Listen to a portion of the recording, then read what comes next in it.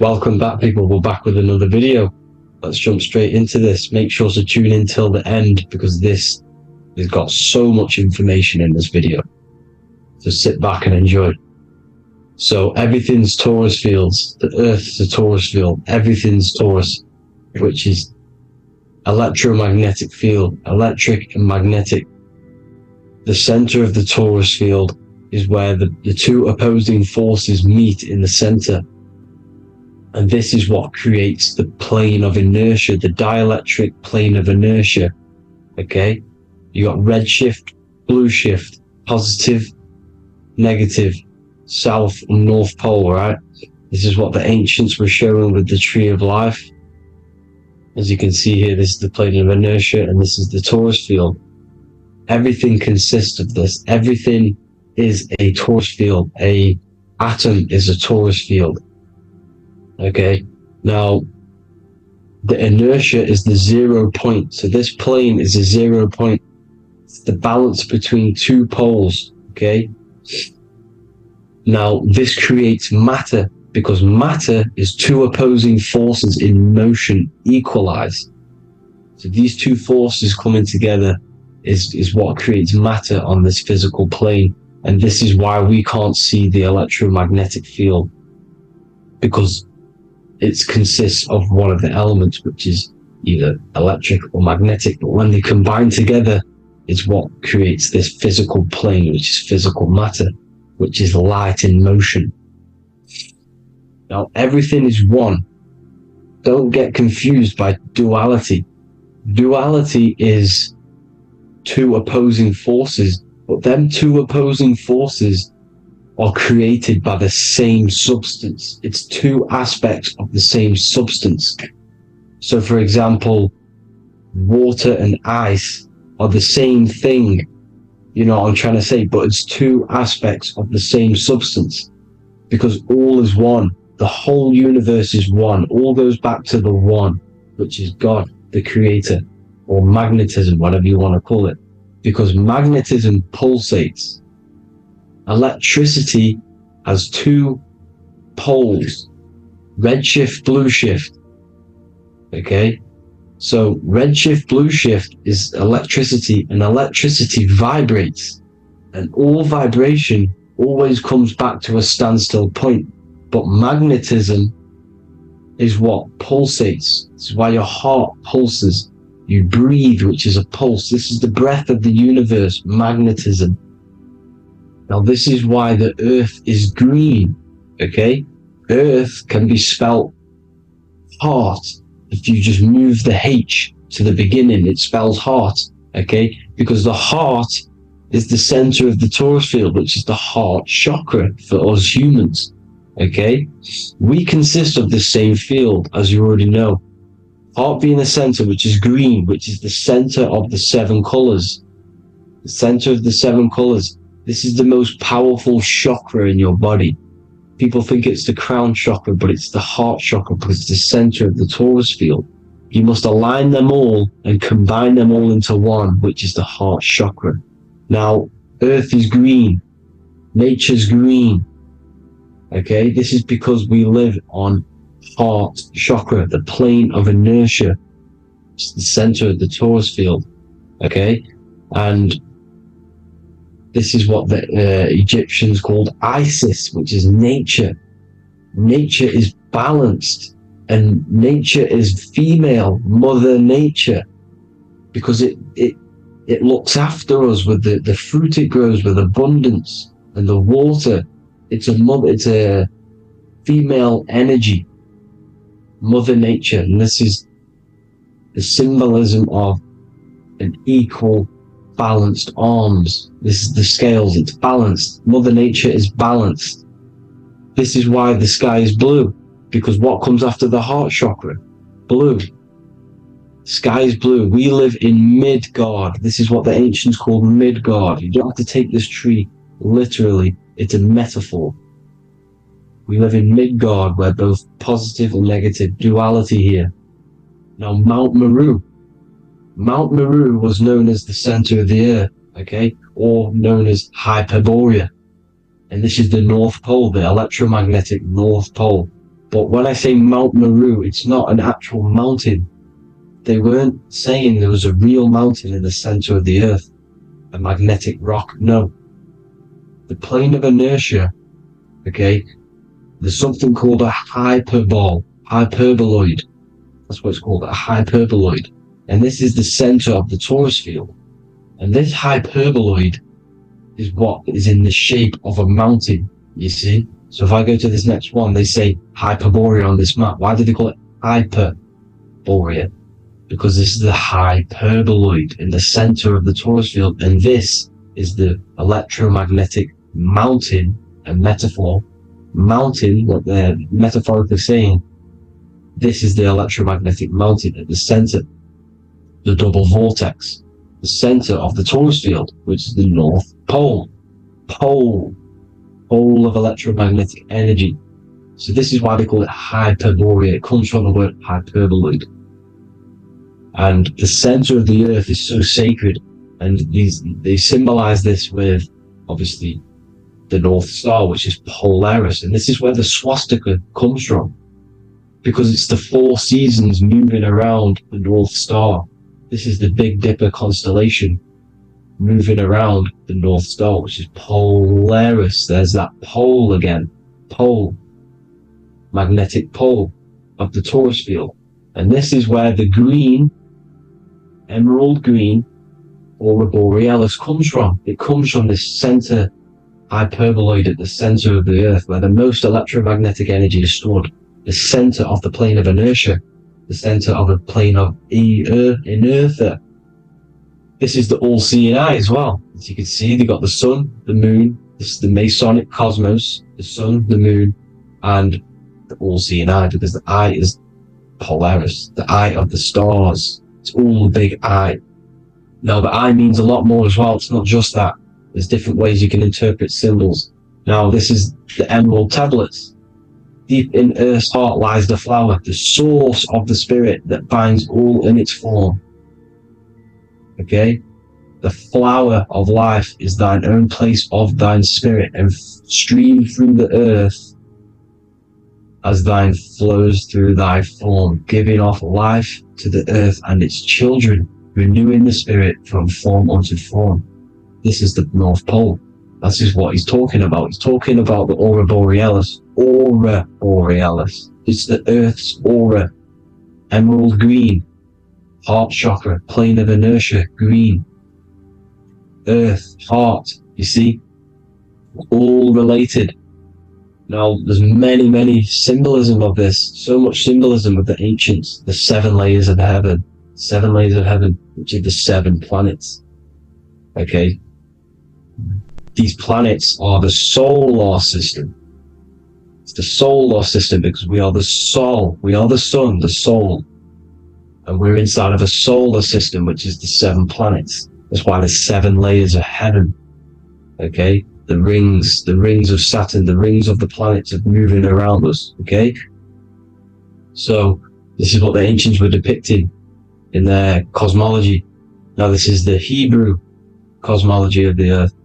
This is the Mayan cosmology of the earth. You see, it's all an enclosed system. We live inside of a giant torus field. All is atum. It's what the ancients said, ancient Egyptians said. All is atum. Atoms are torus fields. Don't be tricked by the modern science today with the current model of an atom. It's completely wrong. They're hiding the torus field. They're hiding the electromagnetic field, which is in everything. Absolutely everything is in motion, and motion comes from this field. And you see, this is upside down, but this is I think it's pretty sure it's candles, but the 7 candles, the 7 planets, the 7 Elohim. You see? It all goes back to the stars and the heavens. Now, this is how the earth really works, with the stars on the outside of the cosmic egg, and then the torus field spinning around the sun and the moon, the positive and the negative charge. The sun gives you energy, the moon takes your energy. The moon controls monthly cycles. Moon is mon. This is etymology. Mon, month, money, demon, monster. Stir is star, moon star. We are all stars. youngster, minister, superstar, a Hollywood star. We're all stars. We come from the stars, which is heaven. Our soul comes from the stars. You see? We are the universe. The image of man is made in the universe. We are a microcosm of the universe. The universe is a macro. We are micro. We consist of everything. The body, mind, and spirit. The sun, the soul. Moon, the mind. Earth, the body. Body, mind, and spirit. We have 12 systems in the body, which are governed by the 12 zodiac signs. Starting at the Aries, which is the ram of God, all the way down to Pisces and Capricorn, kneecap. It all goes back to the stars. We are the stars. We are the universe. Everything is inside of us. Everything. Like they say, the Temple of Solomon, the temple of the soul and man. The soul, the temple is the body. The soul is the soul. And the man is the mind, the temple of the soul and the mind, body, mind, and spirit. We consist of the 5 elements: air, spirit, water, earth, and fire. We consist of everything. We are the universe. We're made in God's image, which is the universe. You see? Now, everything goes back to the stars. The ancients worship the stars because the stars govern everything. They govern the systems in the body. They govern your life. This is why your zodiac is so important, your sign. Each zodiac has a specific element associated with it as well. Aries, which is the first sign, the Ram of God, which is a fire sign. Fire first, F-I-R, this is etymology. The cerebrum, ram, which is in the brain. Aries, the ram, control the head, the face, and the nose upwards. So it controls the cerebrum. The Torah, which is, I'm pretty sure it's a Hebrew Bible, which is the Taurus. Tornado comes from the Taurus field. You see? Everything's inside of you. It all goes back to the Taurus field, and the Taurus field is everything. Now, like I said, 12 zodiac signs, 12 systems, 12 cranial nerves in the brain, the 12 disciples of the Bible. All symbolic. Have to read the Bible properly. Now, this center, at the center of the earth, right? This is what's stirring the ether. And the ether consists of the 4 elements. Because there's 5 elements. Spirit can be called ether. People call it spirit or ether. Ether is pure potential, pure energy. It's what connects the astral to the physical. It's the dimension between the physical realm, which we're on, and the astral. So it has pure potential. It's pure energy. This is why we say either. I either want to go there or there. It's connecting 2 scenarios. That's what the ether is. It's connecting the 2 worlds, the astral and the physical. The center is like the cosmic womb. There's a black hole in the center. This is the center of the Taurus field. This is the womb of creation. This is the womb of creation. And inside of this black womb with the 5 elements, and everything's being stirred around. Everything's in motion. Light is motion. Everything's motion. Now, like I said earlier, light crystallizes into physical matter. They are the same substance. Spirit and matter are the same substance, but different variations, different aspects of the same substance. Low vibrational spirit turns into matter. High vibrational matter turns into spirit. Or light, whatever you want to call it. Matter is light crystallized. This is where we get the 7 metals from. The planets are light, specific frequencies and vibration of light. When these lights, or the planets, materialize, material metals materialize, they turn into the 7 metals. Saturn turns into lead. That's why lead is red. Saturn is red. The sun turns into gold. That's why the gold is yellow and the sun is yellow. You see, Saturn is the time god. What happens in autumn? The leaves turn red and they die. This is why Satan, time god, the reaper, everything is crystallized till it's death and then reborn again. You see? Rust. When things rust, it turns to red. Because it's Saturn. Saturn crystallizes everything. He's the reaper who comes around in winter. You see? He's Satan. Jesus and Satan, the sun and Saturn. They say we live in a solar system. The solar system. I think I've already just broke this down. The 7 planets are the 7 chakras. Everyone already knows this. But I'm going through it anyway. But this is where we get the 7 planets from. And the 7 metals. You see, all the ancients knew it was an enclosed electromagnetic system. It's not a spinning ball in the middle of space, people. They want you to believe this so you get stuck in this material world. Because if you believe everything's material, you can never affect this plane effectively. You can never create your life effectively if you don't understand the planes of existence. Because the mental plane is a higher plane. And it breaks down and it controls the planes below it. The mental plane, hold on, I've got it here for you.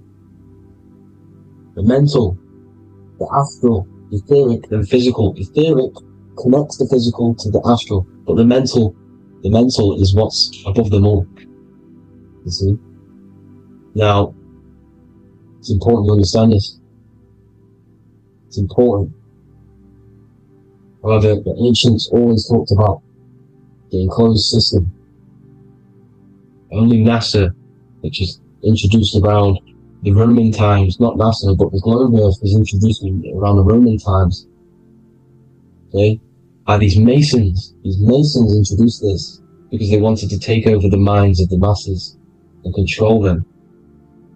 These people worship the physical realm. They know how it works. They know the ins and outs of it. They know how to do the magic. They know how to do it all. They understand it all.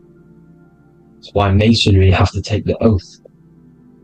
The oath of not speaking. You're not allowed to speak about anything you learn about in Masonry. Because they're discovering the truth about your mind and how it creates reality and stuff like that. So, this is the Masonic cosmology.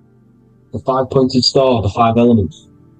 The checking board for duality, positive and negative. The 2 aspects of every substance. This is another ancient painting depicting the firmament. The stars inside the firmament. The sun. You see, the ancients worshipped the sun because it's so important for sustaining our life. It's the only reason we're alive is because of the sun.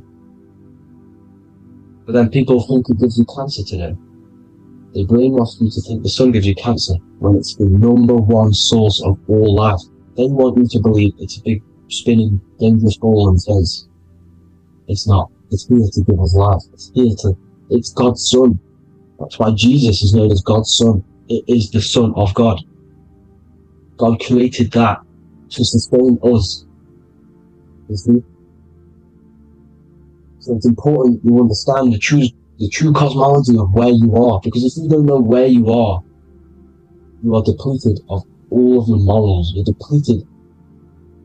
You're demoralized. You're lost. You don't know where you are. You don't know where you exist. Okay? Once you accept the globe model, the heliocentric model, you will subconsciously think that you come from nothing. This is why they implemented the evolution theory just after the globe model was introduced by Charles Darwin. Charles Darwin came in after the globe model. He's a Mason, he was another Freemason, and implemented evolution where we came from monkeys, because they want you thinking less of yourself so they can manipulate your mind. You see? They want to manipulate your mind, and they have done since you got here. Since you came through that portal, you were manipulated from that day to believe this, believe that. The true cosmology, the truth will set you free. You will understand things better.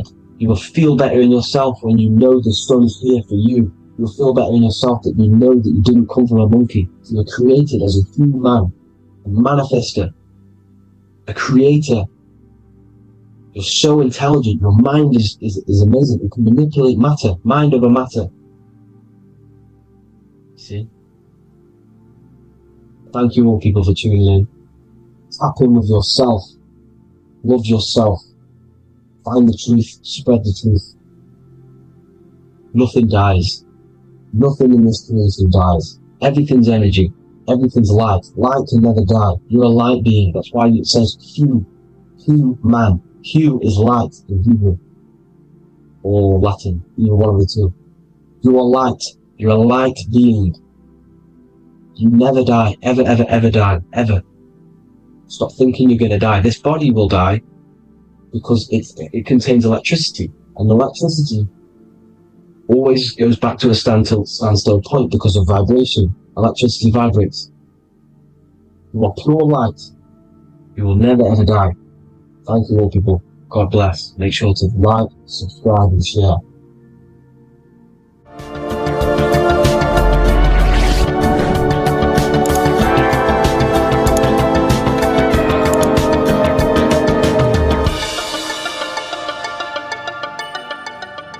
Welcome to Revival of Wisdom.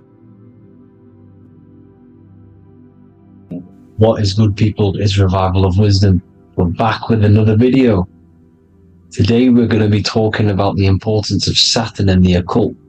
Let's jump straight into this. So Saturn is the god of the earth, right? It's the time of God, change, destruction, physical matter. He creates and destroys because the energy of Saturn is the key to crystallization. It wraps things in physical matter, right? He creates everything, all life forms, and he takes things back because the day that you're born, that's the day that your expiry date is coming. The time is ticking until Saturn takes your life. This is why he's known as the Reaper. Okay? As he's personified as eating his child here in this ancient Roman painting. As you can see, he's eating the child. We are all children of Saturn, right? He creates physical matter, our physical bodies, right? He's the god of time because he's the slowest moving celestial body. He's the Lord of the Rings, as you can see here. He's the last one on the ring. He's the slowest one moving, okay? So, he is the Lord of time, destruction and creation, okay? This is why his name is Saturn, Satan. He's the devil. Okay, but I'm not saying Saturn's evil, guys. It's a part of life. Everything lives and dies, right? He's the key to crystallization. Now, as we have the clock here, our god Saturn, or Chronos in Greek, just means time. He's also the god of time, as I've already said. 60 seconds in a minute, 60 minutes in an hour, 24 hours in a day. Add 2 plus 4 equals 6. 60 seconds, 60 minutes, 2 plus 4 equals 6. That's 666. Okay? And as you see on the clock, 6 take away 12 equals 6. 7 take away 1 equals 6. 9 take away 3 equals 6. 6 is the number of Saturn. It's associated with Saturn, right? He's the god of time, of justice. Everything goes back to the Reaper in the end. Everything lives and dies. Now, the artwork of him, he's always got the Reaper staff. You see, it's personifying death. Now, when you see this, the Romans were not saying Saturn was a real person, a real god in human form. No, this is personification. This is what the ancients always did. They personified, just like the Bible. It's all personification. So the personifying Saturn eating its children because it eats, it's the Reaper. No one can escape the Reaper. No one can escape death. Now, Saturn is 666. which is in the Bible, the number of the beast, right? The number of the beast, Satan, 666, right? So on the North Pole of Saturn, you have a hexagon which makes a cube, right? Now this hexagon, when you join up all the corners, creates the six-pointed star known as the Star of David, right? In the Jewish religion. Now, as you can see, the six-pointed star has 6 points, 6 mini triangles, and a six-sided hexagon. That makes 666. And also, your Saturday is named after Saturn, the 6th planet, the 6th day of the week, and has a six-sided polygon on its north pole. That's also 666. Now, this Star of David, this symbol goes back thousands of years, and it originates from Saturn. It's not the Star of David, right? It originates from Saturn. It symbolizes the physical and spiritual aspect combined into one, which makes us humans, right? Also symbolizes the male and female combined into one. These two sacred energies create the human. We consist of both male and female energy, also known as the Seal of Solomon. And we all know, if Solomon was a real person, he talks about communicating with 72 demons. He could apparently, in the text, he could communicate with 72 demons, and this is sorcery. This is black magic. Now, this symbol is associated with hexing people. When you place a hex on someone, that is a form of witchcraft, which a hex is just a curse. When you're cursing someone, this is black magic. Now, the black magician would stand in the middle of the symbol and cast his spells onto other people. Now, this symbol is obviously on the $1 bill, twice on the $1 bill. And it's very, very ancient symbol. And it originates from Saturn. And let's keep going. So the cube. So I've just said how you see the cube on the North Pole of Saturn, right? The cube is limited. It's a 3D shape. It symbolizes limitations to the physical 3D dimension, the third dimension, the physical realm which we are in.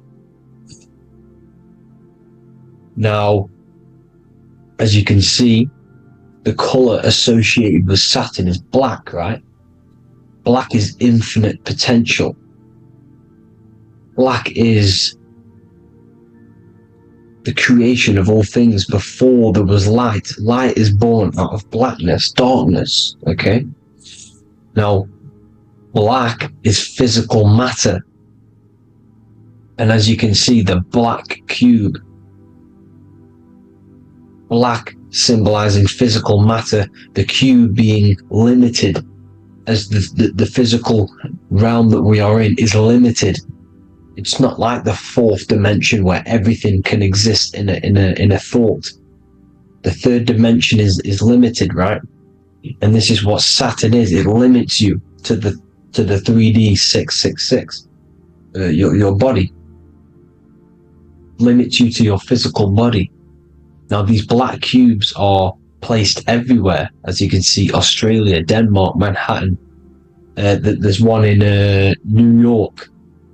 As you can see, the Apple have a cube. The Nintendo GameCube. Trump Tower is a black cube. This is worshipping the energy of Saturn, the god Saturn. Okay, it's not a god, it's a celestial energy.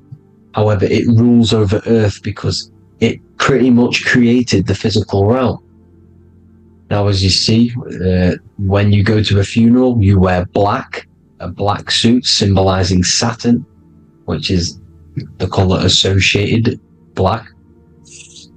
And as you see in Mecca, they walk around the black cube in rings. As you can see here, they're stood around in rings, like the rings of Saturn.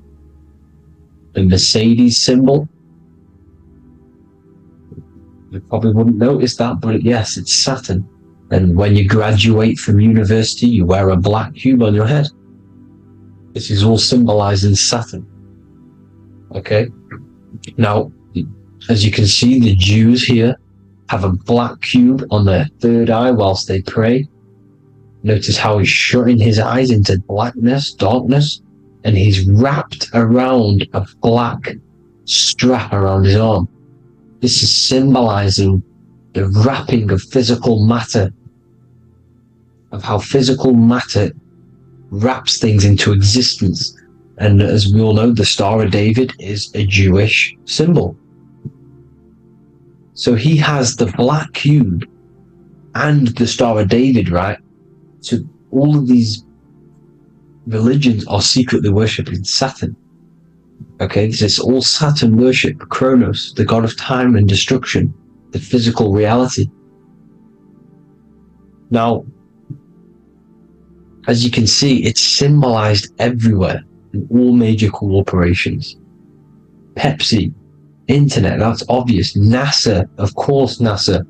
NASA means to deceive in Hebrew. Universal, Walkers, that one's so obvious. Nike, Toyota. So many different ways they symbolize it. You either see the rings of Saturn or the black cube, as I just showed you here, the Nintendo and the Mercedes, right? It's absolutely everywhere. Now, they also use 666 to symbolize it, as I've just broken it down to you. 666, the World Economic Forum. We all know how they're trying to enslave us into this new world agenda. Google Chrome, CERN, Disney, Coca-Cola, Cadbury's, all of these have 666. Now every UPS barcode has 666. And even www. is Hebrew for 666, as you can see here. Monster. It's the same Hebrew letter that means 666. Drake, 6 god. That's his god, Saturn. Why? Because they love physical realm. They love the physical dimension, the third dimension. Because they can rule here through riches. They can build an empire here. It's not like the fourth dimension. They don't want to ascend. They want to stay down here in the physical realm. Okay? Now this is why they're cloning. They can move their consciousness into other clones to live forever. This technology exists. This is why they love the third dimension.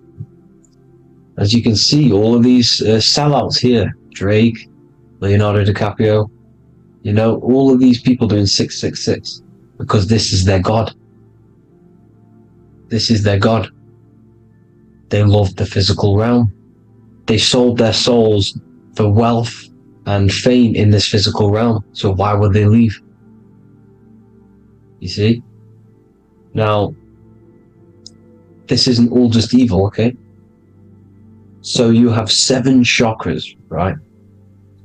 You have 7 days of the week, 7 solfeggio scale notes. These are frequencies, the solfeggio scale.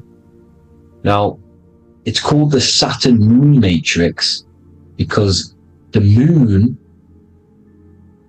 symbolizes your mind, because you're created out of the Holy Trinity, which is body, mind, and spirit, right?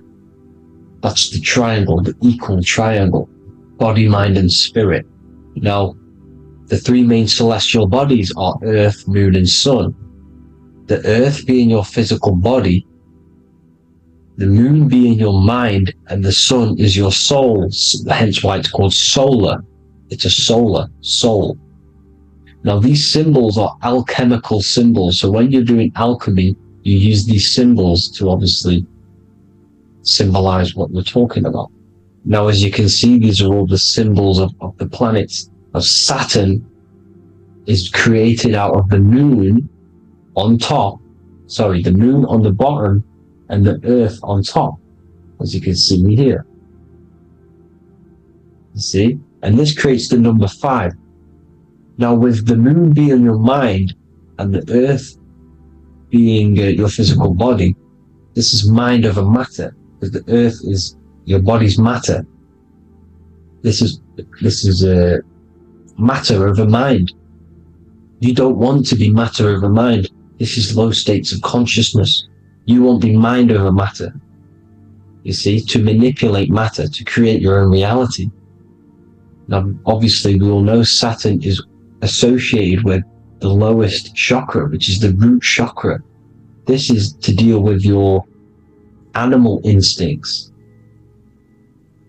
When you're down here, you identify as the physical body. You don't know anything spiritual. You're pure a physical, you have a pure physical mind. You don't believe in anything spiritual. This is survival mode, consumption. They want you trapped down here, which is matter over mind. They don't want you to create your own reality, which is mind over matter. You see? Now, that's what Jupiter is. Saturn is the moon on the bottom and the earth on top.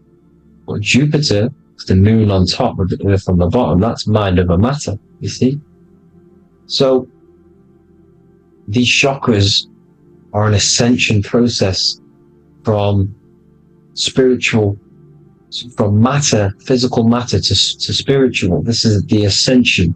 This is the stairway to heaven. This is Jacob's ladder. You see? Now, the number 5, which is obviously associated with Saturn as well, which create the symbol for Saturn, created the number 5.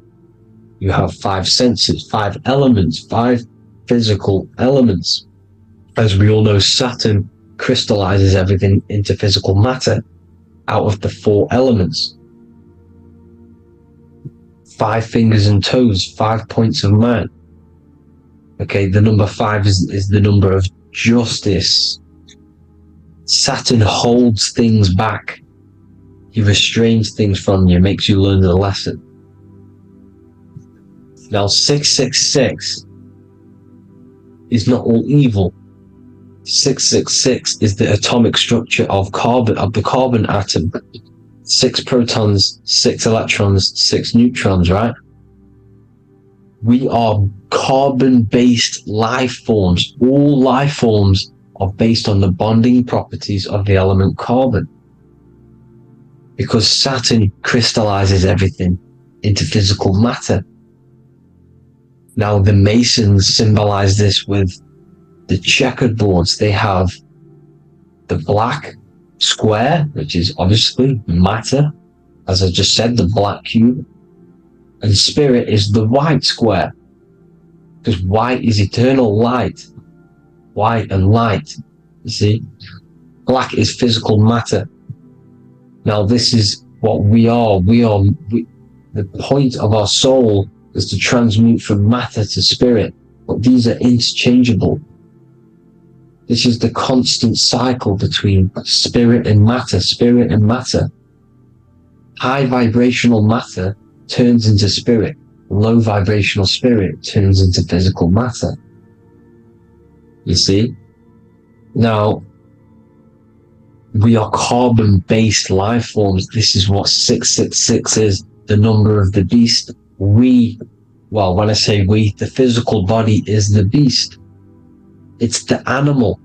It's the carbon suit to operate in this physical dimension, in this physical realm. See? It's the vehicle used to operate in this physical realm. But your mind isn't from this physical realm, you see? The brain is the physical manifestation of the soul. Okay? So, as you can see here, the spine is an extension of the brain. Everything goes back to the brain. This is literally what your physical body is. You see, this is the nervous system, and everything reports back to the brain, and everything's controlled from this control center. And this spinal column, at the top of the spinal column, is your third eye, which is known as the pineal gland. And this is the seat of consciousness. It's the center of consciousness. That is your true self, pure consciousness. This body is just a physical body. This body is mortal. This body runs out, but your consciousness lives forever. They don't want you knowing this. This is why they keep you down here in your lower chakra. They want you to believe everything is just physical. They don't want you to believe in the spiritual side of reality. Because this way they can manipulate you, right? They want you matter over mind because they know your mind creates reality.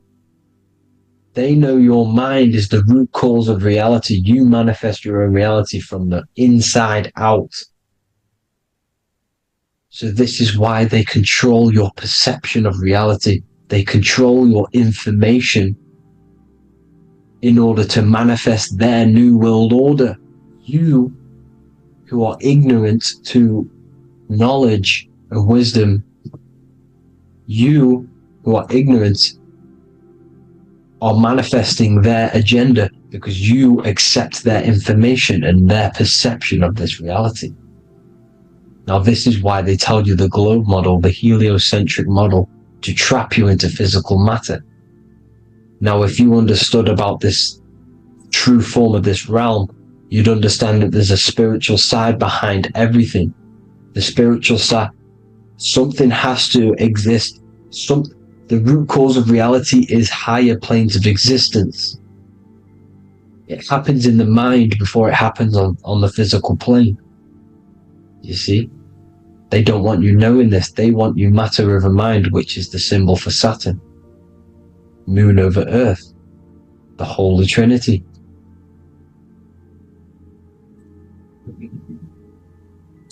Now, as you can see, the cube also makes IXXI. This is Roman numerals. This is Roman numerals, and when it's translated from 9/11. Yes, 9/11. This is the secret code of the One World Order. The two twin towers, when the two become one. Okay, when the two become one, this is how you reach the higher states of consciousness, the physical and spiritual. Now, as you can see, the 9/11 memorial are two black cubes. It's two black cubes. This is all Saturn worship. Now, I'm not saying that Saturn is an evil celestial body, right? No, everything has a good side and a bad side, right? It's duality. The spirits of Saturn on the dark side are the most evil demonic spirits. Now, these are the spirits that these are invoking through these rituals, right? Yes, 9/11 was a massive ritual. It's a satanic ritual, okay? Now, we all know Elon Musk. Elon Musk is coming with the mark of the beast. In English gematria, this equals 666, right? 666, as I said, is the number of the beast. You are the beast, your physical body. You see how the Bible twisted things up to make things more confusing, right? But it's there. You just have to have the knowledge to be able to read the Bible properly. As we all know, we had this virus. I'm not going to say the name because I'll get flagged. This virus adds up to 666 because this is all part of the New World Order. It's all part of keeping you in this physical dimension. Okay?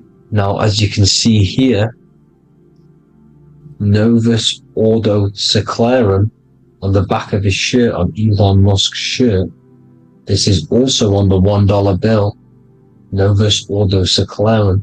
This means New World Order. Yes, New World Order. This is on the back of Elon Musk's shirt. And as you can see here, he owns Neuralink. which is the brain chip, which they're going to be putting into implanting this onto your brain. This is the New World Order, to connect you and merge your consciousness with AI. Neuralink and Meta, he owns Meta as well, which is the metaverse. These are going to be linked in, hence why they have the same symbol, but just in a different format. It's the infinity symbol. And the infinity symbol comes from the torus field, as you can see here, your electromagnetic field from around your body.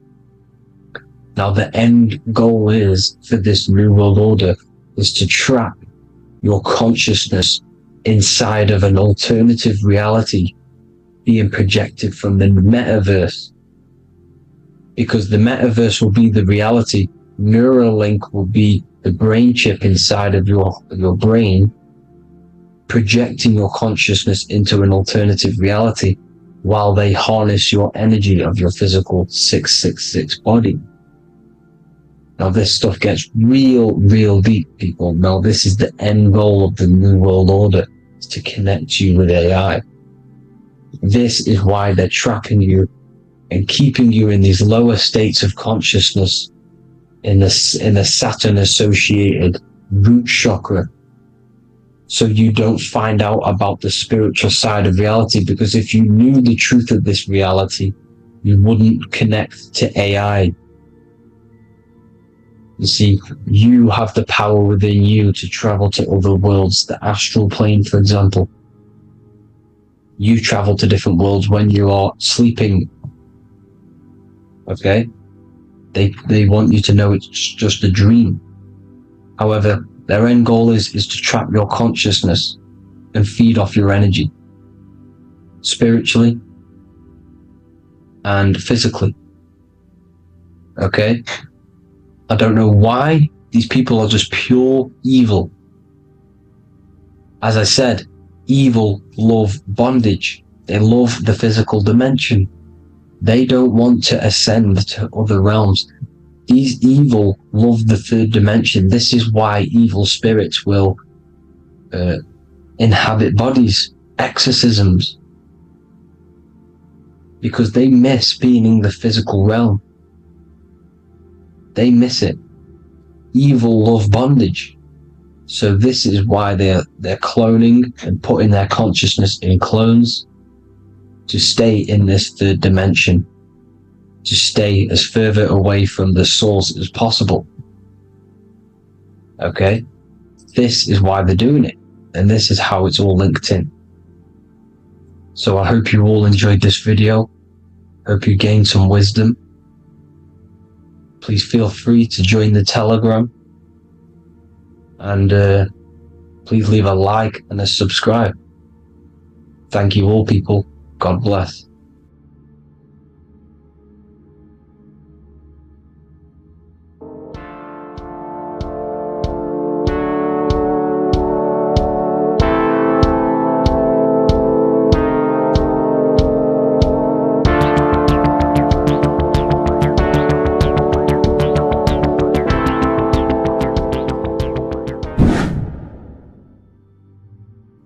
What is up, people? How are we all doing?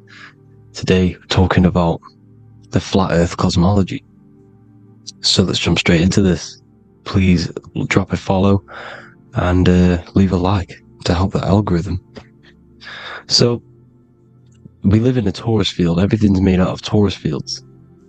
And every torus field has motion. It's what it is. It's the motion of energy. And every torus field has a center, which is the black hole. It's a womb of creation. It's counter space. Now, this is why the North Pole is magnetic, because the center of this torus field is the most magnetic part, the strongest part of the field. So this is why all compasses will point you to the center. And the Earth's magnetic field is spread across the whole of the Earth.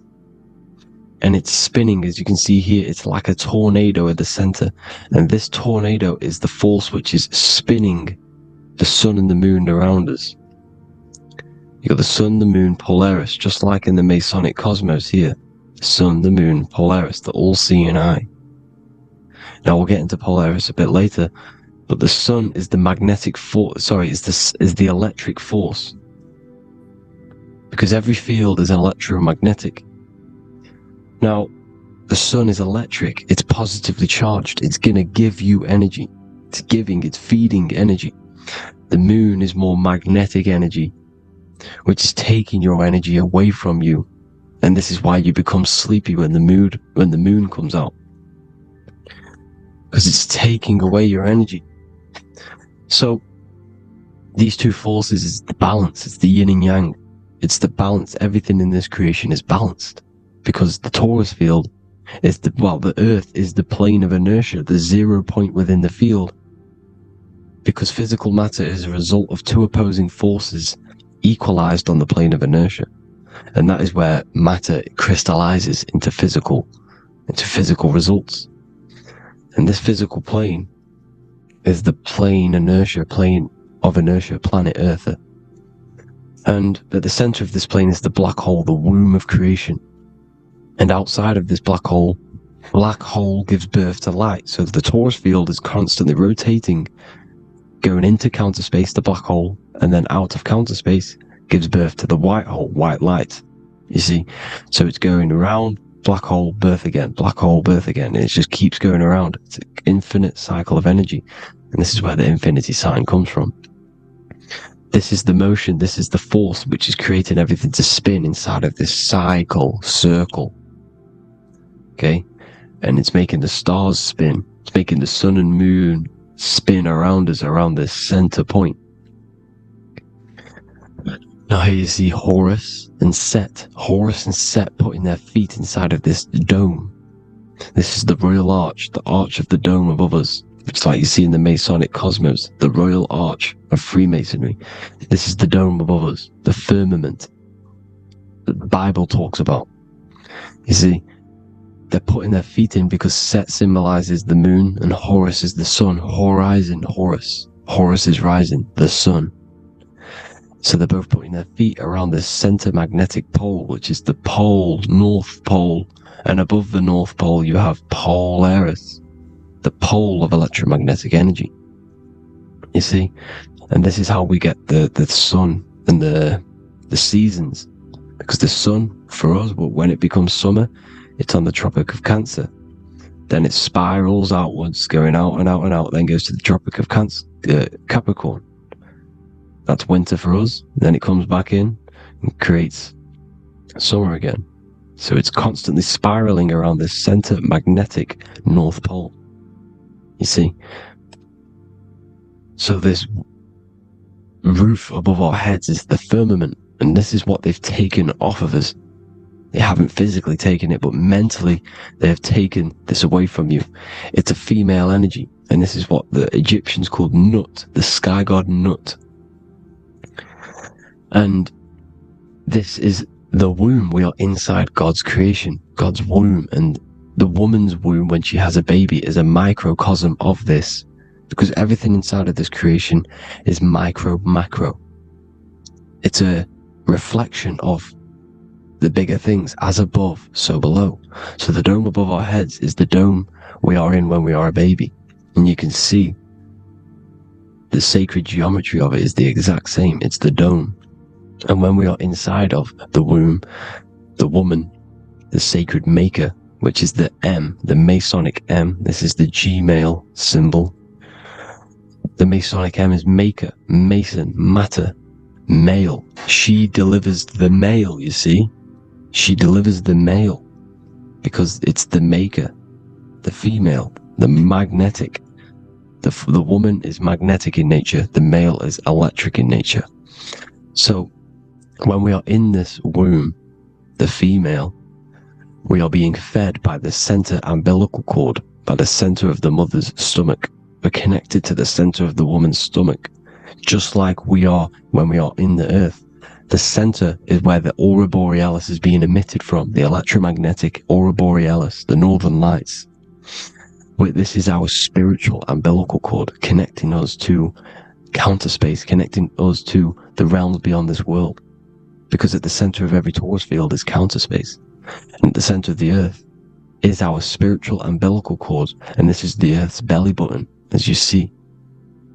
As above, so below. We had a physical umbilical cord. We have a spiritual umbilical cord, and this gets cut when we die, when we're cut away from the physical reality. You see, here's the ancient Egyptian tablet showing this female. You can see the hair, it's a female above us, because the female energy is nurturing, helping, looking after. And that's exactly what the dome is. It's protecting us. It's the Ark of the Covenant, the Ark covering us. You see? And this is what they've taken away from us. By you believing in space, it completely destroys the idea of this being a sacred creation. They've taken the roof off your head, whether if you believe in space, you believe that there's chaos, there's planets, there's asteroids that could kill us at any moment. But this isn't true. They've made you fear your own creation that you're inside of. They've made you fear what's above you. You see, and it's to hide the power of astrology, the power of the lights in the firmament, which are constantly flowing through the ether. These powers which are above us are sending rays down to the earth, which are influencing our psychology and how we behave. And this is what astrology is. It affects human consciousness. It interacts with our consciousness. And there's a different energy every day because the planets are in different houses, different alignments. And this is, we'll go into this a bit deeper later on. So the world tree, this magnetic north pole, the pole of electromagnetic energy, was symbolized as a tree, the great tree at the center of the earth. You see? And this tree is symbolized everywhere. You can see here how the center person, this Egyptian person, is holding up the sky. This is the North Pole, the hyperboloid, at the center of every torus field. And this tree was in the Mayan cosmology. This is an ancient depiction. This is the torus field. Here's the plane of inertia. Here's the center tree. Here's the tree in the center, the magnetic North Pole, the woman holding the stars. Here's the Hindu, with the two birds symbolizing the sun and the moon revolving around this center tree.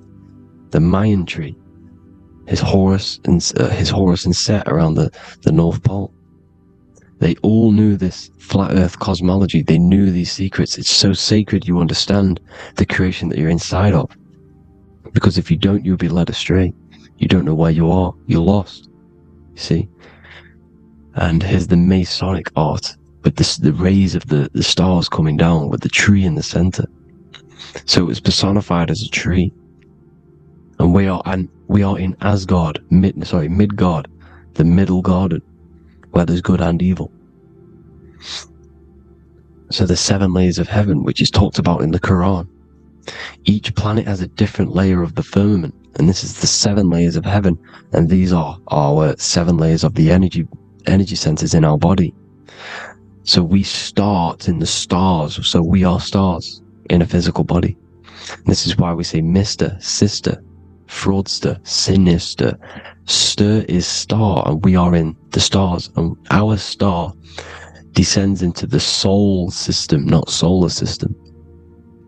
And as we descend into the soul system, we enter Satan's kingdom, Satan's world. As it says in the Bible, Satan is the god of this world. Well, if you've been into my research for a while, you know Satan is Saturn. Saturn's world, because Saturn's the outermost ring. He's the Lord of the Rings. And you enter his kingdom, the kingdom of time, and this is why Saturn's the time god. Soon as you go past the rings of Saturn, you're now in the soul system, you're now in time, you're now bound by space and time. And you're bound to the earth plane, the heart. Earth is heart. It's a rearrangement, it's an anagram for heart. And the heart of the electromagnetic color spectrum is green, and that's why the earth is green. And above green is blue, and this is why the sky is blue. In order to go to heaven on the macro scale, you have to go through the blue sky, through the 7 layers of heaven. In order to reach heaven in your body, whilst you're here, you have to go through the blue chakra to your head, which is heaven. It's micro, macro. Everything is micro, macro inside of this creation. It's an ancient, I think this is a French image, piece of art from the ancient French. with obviously the 7 layers of heaven, which they all depict. And notice how it's like a dome. We'll go into this dome symbolization, the Royal Arch of Masonry, which is next. But these 7 layers of heaven give us the 7 metals, the 7 days of the week, the 7 diatonic tones, the 7 chakras, the 7 everything. It's God's favorite number. And this is why the Masons use the G inside of the compass, because the G is the 7th letter and God starts with G. You see? So it's 7. God is 7. Here's another depiction of the heart, the soul system, the 7 layers of heaven. La firmamente. You see, la firmament, with the stars on the outermost layer. Here are the 7 planets. Jupiter, Mars. La Sophie, the sun. La Luna, the moon. So, Saturn. So we are in the heart of this soul system. In order to ascend, we need to ascend up our chakra system, reach 144,000 hertz, God consciousness, the God man. You have to unfold God man, master of the mind, mastery of the mind. So, what are the stars? The stars make everything unique. The stars are constantly rotating around the center, magnetic North Pole, the tornado at the center, which is stirring everything. It's stirring the ether. The center is the ether, and the 4 elements are born out of this ether. There's 5 elements: ether, spirit, water, air, and earth. The ether gives birth to the 4 other physical elements, which the whole of creation are made out of. About them 4 elements. 4 is the number of stability. You know, a chair, a table has 4 legs. It stables things. It's a foundation, and these 4 elements are the foundation of this creation. You see, and this magnetic North Pole is stirring this, and the 4 vibrational states of the ether are the 4 elements. Now let me get back to the stars. I just wanted to give you that. The stars are being stirred around this center point. Center. It's stirring everything. And they're always in different alignments. Every millisecond they're moving in different placements of the stars. And the planets are called the 7 wanderers because they're not fixed. The stars are fixed. But the planets are called the 7 wanderers, the 7 layers of heaven, because they move faster and slower than each other. Each planet is slower and faster. Has a different rate of speed it's moving. So these alignments are mixing in with the energies of the different 12 constellations. And this is why you have a unique characteristic. You have a unique look, a unique energy, a unique personality. This is because when you were born and you took your first breath, that energy which was in the ether, because the ether is all around you, and energy travels through the ether. The energy that the stars were casting down and the energy that the planets was mixing in with the 12 constellations was in the ether. So when you came out of the womb and your first breath, because breath is spirit, okay? So that first breath you took, that is the energy that is imprinted within your DNA, your soul. And you reflect that energy, you emit that energy. That's the energy that is with you forever. Until you die. Till this physical body dies off. And that's what the stars are. The stars are giving a unique energy, characteristic, personality to every living thing. Every dog, every cat, every animal has a unique personality because it was born at a different time and place in the sky. Okay? The stars are your destiny. Now, the stars are constantly changing as well. If you look at stars through a telescope, they're constantly changing and forming different forms. You can see here, it looks like water. It looks like light through water because it's the ether above us, a sea of ether. And this light is being emitted through it, and it's just constantly changing, giving different energies, each star. So this is why this is what the zodiac is. It's the expression of energy. It's the expression of the stars. And each constellation has many different personality, different energies, different traits. Each planet has different traits, depending where your planets are, depending what energies you hold. No two person have the same energy. There's no one. It could be similar, but no one's the exact same. It's because of the stars. The stars are never in the exact same split place. The planet's always in different houses. So here's some Royal Arch symbolism. Here's the Royal Arch of Masonry, as it says here. The sun and the moon, the constellations. Here's Cancer, the 7 planets, the 7 stars. Here's the Royal Arch. This is the firmament. Here's the duality. Black and white. Duality, good and evil. Rest and motion. Dielectricity, magnetism. See? So this is what the Royal Arch is. It's symbolizing the cosmic dome above us.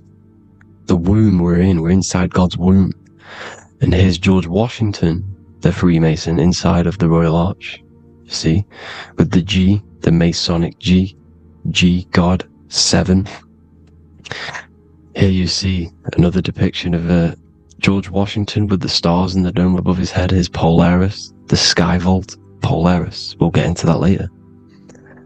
Go inside of all of your ancient churches, you will see the dome. Go to the Vatican, you'll see the dome. All of your ancient churches have this dome because it's the dome above your head. The ancients knew this. This was known. We did not live in space. It was known back then. They all knew. This is Crown Court, which is one of the most important courts in the UK. You can see it's clearly so much Masonic symbolism. You've got the 4 pillars of Masonry.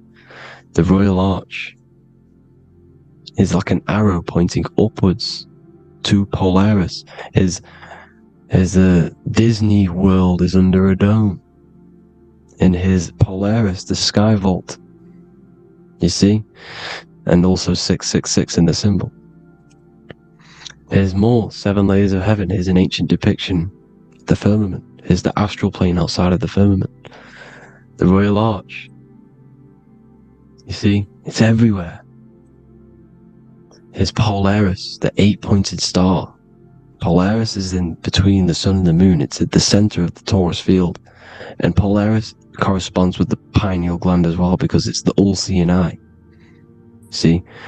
So, is Polaris, the 8-pointed star, which is at the very top. It's the very center. It's on top of the North Pole. And it's an 8-pointed star that's always symbolized as an 8-pointed star. Here you see the Vatican. The Vatican is a giant key with an 8-pointed star. See, it's a key. Here's the dome. Here's the Space Delta, the USA Space Delta logos. Here you see the Egyptian god looking from the center of the North Pole, looking upward to an 8-pointed star, Polaris. An arrow pointing up to Polaris. Here's another, the bear holding a key with an arrow up to Polaris. 7 holds the key to Polaris. Here's an eagle holding a key above the North Pole to Polaris. Polaris, and here's another one. There's another bird, like a dragon, holding a key to Polaris. Because Polaris is definitely something to do with leaving this creation. Okay, maybe, I can't say for sure, but maybe it's to do with ascension, and this is why the Vatican hold the key to the 8-pointed star. And this is why the space, well, we all know space is a lie, but they're showing Polaris and its sacred symbology. Maybe it's to do with something leaving this creation, going to another. Here's some North Pole symbolism. As above, so below.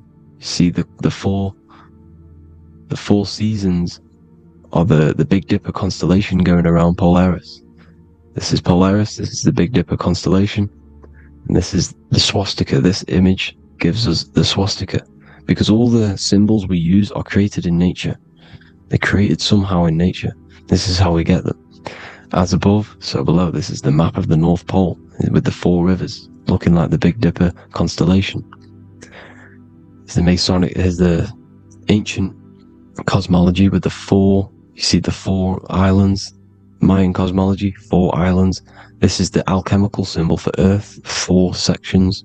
The windows, because the center of the North Pole is a window to another dimension. The 4 lucky 4-leaf clover, which is supposed to be lucky. It's just, it's truth in plain sight. And here's Hitler looking at 2 flat Earth maps. So this swastika has been used for thousands of years, thousands and thousands of years.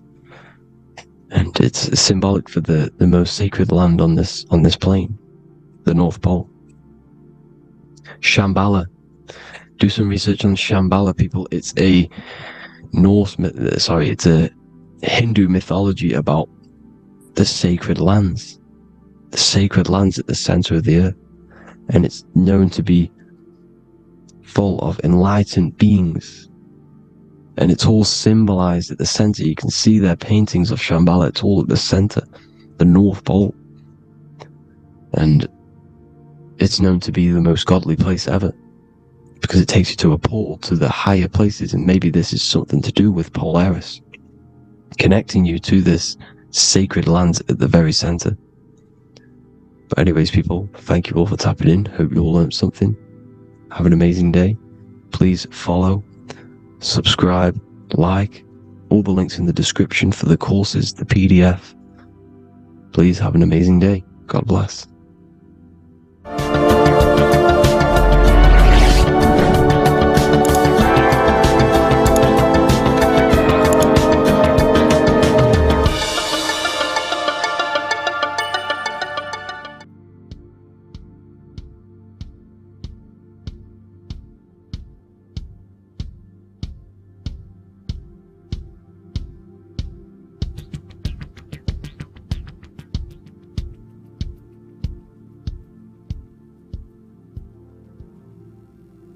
Welcome people, we're back with another video. I will now be keeping track of my YouTube and trying to upload every week. In this video, we'll be talking about the chakras. The chakras are the 7 attributes of God, and they are the 7 planets. These are literally vortex portals within us that connect us to these vices and characteristics of God. Each one of these energy centers are a spinning wheel of energy which controls the cells and organs in that particular area of the body. For example, it's literally a mini brain for that area of the body. Each chakra has a vice which you need to turn to a virtue in order to climb up through the system. They work like a stairway system. You have to go through each chakra in order to unlock the one above. This process is turning matter into spirit, as you descended from spirit to matter.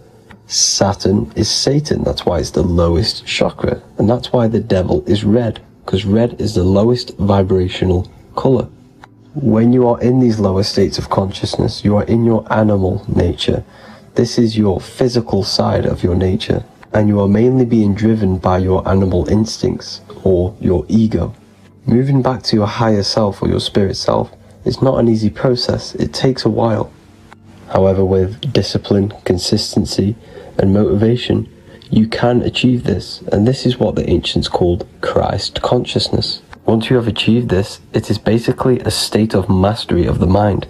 You no longer lust for the lower animal nature things. Now, let's start with the root chakra. This is located at the base of your spine, and you can feel this chakra by tensing your anus. This energy center is in control of your survival needs, your vitality, your stability and security. Now, if this chakra is unbalanced, you will feel insecure, fear, anxiety, unstable, low self-esteem, anemia, over or underweight, and constipation. In order to balance this chakra, you need to feel grounded, embodied, stable, calm, centered, a sense of safety, and trust in yourself and the world around you. The next chakra is the sacral chakra, which is located around the belly button area. You can feel this chakra just by sucking in your belly. This chakra is to do with relationships, self-worth, creativity, empathy, and most importantly, sexuality. This is the most important one in order to start to raise your vibration overall, is giving up the over-sexualized nature. In order to balance this chakra, you need to come into harmony with all the toxic relationships that you have. Get rid of the fear, the anxiety, the isolation, and 100% get rid of the over-sexualized nature. Lust is one of the most lowest vibrations you could possibly feel. It is literally manifesting hell. In order to work on this chakra, you need to feel self-worth. You need to do creative things, empathy, healthy relationships, and 100% being confident. The next chakra is the solar plexus. This is to do with personal power, will, metabolism, eating, happiness, and your self-esteem and self-identification. You can feel this chakra just above your belly, below your ribs, and you can suck in this area. If this chakra is blocked, you will feel lack of confidence, difficulty in manifesting your desires, low self-esteem, misuse of power, misuse of dominance, weak will, and shame in yourself. Biggest one for this chakra is overeating, as it's to do with metabolism. If you are overeating, you are literally unbalancing a lot of your lower chakras, not just the solar plexus. In order to work on this chakra and balance it, you want to have a positive self-identification. You want to feel happy, a happy self-esteem, effectiveness to people, not overeating, and a strong willpower. Now for the heart chakra, one of the most important chakras. Chakra is to do with love, understanding, trust, hope, openness, compassion, balance, and forgiveness. The most important because your heart is the tree of life in the body. It is the center of the toroidal field. It is the most powerful chakra. Your heart is 5,000 times stronger magnetically than your brain. Once you have hit the heart chakra and you start surpassing the heart chakra, you are now turning matter into spirit, as the lower three chakras are dense and physical, and the above the heart chakra are turning to spirit. As you can see already, this is a hard and long process of working on yourself physically and internally. The symptoms of a blocked heart chakra would be lack of love or too much love, difficulty to accepting or giving love, lack of compassion, loneliness, and lack of emotional fulfillment. Finally, a lack of connection with a divine or to nature. In order to balance this chakra, the most important thing and the most powerful thing you can do is loving people, accepting and giving lots of love. Second most important thing to balance the heart chakra is balance. You need a balanced life. You need balance in all aspects of your life. Now for the throat chakra. This is a very important chakra as it's to do with communication. A symptom of this being unbalanced is a lack of self-expression and putting on a front all the time, acting with the ego. In order to balance this chakra, you need to constantly self-express yourself. You can't be putting on a front.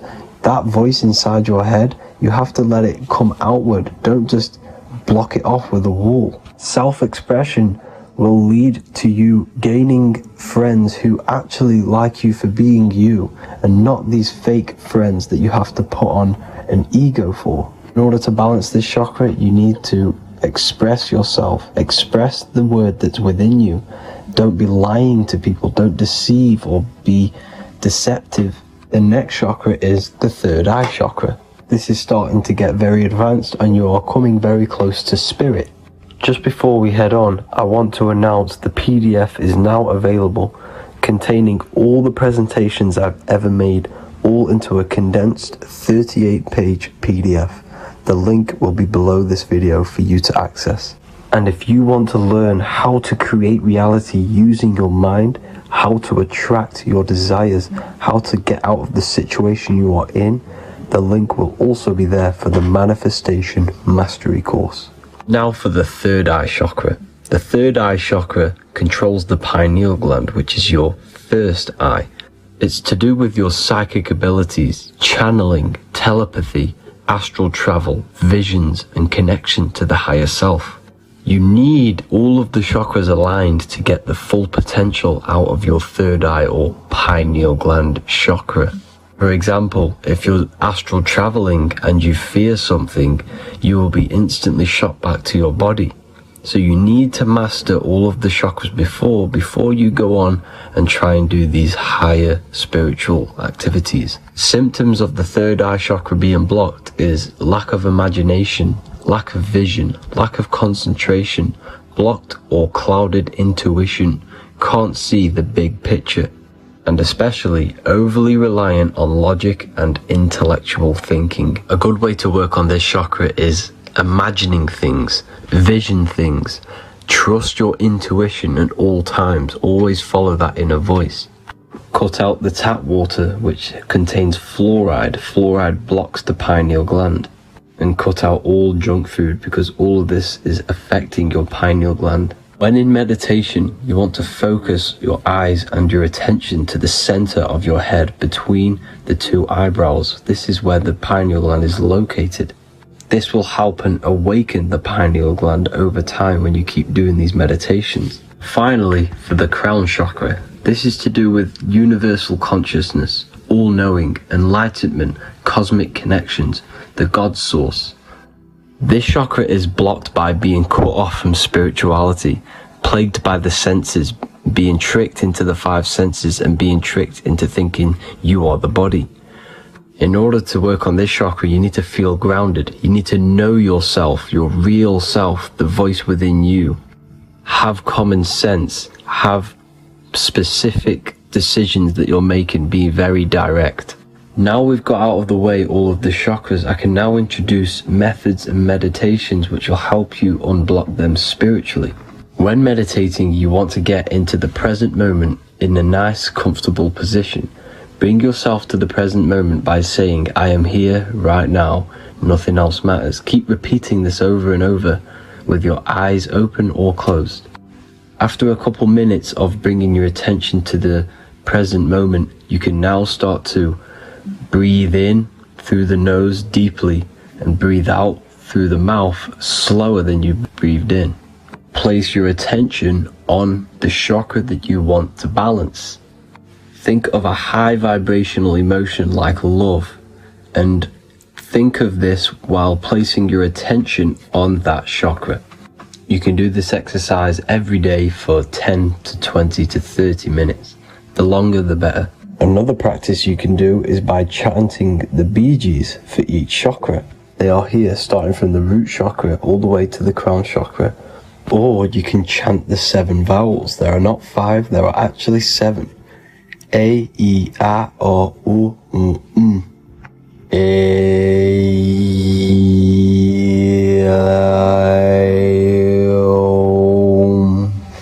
This is the proper way of pronouncing the 7 vowels. These are so powerful because these are the only things that exist. It is literally the sound of God. By pronouncing them right, you can actually create a lot of power within you and align your chakras. That's it for this video, people. I'd appreciate a comment and a like to help the algorithm. I appreciate you all. Love and light.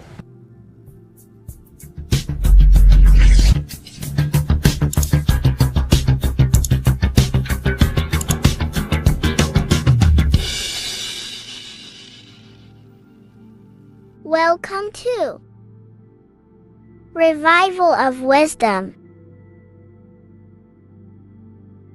This video is going to be about the flat earth and the breakdown of the whole cosmology.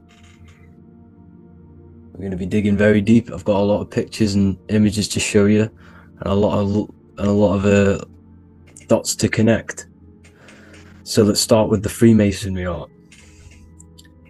So this artwork we have here is the Freemasonic cosmology as they know and believe.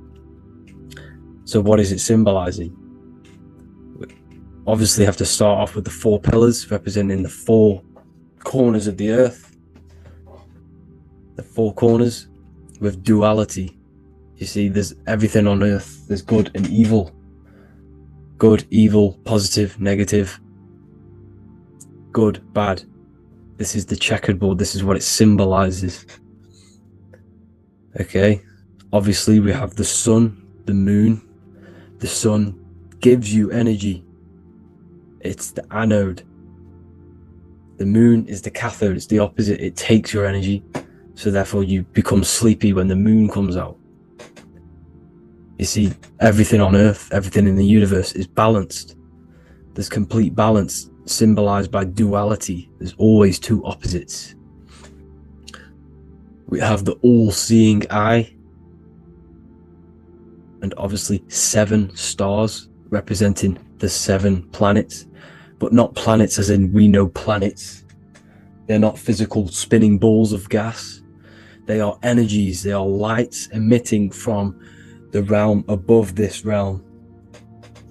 They are lights through the firmament, through the electromagnetic field. So let's go through that again. The 4 corners, duality, positive and negative, cold, dry.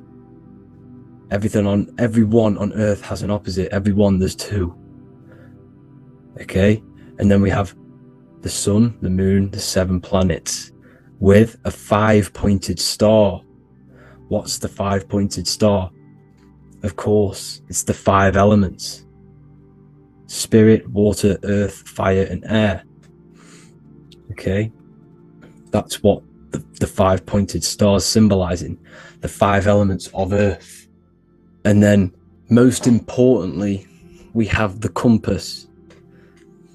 The compass is very, very important, hence why it's in the center. The compass is symbolizing many, many things. And one of the most important things, but we'll get into that after. We have a boat with water outside of the Earth. So we have a boat on water, symbolizing the waters separated by the firmament, the waters above, separated by the firmament from the waters within the firmament, the Earth. So this is what it's symbolizing. So the compass, what's the compass? This is where the compass comes from. The Polaris, the most important star there is, because it's in the center of Earth. The sun, the moon, and the black hole, black sun. Because all creation comes from center, the seed center. Okay, but we'll get into this after. But also, this is a very important Masonic symbol because they use this symbol a lot. This is one of their main symbols, hence why Neil Armstrong has the Masonic ring with the compass on it. The people who supposedly went to the moon, which obviously they faked to push this globe model, because the globe model is based upon fear. Because the globe model, if they can sell you the globe model, they can sell you anything then. You don't know where you actually are. The globe model is to push fear upon the masses. Because the globe model means there's not enough resources. There's also risks of asteroids hitting the planet. There's also risks of space, extraterrestrial invasions, global warming, asteroids. You see, this is all the fear that they can gain off selling you the globe model. Okay, because they don't want you to know that this is an intelligent design. And also, they're hiding God, the creator, the source. This is why they are satanic. They are opposites. They are lefty, Lucifer, right, righteous, godly. Hence why they do the symbolism on their eyes. 666. This is another famous, famous astrologer, astronaut. This is another famous astronaut doing 666, showing that he's in the alliance of the occult. But even look at their 10th anniversary stamps. They have a Masonic compass on there. Also the Order Out of Chaos. Order Out of Chaos, double-headed eagle. Okay, the Order Out of Chaos ring, which they wear. So all of these astronauts are in the occult. They are lying to you. They are in with this order, this Masonic New World Order, whatever you want to call it. So let's break this compass down a lot more. Because as I showed you here, the center, okay, this is what the compass is symbolizing. Let's go into the North Pole map. This is from 1595. This is a rough estimate of where this map came from. It's from around the 1500s to the 1600s, maybe 1400s. There's not an actual set date on this map because obviously our history has been tampered with. But let's break down this map and the symbolism that they use towards this map, because this map is the map of the North Pole. Okay, so in the center, we have the black rock symbolizing the tower, the pole, North Pole. And what's on top of the North Pole? Obviously, it's Polaris. North Pole and Polaris. Okay, with the 4 islands around the center. Okay, 4 islands around the center. And this is what blew my mind, right? They say that Santa sounds similar. And if you look at this pole that's pointing to the North Pole, you see this line here. So this is obviously from the 1600s. What color is Santa? He's red and white. Just like this map pointing to the center is red and white. And Santa comes from the North Pole. So it's not a coincidence that they use red and white. They're mocking this map because obviously they took over after the 1500s, 1600s. They took over around the 1800s. So they're mocking this map with Santa coming from the North Pole with this red and white line to the North Pole.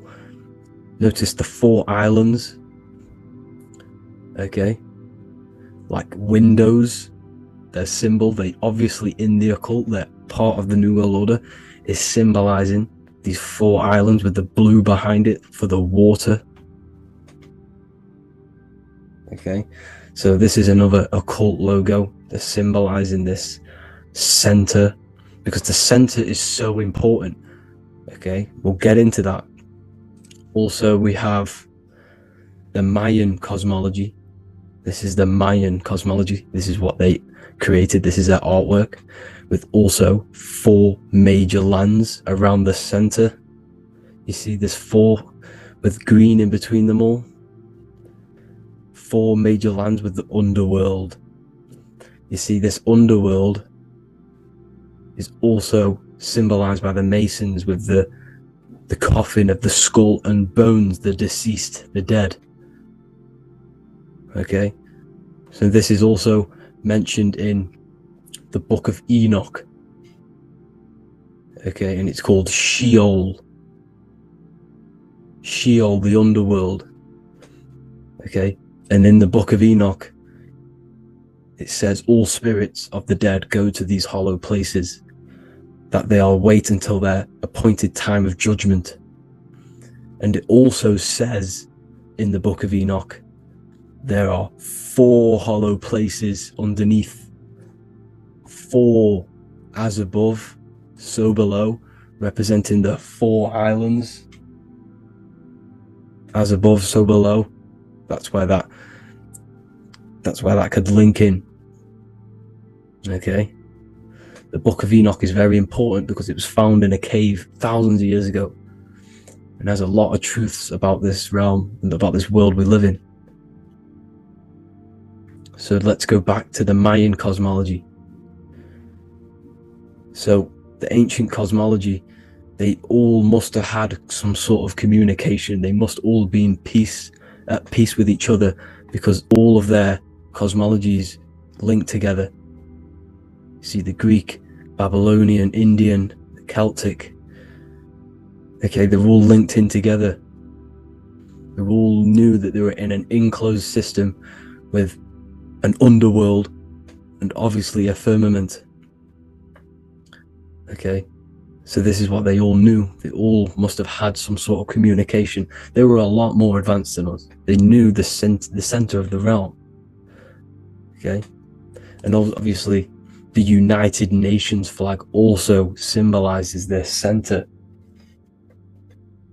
You see how it has like a grid with a circle around the center. It's symbolizing that center of the realm, because that center of Earth is so important. The United Nations flag, they all have it. See, some different ones all have that circle around the center. Because the center is the seed. All things come from a center. So the torus field is so important because it is the spark of life. It's the building blocks of the universe, this creation.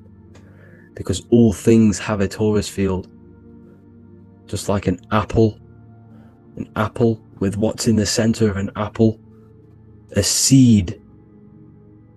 Because the center is where the energies hold, is where the energies meet, and it creates that spark of life. Just like your heart is the center of your body, and it has an electromagnetic field. Because the center, all things come from the center. So this is why the North Pole is so important, because this is why it's so important, because this is where the creation sparked from, the center. This is where the most electromagnetic energy is stored. So this is why the northern lights come from the center. It's electromagnetic energy. This is what the northern lights are. It's being emitted from this black hole in the center. Okay? And obviously what else is on the center? Polaris. Polaris is the center star. Okay? So the center star is what sits on top of this North Pole, Polaris, because it's a pole of electromagnetic energy, symbolized as a black rock, a black hole, pole. You see, because all creation comes from void. Light is born from darkness. Without light, darkness can't be born from light. You see, but light can be born from darkness. This is why darkness is so important. And this is why there's a black hole in the center of our realm, like the black sun. The black sun. The Polaris star, the North Star. You see, so this is this North Pole, Polaris. This is what they're talking about. And this is why compasses are an 8-pointed star, because Polaris is symbolized as an 8-pointed star. This is where a compass will point you to. It will point you to that center. So notice how a compass has this black hole in the middle. You see? And it will point you to this meeting point, the north, because in the center is the center of the torus field of the earth. This is where the most electromagnetic energy is. You see, everything gets sucked into the black hole. Okay, this whole reality is being projected from that center point, just like your eyes suck in light. It's a black hole. Your eyes suck in the light of this light being emitted from this center place, this electromagnetic energy at the center, which is the seed of everything, of everyone. You see, just like an apple has the seed in the center in darkness, because in the center of the apple it's dark, it's black, it's pitch black, but that's where the seeds are. That's where the life is. But Polaris is so important because it's that center star which lines up. It is the pole, it's the top of the pole of the torus field. So Polaris would be here at the very, very top. And this is where the compasses point you to. And this is why the star of Ishtar, the 8-pointed star of the Sumerians, also talked about this 8-pointed star, and it's called the Star of Ishtar. Okay, and who is Ishtar? Ishtar is the goddess. Okay, so she's not a male, she's a female, because every creation is brought through a female, a womb. Every single human on earth is brought through the womb, the sacred feminine energy, and the womb is pure darkness. There's no light in a womb, just like the center of our realm. It's a black hole. Okay, and guess what? She's the god of fertility and sexuality. She is responsible for all life. Okay, so the Star of Ishtar is the Star of Polaris, which is symbolizing the responsibility for all life, the center of our realm, the black sun, the black hole. Okay, so this is what that god of Ishtar of the Sumerians is talking about, the goddess, the womb, the seed of creation. So this would be the portal, more than likely the portal in and out of our realm, because it's the top of the Taurus field. And what's above this realm is the heavens. So this is where you get sucked in from the heavens. Your soul gets sucked in and brought onto this plane of existence called Earth. These are some space NASA symbols. Look how much Polaris symbolism there is, and notice how it's at the center. You see this circle? This is like a half circle, and at the center is an 8-pointed star of Ishtar. It's the same thing. It's Polaris. It's at the center. And notice on some of these, look, this one is a bear holding the key and an arrow pointing to the Polaris star, so that they hold the key to Polaris. Another one with like a demon holding a key to the what? Polaris on top of him. Also an eagle, which is a Masonic symbol, the eagle holding a key on top of the center, you see. And notice how there's an arrow going up to the Polaris and an arrow down, as above so below, to Earth. So you can go out to Earth, out of Earth and into Earth through Polaris, and the eagle holds the key. You see? The eagle holds the key, just like this. This demon dragon holds the key to Polaris. And look at this one, Earth, with an arrow up to Polaris, an 8-pointed star. So Polaris is more than likely that portal which the Anunnaki used, the Sumerian gods used, because the Anunnaki symbol is also an 8-pointed star. Okay, and like I said, that center is the seed of creation. The center is the black hole. Okay, just like your pineal gland is at the center of your brain. The pineal gland is at the center of your brain, and that's what connects you to that spirit realm, to the source.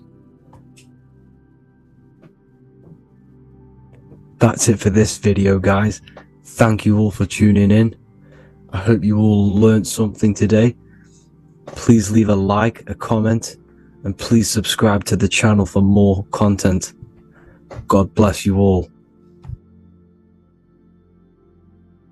Welcome to Revival of Wisdom. Welcome people. We're back with another video.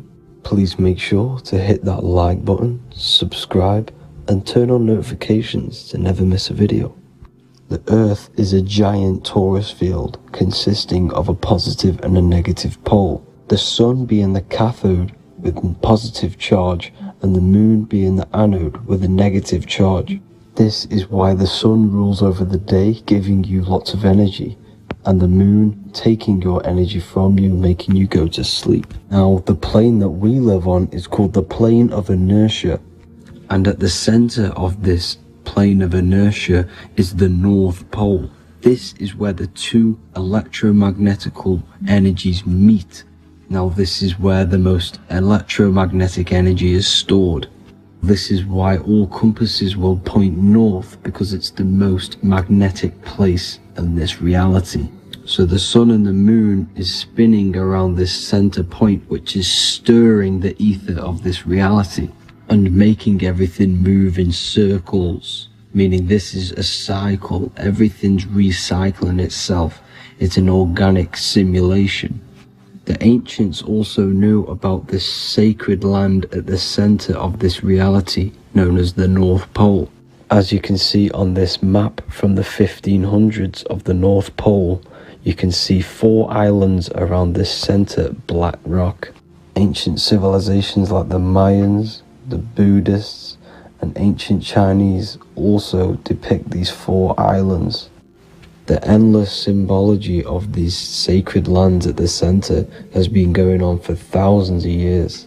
These sort of secrets are now kept by the elites, but as always they have to show the truth in plain sight, and this is what they are doing with the Windows symbol and also the Wizard of Oz. Now in the Wizard of Oz, as you can see, there's something called Munchkin Land. Munchkins are these unusually short people. Then on the ancient 1500s map it says pygmy, and then the pygmy people in mythology are also these unusually short people. Just like Santa and his elves, they come from the North Pole, and elves are these unusually short people. These stories that we are told about Santa and Munchkins are putting truth in plain sight about this sacred land. This sacred land at the center of the earth is where the aurora borealis comes from and is being emitted from this black hole in the center, also known as the black sun. The aurora borealis is the earth's aura, hence why it has the word aura inside of it. It is the life-giving essence to all life within this realm. As this dualistic reality we live in consists of both physical and spiritual, the black sun is like our sun for the spirit. It's our spiritual umbilical cord, connecting us to the spirit realm. And the rising sun is the opposite. It's our sun for our physical 666 carbon suits, known as our human body, our physical aspect. As it states in the 40,000-year-old emerald tablets, deep in Earth's heart lies the flower, the source of the spirit. The flower of life is as thine own place of spirit, and streams through the earth as thine flows through thy form, giving off life to the earth and its children. So the North Pole is the core of this spiritual reality, and the closer you get to it, the more spiritual and lucid it becomes. So the elites have covered this up in order for us to forget the true nature of this reality.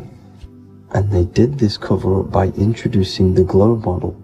Nicholas Copernicus was around in the 1400s, and he introduced the globe model. As you can see, he is a Freemason. He depicts himself with a globe and a Masonic compass in all of his paintings and portraits. Galileo was also a Freemason, as you could see in all of his portraits with a globe and a Masonic compass. He was also a massive part of introducing the globe model after Nicholas Copernicus. So yes, the globe model was a spiritual and political move to gain more control over the masses. After the globe model was then introduced, they introduced the theory of evolution by another Freemason, Charles Darwin. See how these two theories go hand in hand? They both degrade humanity, and they make you confused of where we actually came from. By hiding the true form of this divine creation and hiding the true power of each and every one of us, They maintain control over the masses. Now this is order out of chaos, known to be the 33rd degree slogan of Freemasonry. Now this is the Masonic cosmology, and as you can see, you have the checkered board for the duality, the 5-pointed star for the 5 elements, the 4 corners for the 4 pillars, the all-seeing eye, which is Polaris, the sun, the moon, and the 7 stars. So even Freemasons are taught the flat earth cosmology and the true form of this reality. Now the true nature of the sun, the moon, and the earth is shown and reflected through the Masonic compass. The Masonic compass is the sun, the moon, Polaris at the top, and the black sun at the bottom. It makes sense why all the scientists who introduced the globe model all used the compass and the globe together, because it's truth in plain sight. As I explained in my other video, all Freemasons have to take the oath, so it goes to show, why are we all learning these theories from Freemasons who can't talk about certain topics that they learn about? Why should we believe their theories when they're holding back the real truth about this reality? Now going on to NASA. NASA means to deceive in Hebrew, and they are also funded by the government. They are not a private company. The old owner of NASA, Werner von Braun, on his grave has the Bible verse Psalms 19:1. The heavens declare the glory of God, and the firmament showeth his handiwork. Now why would the owner of NASA put this on his grave?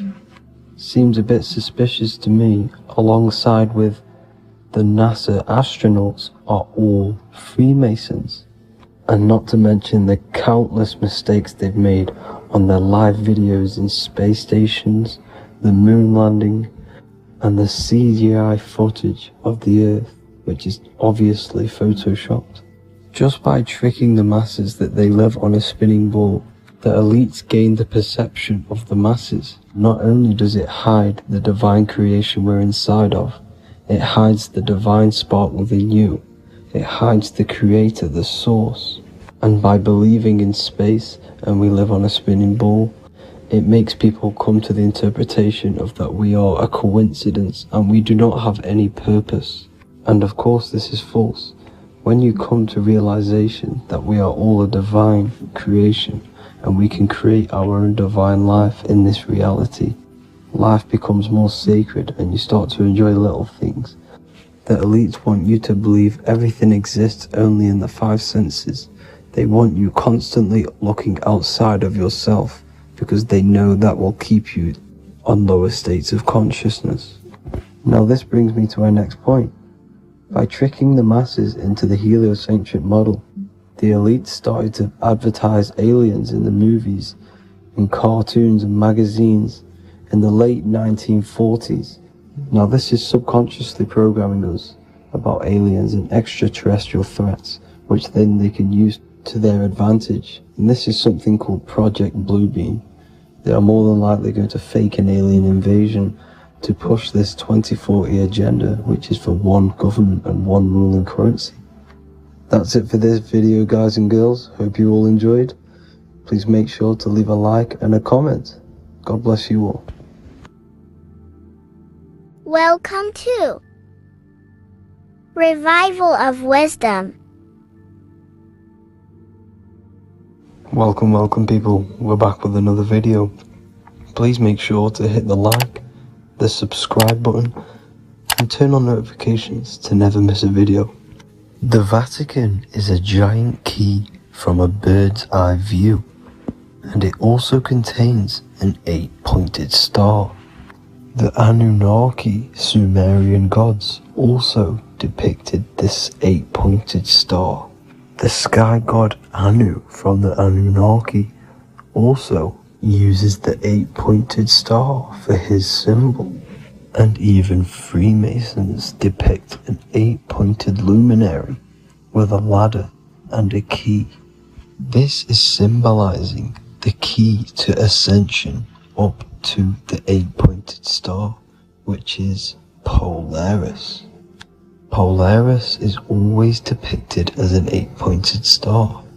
Polaris is the standstill star at the very center of our realm, which is perfectly aligned with the North Pole. The Earth is a giant torus field, and at the center is where the most electromagnetic energy is stored. This is why all compasses point to the north. Hence why a compass is an 8-pointed star, because it points you to Polaris, which is the North Pole, the center of this realm. The 8 points of the 8-pointed star symbolize the 8 points in space and time. So yes, Polaris is the portal which you ascend through if you outgrow this consciousness by aligning your chakras. Our earthly realm is a macrocosmic reflection of us, and we as humans are the micro reflection, with the earth containing its 7 chakras as well as us. The North Pole is the 7th chakra, which is the crown chakra. So the key to ascension is held by the Vatican, hence why it's a giant key, because they mislead the masses through their religions, which teaches the masses to look outside of themselves. As stated in the 20,000-year-old emerald tablets, written by the Egyptian god Thoth. On Earth, man is in bondage, bound by space and time to the Earth plane. Encircling each planet, a wave of vibration binds him to his plane of unfoldment. Yet within man is the key to releasement. Within man may freedom be found. So the 7 planets are associated with each 7 chakras. The lowest chakra being the root chakra, which is associated with Saturn. This is why the elites love Saturn and reflect it in all of their symbols, because the chakras are an ascension of spiritual principles, starting from the material and ascending up to the spiritual, the crown chakra. However, evil love bondage, and they are trapping souls in the physical realm by stopping and provoking the ascension process. They do this by abusing the energy of Saturn, and Saturn is associated with the lowest chakra. The lower 3 chakras are associated with survival mode, which keeps the consciousness in a constant state of fear and only aware of its surroundings. Once you start to ascend up your chakras, you become more consciously aware of spiritual deeds. And this is the process of returning back to your true spiritual form. Going back to Polaris and its connection to ascension, Kanye West symbolizes this on his music video 24. As you see him rise up into the sky, you see an 8-pointed shape around him, which symbolizes the 8-pointed star, as you see the beam of light. And even NASA symbolize this in their Space Delta logos, a bear holding a key with an arrow up to Polaris, the 8-pointed star. Here's another NASA logo of an arrow from the Earth to Polaris. The series Lock and Key on Netflix is all about portals and doorways, and they have the Kundalini energy as one of their keys. Kundalini energy is the energy which rises up the spine, the 33 vertebrae, and activates the 3rd eye. The 3rd eye is the spiritual gland which connects humans to other spiritual realms. We are not the body. Our spirit, our soul inhabits the body. We exist physically, spiritually, and mentally. Therefore, we are multidimensional. The intellectual and spiritual inhabit the body. Therefore, this is just an avatar within this timeline. However, within each and every one of us, we all have the key to releasement, as says in the Emerald Tablets. This releasement is ascension. up until higher states of consciousness. As stated in the Emerald Tablets, man is in process of changing to forms that are not of this world. Grows he in time to the formless, a plane on a cycle above. And another one saying, man is a flame bound to a mountain, but we in our cycle shall ever be free. Know ye, O man, that when ye have progressed into the cycle that lengthen above, life itself will pass to the darkness, and only the essence of the soul shall remain. That's it for this video. I hope you all enjoyed. Please feel free to leave a like, subscribe, and comment any subjects you want me to talk about. God bless you all.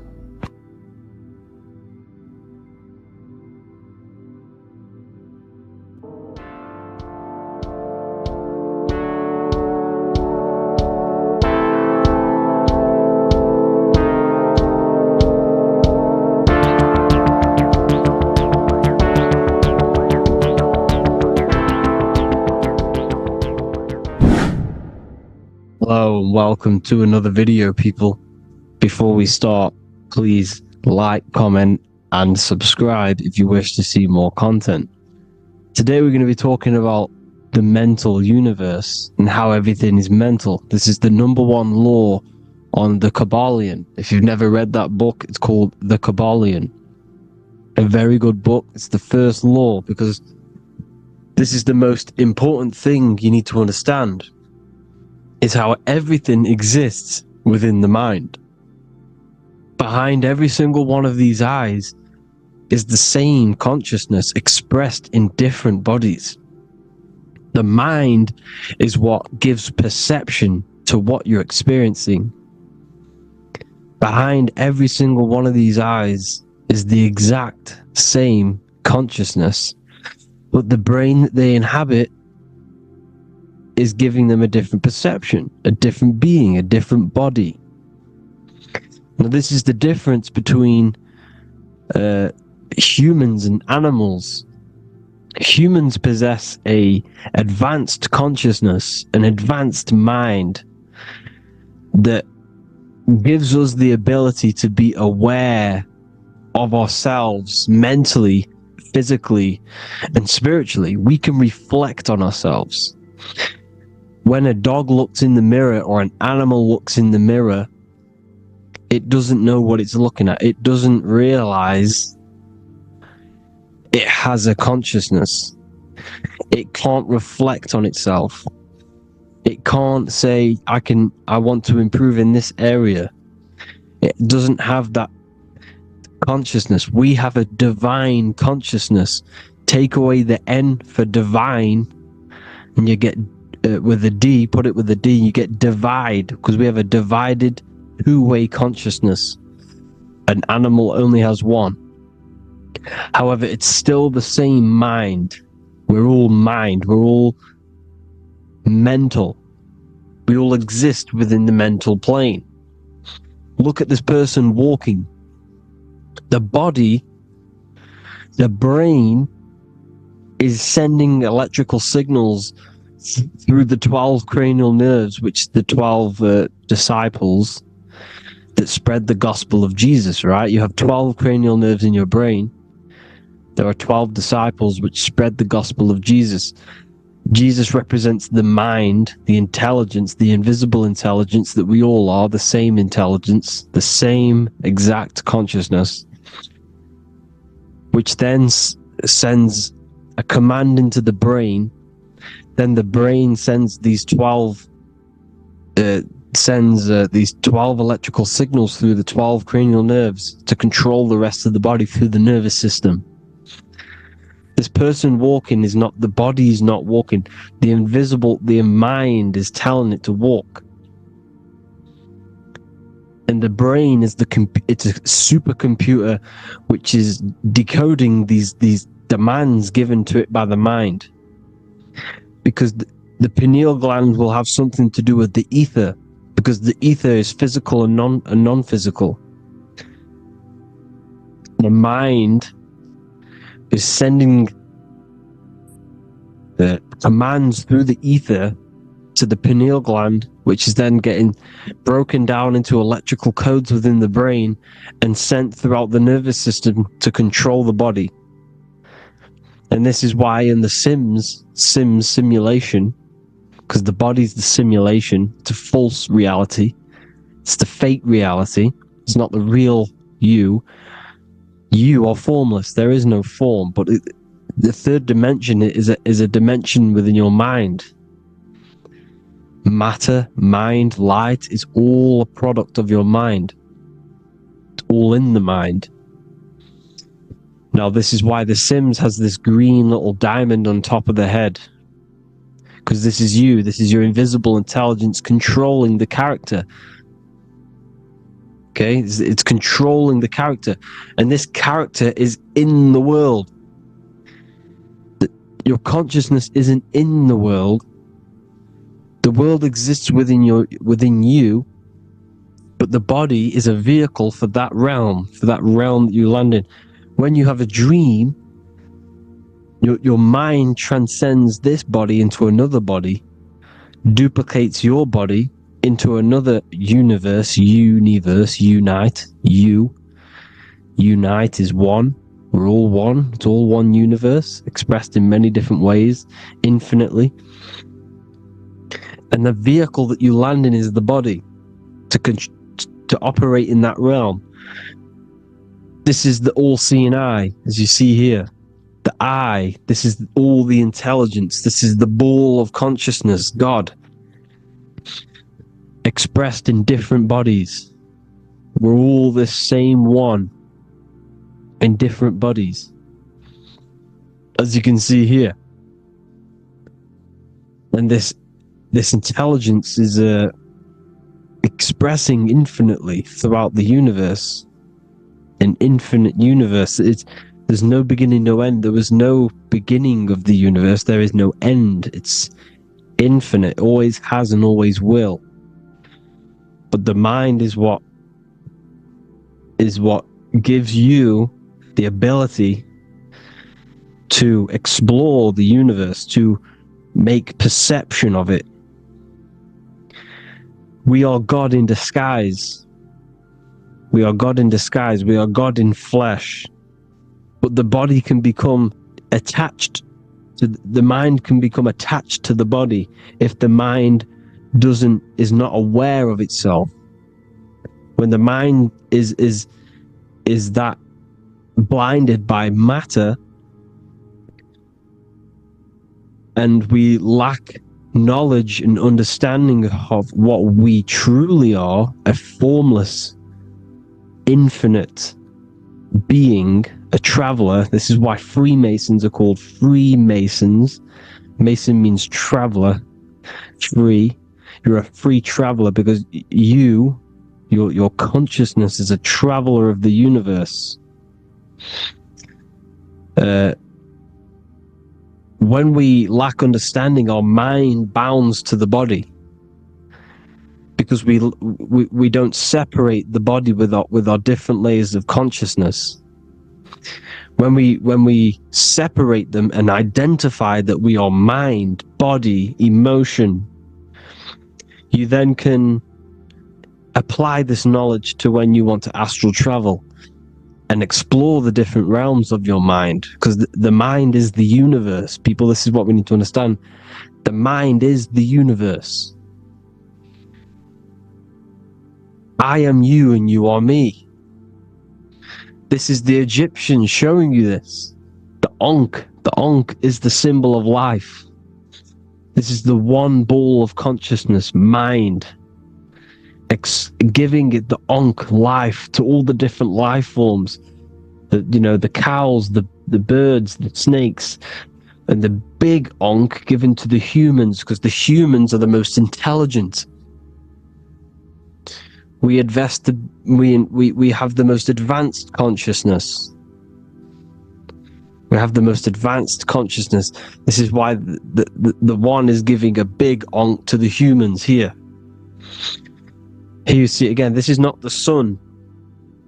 This is also showing Ankh giving out its life to all things infinitely. And this is the Most High. We are the Most High in disguise. When we strip off the body, we strip off the desires for the physical world, we strip off all of these fake identities that the mind gets attached to. That is God. The universe. You are the universe experiencing itself. I and I. The letter I and the number 1 is just one line. The letter I is the number 1. Because your I am, when you refer to yourself as I, every single one of you who's watching this video refers to yourself as I, which is the one. We are all the one. We are all intelligence. We are all invisible. We are all the one. 1 is the only number. 1, 2, 3. Everything goes up in ones because there is only one. Doesn't matter how far you go down the line with numbers, all of their numbers are created by 1 because there is only one. So me and you are the exact same consciousness expressed in different bodies. Mind. Cause. There is only one cause. There is only one mind. There is only one being. But because we lack understanding of this, we think we are the bodies. And this causes division because the physical world is the most illusionary world. It's an illusion. It's all an illusion.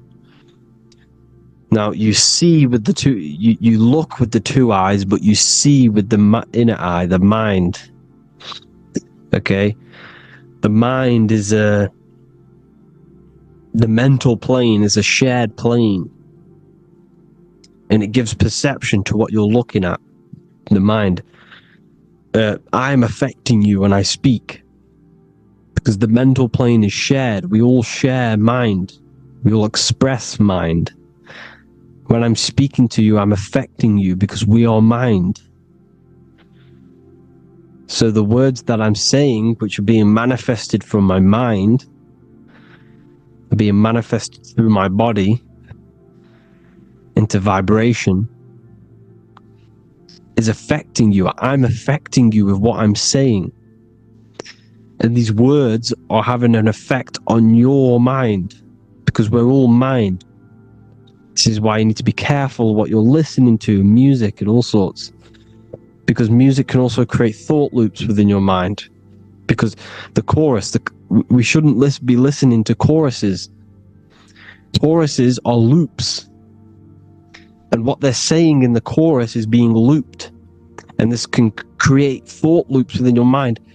Go and listen to an old song that you used to listen to about 5 years ago, 10 years ago, 20 years ago. Go and listen to an old song and you guess what? You will get nostalgia. Why will you get nostalgia? Because that song will trigger the thoughts that you were thinking in that time of listening to that song. So songs with choruses create thought loops and they reprogram your subconscious mind. It's important why music is very powerful. Mind and mind, same word.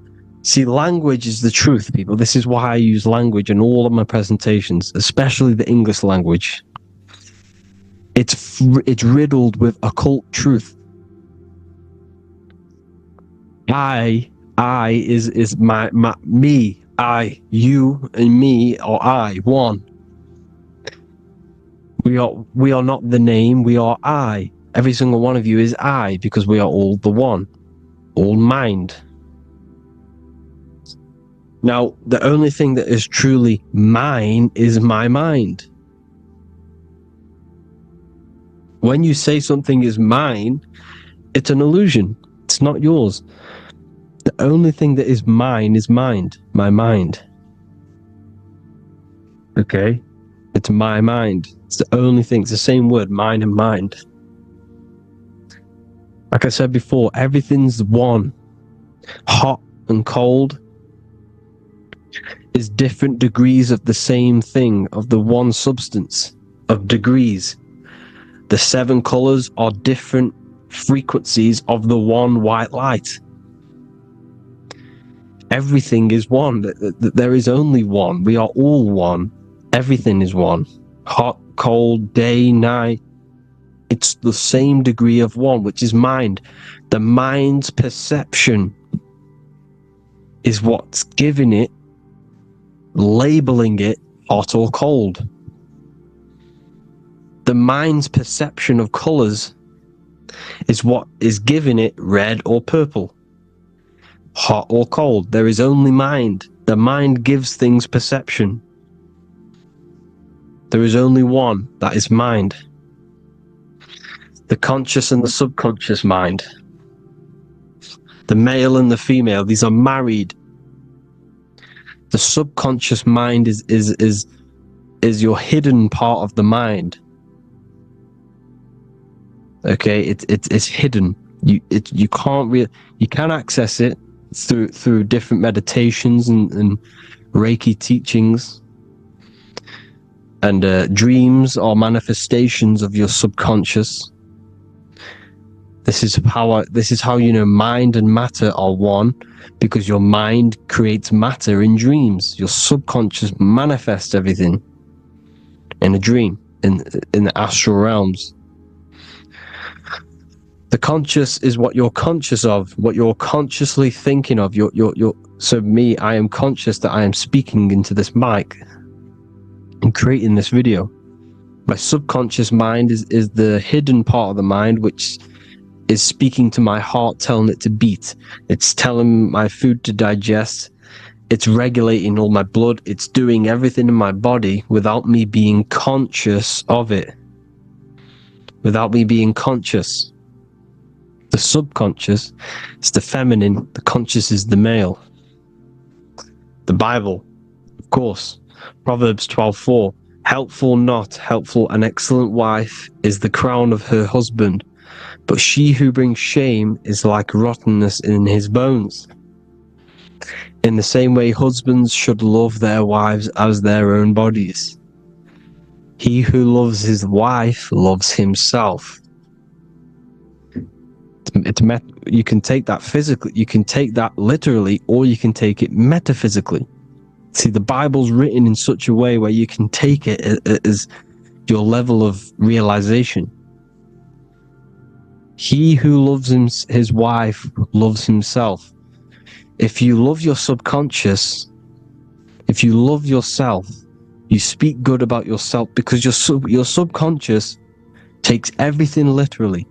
If you say, I hate you to someone, your subconscious does not know the difference between me and someone else. It only thinks me, me, me. Why? Because mind is the only thing that exists. You are mind, I am mind. If I say, I hate you, you're saying that to yourself. Your subconscious picks that up and says, I hate myself. And that's telling your subconscious that's what you want. Because your subconscious manifests 90% of your behavior. The programs within your subconscious. Tying your shoelace is a program. You don't need to be conscious of it. You can just do it because it's a program. It's deeply interwoven in the subconscious. Driving your car, texting on your phone. You don't have to think about what letter. You just do it because you know where the letters are. It's a program. Therefore, if you look after your subconscious, they are a married couple. It's your wife. Your subconscious is your wife. And it manifests 90% of your daily basis thought patterns, actions, behaviors, emotions, all the things that all the trauma that you've experienced is stored within your subconscious, which is affecting you. So let's say you were in a car crash 10 years ago, and you had a really traumatic event, you really hurt yourself, and you had a very, very, very strong emotion that you felt of pain, that will still affect you today. And why? Because it will manifest into your behavior. How? Well, you'll be cautious of what cars to go in and who. You'll be cautious because of that event that stood within your subconscious, because of that feeling you felt was so painful and so strong. It's still manifesting into your behavior today. For example, you won't go in certain cars, you won't go with certain drivers. The subconscious stores everything, all your memories, the programs, and everything. So if you trick the subconscious, that's how you manifest your life. If you trick the subconscious, you already have something. And therefore it will manifest into your life, into your behavior, thoughts, and actions. This is why the golden rule is to treat others like you want to be treated. Because I am you and you are me. We are all subconscious. We all have subconscious. Whatever I do to you, I do to me. Because my subconscious picks that up and thinks I'm speaking to me. Mind is very powerful. Whatever I do to you, I do to me. Treat others like you want to be treated. The golden rule. That is the only rule we need in this realm, in the universe. If everyone understood this rule and how the subconscious works and how karma works, we'd live in heaven on earth, the Garden of Eden, the golden age. As a man thinketh in his heart, so is he. Proverbs 23:7. Where your heart is, there will be your treasure. Your heart's the emotions. This is the storehouse of emotions. It is where you feel emotions. You have to let your emotions move through you, not become you. You can't let your emotions become you. Or except be like the sky and let them pass through you. Be like the clouds and the stars passing over. Let them pass through you. Do not let them become you. And this is how emotions can take over your mind. We are driven by, when a man is driven by emotions, he has no self to control. You must control the mind, because the mind can be corrupted. Because your thoughts are electrical in the brain. Your thoughts come from the mental plane. So how the mind works is that you place your attentions on something in the mind, and infinite information just flows in. Think about it.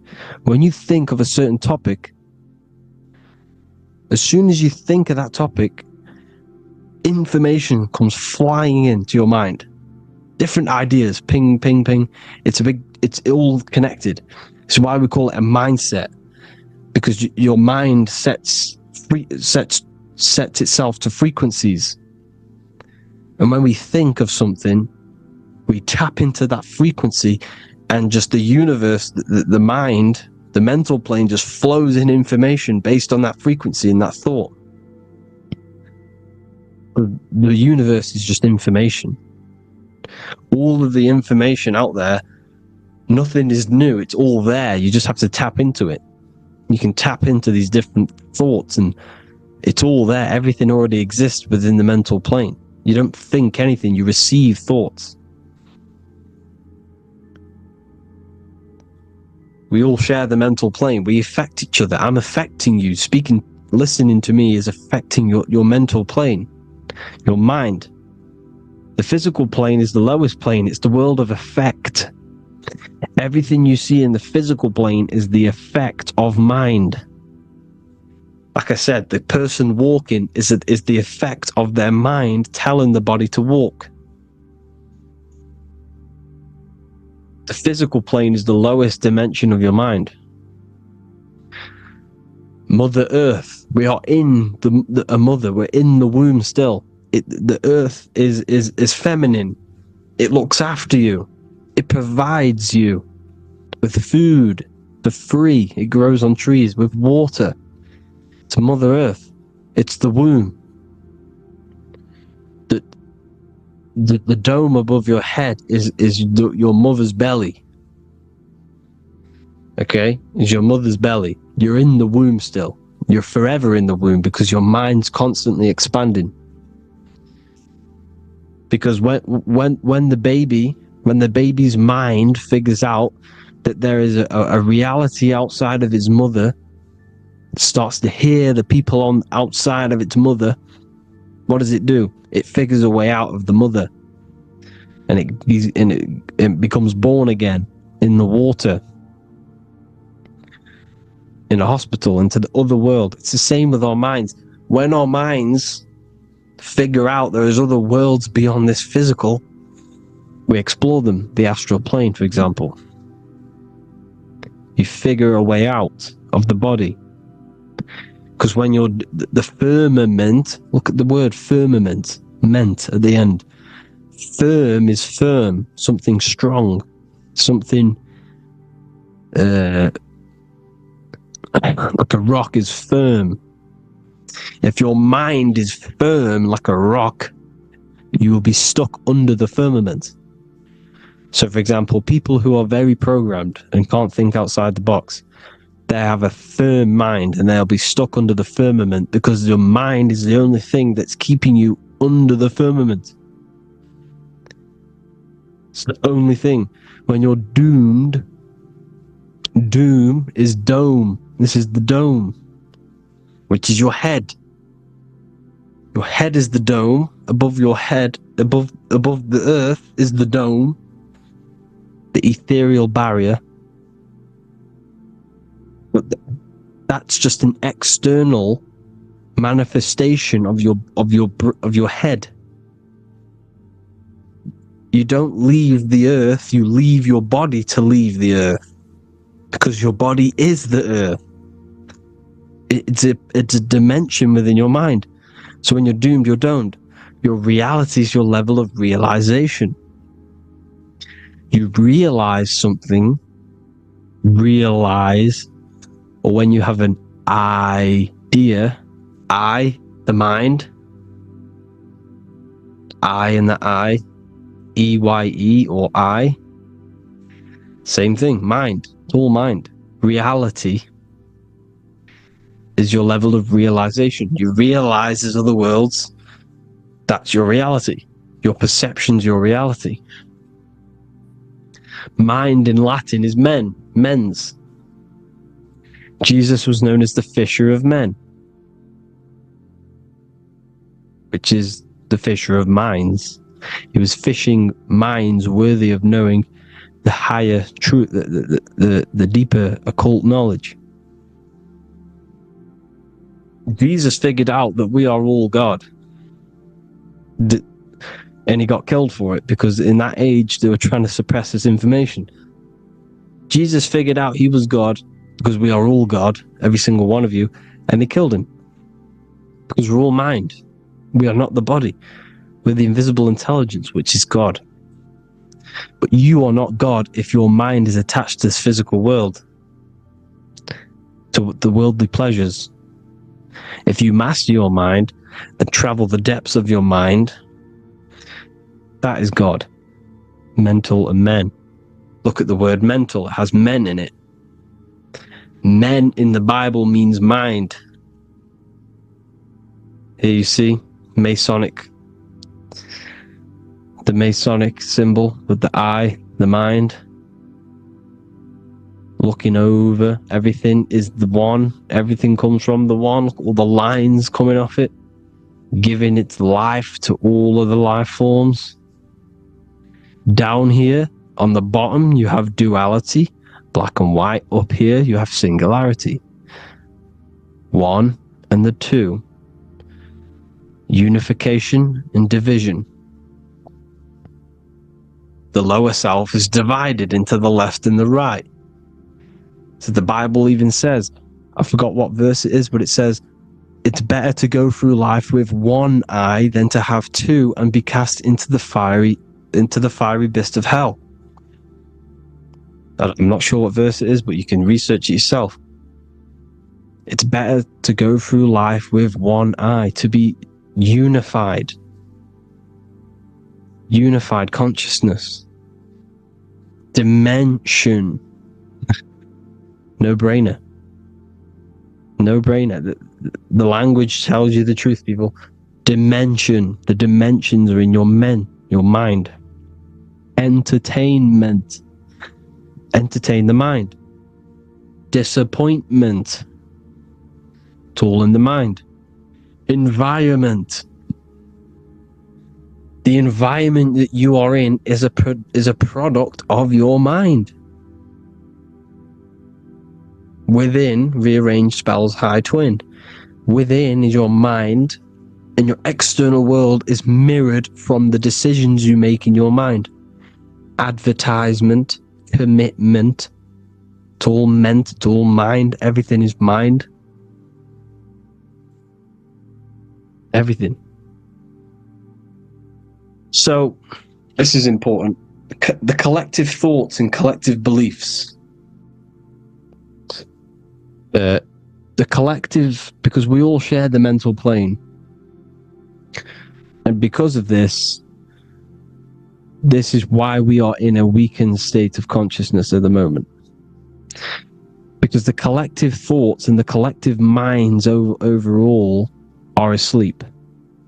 And they don't believe in anything. You see, everything is true within the mind. You think of something, it is there instantly. You think of a chair, it's there in your mind. You think of anything, it's there instantly. So everything is true within the mind. Anything can happen in the mind. Anything can happen on the physical plane if the collective consciousness, the collective minds, believe it to be true.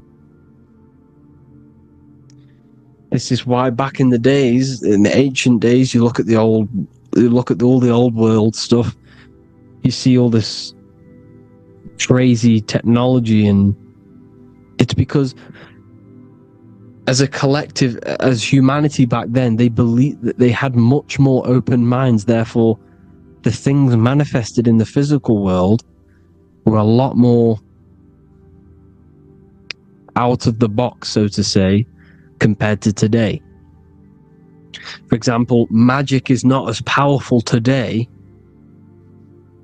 because the masses don't believe in it. It's still powerful, don't get me wrong, but if the masses believed, or if everyone knew magic could be real, because it is, anything's real in the mind, it would be a lot more powerful.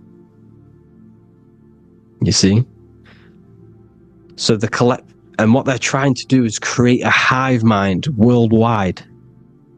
They're trying to make one religion, an external god. What happens when you worship something external? You give energy to it, because where attention goes, energy flows. Where your mind gives attention to, energy goes there. And when we all believe in external gods and give our worship and our power to these external things, we all give energy to it, which will manifest as a demon in the astral planes. It's a hive mind. They're trying to make a hive mind to summon our energy. Trying to summon our energy. And it through mind, through collective thoughts. The hive mind. They want one religion, one government, one currency, one belief system. And that will create a hive mind, which will limit our consciousness, which will limit what we can do in the physical world. Because if everyone doesn't believe in certain things, it cannot happen, because it's all in mind. Mind is so powerful. I am you and you are me. I hope you all enjoyed this video, people. If you haven't already, join the Wisdom Academy. The Wisdom Academy, we have many occult lectures just like this one. Also, we have just launched Mindwave Hub. If you want genuine frequencies, genuine binaural beats, because the ones on YouTube, the ones on Spotify, Apple Music, they're all tuned to A440 Hertz, which shuts down the right hemisphere of the brain. If you want to gain access to your true consciousness, your mind, you need to balance the two hemispheres and balance the chakras. You can do that externally by listening to binaural beats. If you want true frequencies, true binaural beats to hemisync the chakras, hemisync the brain, to gain access to the different dimensions of your mind, well, you can gain access anyway, but it's going to help you if you're trying to learn this. Join Mindwave Hub. The link will be in the description. Listen to the binaural beats, meditate to them, listen to when you go to sleep. They'll massively benefit you. Thank you all, people. Hope you had an amazing, lesson. Hope you learned a lot. And please subscribe. God bless you all.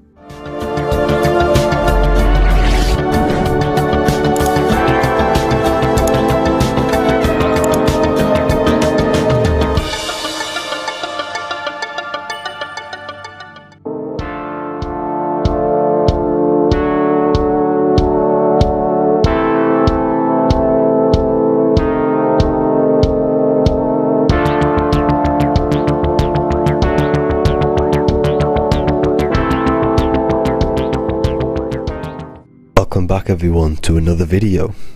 Today we're going to cover everything that you need to know about the mind, starting with the two aspects of the mind, the conscious and the subconscious. The male aspect of your mind is the conscious. This is the 10% of your mind. The conscious part of your mind is only aware of everything around you, your vision, your sight, your smell, your taste, your hearing, and your current state of emotion and thought. Every thought that you consciously think about has an emotion directly attached to it. That emotion is then impressed onto the subconscious part of the mind. The subconscious part of the mind is the female aspect of your mind. It is also a whopping 90% of your mind. Subconscious mind is controlling all of the subconscious processes which happen within your body. For example, your subconscious mind is controlling your heartbeat, your digestion of food, and all of the things that you do not have to tell the body to do. It is the hidden part of our mind which is controlling all of the hidden things. The subconscious mind is like a recording supercomputer. Everything that you have experienced in your life is all recorded and stored within the subconscious mind. One of the most important things about your subconscious mind is that it stores your mental programs. Everything in the subconscious mind manifests into behavior and actions within the body. Your daily basis routine and habits are all mental programs within your subconscious mind. These mental programs are created by mainly two ways. 1, repetition, and 2, emotional impact. The repetition is fairly simple to understand. The more you do something, the more it impresses onto your subconscious mind and becomes a program. That program will then manifest into your behavior. However, with the emotional programs, they work a bit different. The stronger that you feel an emotion, the stronger it is impressed onto the subconscious mind. And then that emotion becomes a program. For example, you had a very traumatic moment happen when you were a young child. The emotion that you felt was so strong in that moment that it impressed into your subconscious mind so hard that you can recall that moment like it was yesterday. That traumatic event that happened to you when you were young will still manifest into your daily basis behavior even to this day. However, it manifests subconsciously. For example, if you were in a car crash, you will be wary to enter cars with certain people. All because of that traumatic emotion that you felt and impressed onto your subconscious mind. Another example of the subconscious manifesting into our behavior is posting on Instagram. Most of the time, the reason why you post is because your subconscious mind is seeking gratification. So before you actually do something, question yourself and find out the root cause of why you are doing this. Another thing that you need to understand about the subconscious mind is that it takes everything you say and hear literally. So for example, if you go and say, "You are an idiot" to someone, your subconscious mind will only pick up the word idiot. It only knows yourself. It doesn't know anyone else. You are casting a spell on yourself just by saying that to someone else. This is why the golden rule is to treat others like you'd like to be treated. Now, you can rewrite these programs which are already in your subconscious mind. However, it does take consistency. You have to change these programs which have been running for years. And by changing these programs, you change your behavior, because these programs manifest into your behavior.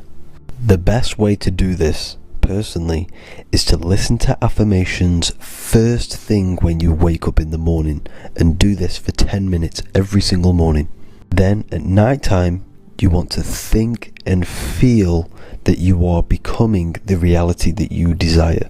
The more that you feel this reality, the more it will become a program and impress your subconscious mind. For example, you're trying to gain financial freedom. If you trick your subconscious mind into creating a program saying that you are financially free, this will manifest into your behavior. You will start doing more work. You will start looking for ways to make money. Your mind will be set on the frequency of money and financial freedom. Therefore, you will receive thoughts based around this program. If you take enough action, your life will dramatically change because of this program that you created in the mind. This is why we call it a mindset, because your mind is a frequency tuner which sets its frequency onto different thoughts, because thoughts are frequency. If you fill your mind with a specific frequency, you will gain thoughts and ideas based around that frequency.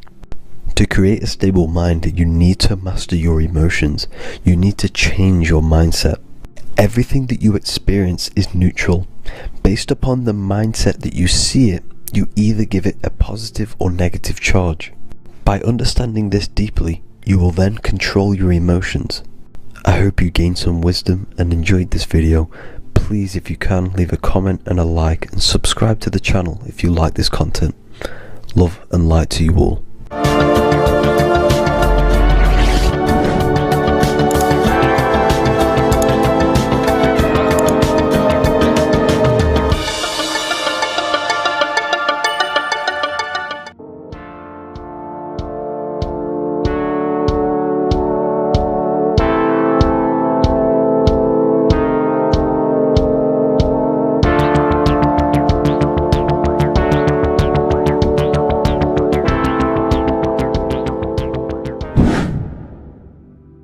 Earth has become a realm in order to trap souls within, so that they can harness our electricity, our energy.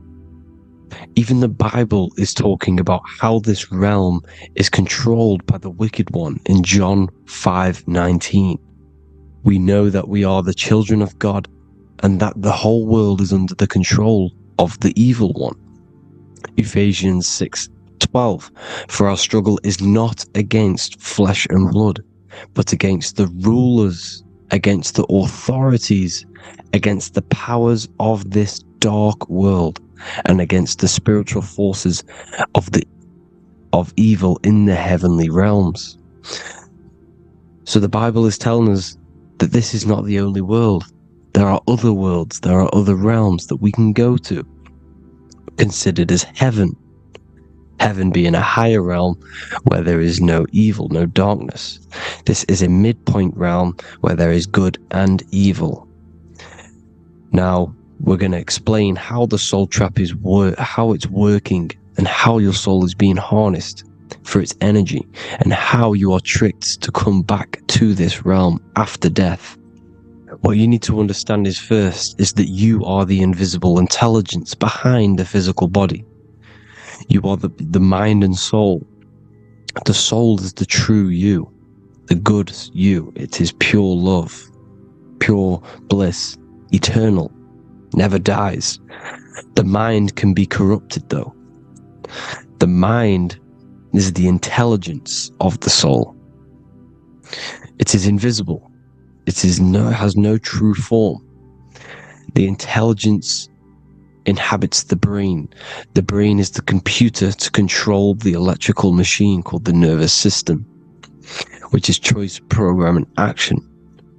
You are the invisible intelligence behind the body, and this will prove it even more.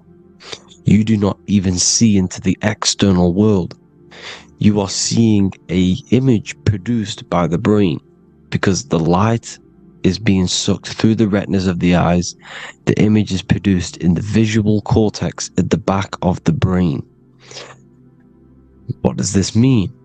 This means that we are the consciousness in the center of the brain, in the pineal gland, that is experiencing the program being ran by the central nervous system in the brain. This is the sigil of Lucifer. Lucifer in Latin is Lucy. Lucy is light in Latin. Lucifer is known as the light bearer. This is how the eyes work, people. It's not a demon or a devil.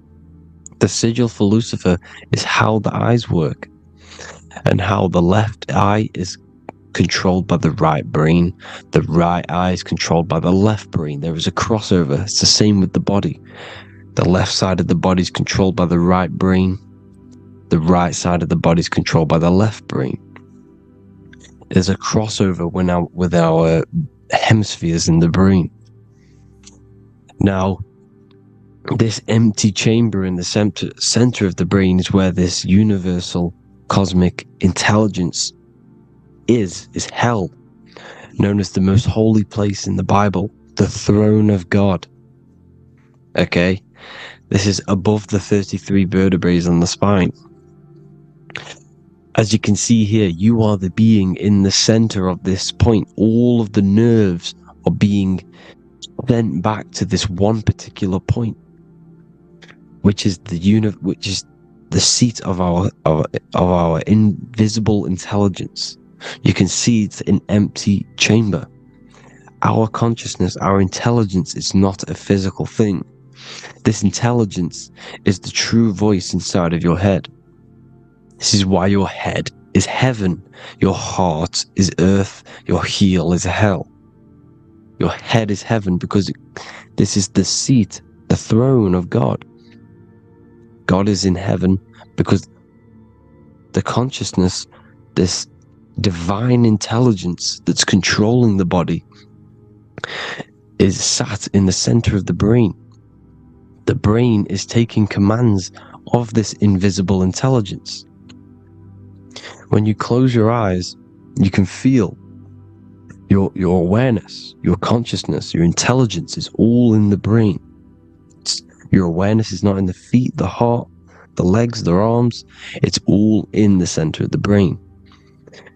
Now, if you meditate deeply, you will find that you are beyond the mind. You are the being observing the thoughts. You are the soul observing the thoughts. Now, with this being said, you are the consciousness experiencing the program being ran by the central nervous system in the brain, because you're not seeing into the external world. It's an image, it's a simulated image produced by the brain and the central nervous system. You do not experience the external world. You do not feel the external world. You feel electrical impulses on your nervous system. Your nervous system is decoding what you are feeling. So the only thing that you truly feel is the electrical impulses on your nervous system. This is why the nervous system is the tree of knowledge of good and evil, because it gives your invisible intelligence, your mind, the knowledge of good and evil. It can detect good things, it can detect bad things. If it's hot, if it's warm, if I need to go, the nervous system is doing this. It is the tree of knowledge of good and evil. Okay? Now this universal intelligence is symbolized as the single eye. Okay? Matthew 18:9. It is better for you to enter life with one eye than to have two eyes and to be thrown into the fire of hell. What does this mean? It's symbolic, it's metaphorical, people. It is metaphoric. Your universal intelligence is the single eye, the one eye. It's the balance between the two poles, between the left and the right, the good and the evil. It knows the right thing to do all the time. This is our inner guide. The inner self is the inner guide. And when you are operating your life off duality, using your two eyes, you'll be thrown into the fire of hell, lower states of consciousness. Because you'll split. You need to live in oneness, even, balance. Matthew 6:22, the light of the body is the eye. The light of the whole body is the eye. You are a light being. Human. Hue means an attribute of a color. Man is the word manifested. We are light manifested into physical form. Depending on your vibration is depending on what color that you are vibrating on, which is a hue, a human. If therefore thine eye be single, thy whole body should be full of light. Again, it's talking about the single eye, oneness, completeness. When you balance the hemispheres of the brain, we'll go over that later. But anyways, the body is the earth. This is what we need to understand, people. The body is running the simulation, the program that our consciousness is experiencing. So when we leave the body during death and astral projection, we leave the earth. This is how it works. The body is the vehicle for the earth, for this realm. Everything exists within our mind. You have the soul, mind, and body. The soul is the observer, the watcher, the true being. This is why she has many different heads, because the soul inhabits different bodies. This is the serpent, which means knowledge, which is the mind, wisdom. And this is the body, soul, mind, and body, Brahma, Vishnu, Shiva. The mind is the bridge between the soul and the body. So what do I mean? When you astral project, you are using your mind to project your awareness, your observing consciousness outside of the physical body. The mind is the projector, projecting consciousness. By using your mind, you can project your consciousness outside of the body, which is known as the astral realms, which is known as walking on water. Jesus was never walking on physical water, people. It's metaphorical. Believing the physical body. The water is the ether, which is the veil between the physical and the astral realm. It's a fluid substance. It's on either side. It's physical and astral. The ether is the fifth element that they hide from us. Why? Because they're trapping you in the physical. They are hiding all of these realms. Etheric, astral, and mental. People think their mind is their brain. It's two separate dimensions. These are completely different dimensions. The mind is way more intelligent. The mind is formless. There is no form to the mind. You can think anything you want. You can manifest anything you want within your mind. It is not a physical object. The physical realm is being controlled by the mind. Everything's being controlled by the mind. Everything exists within the mind. This is why the Egyptian says the universe is mental. So when we project our consciousness outside of the physical, we go to the astral. The ether is the water that Jesus is walking on. This is the veil between the physical and the astral world. The word together has ether within it because it joins the two worlds together, together, the astral and the physical. The word either is ether because the ether is on either side, physical and astral, physical and spiritual, physical and non-physical. In the astral realm, the mind can manifest anything we want. We incarnate to restrict our minds. This is why Saturn, if you go and watch my video on Saturn, how Saturn is this simulation, okay,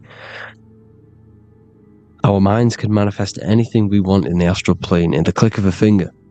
However, when we incarnate in matter, we now have to labor for our manifestations. This is why Saturn's known as the great teacher in astrology, because he teaches you a lesson. When your mind incarnates into matter, it's teaching your mind a lesson. the knowledge of good and evil. This is why the Bible says, you shall be gods and know the knowledge of good and evil. When you incarnate here, you have to know the knowledge, you need to know the knowledge of good and evil to become a god. Okay? Now, the square is the physical plane, the triangle's the ethereal plane, the circle's the eternal plane. The circle has no beginning, no end, it's eternal. The physical plane is the square, it's limited. The square is limited. The cube is the geometric shape which gives rise to matter. Now, the term think outside the box has truth in plain sight. You have to think outside the box to project your consciousness, use your mind to project your consciousness outside of the box, the physical plane, into the astrals. The astral realm is the realm of the stars. Above us is the stars. Through the stars is the astral plane. This is why astral has the word star within it. The devil is the de-veil. When you sell your soul to the devil, quote unquote, it's metaphorical. The devil exists in the physical plane. It's the lowest state of consciousness. The de-veil, you de-veil yourself into the physical when you are the devil. The de-veil. The ethereal plane. Now, we all know what the famous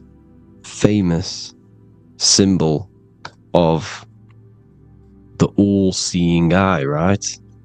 The all-seeing eye with the eye in the triangle. Look at the Masonic artwork showing you the triangle above in the sky. This is symbolizing the ethereal planes. The eye in the triangle symbolizes your invisible intelligence, your mind, which has the ability to see on either side. Because the triangle is the ethereal plane. The eye is your consciousness, your intelligence.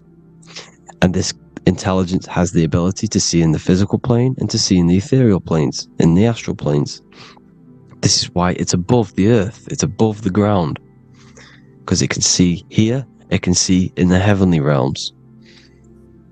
Now, the stars are, well, this is known as heaven, the realms of the astral planes.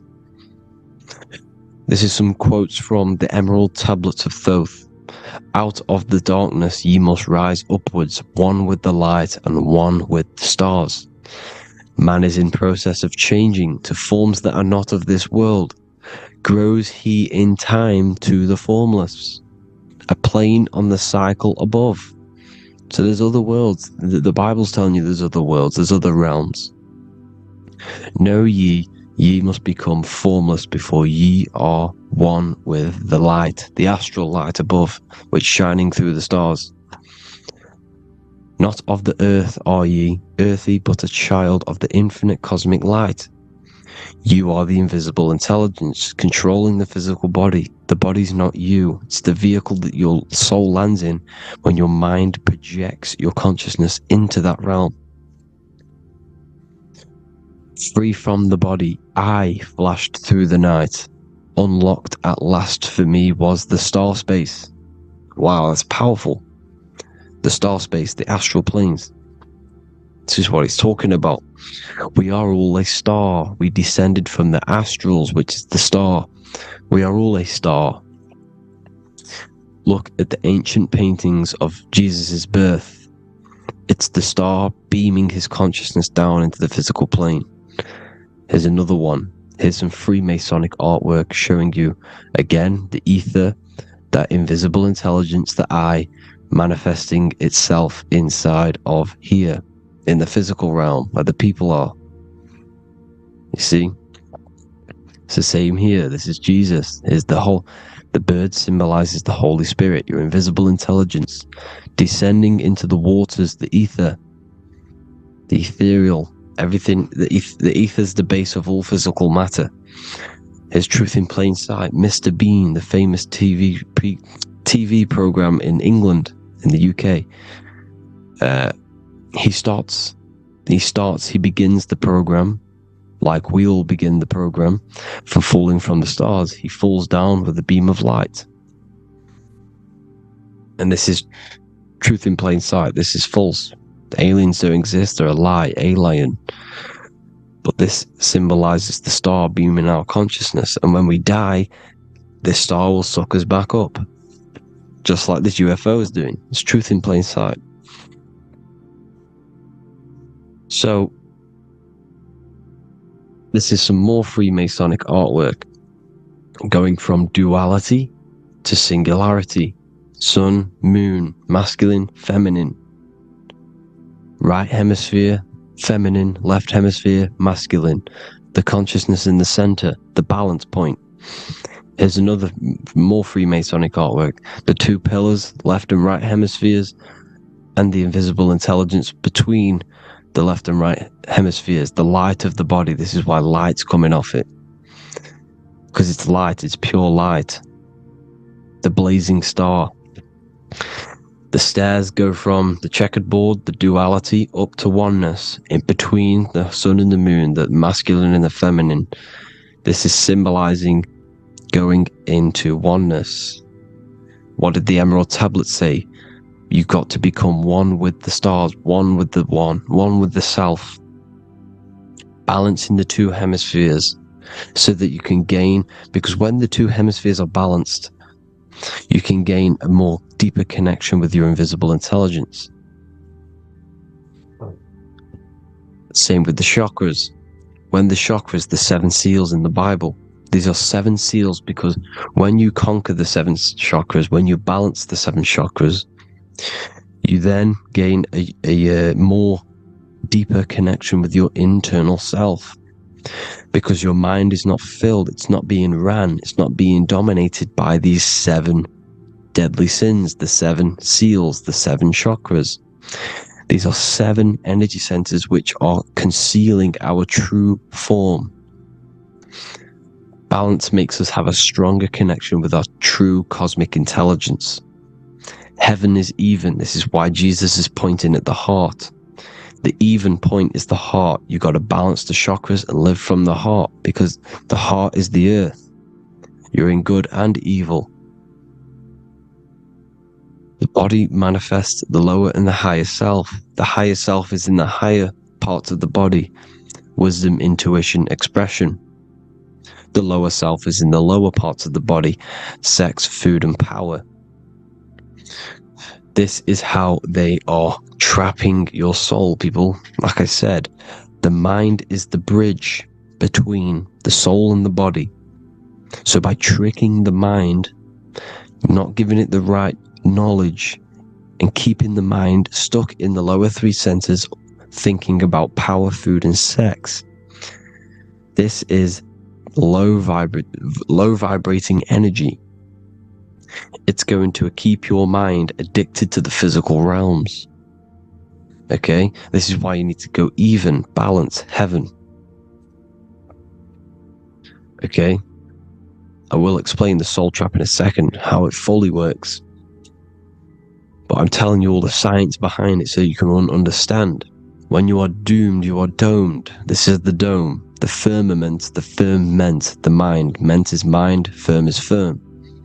A firmament is doomed under the firmament. You must have a loose mind, an open mind to expand your consciousness beyond the stars, beyond the ethereal barrier. You have to vibrate higher than this world. Your consciousness must be expanded more than the physical plane. You need to learn how to astral project. You need to learn how to leave the body, how to operate outside of the body, so that you, when you do leave the body, you will have recognition. You will have knowledge. You will have practice. But this is as above, so below. The woman's belly is the earth. It's as above, so below. It's a microcosm of the macrocosm. We are the children in the womb.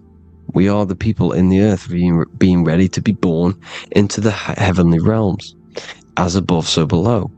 It's a microcosm, macrocosm. Everything is in everything on a bigger and a smaller and a larger scale.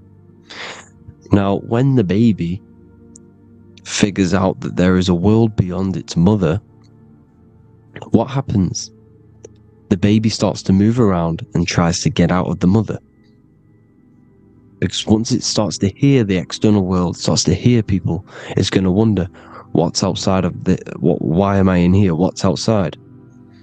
So the baby will force its way out of the mother. It's the same with our minds, as above, so below.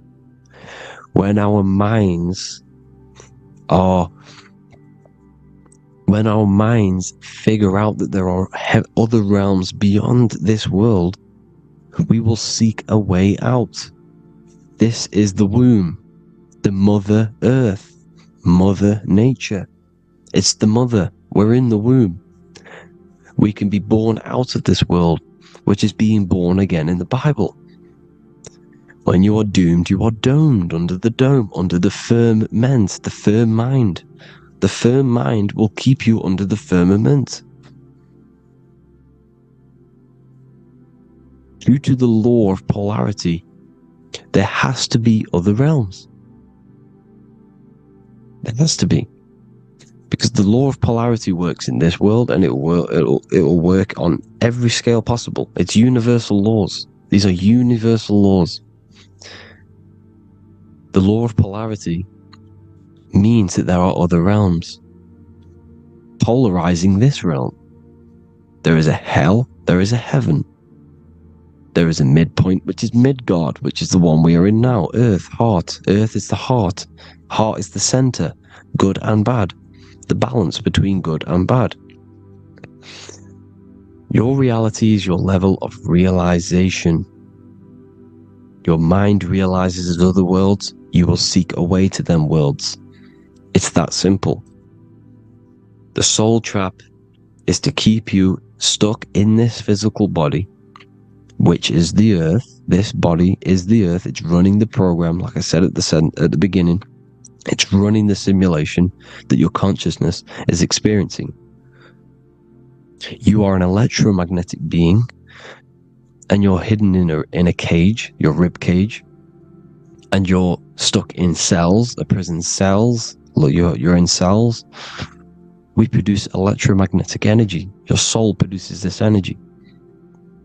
And by trapping your consciousness inside of this physical realm, they harness this energy within the astral realms.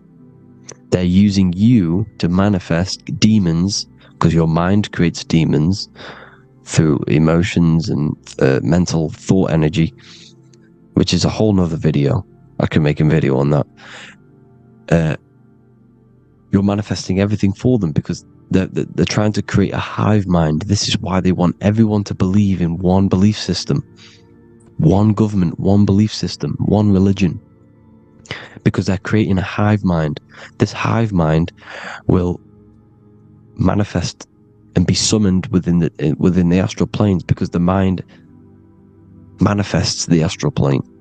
The astral plane is the realm of imagination. The mental plane is the realm of just thought alone. The etheric plane is the energy. The physical plane is the matter. So all of our minds together are manifesting these demons within these subconscious realms, the astral. Now, how are they keeping you stuck to this realm? Well, when you die and you're stuck in your lower three chakras, okay, when your mind and soul detaches from the body, which is the earth, when you leave the earth, you're still going to have these mental addictions to the food, the sex, the materialism, the phone, the cigarettes, everything. This is why they get you addicted to everything possible. The TikTok, the YouTube, they get you addicted to as many things possible, because when your mind is addicted to these things, and when this mind leaves the physical body, you're still gonna have these addictions. Okay, you're still gonna have these thoughts, and you will be manifested into the lower astral realms because you're thinking materialistic, you're thinking negative, because your level of realization was your reality. You are manifesting hell on the earth. When you leave the body, you're going to manifest hell in the astral planes, which means you'll be vibrating on the very low, which will put you in the lower astral realms.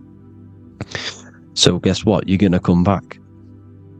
You're going to come back into materialism. You're going to reincarnate. Because you haven't prepared for life after death. You must detach from the external world. Okay? Moon is mind. The sun is the soul. The earth is the body. The moon is the mind. This is why we say lunatic. In your mind, you have a specific mood.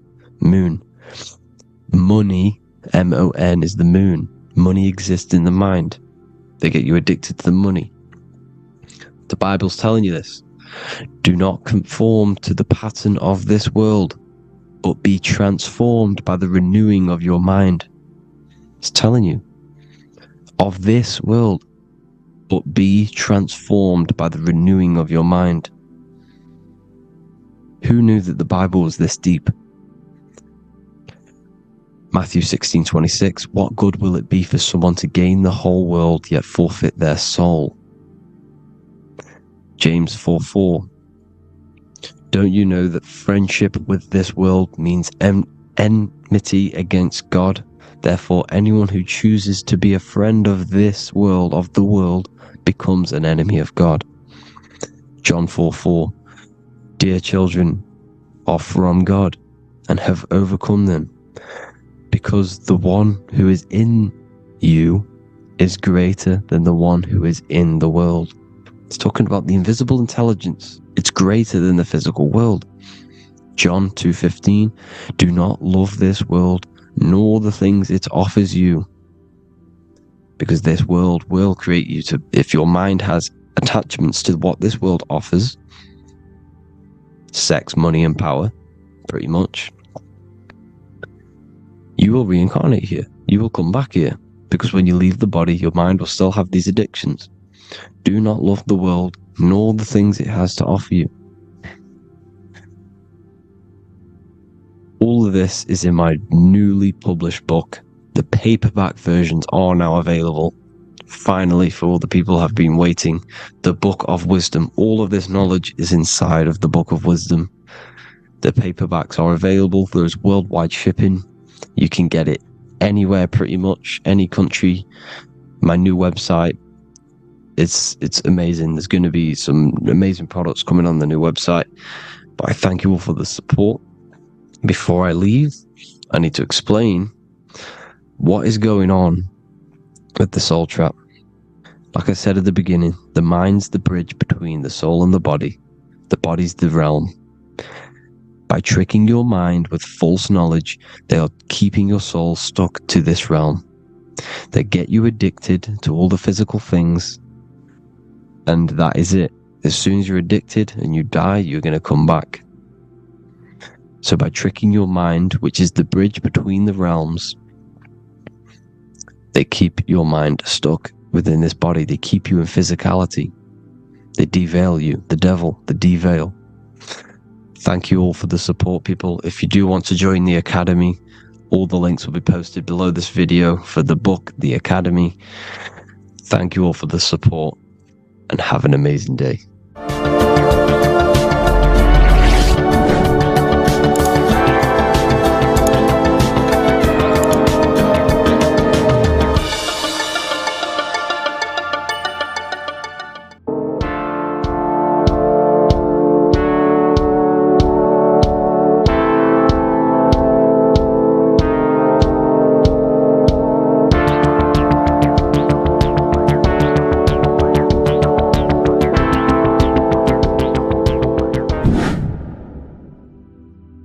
What is good, people? We're back with another video, and this is going to be talking about the connection between the micro and the macro.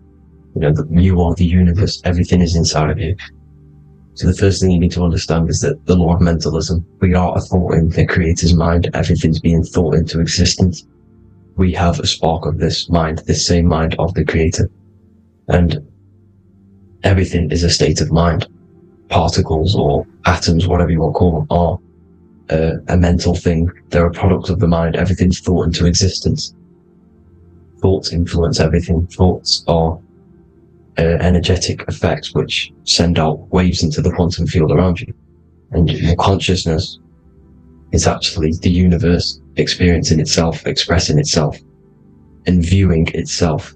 So we are the creator, but viewing itself in separate bodies. And this is why they call the material world the world of illusions, because everything's separate here, but we all forget that we're not all one.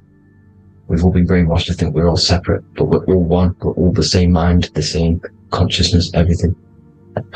So everything's created out of toroidal fields. God created the toroidal field. That's the only thing that exists, because the atoms are toroidal fields. And it's the basis behind all creation, as you can see it in the owl's eyes.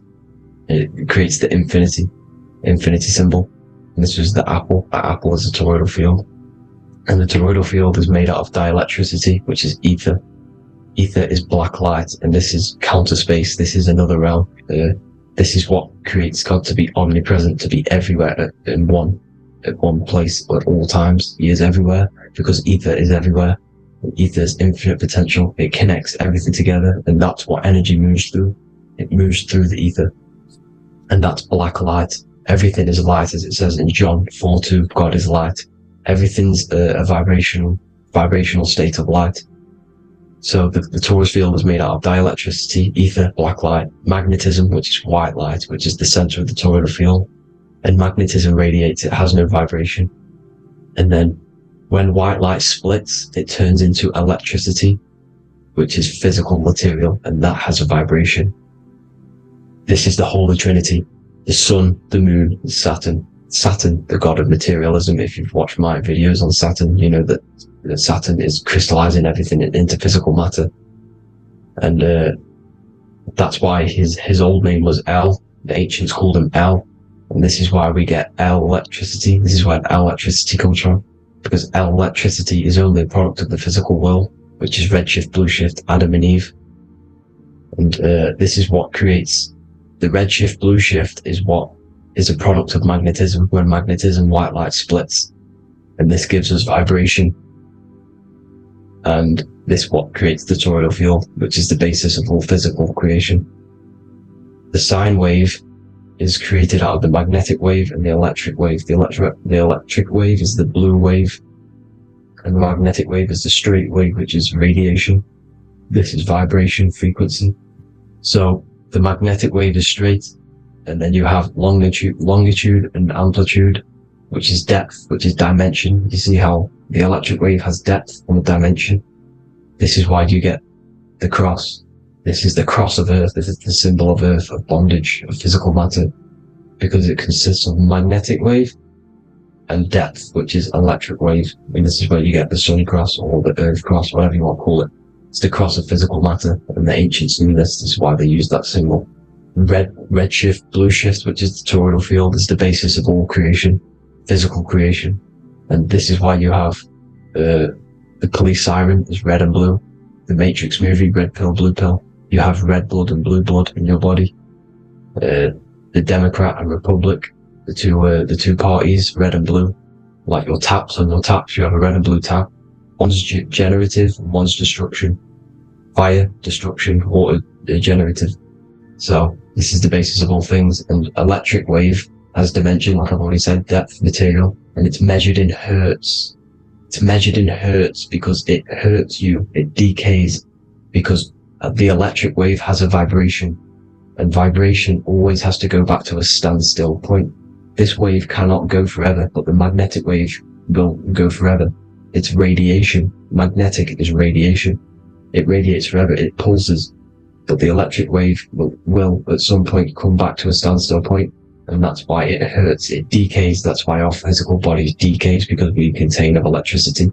This body is an electric body, and it will return back to stillness like a guitar string. If you vibrate a guitar string, you pull it, it will vibrate, make a sound, and then go back to a standstill point. It's the exact same with every single toroidal field within the body.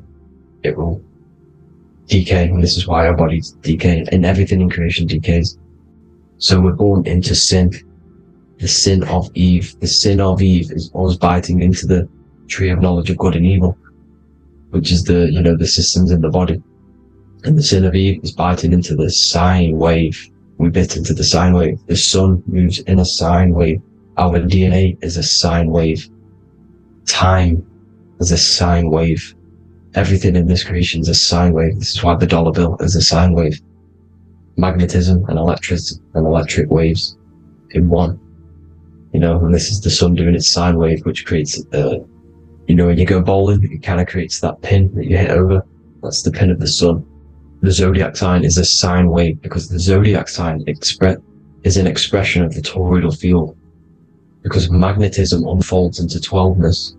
And that's why you have 12 zodiac signs, 12 systems in your body, 12 cranial nerves in your head, in your brain. So if you can imagine this, see where my pointer is. Always starts with Aries. Aries is the head. It's the first thing that's created in the womb. And this is Aries, the ram. And this is why it's called a cerebrum in your brain, which is the first thing that creates when you're in the womb. And what's the element of Aries is fire. Fire is the first element. F-I-R, first, because it's the first thing on the wheel, the first expression of energy. As you can see here, my pointer, this is the center of the toroidal field. It would go Aries, Virgo, Capricorn, Pisces, Scorpio, Cancer. Then we go back to Libra. Libra would be center. But you see how the toroidal field is the expression of the 12 energies. That's what the constellations are, the energy expressions of the toroidal field. So it would go outward, starting from Aries here, all the way back to Pisces, which is beyond the bottom half. But Libra would be the center. That's why Libra is the equinox. It's the equinox. Libra is when it goes from summer over to autumn. It's the equal. It starts to transition into the winter side. Equinox, equal, which is Libra. And that's why Libra has the two scales. It's symbolized with the two scales. That's because of the sun moving over. It's being judged. It's equal now, but then it's going to tip over into the winter. That's why Libra is here, the center of the sine wave. And like I said before, magnetic energy unfolds into 12ness. Magnesium is number 12 on the periodic table. It's the sacred number. And this is why the scientists are NASA is trying to bring in another constellation to destroy the holy science of astrology. So Aries rules the head, which is Mars. Taurus rules the neck, the lower head. Gemini, the two twins, which is your lungs, your two twins, your arms, two twins. Cancer, the breasts, or the chest area. Leo, the heart, which is the sun, which is fire, the center of the toroidal field. Virgo, the belly, which is the intestines. Libra, the kidneys, the two scales, the kidneys, balancing out everything. Scorpio, the sex organs. Sagittarius, hips and thighs. Capricorn, I've missed that out, which is the kneecaps. Capricorn, kneecap. Aries, which is the ram, which is the cerebrum in your brain. And then Aquarius, the calves and the ankles. And the Pisces, the two fish, the 2 feet. So everything corresponds, as you can see here. This is an ancient way of depicting it, of the folded human. And this is everything. Each constellation rules that part of the body, gives energy to that part of the body, makes you do certain things. So magnetic energy unfolds into 12ness, electricity unfolds into 7s. That's why when you get electric, the light spectrum that we see, it consists of 7 colors. Why we have 7 planets. The 7 planets give us our 7 metals and the 7 solfeggio scale frequencies. So the rotor, this is the rotor. And rotor is an anagram for Torah. The Torah, which is I think it's the Hebrew Bible. Don't quote me on that, but it's one of the holy books. Which is the Torah, the Taurus. Everything goes back to the Taurus field because it's the basis of all creation.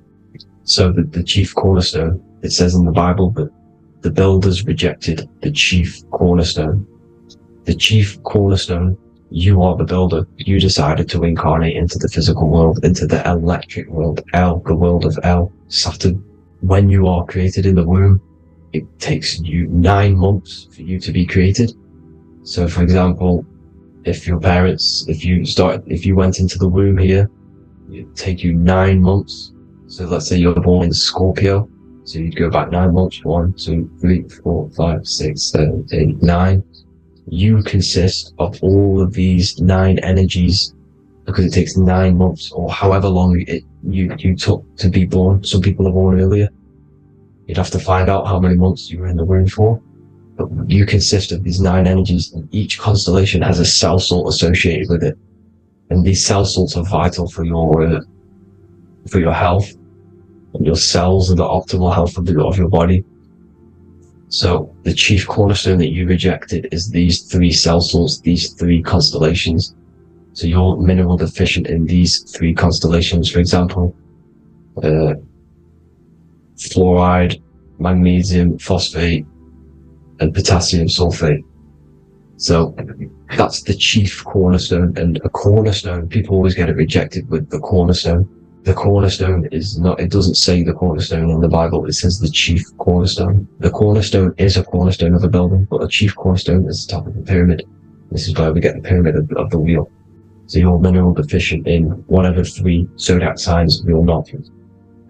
You were not in the womb for. This is the chief cornerstone you rejected. So the human body is the micro. It is the universe in a physical form. It consists of everything in the universe.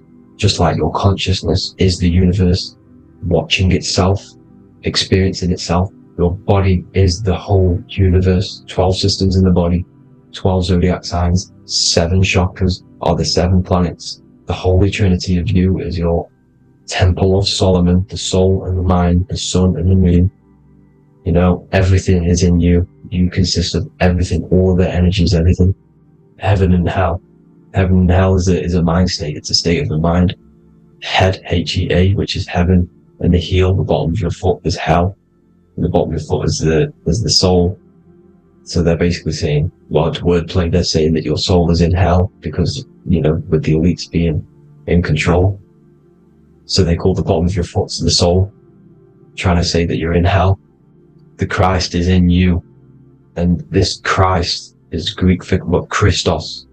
And Christos is Greek for the oil. And this oil is produced in the cerebrum, the Aries, the ram, the cerebrum, pineal. It goes down the pineal, the pineal and the pituitary are underneath the cerebrum. Goes down the pingala and the ida. The pingala being the positive charge connected to the pineal gland, pin, and the ida connected to the pituitary. And this is the 2 serpents going down the spinal column. And this is why Jesus goes from Nazareth to Bethlehem, and then Joseph and Mary are waiting for Jesus in Nazareth. Joseph and Mary are the pineal and the pituitary gland waiting for Jesus to come back up the River Jordan, your spinal column. So this is the oil. This is the story of Santa as well. Santa comes from the North Pole. Why? Because the North Pole of the Earth is the center of the toroidal field, and the North Pole of you is your spinal column, which is the North Pole of the toroidal field. The North Pole, he comes from the North Pole. This is the North Pole. This is the South Pole of the toroidal field. Comes from the North Pole, which is your mind. And he goes down the chimney and then back up the chimney. This is the chimney. And he drops off the present, which is the Christos, the oil. And this is why Jesus is crucified at 33, because he crosses over the vagus nerve at the top of your spine. When this oil comes back up the 33 vertebrae, these are your vertebrae here. When it goes up to the 33 vertebrae, it gets crucified at 33 because it crosses the vagus nerve, and he's crucified on a cross at 33. This is the story behind Jesus and Santa. The Ark of the Covenant in the Bible is the 2 hemispheres which cover the vital parts of your mind, the brain side, which is the cerebrum, the pineal, the pituitary, etc. So the 2 hemispheres are the 2 angels, the Ark of the Covenant. This is the Ark of the Covenant, covering the 2 vital parts of your brain. So these are the optic thalamus is another part, and it protects the Christ oil, which is inside at the center of the brain. See, the Bible is all a massive metaphor about yourself, because you are the universe. You are a microcosm of the universe. Your consciousness is experiencing itself, and the universe experiencing, and your body is the whole universe. Your head's heaven. So Moses crosses the Red Sea. These are the 2 hemispheres of your brain. This is the corpus callosum, the Red Sea. So he's pretty much saying that he's uniting the 2 hemispheres of your brain, because most people in this generation are stuck in the left brain, which is just logic, reasoning, science and maths, writing. You know, this is what school teaches you to do. It keeps you stuck in your left brain.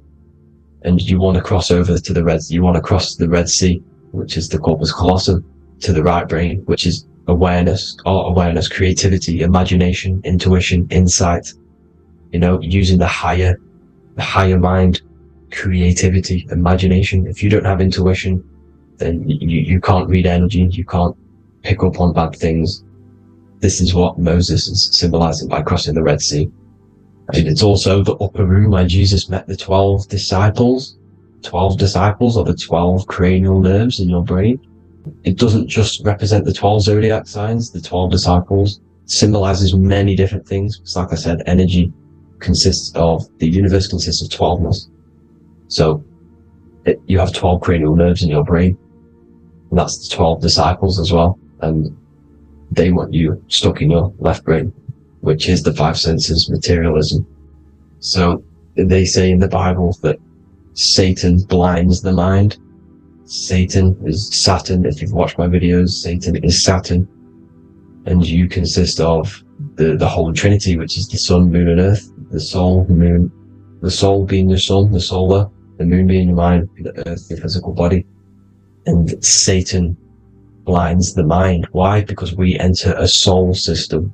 This is a soul system, not a solar system. And Saturn is the Lord of the Rings, which is the outer ring. When your soul enters the soul system, your soul starts to materialize. It hits Saturn. Why? Because Saturn starts to materialize you. You take on the 7 virtues, which are the 7 planets, which are your 7 chakras.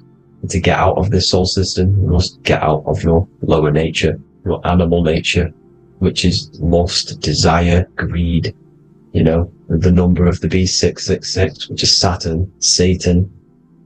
So you enter the soul system, you take on the 7 energies, which you turn into physical matter. And this is your descension from heaven to what you say hell. And then you must raise back up from matter to spirit. They say Satan blinds the mind. Why? Because your mind gets materialized. Your soul and mind get materialized. And when you get materialized, it's an intense experience. You lose the divinity within you. You forget the divinity. So Satan, which is the first planet, the first energy you take on, the material body, he blinds the mind. He makes you forget everything, your divinity. Then you must remember, ascend up Jacob's ladder, the 33 vertebrae, to heaven. And this is a microcosm of the macro, because you will ascend back up to heaven if you do this, when you leave your physical body, when your body decays. So when it talks about in the Bible, completely destroy them, the Hittites, the Amorites, the Canaanites, all the ites, this is what God says to the Israelites. It says completely destroy them. It's basically symbolizing saying destroy your lower nature. The Canaanites, cannibals. We're under a Canaanite system now, which is cannibalism. And this is flesh eating, lust, greed, all the demonic stuff, all the lower vibrational stuff. You know, the lower nature, eating, sex, and survival, the lower 3 chakras. You must get out of these lower 3 chakras and return back to spirit, which is heaven, which is spirit, love, being holy, being truthful, being passionate. Going back to Satan blinding the mind, all of the planets are made out of these 3 symbols. Satan blinds the mind, and that's why Satan's symbol, this is the symbol for Saturn, Satan, the symbol of Saturn is the cross, which is physical matter, the earth, over the moon is your mind. So the Saturn symbol saying matter over mind, he blinds the mind, Satan blinds the mind once you enter the soul system. And you must remember, in the Bible it talks about the Genesis, which is Eve, the sin of Eve, which is biting of the tree of knowledge, with the serpent which wraps around the tree. It says the serpent placed himself on the tree. Well, the serpent is the spinal column. It's the serpent telling you eat from the tree of knowledge of good and evil, which is your nervous system. And eating from the tree of knowledge of good and evil is doing bad things. For example, over-sexualized, overeating, eating the wrong food. That's eating from your nervous system. It's decaying you, and it's preventing you from achieving the God self, the God consciousness. This is the symbolism of, you know, the tree on the serpent, telling you to eat from the left brain, with the left brain being the sinister. Sinister is Latin for left. That's sin. Sin is left. And left is lefty Lucy, Lucifer, right, righteousness, right, God, godly. The tree of knowledge of good and evil, which is your nervous system, because it determines good or bad. You know, that's the only thing you experience in this world is your nervous system. And then the tree of life is the cardiovascular system, and the Garden of Eden is your body. So that's it for this video, people. Hope you've got a greater understanding of how you are the universe and everything is inside of you. Just keep in mind, you are the universe experience in itself, and your body is a reflection of everything. The 12 constellations, the 7 planets, everything's inside of you. This world is an expression from the inside outwards. You can't affect the outside world to manipulate reality. Everything's inside of you. I hope you got a greater understanding of this. God bless.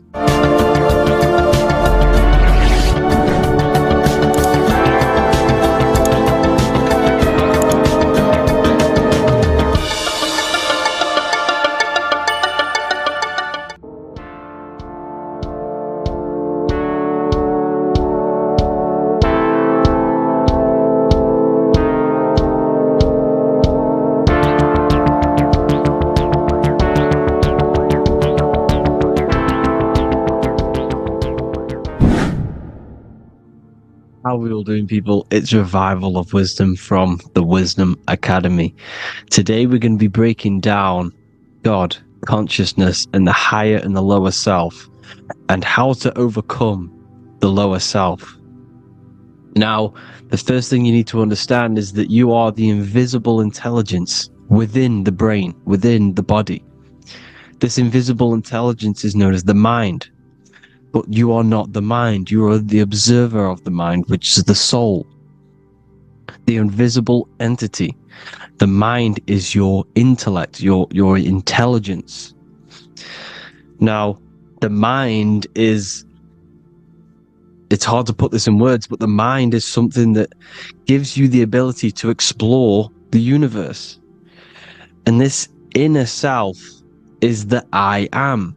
It's the quiet, the inner self, the voice you see in you hear in your head. This is why within spells high twin, inside, internal. The I is also the number 1, which is one line. Because the one and only, is the inner self, which is the I am. This is why you say, my name is Harry.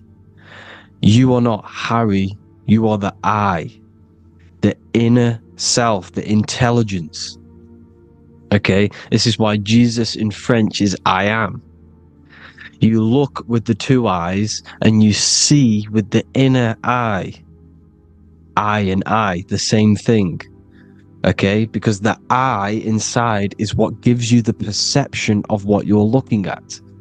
So when someone's trying to explain something and then you catch on saying, I see now, it's because you're seeing with your inner eye, the one that gives you perception, gives you intelligence, gives you the ability to understand things. This is the internal I, the invisible self, which the physical body is nowhere near as complicated as this inner self. Is in infinite potential. God, G-O-D, generator, operator, destroyer, soul, mind, and body. Brahma, Vishnu, Shiva, the Father, the Holy Spirit, and the Son. They're all the reason why you see God is always a triad is because it represents yourself. Your invisible intelligence is God.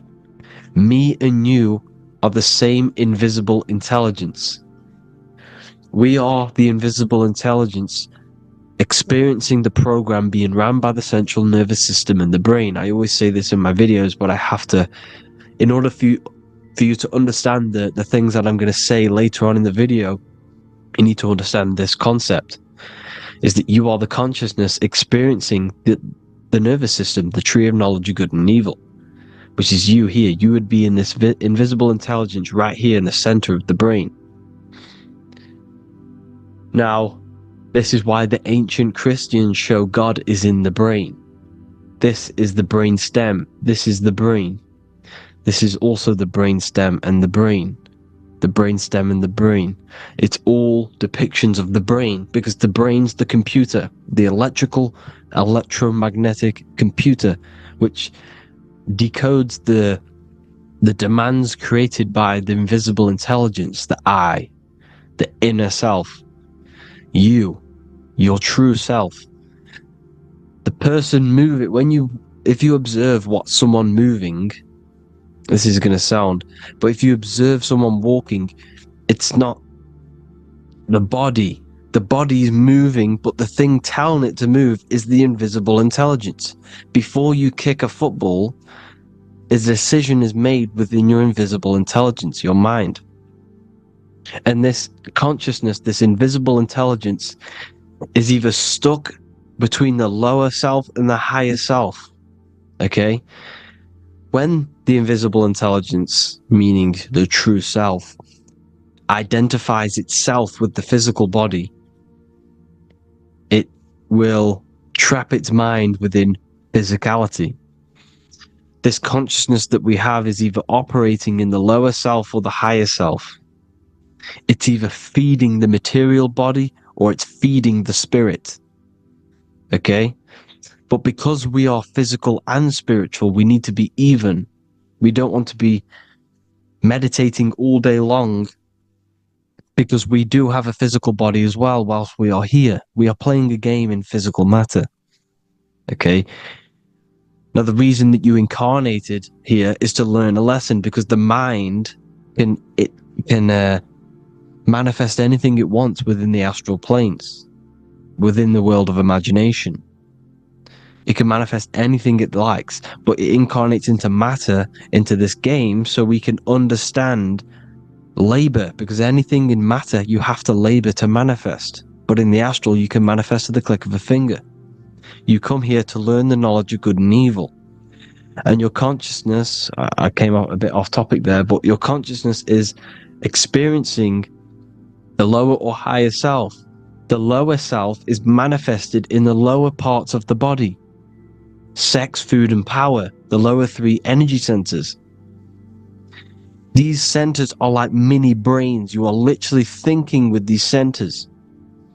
And when your mind is stuck within these lower centers, you'll think, have you ever heard the term of thinking with your penis, or thinking with your, you know what, as a man? Even females maybe, but mainly this is a boy saying, you're thinking with your penis. This is a truth, it's truth in plain sight. You think with these energy centers. When you're living off the lower three centers, all you care about is sex, food, and power. Eating, sleeping, and greed. Power's kind of like greed. Now, when we move up to the higher parts of the body, when we live our life within the higher parts of the body, this is considered heaven. Love, expression, intuition, and wisdom.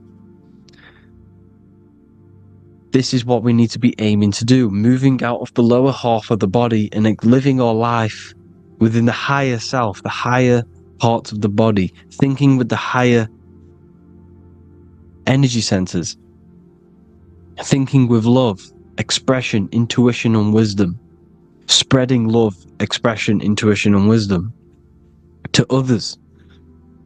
Heaven is even. This is why Jesus is pointing at the heart chakra, always pointing at the heart.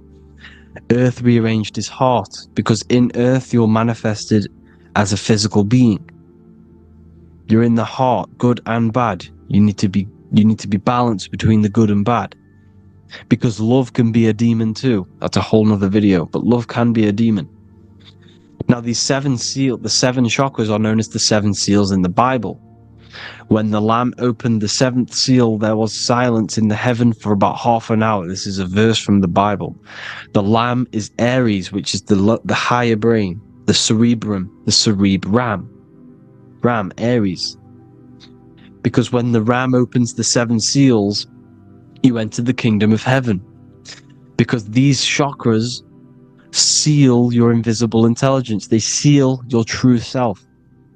You are behind these seven seals, your true invisible self, your true consciousness. Because behind these seven seals, you do not think about anything materialistic. Your intelligence is not material. It's not physical. It's not from the physical world. It does not desire the physical world. The body is the beast. The body's the animal, the lower self, which can corrupt our intelligence. It can corrupt the intelligence. Okay? Now, we need to balance these chakras so that we gain a deeper connection between this intelligence and the brain. Because when there's a strong connection between the brain and the intelligence, your body and the intelligence, you have a strong connection. Therefore, you can manifest what the intelligence is saying at all times. Meaning, when, for example, your higher self, this is intelligence, the higher intelligence is always speaking to you. It's always guiding you. It's always telling you the right thing to do. You can feel it. When you're doing something wrong, you can feel that you're doing something wrong. Because this higher self, this intelligence knows what it needs to do here. And when there's no connection between the body and this our intelligence, our true self, when we strip away, when you close your eyes for long periods of time, you will figure out you are this invisible, infinite, creative being. There's no words that I can't describe what it is. But it's the voice inside of your head that you can feel when you close your eyes. You are this being inside of the head, heaven, because this is heaven, this intelligence. And when there's a strong connection between the body, you can manifest everything it's saying. When everything is balanced, when you're no longer thinking with the lower centers, when they're all balanced, you're not thinking in particular with every center, you balance them all, you can manifest everything it says. Your body will act out what the intelligence is always saying. This is God in the brain, the intelligence, trying to touch Adam, representing the lower self. This is why they're not touching. Notice how Adam is resting, but the intelligence is always reaching out, stretching, symbolizing metaphorically saying it's guiding. I'm always reaching out. The intelligence, your intelligence is always guiding you. It's always reaching out to you. But Adam is ignorant of it. The lower self is ignorant of it. And that's why he's so relaxed and God is so stretching out. Because at our highest self, that when you think of when you want to better your life, that highest true version of yourself is God. When you're manifesting this, your highest self, this is God. Your truest form, your most perfect form, that is God. Your highest version of yourself, that is God. Emotions are not what you've been taught. Emotions are not something that should be reactive, okay? You should not let the emotion be you, except that you should experience them instead of letting them become you. You need to understand there's a separation in our consciousness. You have the soul, which is the person who is observing your thoughts. When you think a thought, who's the one observing that thought? The soul, you, the I am, the I, the inner self, the one and only. And inside of every single body, inside of me, inside of you watching this video, there is this same intelligence that is inside of me, inside of you. And it's the exact same intelligence, experiencing a different body. And this is what we mean by the universe is mental. We all are sharing the same ball of consciousness in a different body. The animals, the fish, the cells, all expressing this one consciousness. Me and you are the same. This is why the golden rule is treat others like others should be treated, because I am you and you are me in a different body. Now, going back, you need to identify that there's different levels of consciousness: soul, mind, emotion, and body. Okay? Your emotions are on a separate layer than the body, the mind, and the soul. So when you identify there's a difference between all of these, you do not let them become you. You do not let your mind rule you, because your mind can be corrupted. Your soul is the one that is pure good, pure love, but your mind can be corrupted. Okay? Your emotions can be corrupted. The body can be corrupted, but the soul can never be corrupted, only layered on top. You can only throw piles of programs within the subconscious, layering the soul down, but deep down inside of every single one of you, there is a loving being. Because love comes from the heart. Love is the universal emotion, expression. Now, your thoughts can become bondage, your emotions can become bondage. Now, what do I mean by bondage? By conquering the lower self, we need to conquer our own mind, because the mind is what's manifesting the lower self. When you're thinking with the lower half of the body, when you're becoming your emotions, you need to experience the emotion, not become the emotion. Do not let the emotion become you. Do not let your thoughts become you, because your thoughts are tools that you can manifest. Your thoughts are the idea. Your emotion is the energy that you can use to manifest that thought. Your emotion is energy in motion, emotion. You use emotion to manifest, to feel as if you already have the thought. Therefore, you become that vibration. Therefore, your emotions are actually a creational force that is given to you to manifest things, because you're a human, a manifester. You're here to manifest things. You're a creator. You are a god.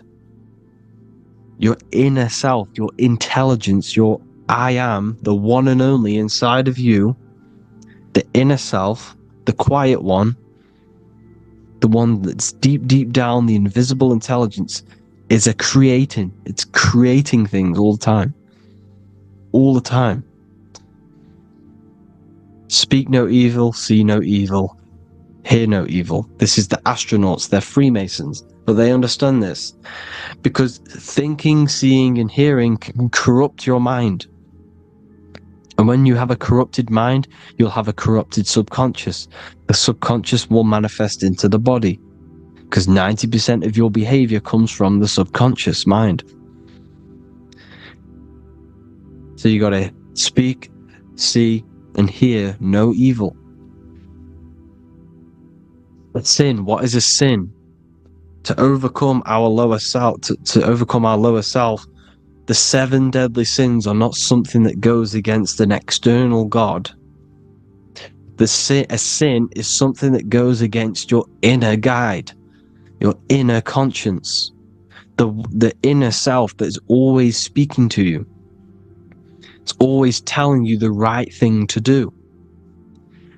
A sin is something that goes against this inner guide. And this is why you can feel something where you can feel you're doing something wrong, because the inner guide is speaking constantly.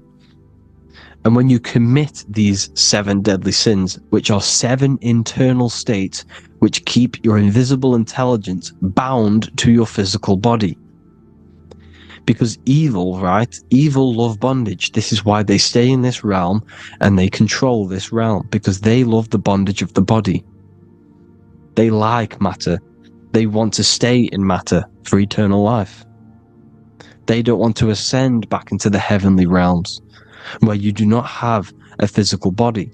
You can explore the universe within the astral planes.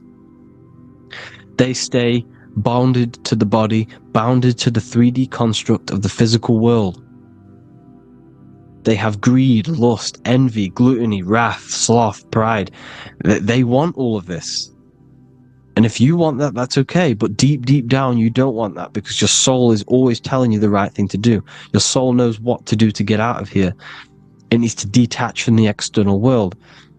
Detach from all of these 7 internal states which bound you to your lower self, your lower centers.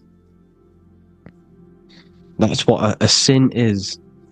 You know, you have a left and right brain. The left brain is always analytic. The right brain is metaphorical. So the right brain is producing a holistic view of reality. Now, what do I mean? And not view, perception. When you see, because your eyes are parts of the brain, when you look at something, and you look, that image is produced in the back of the brain in the visual cortex. And then the right brain produces a perception, a holistic, it breaks down what you're seeing into a holistic image, a holistic perception. So for example, if you're in a woods, the right brain sees the whole woods as one big woods. The left brain is breaking that perception down into individual trees, branches, and leaves.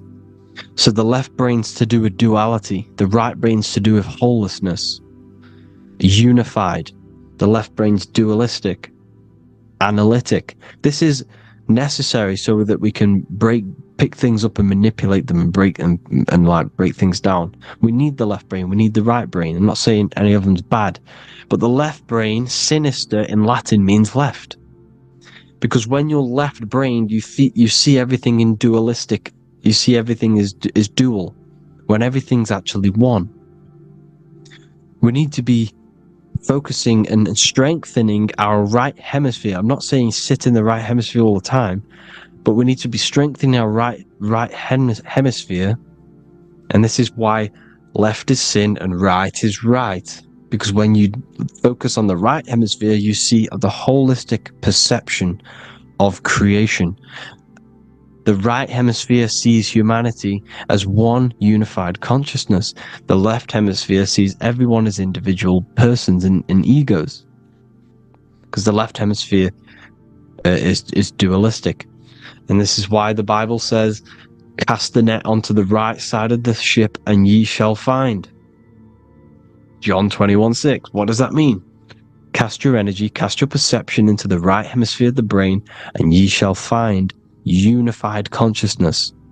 You shall find your higher self, the one and only. If then you have been raised with Christ, seek the things that are above, where Christ is seated at the right hand of God. Wow. Powerful. What does this mean? Seek the things that are above, where the Christ is seated at the right hand of God. God is your consciousness, your invisible intelligence between the 2 hemispheres. The right hand of God is the right hemisphere. Seek the things that are above the heart. Love, intuition, expression, and wisdom. Seek the things that are above the heart, the higher self, the higher part of the body. Because when you seek the things of love, expression, intuition, and wisdom, you create a strong aura. You attract the same frequency. And this frequency is heaven, God. This is the Sumerian artwork showing the Lamb. This is a step symbolizing stepping upwards, raising up. He's stepping over the lamb up to the bird. His hand is going to the bird. The lamb symbolizes the lower self. Okay? The bird with the wings is in the sky. It represents the higher self. This is why angels always have wings, because it represents the higher self in the sky. The lamb is a ground animal, symbolizing the lower self. He's stepping over the lamb to the bird, his higher self, his invisible intelligence. Horus and Set, Jesus and Satan. Look, Horus has an evil brother, Set, just like Jesus and Satan. Horus is a bird, higher self. Set is a ground animal, lower self, which is the devil and the angel on your shoulder. You see? The right and the left hemisphere. The two wings. So, the devil and angels always speaking to you. The higher and the lower self. It's the battle between the higher and the lower self. Between the invisible intelligence and the physical body. Because the body's the one that wants the sugar. It wants the pleasure. It wants the sex. It wants the porn. It wants all of the materialistic things. It wants the 7 deadly things. Okay? It wants this. There's a battle between the higher and the lower self, your intelligence and the body. This is why you need to become balanced, so that there's a deep connection between the body and the invisible intelligence, the I am. You need to master your mind with discipline, and you gain a connection between the brain, the body and the intelligence. Resurrection, transmuting sexual energy. Okay, this is important. Res is Resh, which is Hebrew. The early Hebrew Resh symbol is the head. This is the head. Resh, erection. Erection is a sexual stimulation. Resurrection is rise erection. You got to raise your sexual energy up the base from the spine to the head. This is the Christ, the Christos.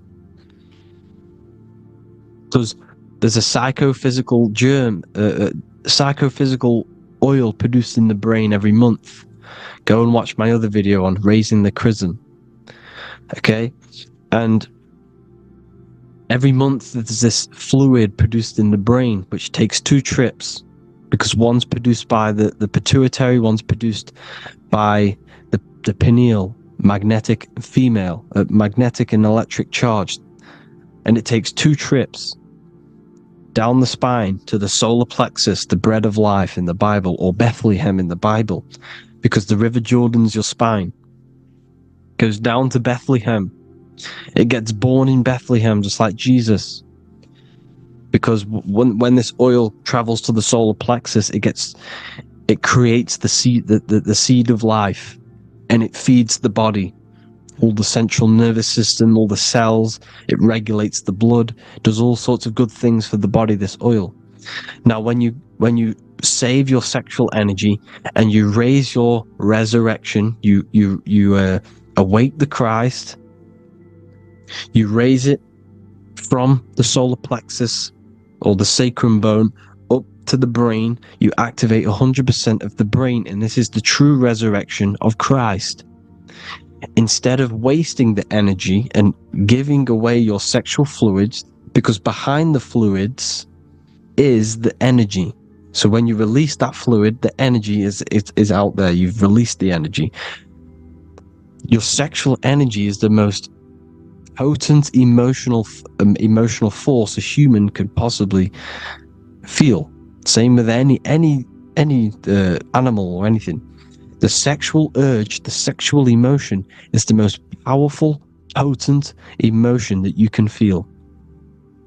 It takes over the whole body. When you feel sexually aroused, it takes over everything because it's so potent. And when you fight the serpent, when you fight the sexual energy, which is shown here in the Egyptians, the cat cutting off the head of the serpent, or Hercules fighting the serpent, or in the Greek mythology fighting the 7-headed dragon, the 7 chakras. The serpent is your sexual energy because it symbolizes your kundalini. When you fight it and you transmute this energy, instead of releasing it, instead of acting sexually on it, you can transmute the energy, transfer it from the solar plexus up to the brain. You can do this with other tasks. Instead of raising it from the solar plexus to the brain, you can use it for other things. So for example, you want to think critically. You can use it for critical thinking. You can use it for going to do exercise. You can transmute sexual energy into anything. But you can do this, you can raise the sexual energy, and you can use this energy to push the cerebrospinal fluid from the solar plexus up through the spine, up the 33 vertebrae to the brain, and it'll activate 100% of the brain. And this is the resurrection of Christ. Jesus was never dead. Jesus was never rose from the dead. It symbolizes the Christ, Jesus Christ. Christ is Christos, which means oil in Greek. The resurrection of the Christ, the Christos, the oil.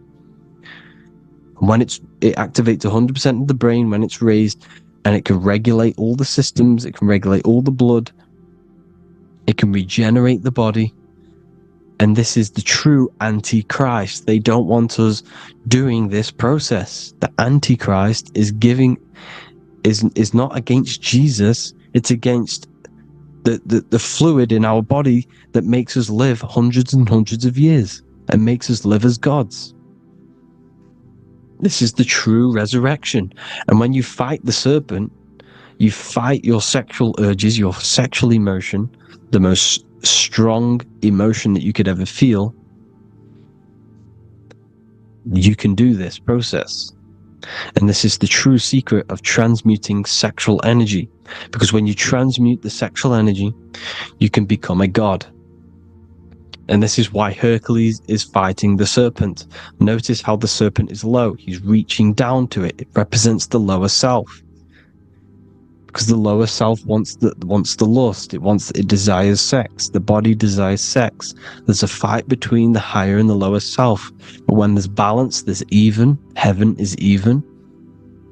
When there's evenness between these, this is the kingdom of heaven. This is when heaven is on earth. So at our highest levels of ourselves, the highest level of our intelligence, this is God. God is something that we manifest. We need to achieve Christ consciousness by battling the body. There is no battle outside of the physical body. It's an internal battle. Jesus and Satan have been externalized. Nothing exists outside of you, because I explained in the beginning how you are the consciousness experiencing the central nervous system. Therefore, there is nothing outside of you. It's all internal. Jesus and Satan have been externalized. Why? Because it's business. The church is a business. It's all a business. They've created these figures to be historical when they're not historical. The Bible's not historical. It's all externalized. It's called exoteric, when the truth is esoteric, internal teachings. So anyways, people, balance the chakras, balance the two hemispheres of the brain, balance the conscious and the subconscious. Balance is perfect, the yin and yang. You are spiritual and physical. You live in day and night. You need to be balanced. Oneness. Seek oneness. And this is the true kingdom of heaven. And when we all realize that we are all the same intelligence, the same consciousness expressed in different bodies, when we all realize this, we all realize we're all one. Doesn't matter what race you are. It doesn't matter what race you are, where you're from, your nationality, because none of you are actually from here. None of you are from the physical world. You're manipulating the physical world through the physical body. You are the I am. We all have a soul. Every single one of you has a soul. We all have souls.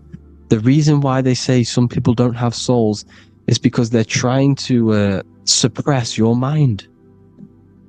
They don't want you to know that you have a mind. That sounds crazy, I know. But a lot of people haven't realized that they have an infinite intelligence called a mind. And behind that mind, if you can observe your thoughts, the person who is observing the thoughts, you have a soul. Everyone has a soul. Don't listen to all these people saying some people don't have a soul, some people do. We all have a soul. Every single one of us. So anyway, you need to break the lower nature of yourself. At our highest levels, we are gods. Our intelligence, our universal intelligence, the I am, the intelligence that's inside of the brain, is God. Our minds are being corrupted within believing that you are the body, and by the result of this is a society like today, because everyone thinks they're the body, and everyone's living in the lower nature of self, where everyone only cares about themselves. But when we realize we're all one big consciousness ball, we're all the same consciousness expressed in different bodies, there will be peace. So thank you all, people. If you do want to learn more, if you do want to read my book, it's called The Book of Wisdom. I'll put it in the description. It's an amazing book, people. It's going to give you the best understanding possible about creation, yourself, and the world. It's amazing. The Bible, everything. I have just launched a new cymatic library. A friend of mine has just added this to the website. He creates beats, and he creates the purest beats, so they are actually the frequency that it tells you. Most of the stuff on YouTube and Spotify and Apple Music is all, it says it's a certain frequency, but we know these major platforms are all playing with the frequencies of the app. So if you want a real binaural beats, solfeggio scale frequencies to meditate on or listen to throughout the day, join the Occult Library. You can get a 2-day free trial. I'll put the link in the description. Thank you all, people. Hope you all enjoyed this video. God bless you all.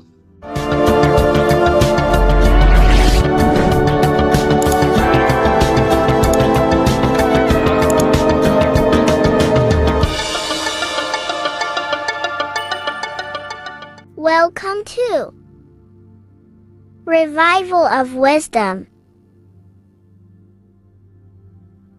Welcome people, we're back with another video, and this video is about Freemasonry and their connection to the Illuminati. Please, as always, to make sure to hit that like and the subscribe button and turn on the notifications to never miss a video. On May the 1st, 1776, the founder of the Illuminati, Adam Weishaupt, founded this secret organization, and this date can be found in Roman numerals underneath the all-seeing eye pyramid on the $1 bill. This $1 bill also says Anno Coptus Novus Ordo Secularum. This is Latin for announcing the birth of the New World Order. This New World Order will be headed by Lucifer, the all-seeing eye, and followed by the 13 layers of bricks for the 13 elite bloodlines. So your Orsini's, Rockefellers, Rothschilds, Soroses, and the other 9 elite families.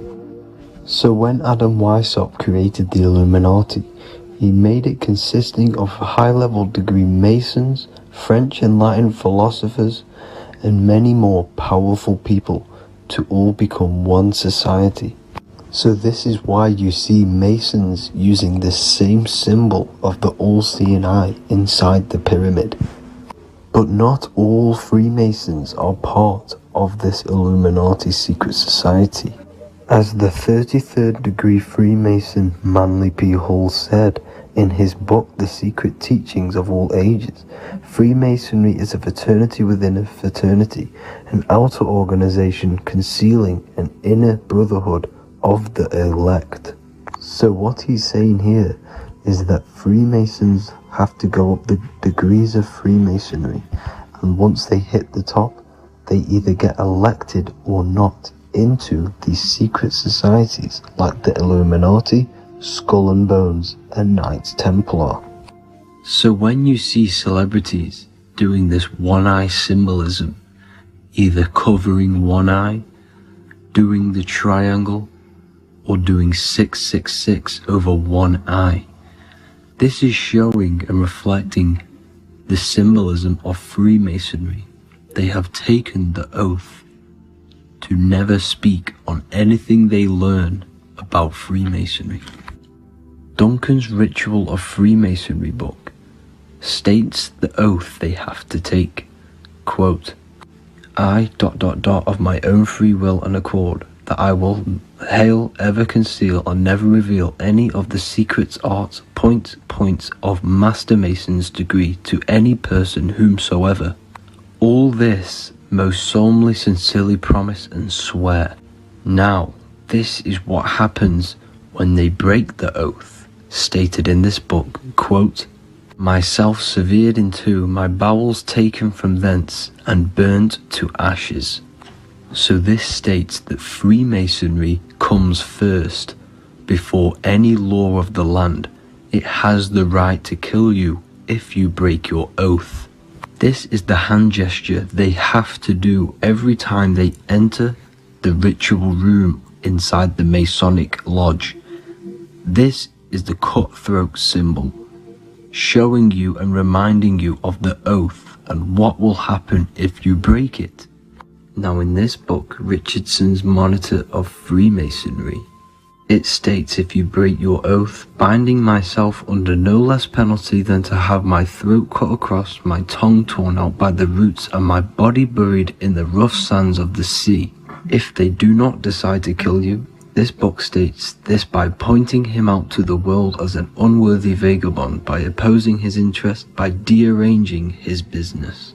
In other words, they have the power to frame you and destroy your reputation to the world and destroy your business if you break this oath. So yes, they do kill to keep this truth hidden, because this truth of this reality is what keeps them in power. They have the ability to manipulate people because people do not know what manipulates them. This is why they call themselves the government. They govern the ment, which is the mentality, because the mind is the root cause of reality. They control what you perceive to control what you manifest. By knowing the truth, you are set free, and you no longer need no controller above you.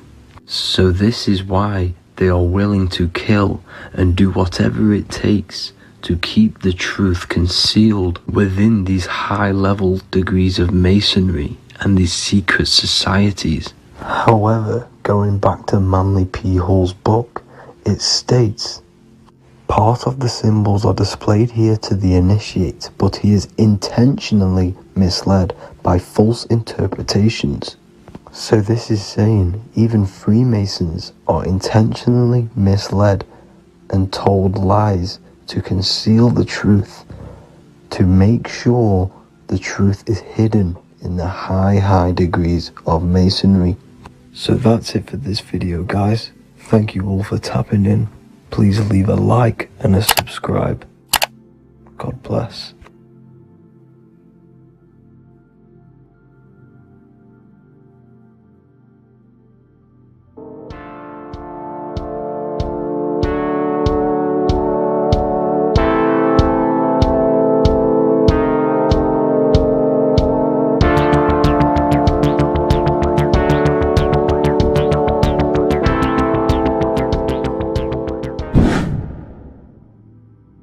What is good, people? It's Revival of Wisdom. Today we're going to be talking about Saturn. I've done this video in the past. However, this video is going to contain a lot more in-depth explanation of Saturn. So the 33rd degree Mason, Manly P. Hall, said, Saturn is the key to crystallization, physical matter. Light is matter, matter is light. They are interchangeable. Low vibrating light turns into matter, high vibrating matter turns into light. And Saturn is the god of this world, this physical world. He crystallizes light into matter. This is symbolized as the Masonic checkered board, matter and spirit, matter and light, light and matter. He's also the god of time, destruction, justice, He creates and destroys, because all things in time die. He creates and destroys you. So, because we live in this physical world, which is the electric world, this is why we say electricity, because it comes from the root word of El, Saturn. They used to call Saturn El, E-L. This is why we used to say Elohim is God. The real God of this world is Saturn, but it's being hid. This is being hid. Jesus is Saturn. All of this is Saturn. It's all Saturn worship. It's the real God of this world, So, physical matter is a result of two opposing forces equalized on the plane of inertia, because everything is created out of electromagnetic toroidal fields. And these two poles equalize on the plane of inertia, which gives you planet Earth, plane of inertia. The plane of inertia is what Saturn is. It's the ring around the center of the plane of inertia. Thank you to Walter Russell saying, physical matter is a result of two opposing forces on the plane of inertia. This is what Walter Russell says, so please check out his work. He's got many books, many books on light and electromagnetism and stuff like that, so I advise you to check him out. So the torus field gives you the binary code 0 and 1, the female vagina and the male phallus. This is the code for this world. Saturn crystallizes physical matter.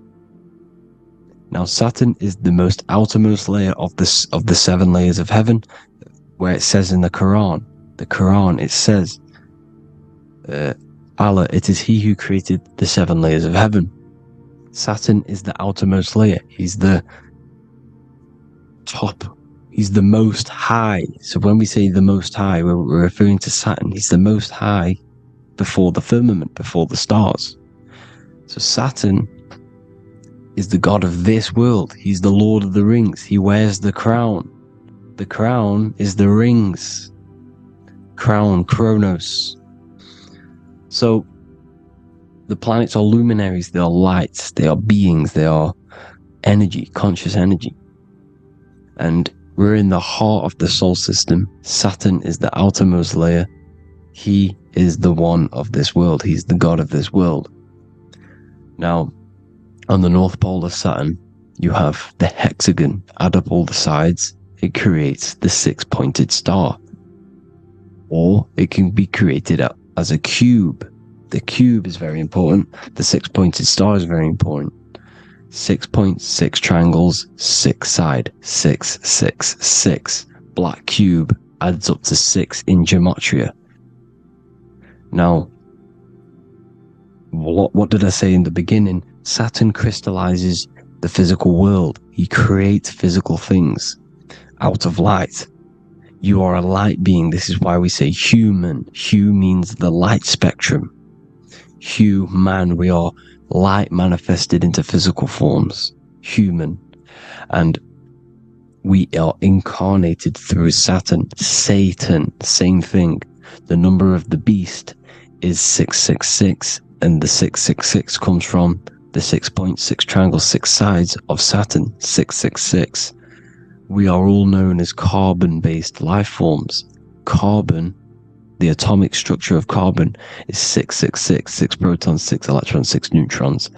We are materialized into our physical bodies through Saturn, through the number of the beast. These bodies are the beast, it's the animal. The divine, the Christ, is the consciousness within, because you are a physical, spiritual being combined into one, hexed into one. Hexagram. This is a hexagram. You're hexed into physical matter, spirit and matter, light and dark, combined into one. Now you contain of the mark of the beast, the mark of your body. Your body's the beast.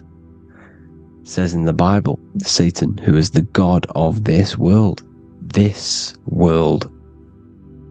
There are many different worlds, but this world is run by Saturn, and it says that in the Bible. Saturn is Satan.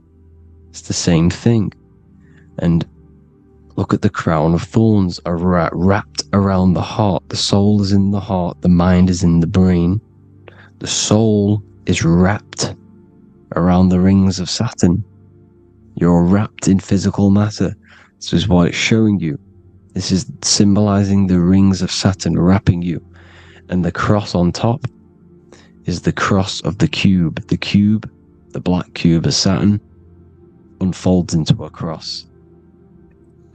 So Satan, who is the god of this world, Corinthians 4:4 in the Bible, Satan, who is the god of this world, has blinded the minds of those who don't believe.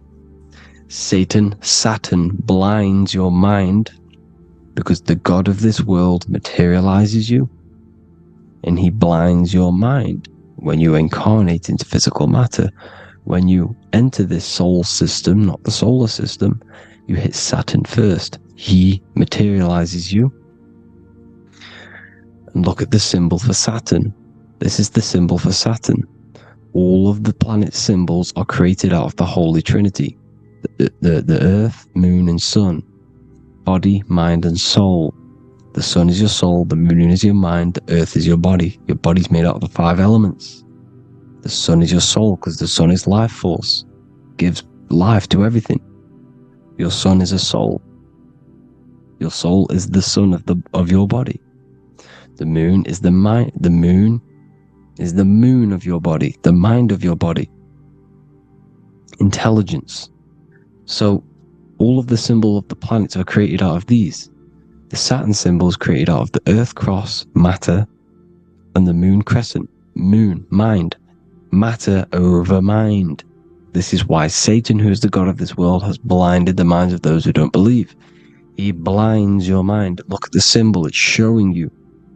The Saturn symbol is matter over mind when it should be mind over matter. So we descend into a soul system, into our 666 Saturn carbon suit bodies, and we are matter over mind. Then we have to move up the spine to go back up to spirit, to mind over matter, where you manipulate your own reality. Now look at this, it creates the number 5. 5 is the number of change. You're moving from this side of the number sequence over to the right side. You're moving from the spiritual into the physical world. You're incarnating into the 5 elements, the 5 senses. So the cube, the black cube of Saturn, is another major symbol. Very important symbol. Here you see the cube, and the color black is associated with Saturn because Saturn's associated with death. He creates and destroys. Light and dark. Death is associated with black, spirit, because you can't see spirit, which is blackness. So the black cube is black because Saturn rules the nighttime, which is dark, blackness, and he rules the winter, which is death, blackness. So Saturn is the black cube. Cubes have 6 sides. Up, down, right, left, back, and forward. Cubes are 6-sided. Everything is 6-sided inside of this creation because you're incarnating, you're materializing, crystallizing into the cube, the world of the cube. Everything's a cube. Everything's got 6 sides. Here's Leonardo da Vinci showing you that you're in the cube. Leonardo da Vinci did this famous painting. You're in the cube, you're hexed into physical matter. Where you're incarnated into the 3rd dimension, the 3-dimensional world, which is a cube, 3D. And black cube adds up to 6 sides of the black cube. The Kabbalah means cube god in Arabic. And look at what they do. They worship the cube, the black cube, and they stand in rings like the rings of Saturn. Australia, Denmark, Manhattan, Santana all have these black cubes. You go to New York, you will see the black cube there as well. These black cubes are everywhere because it is the real God of this world, So look at the cross. The cross unfolds into the cube. Xbox, Nintendo GameCube, Sega Saturn, anything to do with a simulated gaming reality, they put Saturn in it because we're in the simulation of Saturn. This is a simulation. And this is why they reflect this through the Xbox, GameCube, Sega Saturn, anything to do with gaming, simulations, is all Saturn. Because we're in the cube of Saturn, the black cube. We're in the GameCube, the Xbox, the Sega Saturn. As above, so below. So they reflect it through the simulations that they create inside of this simulation. Cubes have 8 points for the 8 points of time and space. 8 is the number of time. Everything's cycling, infinity. So, look at the cube. The cube is symbolized as in Judaism. The Judays have the black cube. They wrap themselves in a black band and they cover their eyes into blackness. The black cube for the black cube of Saturn. They use the star as Saturn, and they worship their god on Saturn Day because it's all Saturn worship. And look how the Saturn god is wrapped around with these thorns or leaves, just like Jesus is wrapped around his heart. And Jesus on the cross is us on the cross. We are in the cross. We are in the cube. The cross is the cube. And the cross is even in the Saturn symbol. This is another symbol for Saturn. There's two symbols. You got this one, the one I've just wrote down. And there's this one. This is the cross of Saturn, the cube god, the simulation, the GameCube. Now, Chronos is another word for Saturn. Chronos means time. When you clock into work, you go to the Chronos machine. Well, I did anyway. And I'd tap my card on the Chronos, because Chronos is time. Anything to do with time is Saturn. He creates and destroys. Look at the artwork of Saturn with the sand, the time. Look at this, how he's cutting off the baby's wings. He's crystallizing the spirit into matter. He's cutting off your wings. Satan, in the Bible, he falls from heaven into earth and he loses his wings. He becomes a serpent. See it's all symbolic for us. We are the fallen angels, fallen angles of light. We're fallen angles of light. We are light beings. Now we're fallen into physical matter.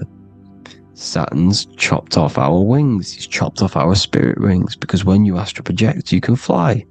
You will fly around. He's got the Reaper staff here, always depicted with the Reaper staff. Now look at the clock. Saturn Day is the 6th day, the number of the beast 666. Look at the clock. 6 take away 12. 12 take away 6 equals 6. 7 take away 1 equals 6. 8 take away 2 equals 6.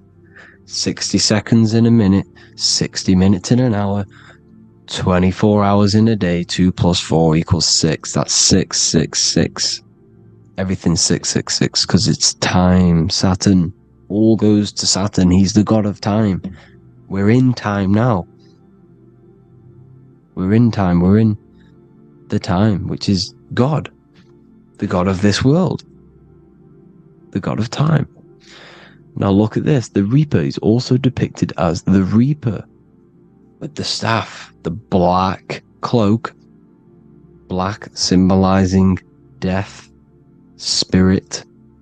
Judges wear black because Saturn is the law. He's the god of this world. He's the law. This is why they wear black cloaks. When you graduate from university, you wear a black cloak and a black cube on your head. You've been hexed. Funerals, you wear black because it's all to do with Saturn, Father Time, Father Crystallization. Now Saturn, here's another one of him cutting off the wings of a child. Because he cuts off the wings. He creates and destroys your body. We're in the electrical world. Everything that is electrical vibrates. All vibrations have to come back to a standstill point, which is death. This is why your body dies. Your atoms stop vibrating. Corona. Look at the crown. The crown is the corona. Corona means crown. And look at this is an alcohol brand for beer. You can see the staff of Saturn in the symbol with the moon crescent. Corona, which is the crown, Saturn, the crown on Saturn, the rings. And then you've got the staff. It's all Saturn worship.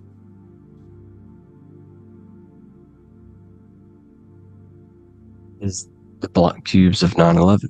2 black cubes. This was a ritual for Saturn. It's all ritualistic. And look at the Star of David, the Star of Saturn. It's not the Star of David. Creates IXXI, the sigil of Saturn. IXXI means 9/11 in Roman numerals. 9/11. It's all a ritual for Saturn, and they have the 2 black cubes of Saturn. Now look, XX, there's more symbolism of Saturn now. We're going deeper. XX is more symbolism for Saturn. The sigil of Saturn is XX, as above, so below. Same with the Star of David. You split it in the middle, as above, so below, as above, so below. XX, this is a Knights Templar Cross of Lorraine. XX, Knights Templar, High Order of Masonry. They all worship Saturn. Well, Saturn's the real god of this world. X Eon with the XX. XXL magazines, which is all to do with famous rappers and stuff like that. When you die, you put XX on the eyes because it's Saturn. He's the Reaper. Is Jesus with the XX crown with the thorns around his heart, around his soul, with the cube on the top, the cross cube. Lucifer with the XX Cross of Lorraine. Jay-Z with his alcohol brand, XX Cross of Lorraine. The X Factor with the rings of Saturn.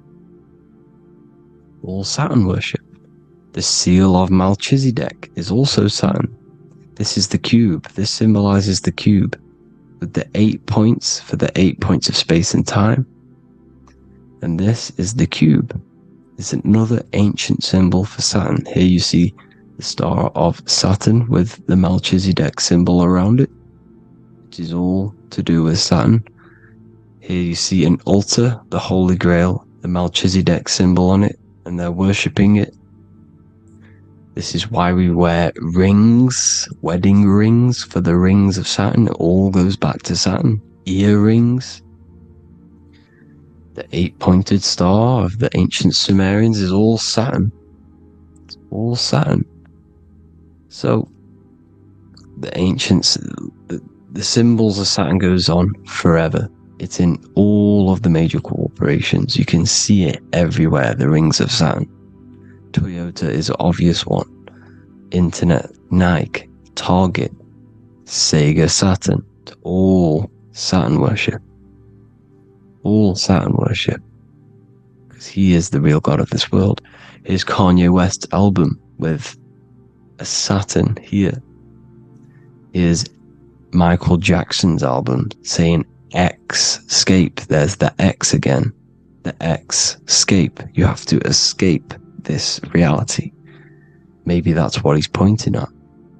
Here you see it on the dollar bill. The star of Saturn. Here you see it again on the dollar bill. So that is it for today's people. I hope you all gain some insight on Saturn. Please like, comment, and share if you can. Subscribe if you like the channel. Please have an amazing day. God bless.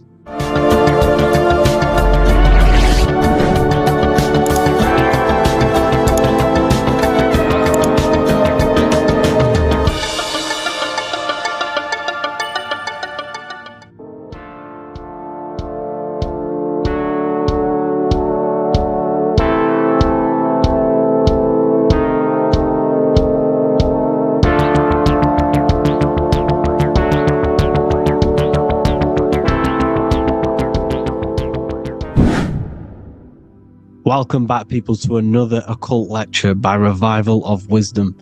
Today we're going to be talking about magic and how it's being used on us for the New World Order.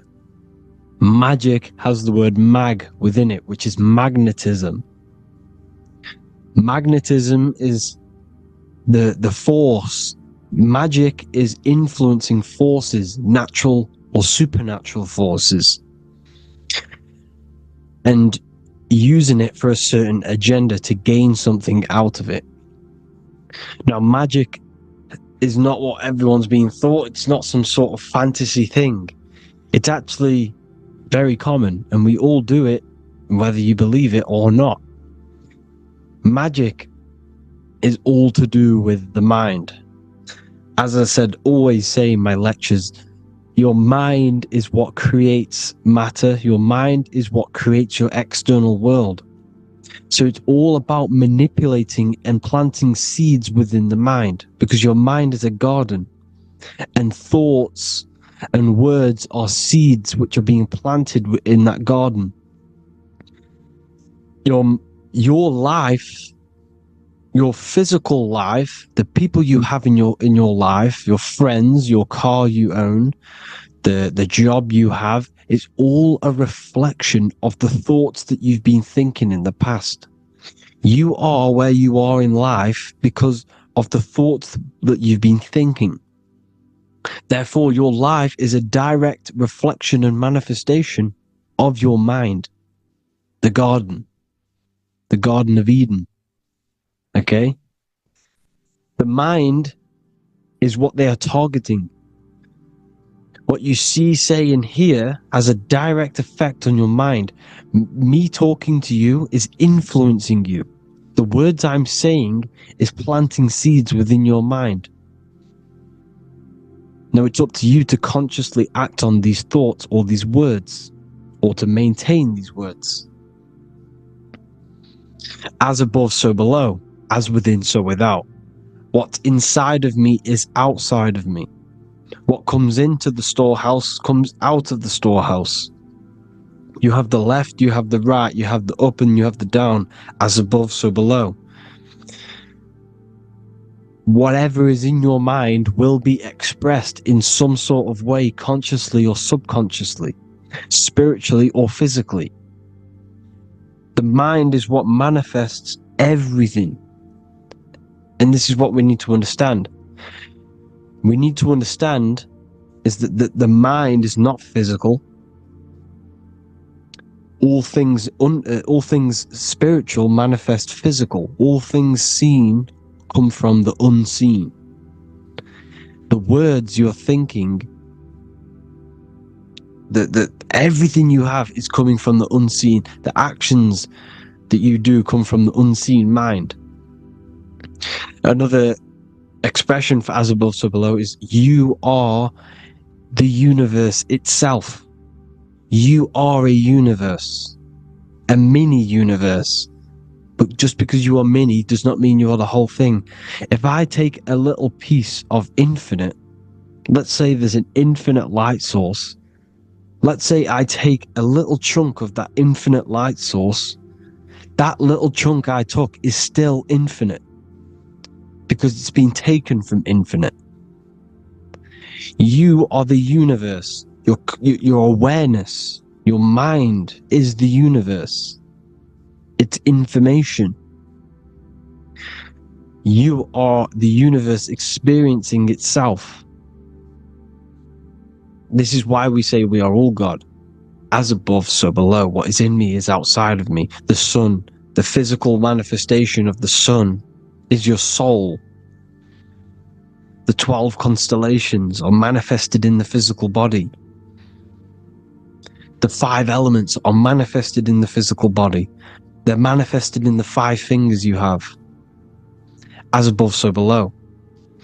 This is manifested, well, this is a symbolized in Freemasonry and secret societies as the 2 pillars. The mirroring reflection, the reflection of reality, the mirror. As above, so below. What happens in the mind, what happens in the astral, happens in the physical. This is Aleister Crowley. This is all symbolism. This is the two pillars with the all-seeing eye and the triangle at the top. Aleister Crowley was a master magician, very powerful dark magician, black magician. There's two types of magic. You have white and black, just like the checkered board, the Masonic checkerboard. You have white and black. You have good and evil. White magic is influencing natural forces to gain something that will help the collective consciousness, help the collective, help the earth, help other people. Black magic is something you manipulate something so you can get something personal out of it. Doesn't matter if it's good or bad. It's still considered as black magic because you're being selfish. Everything you do should be contributing towards the collective consciousness and helping others. And this is why the ancients lived in a system where everything was in unity. We understood that I am you and you are me. What I do to you happens to me because I am you and you are me. We are the same mind substance on the inside. We're all the same mind substance being expressed in different bodies. So what I do to your mind will have a ripple effect on my mind because all of our minds are connected within the mental plane. So this is why they know all this knowledge. They know all this knowledge. So yeah, this is the mirroring effect of reality, the two pillars, or symbolizes the number 11.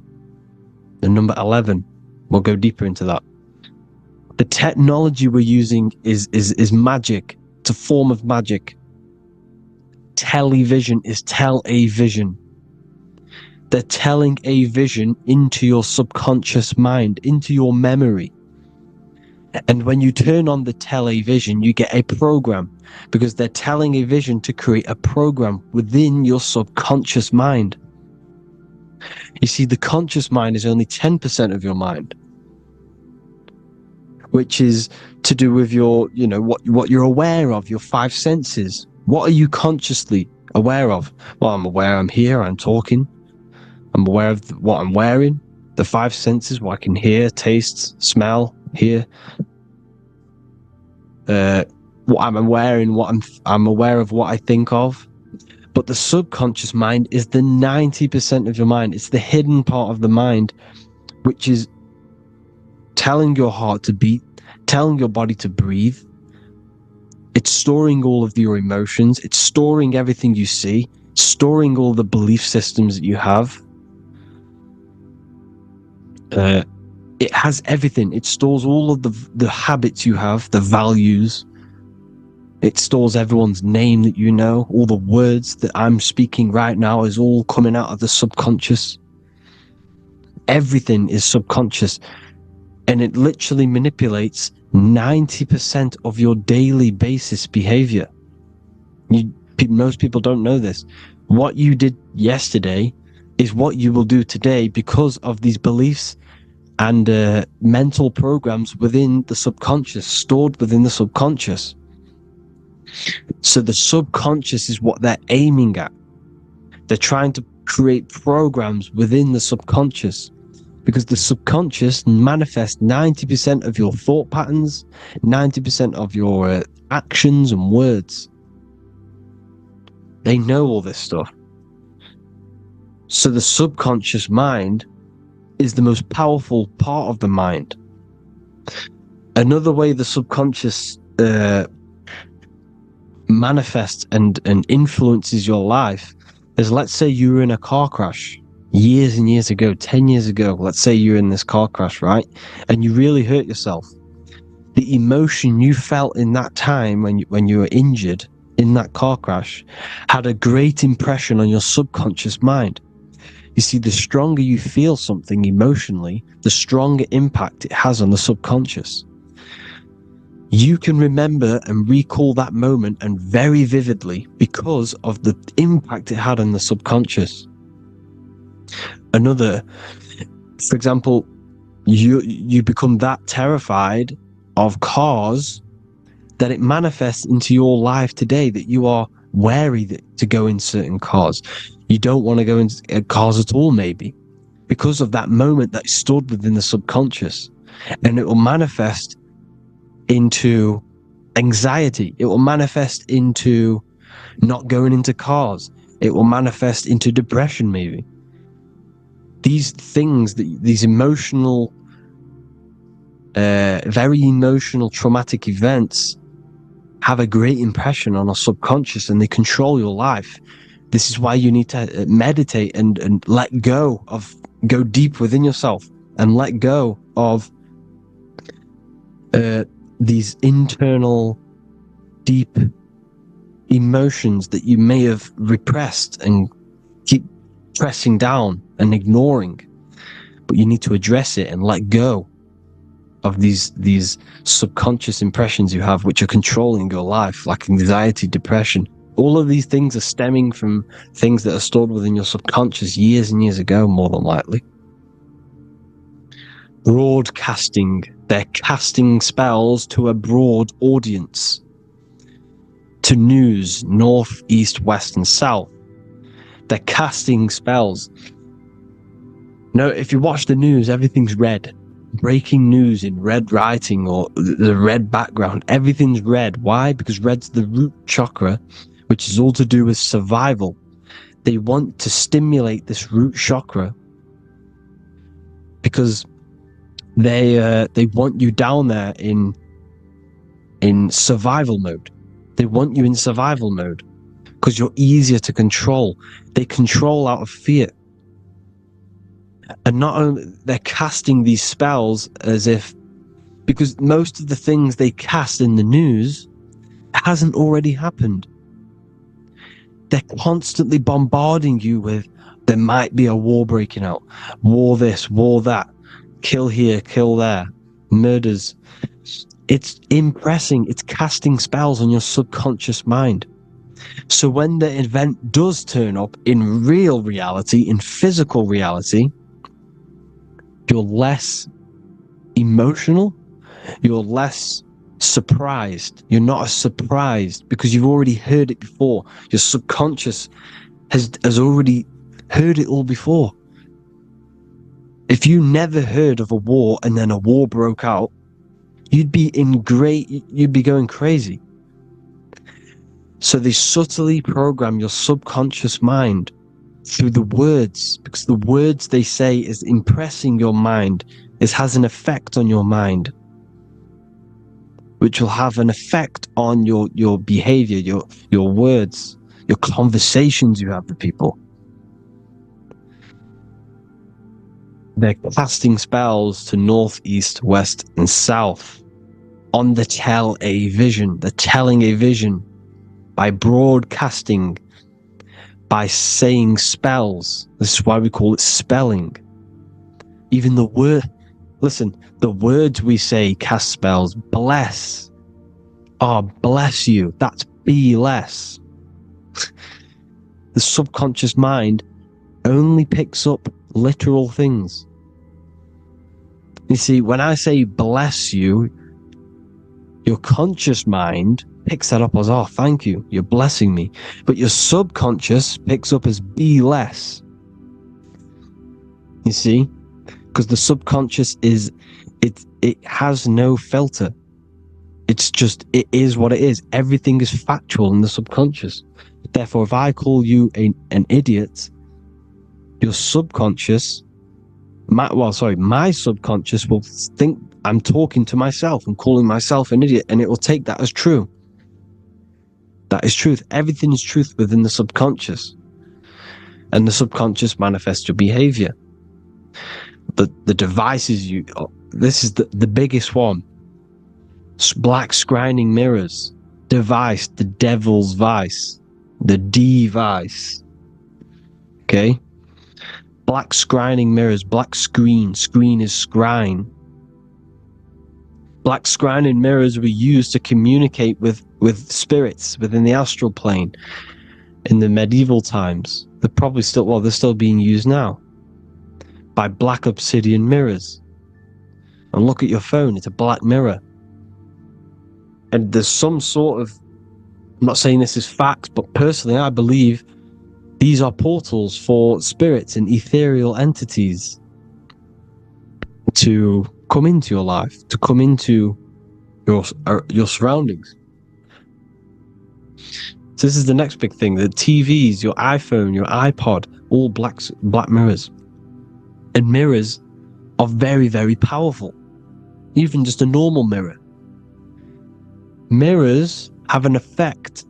Whatever you say into a mirror, what you say is energy. And when you say something into a mirror, you're saying it into yourself. It's an infinite cycle of words, of energy. Because it's being reflected infinite times.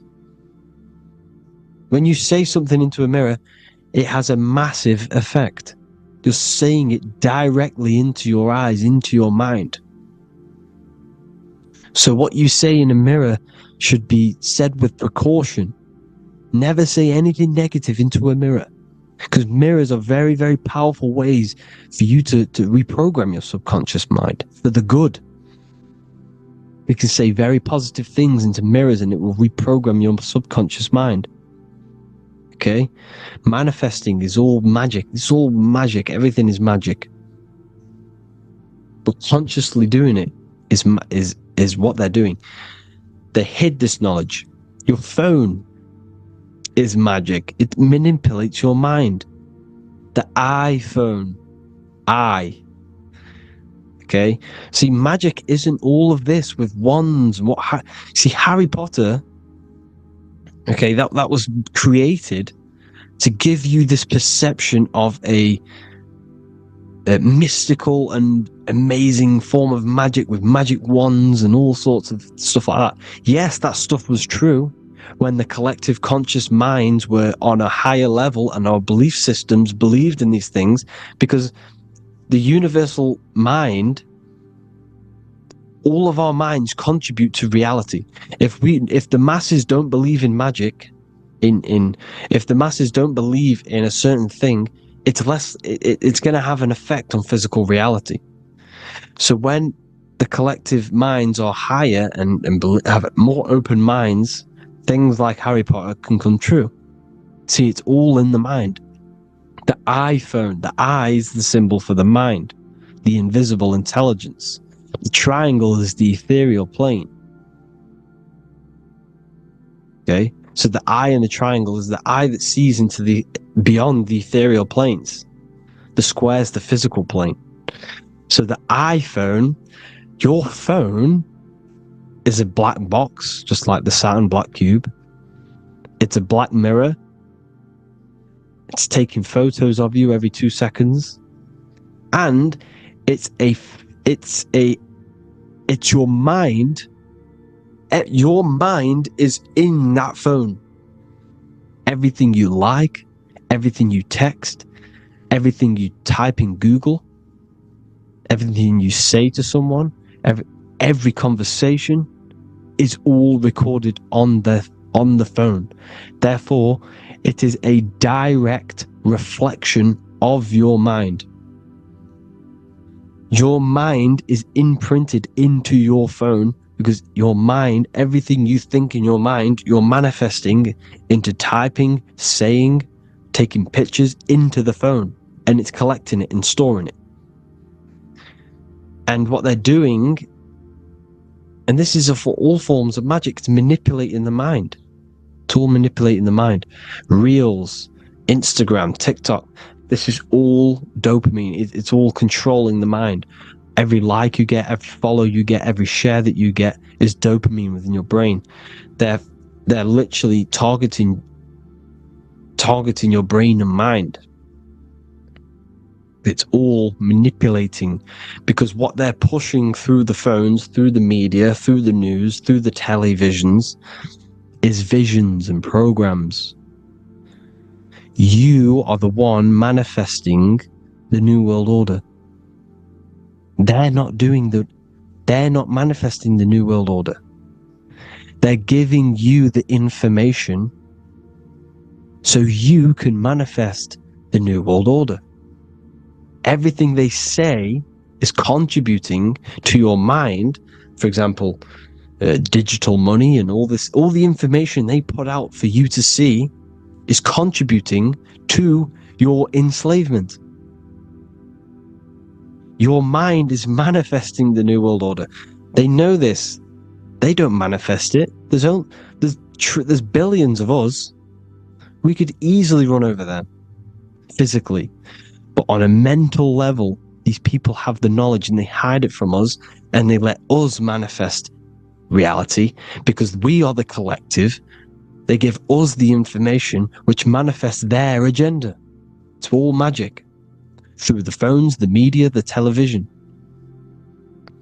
So your phone is a manifestation of your mind. It's a record of your mind. Hollywood, holly tree.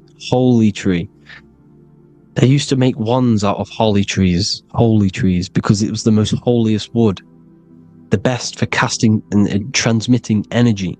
So they used holly trees to cast spells. That's what Hollywood is.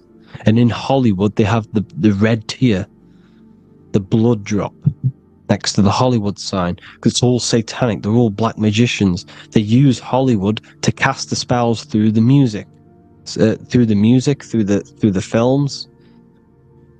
You see, music is a form of magic. All of this is magic. Everything they do is a form of magic, because they want an agenda behind it. But it's not black magic. They're letting us create our prison. This is what you have to see. Yes, they're evil, but they're not doing anything evil, or else they would face the karma. They let us manifest this agenda through giving in the information, by telling you what's going to happen in the movies. Everything that happens in a movie, it's all there on purpose to program your subconscious, to plant a seed within your garden, your subconscious, your mind. Because when the mind has already seen something, when it comes up and turns up in physical reality, you will be less shocked and you won't rebel. So they lure you slowly. They make you aware of these things over time. They make you gradually think it's okay. Like the technology, we never used to use these phones. How did we become so addicted and reliant on them? Well, because first they gave you a little flick phone. Well, no, sorry, they gave you a phone in your house, and then once you got used to that, they say, "Oh, here's the newest version of a little flick phone." You started texting your friends. Everyone was loving it in high school. They could now meet up without saying, "Let's meet on the weekend at this point at this time," like your parents probably did. Or maybe some of you watching this, you probably had to tell your friend to meet on the weekend at a certain time because you had no way of communicating. So everyone got these phones and got addicted to them. Then they slowly got addicted to the new iPod with a touch screen. Now they invented touchscreen. Then everyone got addicted to touchscreens. Then because all of this is producing dopamine in the brain, which creates you to become mentally addicted to things, and physically addicted, chemically addicted, because dopamine's a chemical.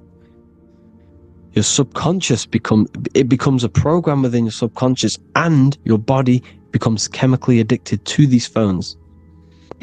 And these phones are the enslavement of humanity, technology. Without this, we wouldn't be in this mess, without technology. Because they're creating a hive mind. We're creating a hive mind. So back on track anyways, they program you. Look at the films, 9/11, all produced by Hollywood. Here's the 11, like I said at the beginning, the two pillars which reflect reality. What happens in the mind happens in the physical. What happens in the astral happens in the physical. Okay, what happens in the physical happens in the mind. It's the two pillars, the mirrors. 9/11. 9 plus 1 plus 1 is 11. Flight 11 was hijacked. New York is the 11th state. New York adds up to 111. This is not a coincidence. It's all a form of magic. It's a ritual, energy harvesting ritual, because your mind produces energy. Your mental attention produces energy, and they're feeding off this energy in the astral plane, these demons. Music is the most powerful. Personally, I think the music is one of the most powerful forms of magic they're using. Okay? Music is hypnosis. It puts your brain in a hypnotic state. It influences your electromagnetic field through vibrational energy. It reprograms your subconscious mind. Why do you think you remember the lyrics? You see, your subconscious stores all of the memories. Remember, the subconscious manifests 90% of your behavior. So therefore, the music you're listening to is manifesting your behavior. You wondered why some people wonder why they have drug addictions, and they can't get out of violence, and they can't get out of all this negative mind space. It's because the music they're listening to is creating a negative mind space. The words you listen to have plant seeds within your mind. So the reason you remember the lyrics is because that song created a program within your subconscious. Yes, that is what happens. You can use magic to reprogram your mind, but you can use music to reprogram your mind, because it's all forms of magic. It's using natural mental energy forces to manipulate the physical reality. You manipulate your mind, you manipulate reality, physical reality. Okay? So the music, another very, very big one. When you turn on the radio, it's just all talks about alcohol, drugs, and sex, because they want you down in the lower three chakras. They want your mind attached to matter when it's mind over matter. Your mind's not physical. You see, the word spirituality is the new trend. It's not about your spirit. It's not about your spirit. It's about your mind. It's not about, spirituality and looking after your spirit. And they've got you focused on your spirit. Why? Because they hide your mind from you. You see, a lot of people think their mind is their brain, but the mind is everything. There is no physical reality without mind. You can have a brain. Imagine if you had no mind but a brain. It wouldn't work. The mind is everything. The mind controls your avatar. It begins in the mind before it happens in the brain. Then the brain manifests through the body. The brain's just an electrical computer. So that, they've got people scared, or do I have a soul or not, and all this stuff. Listen, if you have a mind, you have a soul, because you are not the mind. This is why everything is sort of an illusion, because beyond the mind is your soul. But what is the soul without a mind? You can't have a soul without the mind. But if the mind didn't exist, the soul doesn't exist. You are the person listening to your mind. I shouldn't say person, because you're not the body. You're the entity behind the mind. But if you didn't have that mind, you couldn't understand what you even were. You would just be an observer who couldn't think. So yes, we all have a soul. If you have a mind, you have a soul. Everything is mind. Everything has mind. Mind creates everything. God is mind. And they're manipulating your mind through TV, your phone, every little thing. The school. It's all about the mind, people. Control your mind, you control your reality. Just the last thing, here you go. Aleister Crowley, the dark magician, Kanye West doing the exact same thing, because they're implementing magic in the music. Here's the Beatles with Aleister Crowley in the background. Bet you never noticed that. Aleister Crowley was influencing music and placing magic within the music to influence the subconscious. This is what Baal worship was. This is why they kill children. They sacrifice these children. Why? Well, because in order to ascend, in order to raise your consciousness internally, godly, by being good, God, or being in order to be good and raise your consciousness and to get something in the physical world, you have to sacrifice yourself. And what do I mean by that? In order to raise your consciousness and ascend, you have to sacrifice the lower nature of yourself. You know, you've got to abstain from having sex to retain your sexual energy, to transmute it. Or staying away from negative, poisonous foods like meat. So, staying away from blood. We shouldn't be consuming other animals' blood. We should be keeping our blood pure. We are humans. We shouldn't consume chicken blood, chicken germs. We are the most divine creatures on this creation. We are the most intellectual creatures in this creation. Therefore, we should keep our temples pure. We are not animals. If you want to associate yourself with an animal, go out in the wild, go and find a wild boar, and go and try rip its guts out with your bare teeth, because you can't do it. You're not a cat. You're not a carnivore. Okay? So in order to ascend, you have to kill and sacrifice your lower part of yourself to ascend up to your spirit self, your mind self, the highest version. And the elites don't want to do this. So they sacrifice other things like babies to kill them, to exchange their life over to the astral plane, so these demigods in the astral plane can give them something in return in the physical. They don't want to sacrifice their lower self, so they sacrifice other things for exchange, for physical pleasure. But the godly person sacrifices their lower self for their higher self to do good and ascend. So this is what all the Baal worship is, people, and this is why they're doing it.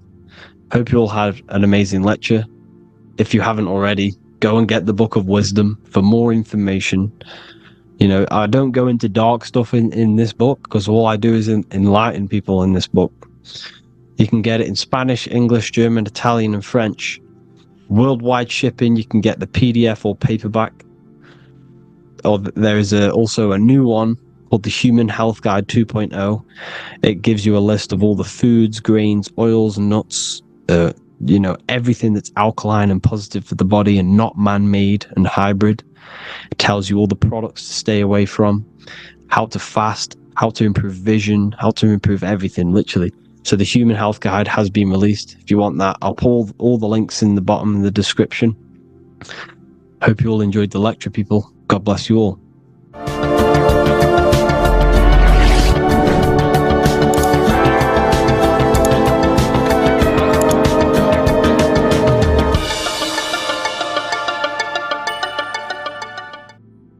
You are not breathing correctly. 98% of people only use a third of their lungs capacity, which is shallow breathing, which ages you, lowers your brain capacity, and also lowers your state of consciousness.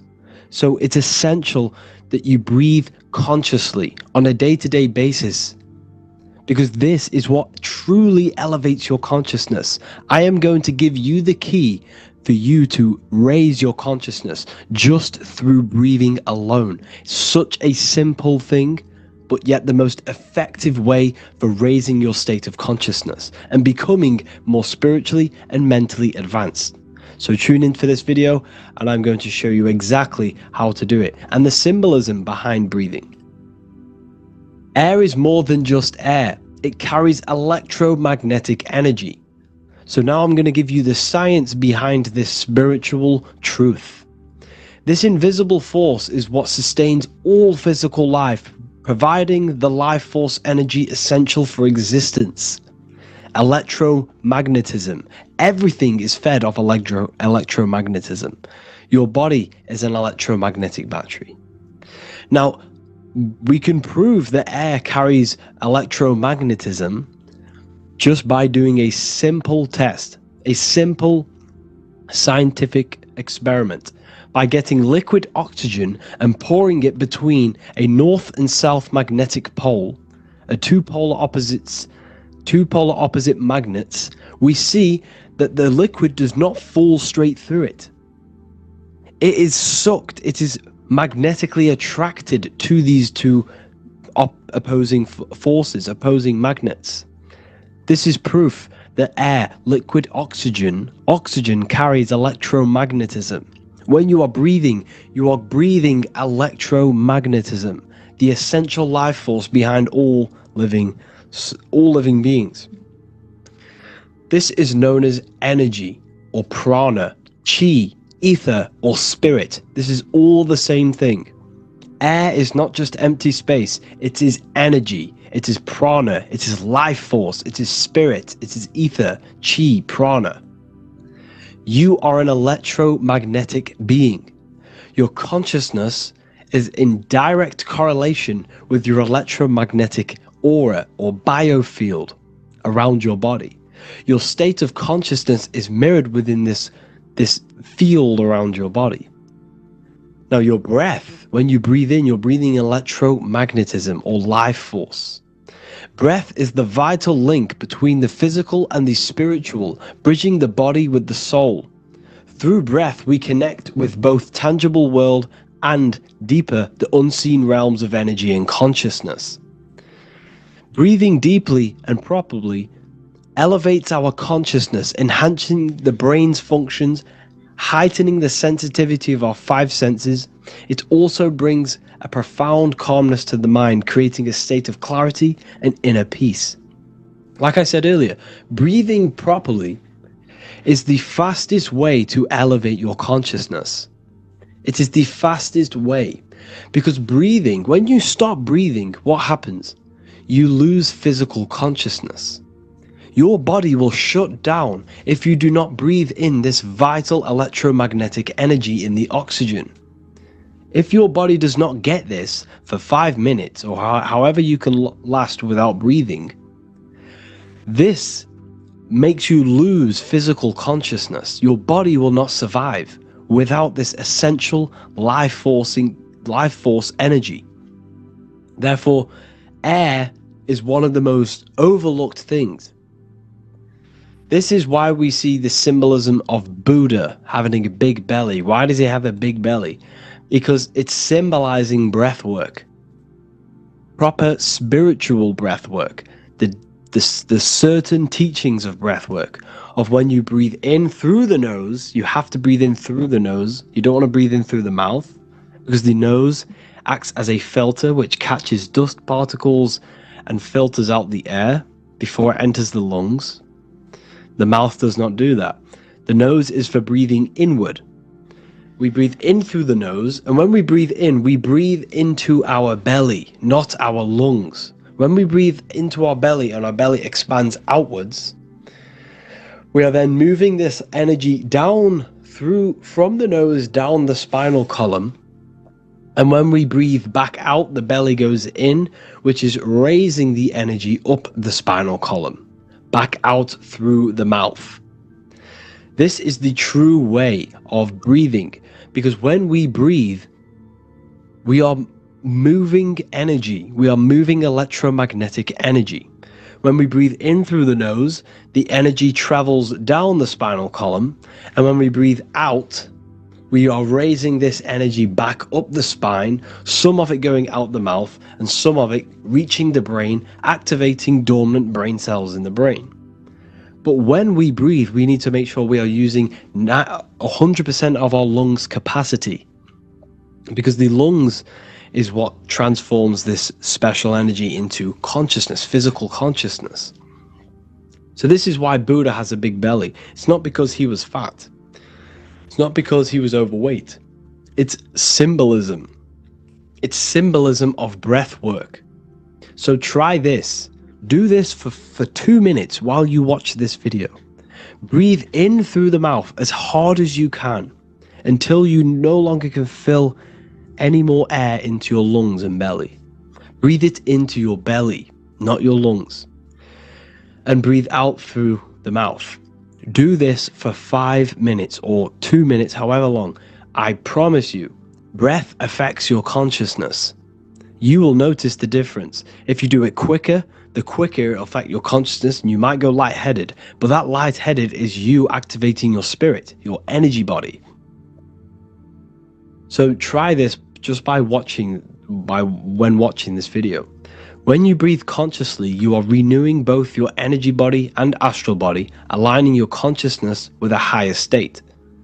This practice feeds new life force energy into the body, revitalizing and enhancing your overall well-being. Like I said, your brain requires the most amount of oxygen. When we have shallow breathing, this is reducing the brain's capacity. Because when we are not breathing properly, which 98% of people are only using a third of their lungs capacity, we are essentially only using a third of our consciousness, because your breath is directly correlated to your consciousness, your state of consciousness. When you breathe in through the mouth, out through the mouth, out in through the nose, out through the mouth, consciously and deeply for 5 minutes, you will notice that your senses are more powerful and sensitive. Your brain is quicker. It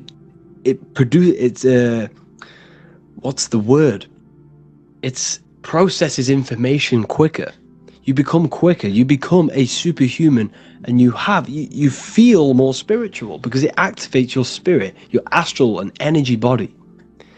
So when we meditate, it's definitely important to breathe in through the nose and out through the mouth as deeply as possible to align with a higher state of consciousness. And this is the easiest way to separate your consciousness from the body. When you breathe in deeply for long periods of time, while meditating, while taking no thought, when no thought is present and you gain a rhythm of deep breathing, this is the gateway. This is the gateway to opening your consciousness. Because when you stop thinking, other aspects of your consciousness can open up. All of our lives we've been thinking, which has blocked off the higher states of consciousness. So breathing is very, very important. It affects our overall well-being. And this is Yahweh, the in and the out of breathing. When we breathe in, this is Yah. You can hear it. It sounds like Yah. And when we breathe out, that is Way. This is the name of God, apparently. But God is within you. You can connect with God. You can connect with source consciousness within you by breathing, by raising your state of consciousness through breathing and meditation.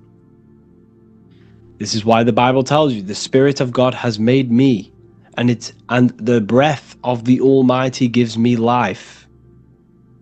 You are consciousness. You are God. You're an extension of God's consciousness. Job 27:3. As long as my breath is in me and the Spirit of God is in my nostrils. The Spirit of God is through breath. John 20:22. And when he said this, he breathed on them and said to them, receive the Holy Spirit. The word spirit means breath. In Greek, Hebrew, Latin, it all means breath or wind or air. The Holy Spirit is a certain way of breathing, a breathing technique that elevates your consciousness, that syncs you up to a holy consciousness, an elevated state. That is the Holy Spirit. That's why it tells you in the Bible, when he said this, he breathed onto them. He breathed onto them and said, receive the Holy Spirit. You must breathe to receive the Holy Spirit. When you breathe, you are renewing the body's energy. You're taking in new life force, which is regenerating your cells, regenerating your brain, nervous system, and also connecting with consciousness, pure consciousness. This is not something that we should be doing during meditation. Yes, it is. we should be doing it during meditation, but this is something that we need to apply all of the time. This is the fastest way you can raise your consciousness. I just want to say, all of this knowledge is inside of the Book of Wisdom, Volume 2. Make sure to give a like and a comment on this video to help the algorithm. And let me know what you think about the last book or this book if you have read them, to let the new people know what they're looking at with this book. This is truly life-changing. The Volume 2 and Volume 1 is truly life-changing. You can get them in a bundle also. Learn hidden knowledge inside of the Ethereal University. This is where truth seekers belong. I'm not here to try sell you this, but this is the place for truth seekers. And if you are serious about your spiritual journey and serious about gaining knowledge, which gives you the advantage over life, join Ethereal University. This will definitely help you. Thank you for watching this video. Please leave a like and comment. Make sure to give me any suggestions on videos that you want me to make in the future. Thank you all. As above, so below. This is one of the most crucial teachings within esotericism, occultism, or what we like to call it today, spirituality. I don't like calling it spirituality because it's not spirituality. I teach human consciousness. I teach the science of you and your consciousness alone and your being.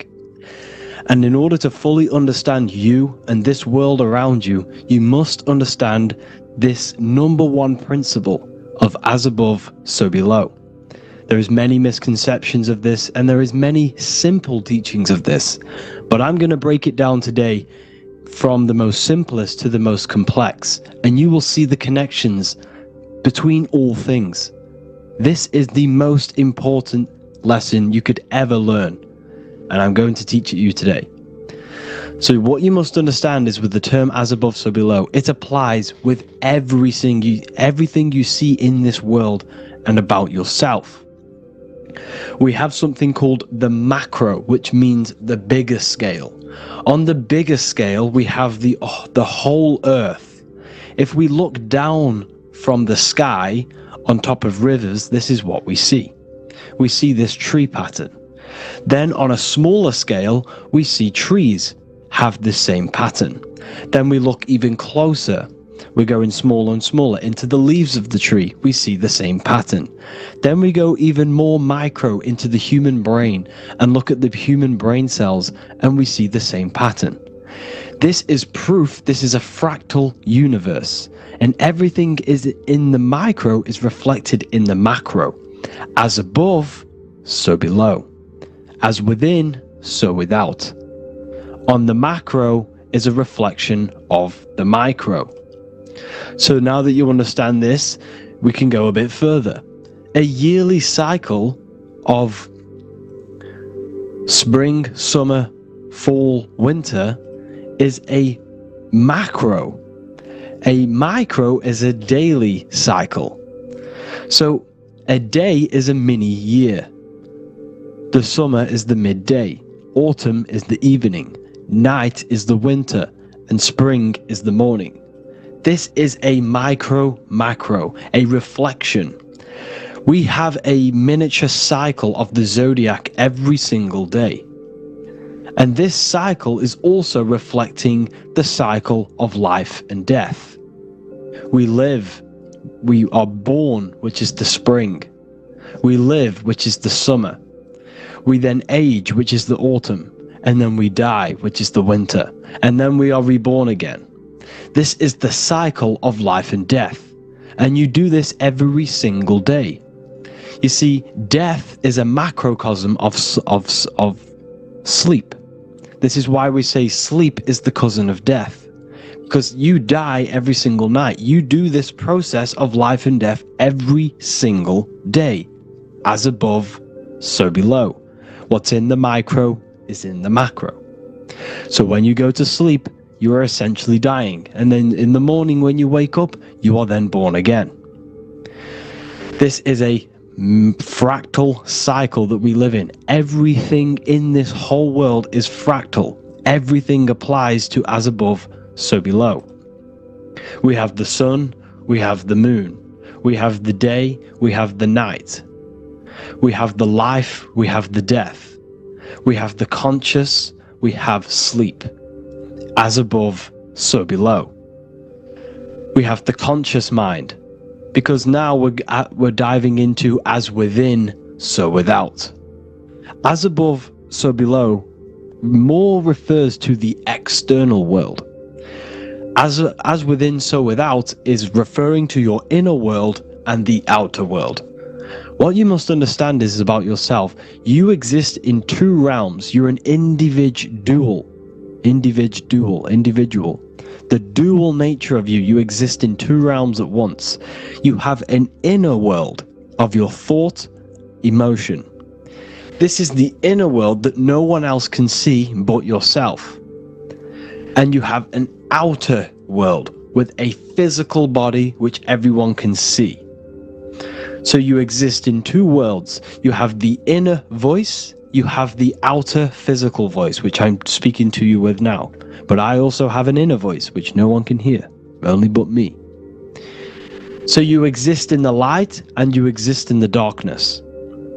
The sun represents your external self, your physical, conscious mind. The moon represents your shadow self, the inner self, the psyche self, the spirit self. There is an as above, so below. The sun is within you. The moon is within you. Everything is within you. Now that you understand as above, so below, what is your body? Your body is a miniature earth. Let me repeat, your body is an earth. Your body is the earth. Okay? Because like I say many times in all of my videos, you are not in the world. The world is you. You are the universe. Your brain is a computer creating this reality. What you see with your eyes is produced in the back of the brain called the visual cortex. You don't look into the world, the brain produces the world. The body produces the world. When you touch something, you're not actually touching something. This is the electrical nervous system. When you touch something, what you feel is actually electrical signals on your nervous system reporting back to your brain. Therefore, when this body dies, you leave the earth because this body is the earth. Okay? As above, so below. You have the mental plane, the astral plane, the etheric plane, and the physical plane. This is essential for understanding reality and the teaching of as above, so below. Everything in this material plane began in the thinking mind. For example, the microphone I'm speaking into, the phone you're watching this video off, or the laptop or iPad. Where did this begin? It didn't begin in the factory. The first ever place this item begun was in the mind of an individual. The invisible realms of mind is where all physical things and physical items begun. Essentially, this physical plane is the effect of the thinking mind. This world is the world of effect. It's the world of outcomes. When you see something, it is already manifest. It is already being manifested. It is an effect. And in the effect of the cause, which is the thinking mind. Therefore, the mind creates thoughts, which is the mental plane. Then after thoughts creates imagination, which is the astral plane. These two are spiritual. They are non-physical. So spirit kind of means non-physical. Then you have the physical planes, the etheric and the physical plane. As above, so below. What happens in the mind is manifest on the physical plane. Like I said, the phone that you are holding, it was a thought, and then it brought down into a physical reality. As above, so below. You change the mind, you change your reality. Your environment, the word environment has ment in it because your environment is mental. So now that you understand this, so what is the world around you? The world around you was created by the mind of God. It was manifested through God's thought. So you are living in the mind of God. You are a thought in the mind of God. God thought you into existence. But like I said, we are all fractals. Everything is fractal. If God exists, this means that you are God, as above, so below. God created you through the thinking mind, and he gave you a thinking mind. So God created the macrocosm. God created the macro, the whole world. He designed the whole world, the sun, the stars, the moving. He designed this. But then he gave you the thinking mind to design your own life and create your own life in his world. You are a microcosm of God's macrocosm. Just like God thought you into existence and the whole world into existence, you are a microcosm thinking your world, your reality into existence. You see this now? Everything is a reflection, everything is a mirror, everything is fractal. So in order for you to change your reality, you must change these higher planes. Your thought and imagination are the two key aspects of creating physical reality. Every object you see around you was begun in these higher planes of the non-physical, and they were brought out of spirit into physical matter through the thinking mind and physical action. So now we're going to get a bit deeper. The brain is not the mind. Now that you understand, we have spirit and matter. As above, so below. You have a non-physical side of reality and a physical side of reality. The mind is the spiritual brain. The brain is a physical manifestation, a physical effect of the mind. The mind uses the brain to operate in the physical world. And it's the same with the heart.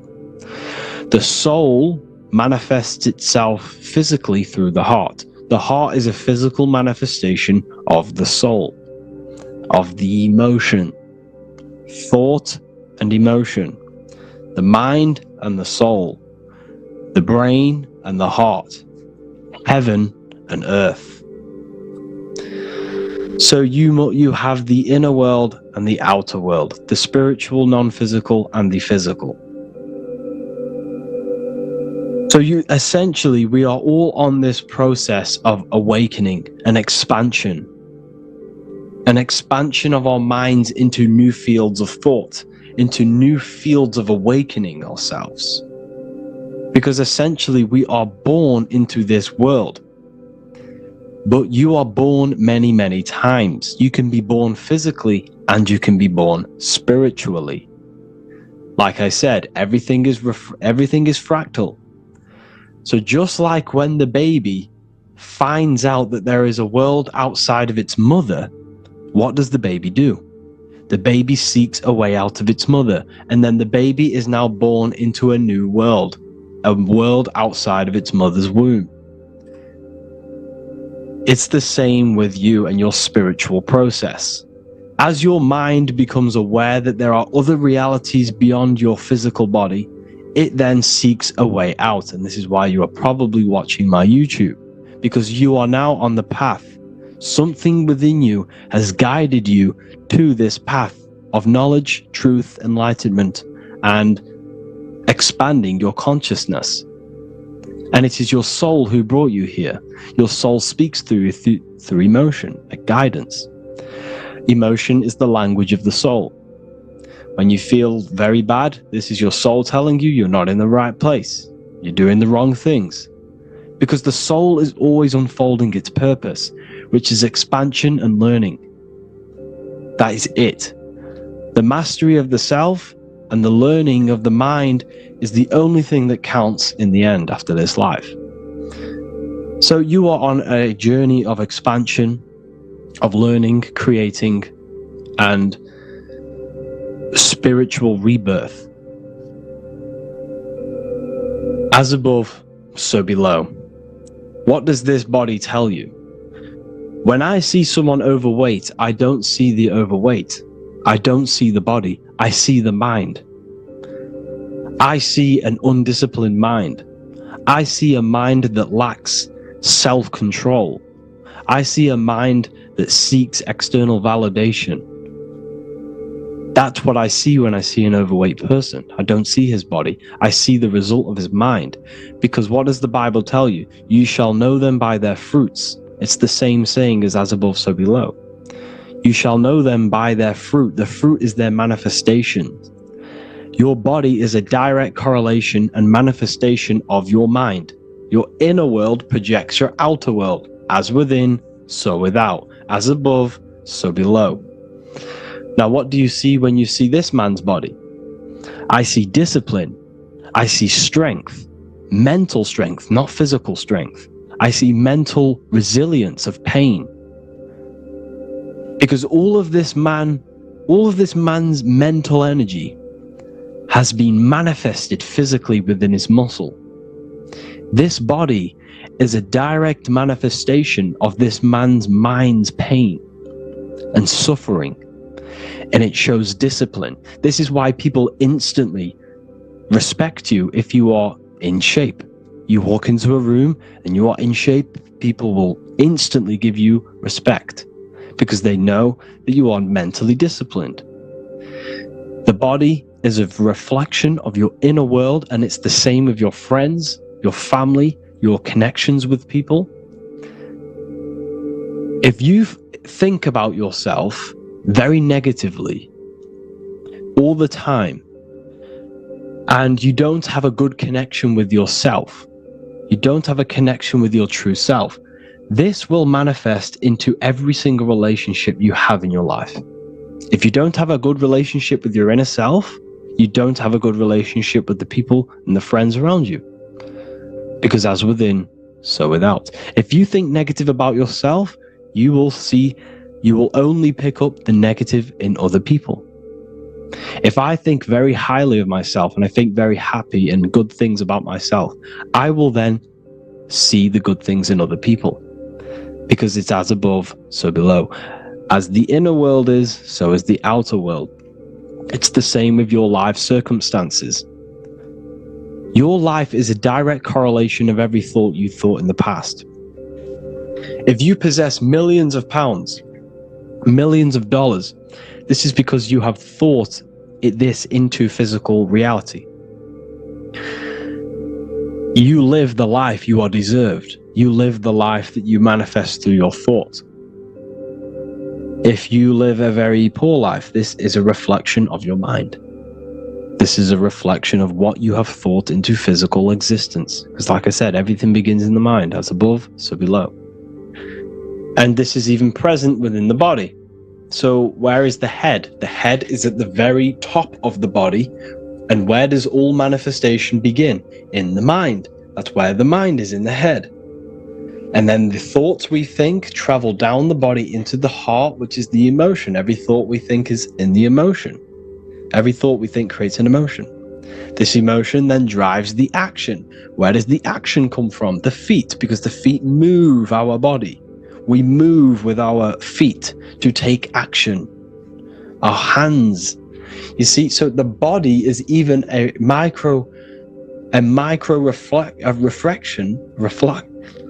I can't even say it. Reflection of the order of manifestation. This blew my mind when I figured this out. You see, the head, the thoughts begin here. This is the beginning of all manifestation. Then it comes down to the heart.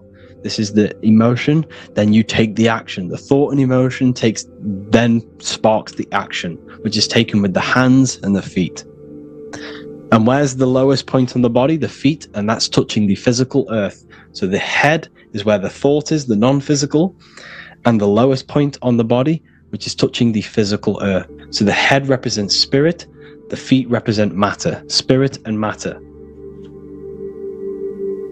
Your room, if I walk into your room and I see a messy room, I don't see the room, I see a messy mind. The room is a reflection of the mind. If you have a messy room, this is your mind. It's an externalization of your unsorted mind, undisciplined mind. So like I said, we are all God, and we must find the God self within us. And I teach all of this inside the Book of Wisdom, Volume 2. This is not just a book, this is a revolution. This is the beginning of a new age with this book. If you have read it, I congratulate you. You should feel very proud of yourself if you have an open mind. You should feel proud of yourself for watching these videos, because not many people have an open mind. Remember this, people. You are special if you're watching these videos. You have the mind. You have the ability to see through the illusion. And I take my hat off to you. You want to take this to the next step? Read the book. Or if you want to take it to the serious levels, join the university. The university, you gain access to every piece of my material that I've ever done, all of my books, all of my lectures that are hidden from YouTube, that are hidden from everywhere else, the lectures that give you real power. And if you feel alone on this journey, we have a conscious community where you can connect with like-minded individuals, because I've been there. I've been there when you feel lonely, because you feel like no one else is thinking the way you are feeling. You can't talk to people about these things because people just think you're crazy.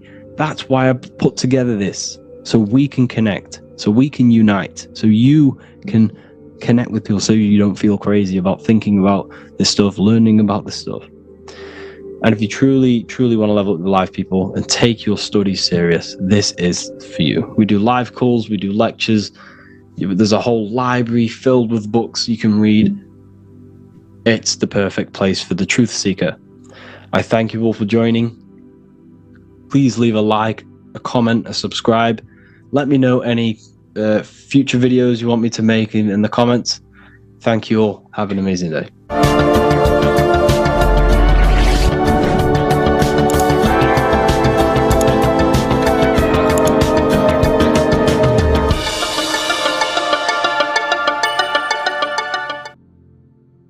You don't just have a physical body. You have a physical, mental, spiritual, and emotional body. Each one of these aspects are a body of its own. Body does not just refer to a physical substance. You have a mental body for thinking, an emotional body for your emotions, a spiritual body for your energy in your astral form, and a physical body to encapsulate all of these. Each 4 of these aspects are essential for the human experience and essential to balance. Now, today we're going to be syncing the 4 aspects of your consciousness with the 4 seasons and the 4 elements, and how this ties into the Bible.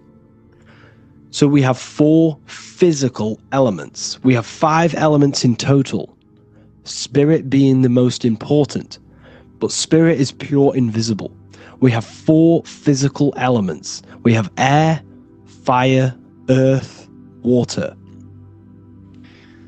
Earth and water are feminine. Air and fire are masculine. Air and fire are active. Water and earth are passive. The air corresponds with the mental body of consciousness. This is where your intellect, this is where your communication, this is where your thoughts, intuition all comes from. This is the mental body of consciousness that allows you to think, allows you to process, figure things out, and have intellect and gain knowledge. This is your intellectual aspect of your consciousness, located in the head region. We have a fire nature, a spiritual nature. This is our astral body. Our astral body is all to do with the subconscious realms, the higher realms of consciousness. This is the body that allows us to be free from the physical body. Our spirit is more of our energy. Water is our emotional body. This is what allows us to feel things, that allows us to gain intuitive feelings of conscience. So emotion allows us to understand what is right and what is wrong. When we feel something bad, we know that this is wrong. When we feel something good, we know that we are doing good. Emotions are a creational force that allows us to feel certain things to bring them into existence. Our emotional body is a creational force and should not be reactive, and they should be controlled. Most actions are stemmed from emotions. Actions bring thought into physical existence. Emotions are the driving power. They are what drives your actions. The thought, then the emotion, then the action. Earth is your physical body. This is your physical state that allows you to take mind and emotion into action, into fruition, into physical matter. This is what your physical body allows your consciousness, your soul, to interact with the physical world and bring things into physical existence. The physical body, the physical world, is an outcome and an effect of the thinking mind.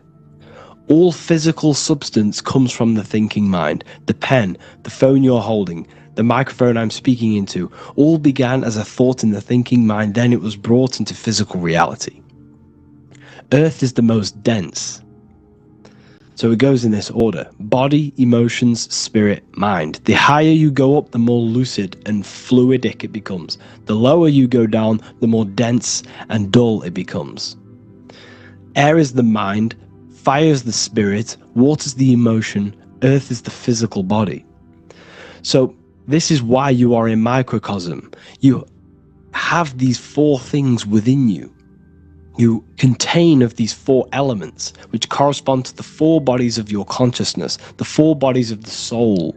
You are the soul. You are the spirit. So this is why in Theologians 4:17 it says, caught up together with them in the clouds to meet the Lord in the air. You don't meet God or the Lord in the physical air, in the clouds. This is clearly a parable. A human being cannot go up to the clouds and meet a mystical man in the clouds. This is obviously a parable, a metaphor. The air is your mind.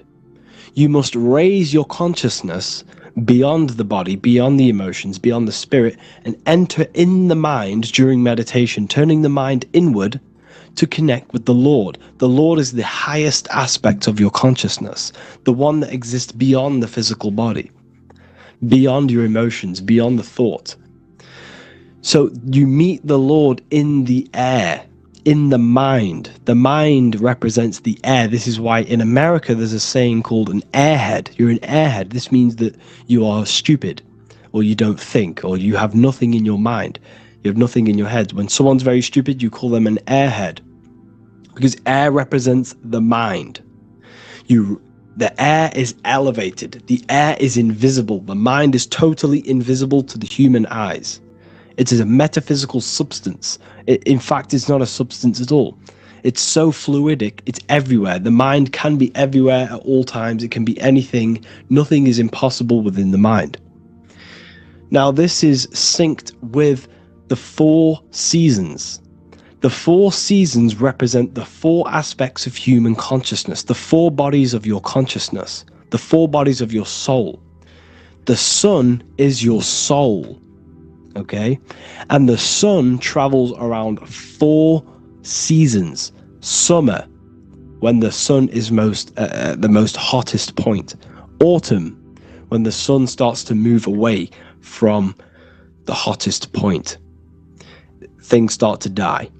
Then it goes to winter. This is when everything dies. This is when things enter in within itself. This is when darkness occurs.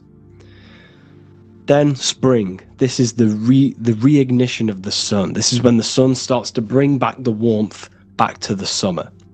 You have four seasons which correspond to the four bodies of consciousness. Fire is the spirit. This is when you are passionate. This is when you are taking action. This is when you are fiery. The sun is blazing. You're taking action. You're very passionate. You're very spirit. You're in the spirit. Autumn is water, emotion. this is when you start to become very reflecting. This is when you start to feel emotional, because in autumn there's lots of water. This represents the emotional body of consciousness. Winter is the mind. This is air. Winter, what happens in winter? Everything enters within itself. The leaves die, the trees die, everything dies and goes within. This is the mind. The mind is the darkness, remember. You close your eyes to enter within the mind. The winter represents meditation. In the winter, what do people do? They stay inside of their house. They research more. They read more books. They become more intellectual. They think more in the winter because we are so we're stuck inside. So we're more reflective. We're thinking more. We're more communicative. We're more intellectual. In the spring, this represents the earth, the body. This is when we start to come out of the mind and we awaken to the body, and things start to grow again. The plants start to grow. The earth is growing again and reborn again. This is the body. This is when you become more active in the spring. And then the summer, back to the summer, we then take action on these thoughts and these thoughts that we gained over the winter. Essentially, this is just a massive cycle. And this is a daily cycle also. The nighttime is the winter. The morning is the spring. The midday is the summer. And the evening time is the autumn. This is a microcosm. We have 4 bodies of consciousness. You are the sun, you are the soul, and the soul has 4 bodies: summer, autumn, winter, spring. Emotion, air, body, spirit. Sorry, emotion, mind, body, spirit. So you are the soul. You are the pure essence of consciousness. The sun is your soul in the heart. And the seasons are inside of you because you are a microcosm.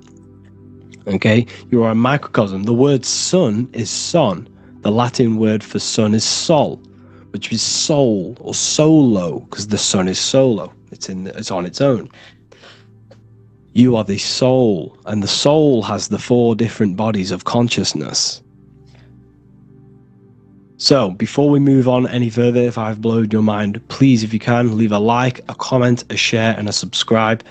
Let me know what videos you want me to make in the future. Please drop a like, it definitely will help me.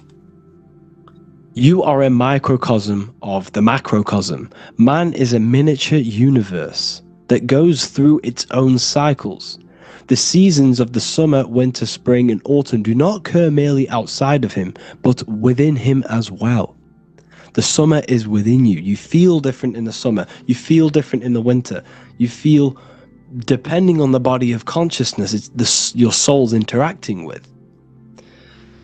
So the sun in the sky is your soul inside, and the sun goes through these cycles, which is affecting your bodies of consciousness, because the cycles represent your bodies of consciousness. Now this ties in with the Bible. This is why we have 4 Gospels. This is why Matthew, Mark, Luke, and John are always seen with the 4 different zodiac sign animals or symbols.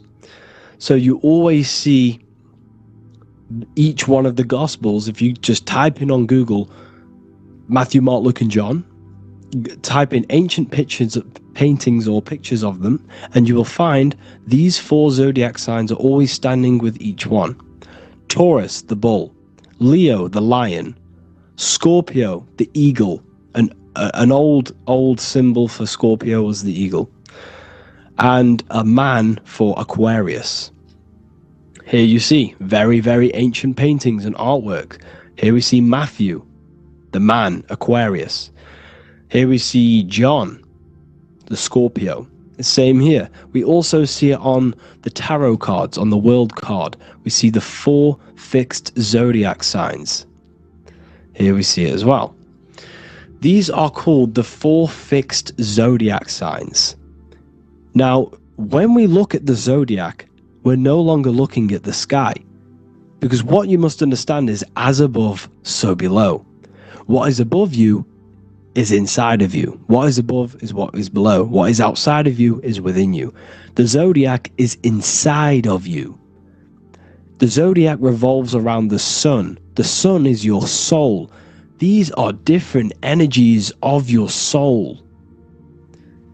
Like I said earlier, the 4 seasons are the 4 bodies of your consciousness. And in each body of consciousness, you have these different energetic energies that you can work with. Okay? So this is the true astrology. This is the true astrology, the internal esoteric astrology. You can't find much information on this at all. Very hard to find. So what we're looking at are the 4 bodies of consciousness. Obviously, when we look in the middle of each season, spring, the middle of spring is Taurus. The middle of winter is Aquarius. The middle of autumn is Scorpio. The middle of summer is Leo. These 4 signs are known as the 4 fixed signs. Okay? Scorpio is fixed. It's the middle of autumn. Scorpio is a water sign, emotion. Aquarius is the air sign, the mind. Taurus is an earth sign, the body. Leo is a fire sign, the spirit. This is why we see Matthew, Mark, Luke, and John with the 4 fixed signs of the zodiac, which represent the 4 bodies of consciousness. Leo, the spirit, fire. Luke, Taurus, earth, body. Matthew, Aquarius, air, mind. John, Scorpio, water, emotion. Each gospel is depicting Jesus and showing Jesus in each gospel.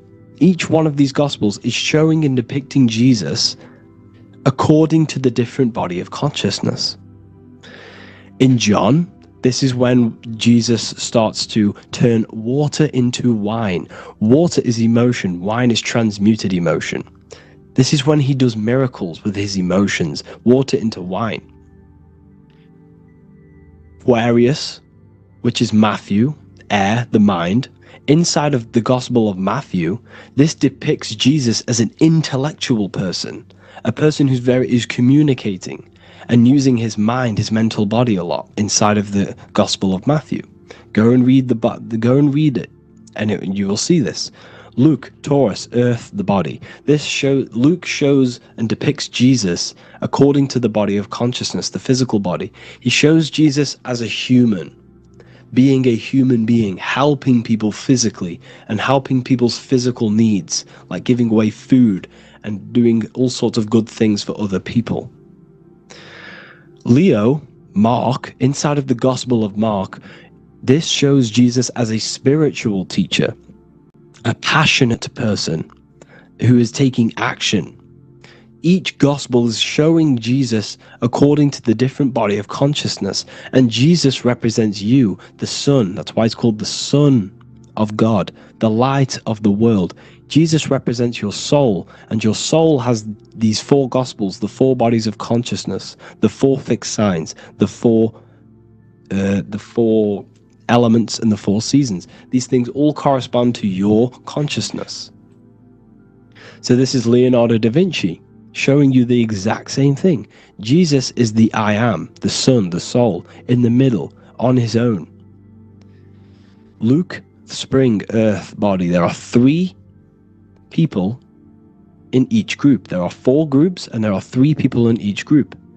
1, 2, 3. 1, 2, 3, 1, 2, 3, 1, 2, 3. Fall, winter, summer, spring. These are according to the 4 bodies of consciousness. Here we see Aries, which rules the head region. He's on the head of the table. Gemini, he's holding up the 2 hands because Gemini rules the 2 hands, the 2 arms. Gemini is the 2 twins, which is the 2 arms and 2 hands, and the 2 lungs. Here we see the beginning of summer, which is Cancer. You see the big knife here. Cancer, him here, this grey-haired guy, holding a knife for the crab. Cancer, they pinch. You have a knife, symbolizing the crab. Leo, the middle of summer, showing dominance. The sun is very dominant. He's got his elbow on the table, showing dominance. Virgo has no Adam's apple. Cancer here is pointing at this woman's neck, saying there's no Adam's apple. This is Virgo, the virgin, the only woman. Jesus, the sun. This is Libra, the balancing. He's holding his arms out, balanced, showing the balancing of the sun, because when the sun enters Libra, the sun is balanced between winter and summer. So it's balanced. This is all astrology, but this is internal. Okay? This is Ezekiel's vision. Ezekiel had a vision in the Bible, and he saw the face of a man, the face of a lion, the face of an ox, and the face of an eagle. The eagle is Scorpio, the ox is Taurus, the lion is Leo, and the man is Aquarius. He saw the throne of God, and he saw the different bodies of consciousness. This is all symbolic for the different bodies of your soul. So when we look at the zodiac, we are actually looking at a map and the energies of our soul, and the energies of our bodies, and the energies of our consciousness. This is what we are looking at. Each zodiac is an aspect of our consciousness and an energy that we can work with and that we must purify. Balance and purification is essential. Imagine playing a brand new video game. Let's say a brand new video game came out and you had to play it.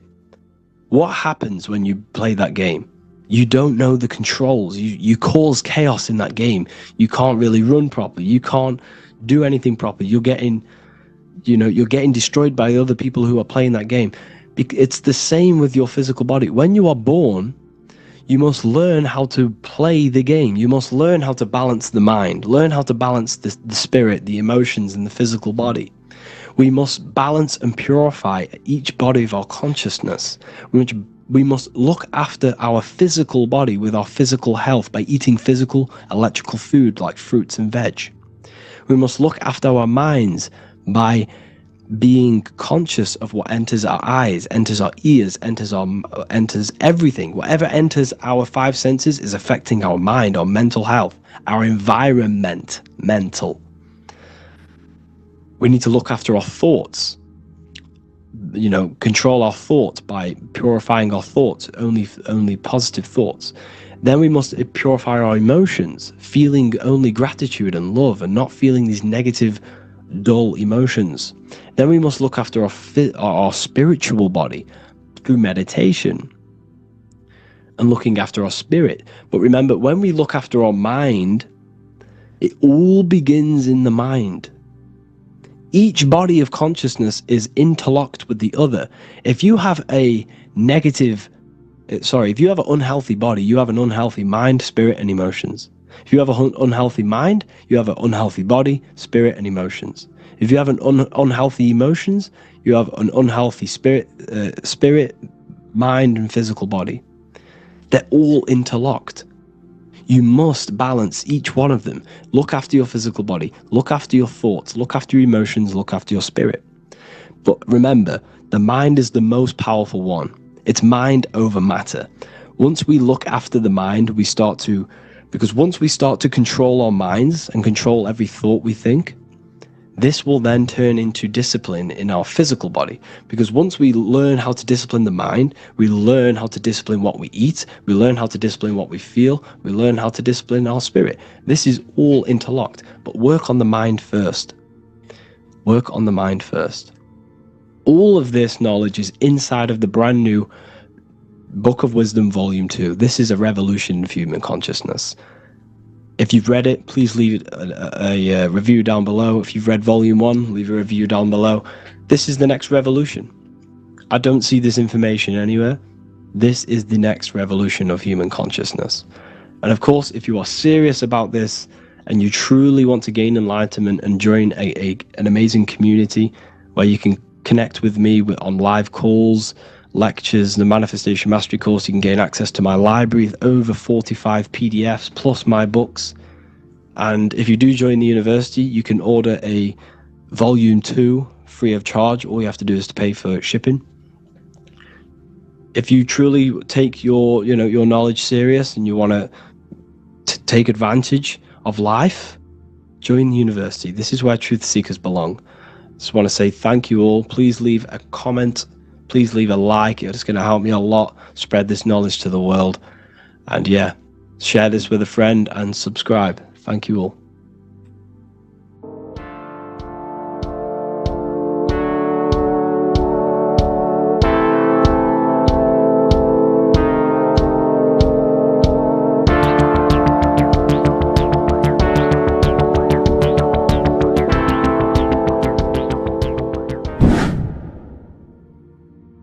People, how are you all doing? It's Revival of Wisdom, and today we're going to be talking about your birth certificates and how we are slaves to a system and how they have trapped us into this system. Okay, so the first thing you need to understand about this system is there are two types of laws. You have the law of water, which is Admiralty law, and the law of the land. So the Admiralty law is the law of water, and this is what money is. Money is water. This is why we say liquidity, currency, the current. A current is water, something moving through something. Cash flow. And this is why banks are called banks, because a river bank is on either side of the water, and it directs the currency. You see? So money is water. And as you can see here, Ripple, the cryptocurrency, Ripple, water Ripple, and they're building a bridge over water, overseas, international banking with cryptocurrency. So money is water, and this has specific laws about water, but water is the same everywhere, you see.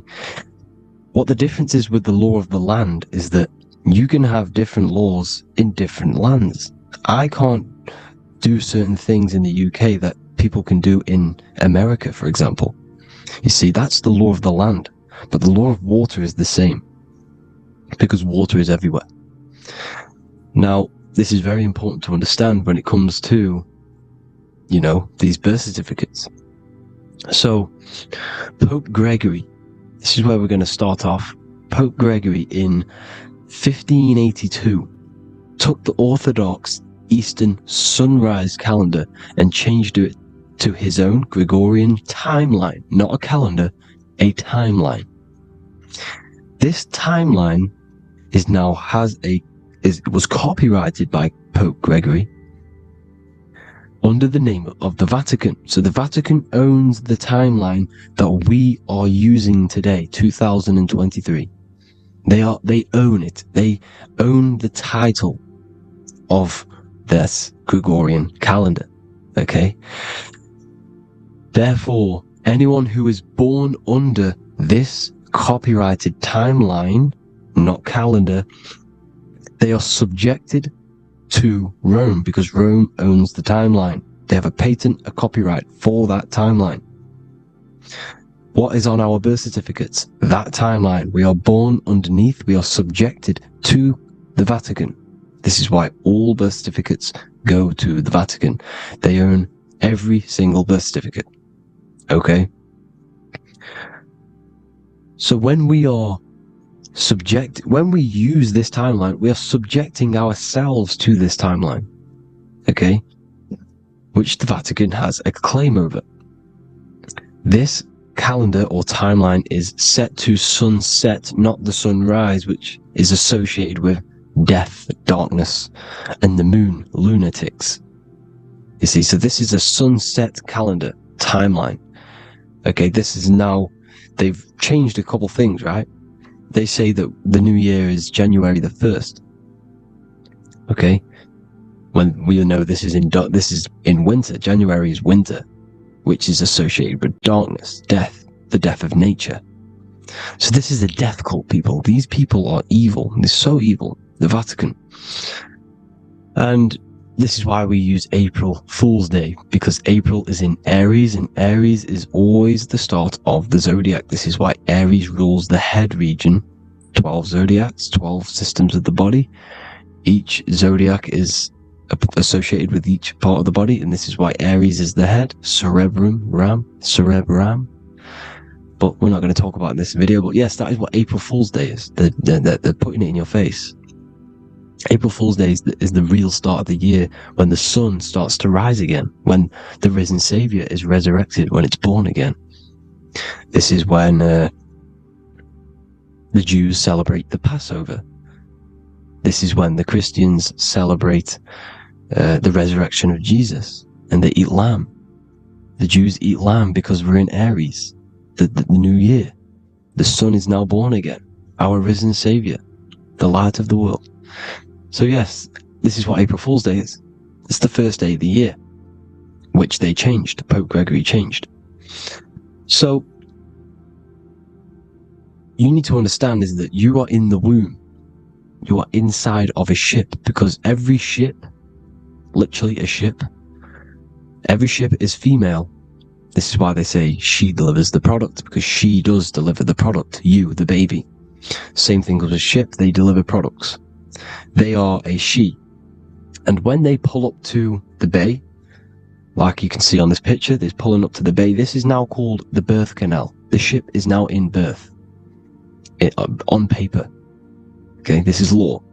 And when they pull up, they tie up to the bay, and now they get a certificate of manifest certifying all of the products which are on the ship and what they are bringing into that nation. Okay, so you're bringing in this many of that, everything's on the certificate of manifest. And this certificate of manifest is also your birth certificate, because you are traveling through water when you are in the birth canal of your mother, because you are in water when you are in the womb. And you travel through the birth canal, and when you arrive, you get a certificate of manifest with the name, how many, the quantity, that's your birth certificate. Okay? And this is what it is. We are a we're not a corporation, but we represent a corporation, which is your name in full capital letters. That is your corporation. You cannot physically tax a body, but you can tax a corporation. This is why we get charged. This is why we get taxed, because it all goes down to the corporation which our name represents, which we are subjecting ourselves to. We are my name, I am subjecting myself to this name, and that name has a corporation which I represent, which I subject myself to.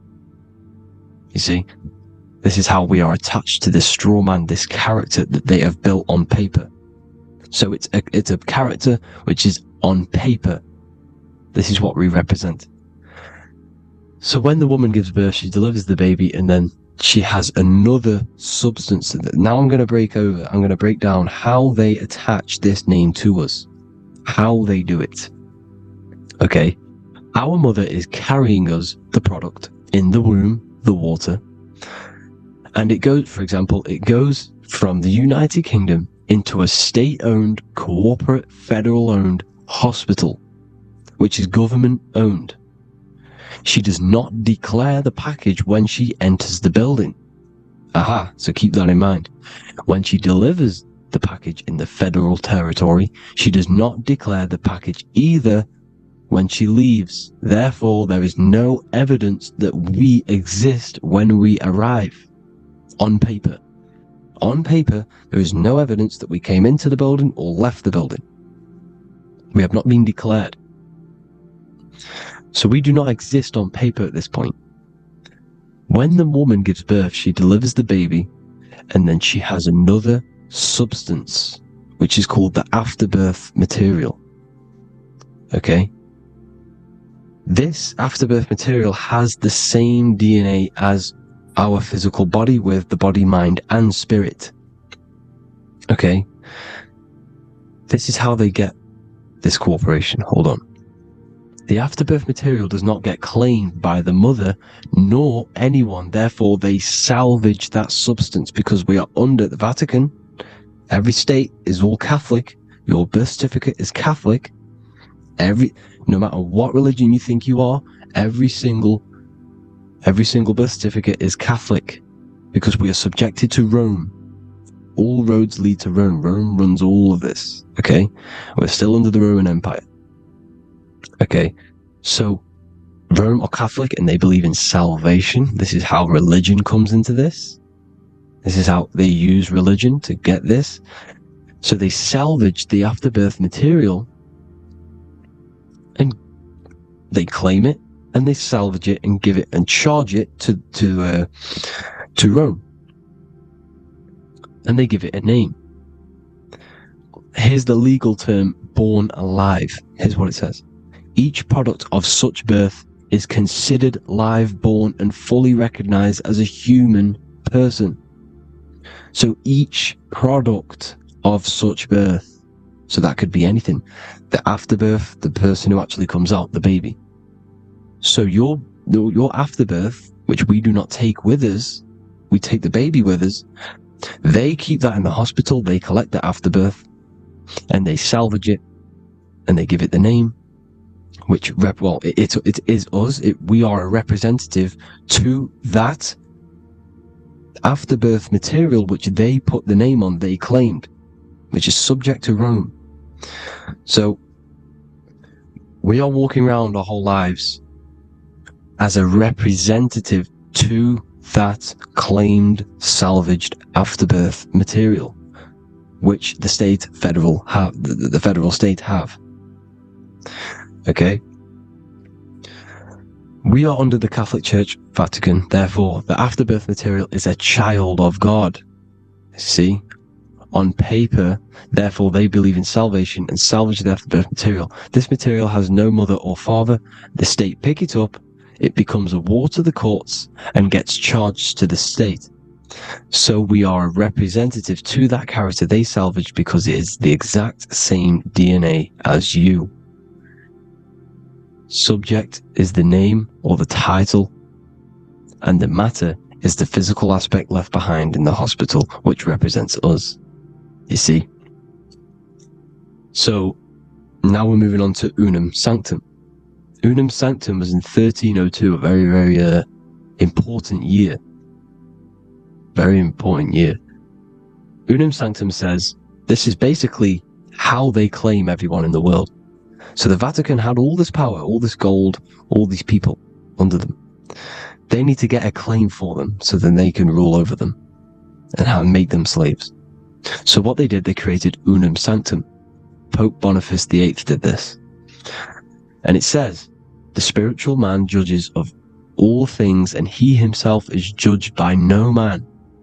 The spiritual man, keep that in mind, unless he invent like Manichaeus two beginnings, which is false and judged by heretical, since according to the testimony of Moses, it is not in the beginnings, but in the beginning that God created heaven and earth.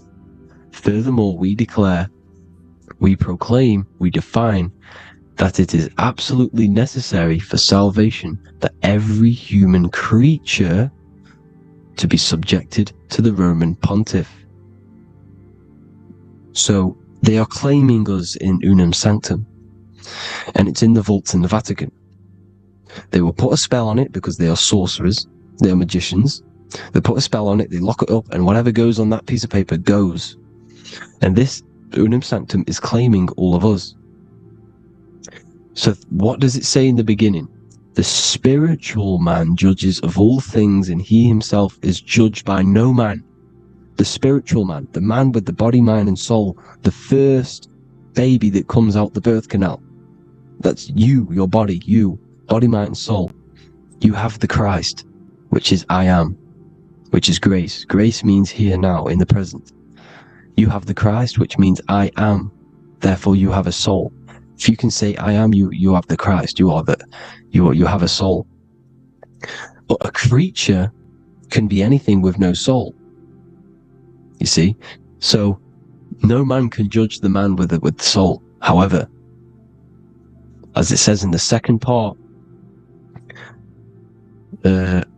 we proclaim, we define that it's absolutely necessary for salvation that every human creature to be subject to the Roman pontiff.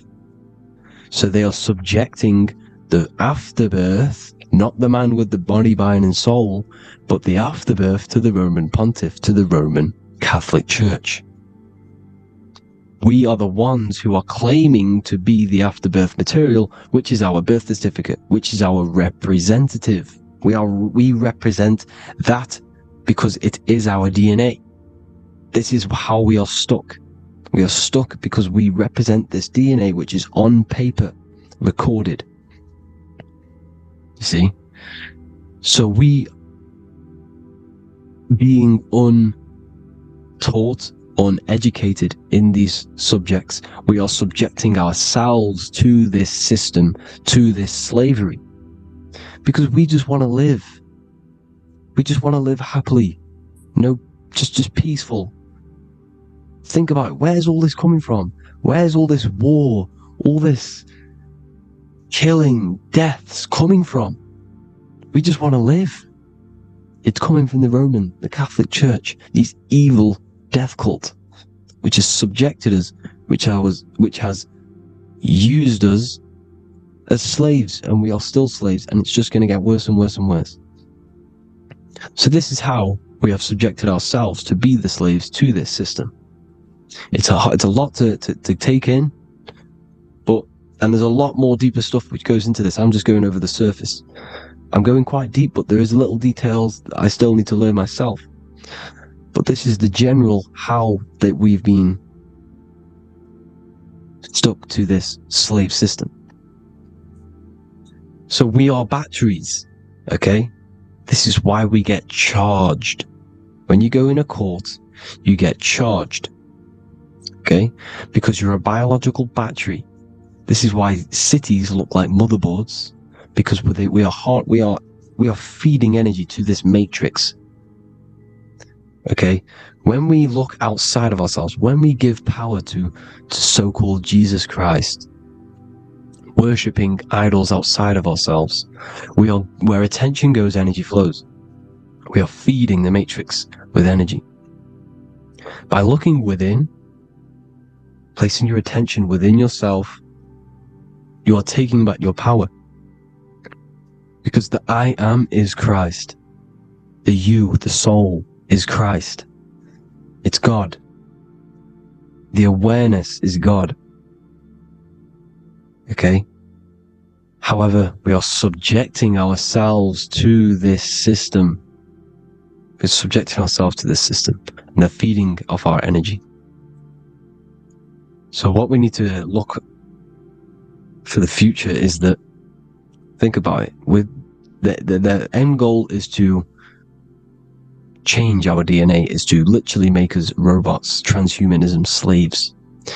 This is why we have smart cars, smartphones, smart watches, smart meters, smart cities, and all of this is going to be connected by the smart grid, which is 5G.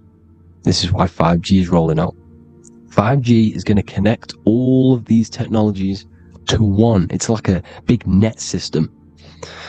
And you know why they're doing this? It's because all of this is going to be connected through AI, through this 5G, and that 5G is going to be controlled by the elites. So you say anything wrong, you do something wrong, you say the wrong thing online, they'll turn off your car, they'll turn off your phone, they'll turn off your smartwatch, they'll turn off your TV, because it's all going to be connected and controlled by the smart grid. And this is what the Great Reset is, people. But they're going to trap us inside of these 15-minute smart cities, so we can't leave the area, because they're going to use climate change as a tool to enslave us to not travel because of so-called climate change and the fumes that we are putting into the air, which is all BS. They're doing this to push these new cities, to push all of it. But listen, they're trying to get inside of your body. The only way they can do that is to get you addicted and using this technology. First, they got on the body with the smartphone. Well, first of all, we use the technology. We get used to it with it in our hand. The next step for them was to get on the body, which is the Apple Watch, as you see down here. They have now successfully got onto the body. The next thing is to get inside of the body. This is the brain chip. You see how they've slowly lured their way in, slowly got you addicted to this technology, got you dependent on this technology. And what they're going to do is that they're going to mold society to be dependent on the brain chip. So in order, for example, if you want to go and pay for food, you're going to have to get a chip to pay for the food, because it's all going to be digital money. And that digital money will be connected to the chip, and you'll need the chip to pay for things. You see? So this is how they're slowly transhumanizing us. These phones, these apps, these things which are all we are all using was created by Freemasons. Mason means traveler, because they travel the depths of the mind. They understand human consciousness. They understand the brain. They understand the mind. By the deepest root cause, they understand it. This is what Masonry is. It's the occult. So these technologies is designed by these people. This is why they're so addictive, because they understand how it works.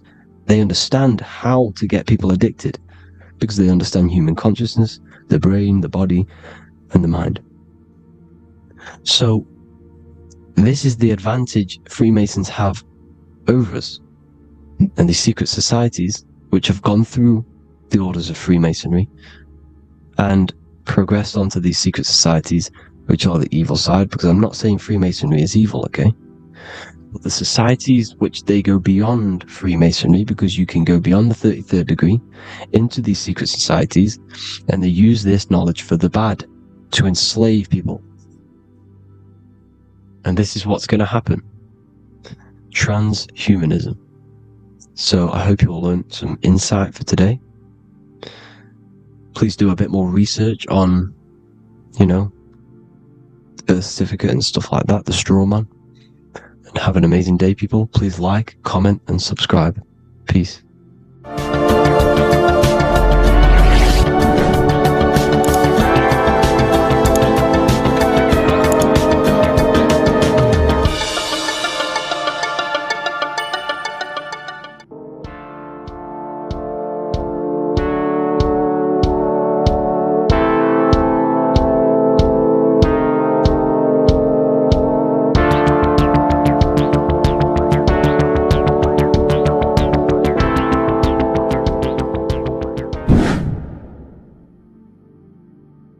How are we all doing today, people? It's Revival of Wisdom, and today we're going to get real deep. This video is going to get real deep. A lot of people are not going to be ready for this sort of knowledge, okay? You really have to do is to really deprogram the mind, because everything we've been taught is a complete lie, is to keep us trapped, okay? This is really advanced knowledge. Now, let's get straight into this. All of the ancients depicted other worlds, and they called this place Midgard. Midgard is the mid-garden, the middle garden. This is why the Masonic symbolism on the floor is always a black and white checkered board, symbolizing the polarity here, the good and bad, because we're in the middle garden, the heart. Earth rearranged spells heart, because we're in the heart of this system, or whatever it is, a super quantum computer, whatever you want to call it, simulation. Now, in the Quran, it talks about the 7 layers of heaven. All of these ancient artworks are depicting these different layers of reality. Okay, and look at the Egyptians here with the boat outside of the firmament. Boats travel on water, and this is exactly what the Masons are doing. So they're still using the same symbols. Why? Because it's the same knowledge, just hidden. The Egyptians have the same knowledge as the Freemasons. It's just hidden. Now, this cosmology that they're showing here, which is probably made maybe 100 years ago, this painting or artwork, is the exact same as the one we see here, with the arch, the boat. You know, it's similar, because the boat is symbolizing traveling these other worlds, because the ether is also symbolized as water, because if you look up at the stars through a telescope, it looks like it's water. It's shining through water, because this ether, whatever this substance is outside of this world, was symbolized as water. Okay? And look at all these ancient depictions showing these different layers of reality. Now, we are being trapped within this 3D dimensional world, which is the cube, the Saturn cube, because there are 6 sides to everything in this world. Front, back, left, right, up and down. 6, which is the cube, because we're in the Saturn's world. Okay? Now, always been depicted as a tree of life, the tree of the universe has always been depicted as this tree. Because let's get a bit deeper. Now, the cosmology of this reality is the sun, the moon, and Polaris, always in the Masonic art. The sun, the moon, and Polaris, the all-seeing eye. If you go inside of the temples, of the Masonic temples, they always have this star in the middle, shining light beams. Okay? Look here. The light beams coming from the big star in the middle, which is Polaris. This eye is God. It's God's light shining down from his abundance. Now, when you astral travel, you will see this big ball of light above you, and this big ball of light is God. But you cannot travel towards it until you are pure. It doesn't work like that. You have to become formless. You have to become pure before you can become one with the light. In all these Masonic artworks, it's all depicting the star in the center. This star is Polaris, because Polaris is the way out of this place. And this is why you see the stairway to heaven all the way up to the light beam, the light source. What does it say in the Bible? God is light, because everything is made out of one substance, and that substance is light. And it symbolizes the eye, because God is an eye. All things that are alive have an eye. And we all say, I am. We all see these realities through eyes. God is an eye. He's the all-seeing eye. He sees all things at all times. And he is projecting this light. And this light comes down to create all the different levels of the worlds. And this is what the 2 pillars symbolize the number 11. 11, the number 1, is just a vertical line. It's the 1. It's a 1 point. 11 symbolizes the mirror nature of reality. Everything's mirrored. As above, so below. Now, the 11 also symbolizes openings, doorways. And as you can see here, an opening to the all-seeing eye. And you see here again, an opening to the stairway all the way up to the light. This light is the light of God in the astral worlds, beyond this world. Now, Polaris has also been symbolized as the UFO. They put the truth in plain sight. So you know in the films how the UFOs suck people up. That's what Polaris is doing. If you ascend beyond this world, if you do not ascend beyond this world, you will be reincarnated in this world. The whole thing is to outgrow this consciousness to the plane above. And I'm not just making this up, I'm going to be bringing in scriptures after this. But you can see with the Christmas tree, we always put a high, big star at the center, at the top, which is the star of Polaris, which is exactly what the Masons are doing here. The star at the top. And it's on top of our Christmas trees. And all of these symbolize the other stars, because Polaris is the most high star. And all the other stars are wrapped around the firmament lower than Polaris. And that's exactly what the Christmas tree is. And it's a triangle.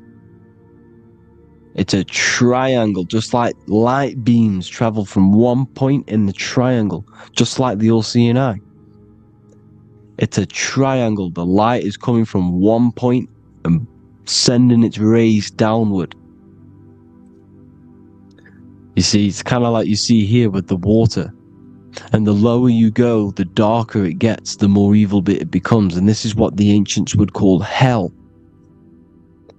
Now, this all-seeing eye is Polaris, and below Polaris is Mount Meru, the North Pole, the magnetic North Pole, the Tower of Babel, which is in the Bible. The etymology of the word Babel, Ba meaning spirit, which gives the ability to move the soul through the worlds, which is that's the ancient Egyptian description of the word Ba, meaning of the word Ba. You have the Ka, the Ba, the Ak, but the Ba is the one that gives the ability for the soul to move through the worlds. Your soul can't speak into a world without incarnating into it. Now, the Tower of Babel symbolizes Mount Meru because it's the word Ba is the spirit which gives the ability for the soul to move through the worlds. The Tower of Babel is the magnetic North Pole, Mount Meru, which gives the ability to move through these different worlds. And you can see the ancient Tibetans always showing this depiction of these different worlds coming from the center. Because we have to ascend our consciousness. It's not about how good you are to reach heaven. It's about how you expand your consciousness, you expand your mind. So they teach now that you have to be good in order to reach to heaven. It's about expanding the mind, expanding your consciousness to these different planes, these different realms. So that's what it's about. And Jesus was known as the fisher of man. Now, Jesus is a massive part of this. He was known as the fisher of man because he was fishing. He could have been fishing. He could have been one of these deities that had come down from these different higher realities and pull people up. So they would so they called Jesus the fisher of man. And he says unto them, follow me and I will make you fishers of men. So these deities that we see in the past, like Buddha, Krishna, Hermes, Thoth, Jesus, could all be these entities who were coming down to pick up the minds that were worthy enough to see the higher planes of reality. And this is why they called him the fisher of man. Now, when Jesus walks on water, there is a parable with Paul. And he says, but Jesus immediately said unto them, take courage, it is I, don't be afraid. He's talking about astral travel here. He's talking about leaving the body. Because when you leave the body in astral travel to see these alternative realities, you can't be afraid because fear is a bondage, which is what the Emerald Tablets talks about. Lord, if it's you, Peter replied, tell me to come to you on the water. The water. Come, he said. And Peter got down from the boat, walked on the water, and came towards Jesus. But when he saw the wind, he was afraid and began to sink. When you become afraid in astral travel, you sink back into your body. Lord, save me. So this is talking about Jesus pulling people up into different realities. And you can see the fish is the symbol of Jesus, is another symbol of Jesus, a fish. Because fish symbolize deep occult knowledge, because fish travel the depths of the ocean. And they symbolize us because we are fish underneath the ethers. And Jesus was pulling people up. You see, so the Bible is a people today believe the Bible is a book telling you how to reach to heaven, how to become godly and reach heaven.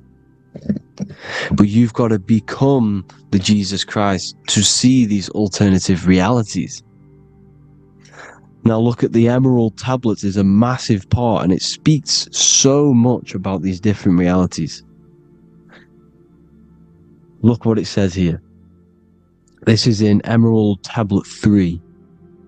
Then in my heart grew a great longing to conquer the pathway that led to the stars, which is exactly what the Masons depict in all of their art. Look, the ladder to the stars.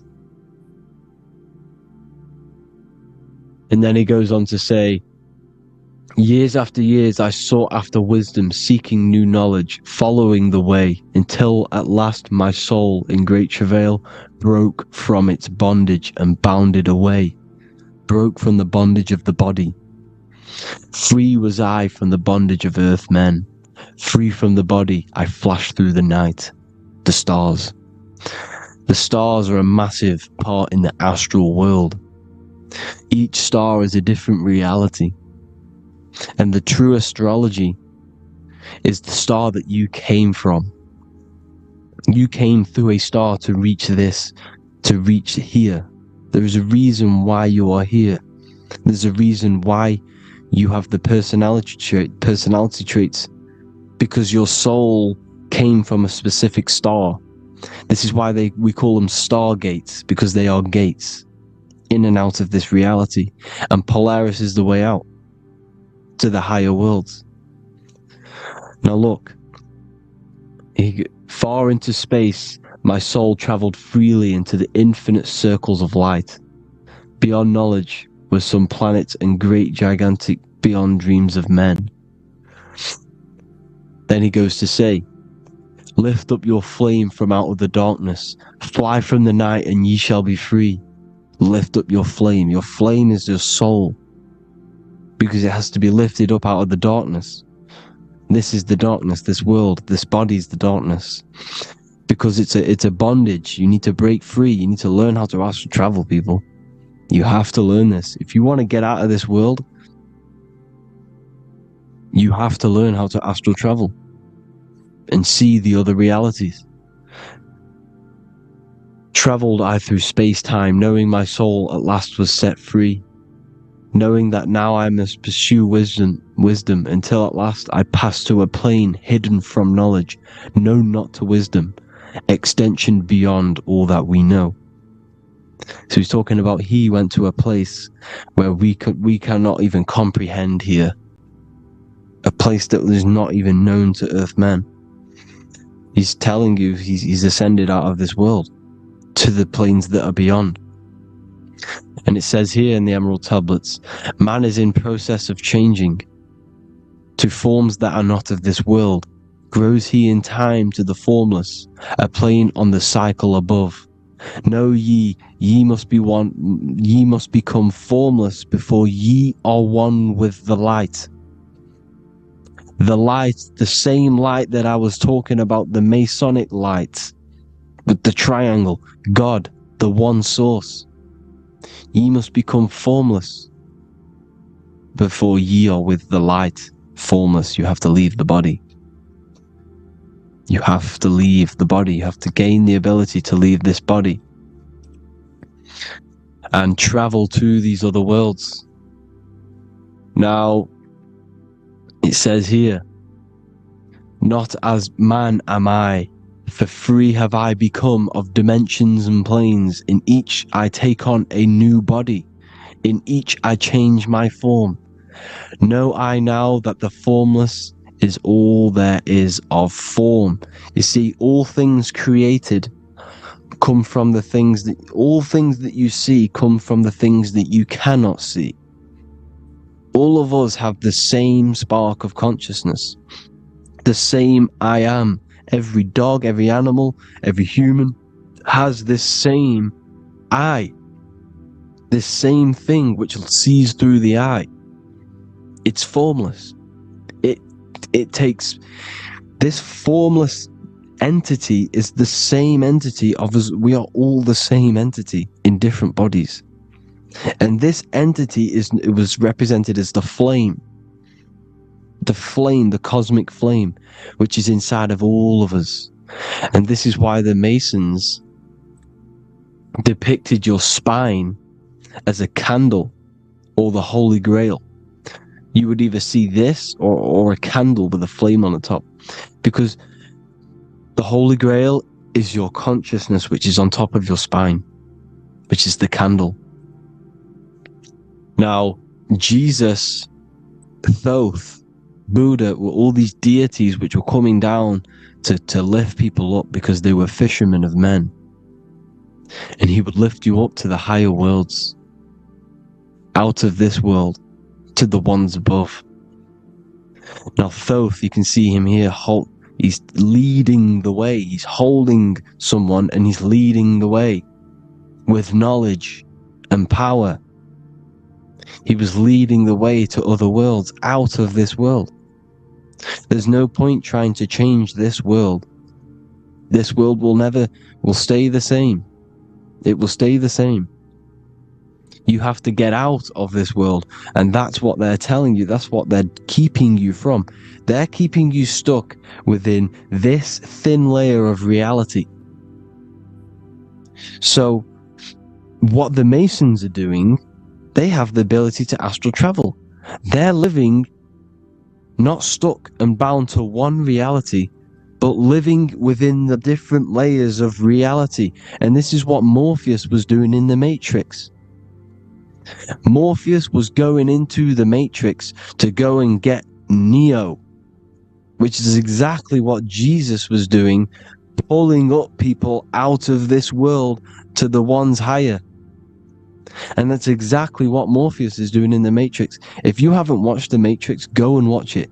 It will blow your mind. Everything I'm saying in this video, you will see it.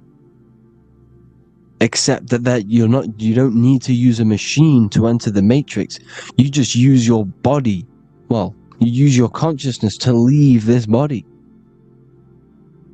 You see, Neo was also uploading himself into the simulation to pull people out of the simulation. And this is exactly what all of these gods were doing. The Fisher of Man, look, he was pulling people up out of this reality with the knowledge. Now, Jesus was always depicted with the mushrooms. Look at all this mushroom art. Mushrooms were literally the origin of Christianity. You can see it everywhere. There's mushrooms in all of the ancient art. Every single one of these paintings you see here, there's mushrooms on them. Mushrooms have the ability to see alternative states of consciousness.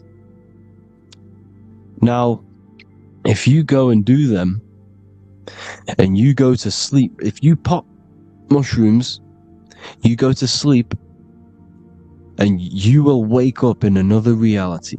You will wake up in another reality. Don't try it if you don't want to do it. But if you've got the heart to do it, do it.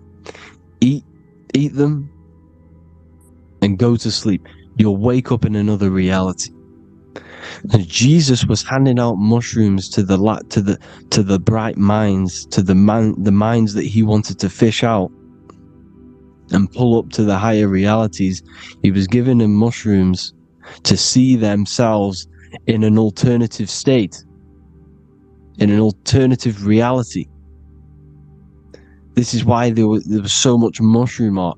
And it's not just ancient Christians, it's Sumerians, it's the Mayans, the Celtics, the Egyptians. all used mushrooms. All of them. Look at all this art. It's on stones. It's everywhere. Because mushrooms, see, everything in nature is a macro. Look at the form of a mushroom. It's literally your spine and brain. Because they alter your consciousness. Your body is just a radio receiver. Everything that you're experiencing is a program being ran by the central nervous system, and your consciousness is experiencing this program, these electrical impulses of the nervous system, because it's all feeding back to one point, which is the pineal gland. And this is the candle with the light on it. Type in Masonic candle and you'll see it. It's your spine with your spark of consciousness on top of the spine. And it's a mushroom, because this sends you to alternative states of consciousness, alternative realities. Now, they were all doing this, the Egyptians, the Mayans. Now, there's more symbolism which goes into this. Look at the Christmas trees we use. The Christmas tree with the presents underneath them. Magic mushrooms grow under trees. And these are the presents under the trees that we symbolize today with Christmas. Santa's red and yellow for the red and yellow mushrooms. The same mushrooms Mario has to collect. And when he gets enough mushrooms, he levels up. And then what does he do when he go past the world? When you win that world in Mario, you go to another reality. You go inside of another world. It's truth in plain sight. And it's using mushrooms. It's using mushrooms. Everything, all of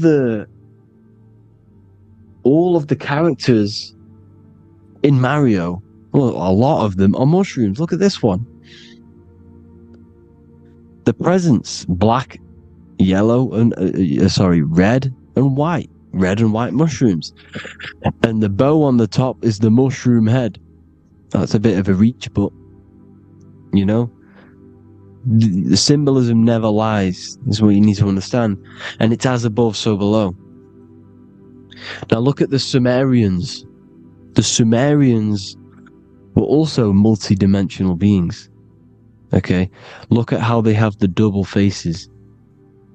They had 1 foot in this reality and 1 foot in another reality. And look at this one, a double-headed god inside of like a portal. You see? Because and look at these with the wings, the astral travel. Birds, ancient birds symbolize the soul. Because the soul is a bird, it flies to different worlds. It flies around the cosmos. And mushrooms gave you the ability to see these alternative states of consciousness, these alternate realities. Because you exist in infinite realities. You exist in infinite realities. Now look at the 33rd degree Ordo Ab Chao badge. You get this badge when you become a 33rd degree Freemason. And it's a double-headed eagle. A double-headed eagle. And you can see this in Sumeria first. Sumeria have the same symbol. A double-headed, bird. You can see it here. Here as well. And the Masons are still using this symbol today. And when you become a 33rd degree, 33 vertebrae on the back of your spine, above the vertebrae is your consciousness, and it's a double-headed eagle. One reality in one, you become a multi-dimensional being in the 33rd degree. And I've heard many interviews of Masons say it becomes Luciferian. You see, they speak in code. These Masons can't tell you about what they learn about, but they will speak in code. They said it becomes Luciferian.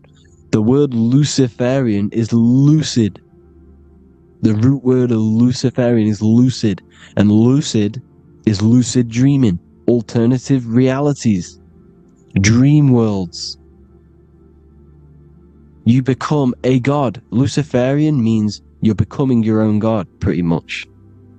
Because you are becoming a multi-dimensional being living in between the different layers of reality at the 33rd degree of Freemasonry. And look at the double-headed eagle, because the birds symbolize the soul. And they reach high, they fly high, just like the soul wants to fly high to the light, to become one with the light, like the Emerald Tablet says. Now look at Janus. Janus was another god, and he's known as the god of doorways. Janus always depicted with a double head. Janus is why we say janitor or January. And January is entering a new year. Janus is known as the god of doorways with keys, always got a key. Because keys open doors. That's why the janitor holds all the keys. And Janus always has double heads, because he had one foot in this reality, one foot in another. He was a multi-dimensional being. A Luciferian. Living between the different layers of reality, instead of being stuck in one like we are. Well, a lot of people. And that's the whole point. You see, all of this stuff is about like changing the world and stuff like that. This world will probably never ever change. It's probably been like this forever. Well, forever, for a long time.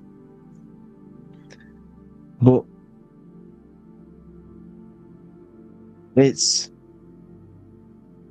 about moving out of this reality to the higher states.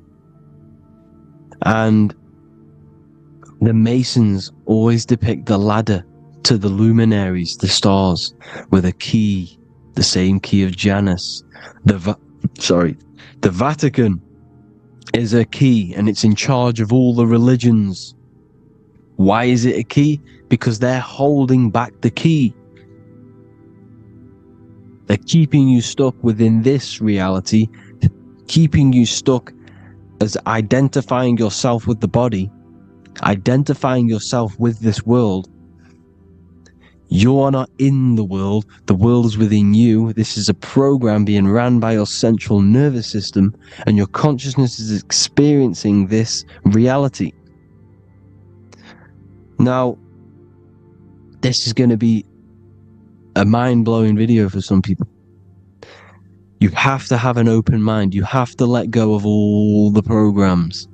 I'm repeating what the ancients are talking about and the ancient symbolism. Look at Janus with the double-headed god. He was just another god coming down, giving keys to people who had the worthy mind to be pulled up out of this reality,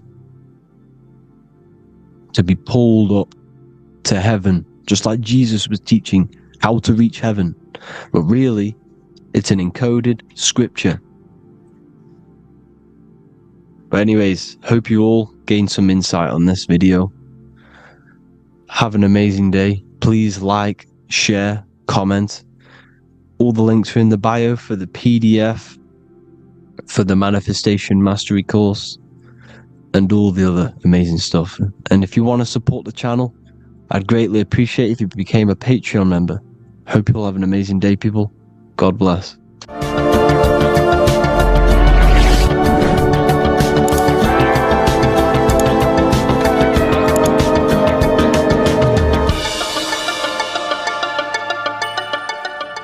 Welcome to Revival of Wisdom. Welcome people, we're back with another video. In this video we're talking about how Jesus Christ and Christianity is all sun worship. The Holy Bible of Christianity is not meant to be taken literal for history. It is a story and has lots of metaphors. Starting with the symbol of the cross of Jesus. This cross originates from this ancient cross of the sun. This symbol has been used for thousands of years, way before Jesus was a thing. In Europe, America, Asia, and all around the world. In fact, this symbol is still being used by Christians today, not knowing it represents the sun.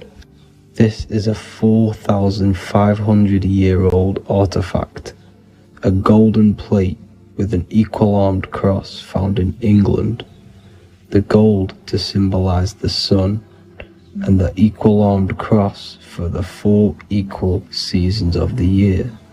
So this is why in the Bible you have Matthew, Mark, Luke, and John, symbolizing the yearly cycle of the sun and the 4 equal seasons.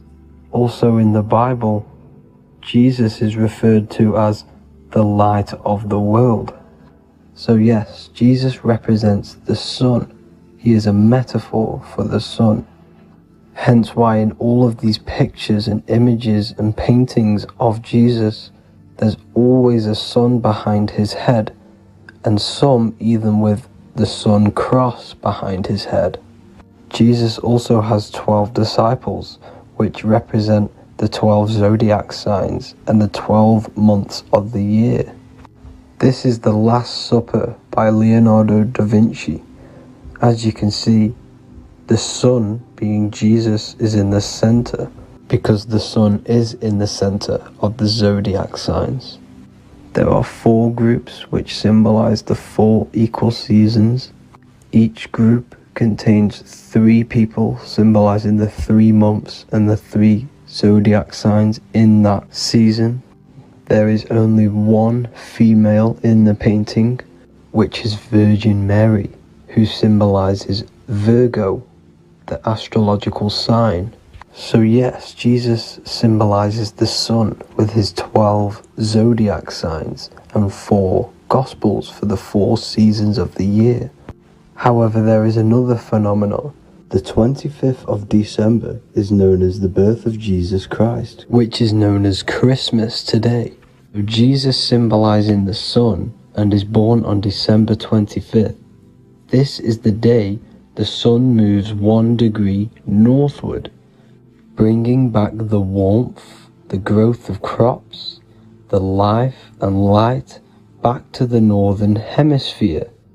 Everything is springing back to life, as we call it, spring. So it is said that the sun is born again on the 25th of December, and Jesus is known as the risen Savior, because the sun is our risen Savior, because it gives life to the whole of this realm, the warmth, the crops. And without the sun rising in the morning, we'd all die in about 2 weeks. And we all know how Jesus died on a cross. The sun also dies on a cross in the southern hemisphere. It dies on the Southern Crux constellation. And on December the 22nd, 23rd, and 24th, the sun remains in the same position. So the sun dies for 3 days, and it is born again on December 25th. When it moves 1 degree northward. And this is when the sun is born again, or resurrected, just like Jesus. Constellation Virgo is prominent in the spring sky in the northern hemisphere. So therefore, the sun is born a virgin, Virgo. And as you see in this image, you see Virgin Mary holding the sun. Us as humans do not own the sun, so therefore God owns the sun. So yes, the sun is the Son of God, and this is what Jesus is symbolizing. And just how Jesus sacrifices himself for humanity, that's what the sun does. The sun gives out all of its energy so we can live. There are many other Bible verses which represent Jesus as the sun. Now in Matthew 8:23-27, his disciples are in a boat and there is a massive storm. Jesus is asleep, meaning the sun has not arose. And the disciples say, "Save us, Lord, we are perishing." Quote, "Then he rose and rebuked the winds and the sea, and there was a great calm." End quote. Now this is a metaphor for the sun rising and calming the storm, because In the ocean, when the sun is down, that's when there are great storms. The worship of celestial bodies go back thousands of years, and it's called astrotheology, and it can pretty much be traced back to all ancient civilizations. Now, going back to the ancient Egyptians, the god Horus, the god of war, and he symbolized the sun in the morning.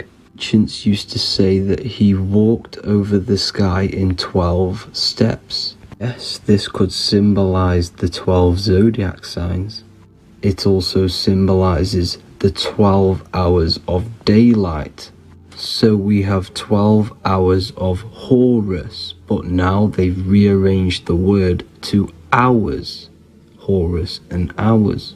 And when the sun rises, Horus rises, we say horizon, which is Horus is rising. That's the etymology of horizon. Another Egyptian god called Amun-Ra was known as the god of all creation. He was the first god of them all. Amun was also a sun god. Therefore, after every Christian's prayer, they say Amen, sending their prayer through the sun to God. So this all goes back to the worshipping of the sun. Sun worship was around way before the Romans. However, in the Roman times, their sun god was called Mithra.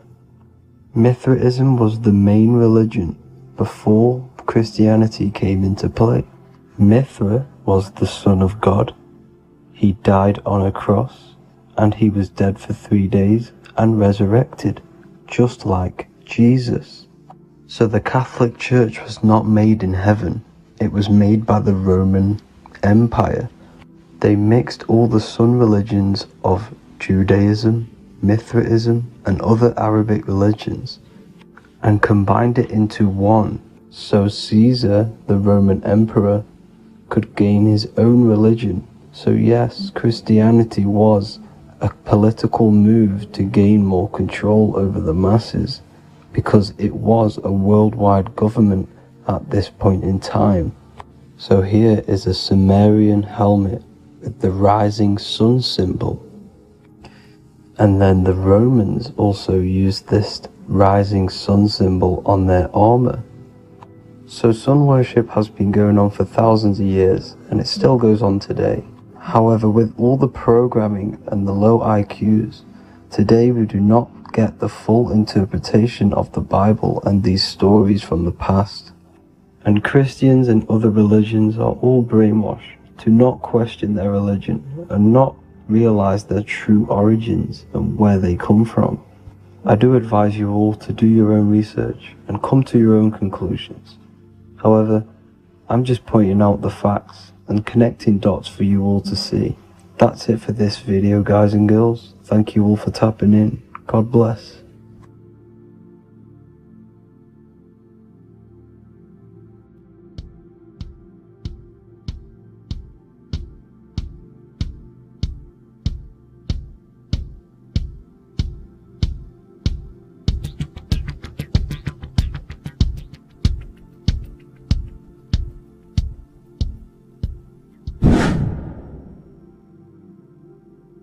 What is good, people? How are we all doing? Today we're going to be talking about the different planes of existence, the occult side of the world, the things they don't teach you in school. And of course, you can only find that on this channel, so welcome. So you need to understand is that your consciousness moves through these different planes of existence, these different states of consciousness, which make up all of you. Okay? They are all interlocked planes. They are all interpenetrated into each other. They are all one. They melt into the plane above and below. You see, each plane is a product of each plane. As above, so below. Now, the higher you go, the more fluid, the more dreamy, the less dense it becomes. The lower you go, the more denser it becomes, the more solid it becomes. The lowest plane is the physical plane, which you are obviously aware of. You are inside of the physical plane now. But while you are in this inside of this physical plane, you are indeed inside of all these other bodies which you have not awakened yet. You have to awaken these different bodies. You have these bodies. Okay? It's like a ripple effect. And the center is the most dense, the most solid. This is Earth, heart, the heart of the ripple. And the lower you, the further you go out from the center, the more dreamy, the less fluid, the more fluid, the more less dense it gets until you're one with the all. You see? And this is what it's like. This is what this system is. It's like a ripple effect. Now, let's jump straight into the planes. First, you have the physical plane, made out of 4 elements. 5 elements. The ether is the mother of the elements. It's the womb of the elements. It's the 5th element. And it gives birth to the 4 other elements. 4 is stability. Tables have 4 legs, and this is why the ether gives birth to 4, because it's the foundation of the physical world. Fire, earth, water, air. They are not pure. Each one of the elements melts into the other one. For example, earth and water both share cold. Water and air both share wet. You see, they compose of each other. They melt, they mold into each other based off the vibrational state of the ether. That's what it is. The 4 elements are the vibrational states of the ether. Okay? So you have the 4 physical elements making this, physical world. It's the lowest world. It's the world of effect. This world, whatever you see, whatever you experience, it's the effect. You can't change anything by manipulating this world. You got to manipulate the higher worlds to affect this world, you see? As above, so below. This is the lowest plane. It has 3-dimensional. It's the 3rd dimension. Space, height, and thickness. That's all it is. Front, backwards, upwards. You see, it's 3-dimensional. We cannot perceive the hidden side, which is the interior of this existence. We cannot perceive the interior from our exterior view. We are looking into this world. Okay? This is the exterior view. We can't see what's inside of that. That's the 4th dimension, which is the next one. It's the most gross and dense plane. 4 states of matter, the most slowest vibrational molecules exist in this plane. Above this plane, you have the ether. Okay? The word ether and either are the same thing, because either connects 2 scenarios in languages.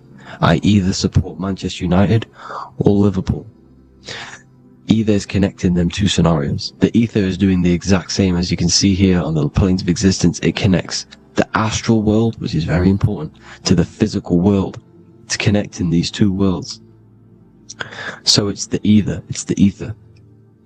The ether is pure potential. Energy flows through the ether. It is pure energy, pure potential. Okay? The physical body is an exact copy of the etheric counterpart body. So every physical object has an etheric energy double. It's like a blueprint of that object. Every single object has an energy double, and that's the etheric double. Okay? The etheric body determines the shape of our physical body through its lines of force. All through life, it rebuilds and restores the physical body. Physical problems show up first in the etheric body, because as above, so below. You manipulate the higher planes, it will manipulate this plane. And this is why sorcery works. Contact with astral plane entities. We'll get into that a bit later. So, the reason why we can't see this plane, this energy world, which is all around us, which we are inside of right now as we speak, is that the molecules that compose it are further apart than those of the physical plane, making it invisible to the 2 eyes. That we can't perceive it. Our eyes cannot physically suck in that sort of information, and our brain cannot decode it. This is why, they brainwash us with all these programs to keep us asleep, to keep these other bodies we have asleep, so we don't find out about these other bodies, and is to make you believe that everything's just a material. Only the material world exists. They don't want you to know is that everything that you see is a result of something you cannot see. As above, so below. There are realities within this reality. This is what I'm breaking down now, these different planes, on how this reality works. So your etheric double is your energy body. You can see here the physical, etheric, astral. Astral is your spirit. The ether is a part of the physical plane. It's like just above the physical plane, but it's still part. But then the astral plane is completely separate. It's another plane, but they're all interlocked. Don't think they're apart. They're all interlocked. They're all one. They all melt into each other. The chakras that we have are inside of our etheric body. They are our sense of organs which tune us to the fourth dimension. These 7 chakras connect us to the astral world, the fourth dimension. Okay? They are points for the flow of energy from the universe / 7 planets, because the 7 chakras are your 7 planets, and the 7 planets are connected to the astral world. They are feeding these 7 senses in our body. They connect us to the universe, to our etheric counterpart, and then to us, supplying the physical body. Because the energy comes from above. As above, so below. These 7 senses, these 7 etheric chakras, are being supplied with energy from the universe, the 7 planets, the solar system. Then it supplies the physical body. You see?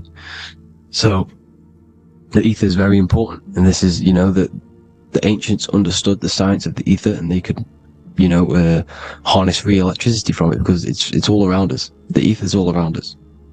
And this is what they were doing. They were harnessing free energy using the ether. The astral plane, the fourth dimension, very important plane. Very, very important. We've all been there. Every single one of you has been there. Okay? The fourth dimension is unseen of what we see. It's the interior of the exterior that we see. We see the third dimension, but we cannot see beyond what's making this third dimension. This is the fourth dimension.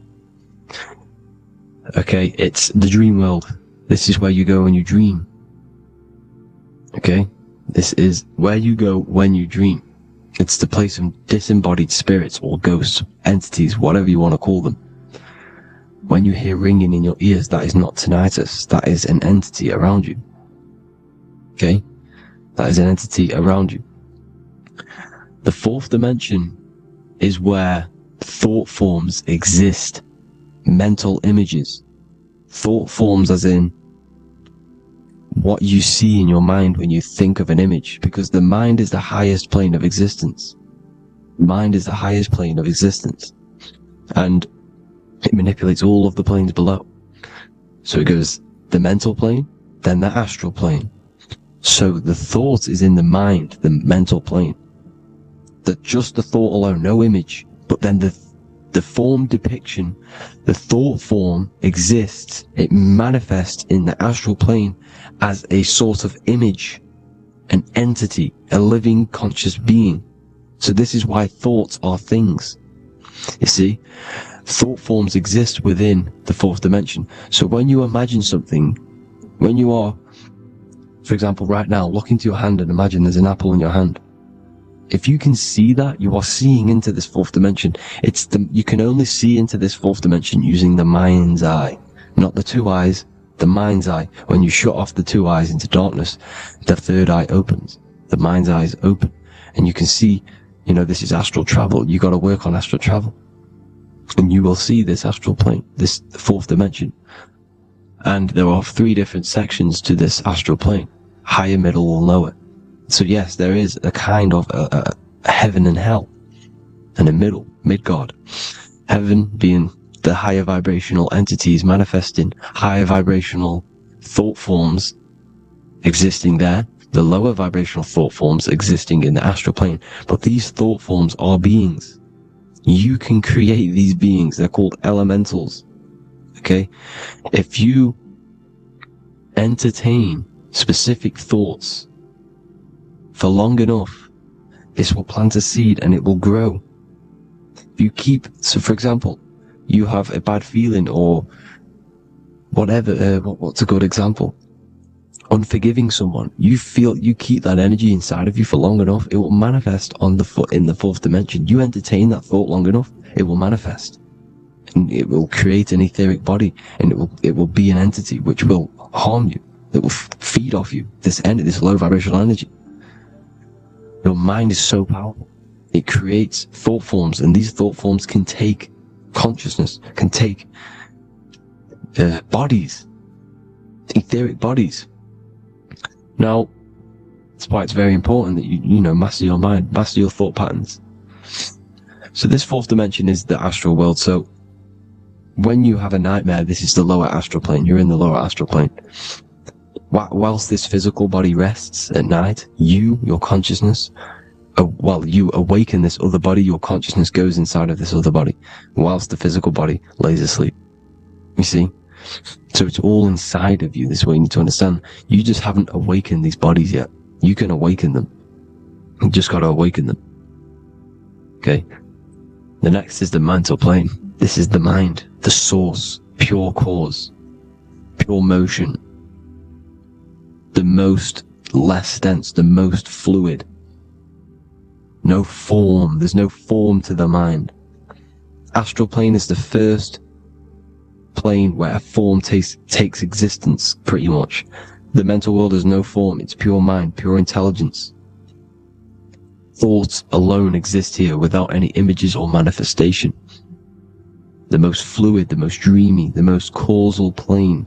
All of the rest take the effects of this plane. That's why it's mind over matter. Your thoughts they create vibrations. Each vibration is vibrating on a specific frequency, which creates mental images, creates effects down here on this physical plane. This is why it's so important to master your mind. Master what you think. Master your mind. It's the hardest thing to master. You could conquer the world, but it's probably harder to conquer your own mind than to conquer the whole world. I can promise you that, because the mind can play tricks on you. You got to listen to that inner guide within you that will constantly manifest the good things. So anyways, people, hope you learned a lot from this. Please work on trying to activate these other bodies. I will maybe do another video on trying to activate these bodies if you wish. Please comment down below if you would like to see that. And have an amazing day. Please like, subscribe, comment down below any video ideas you want me to do, any information you want me to spit. Thank you all. Have an amazing day.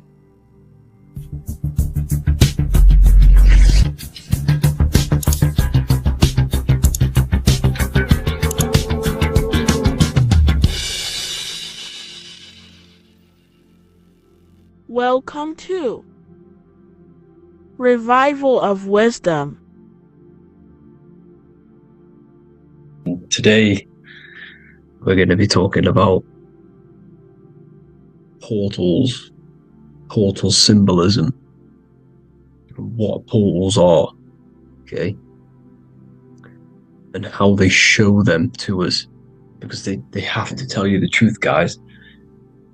This is the thing with the universal law. They have to tell you the truth. And they tell you through symbols, they tell you through movies, and different things like that. But let's jump straight into this. So first I want to talk about the Freemasonry symbols. Okay, so first we got, obviously this is some Freemasonry art.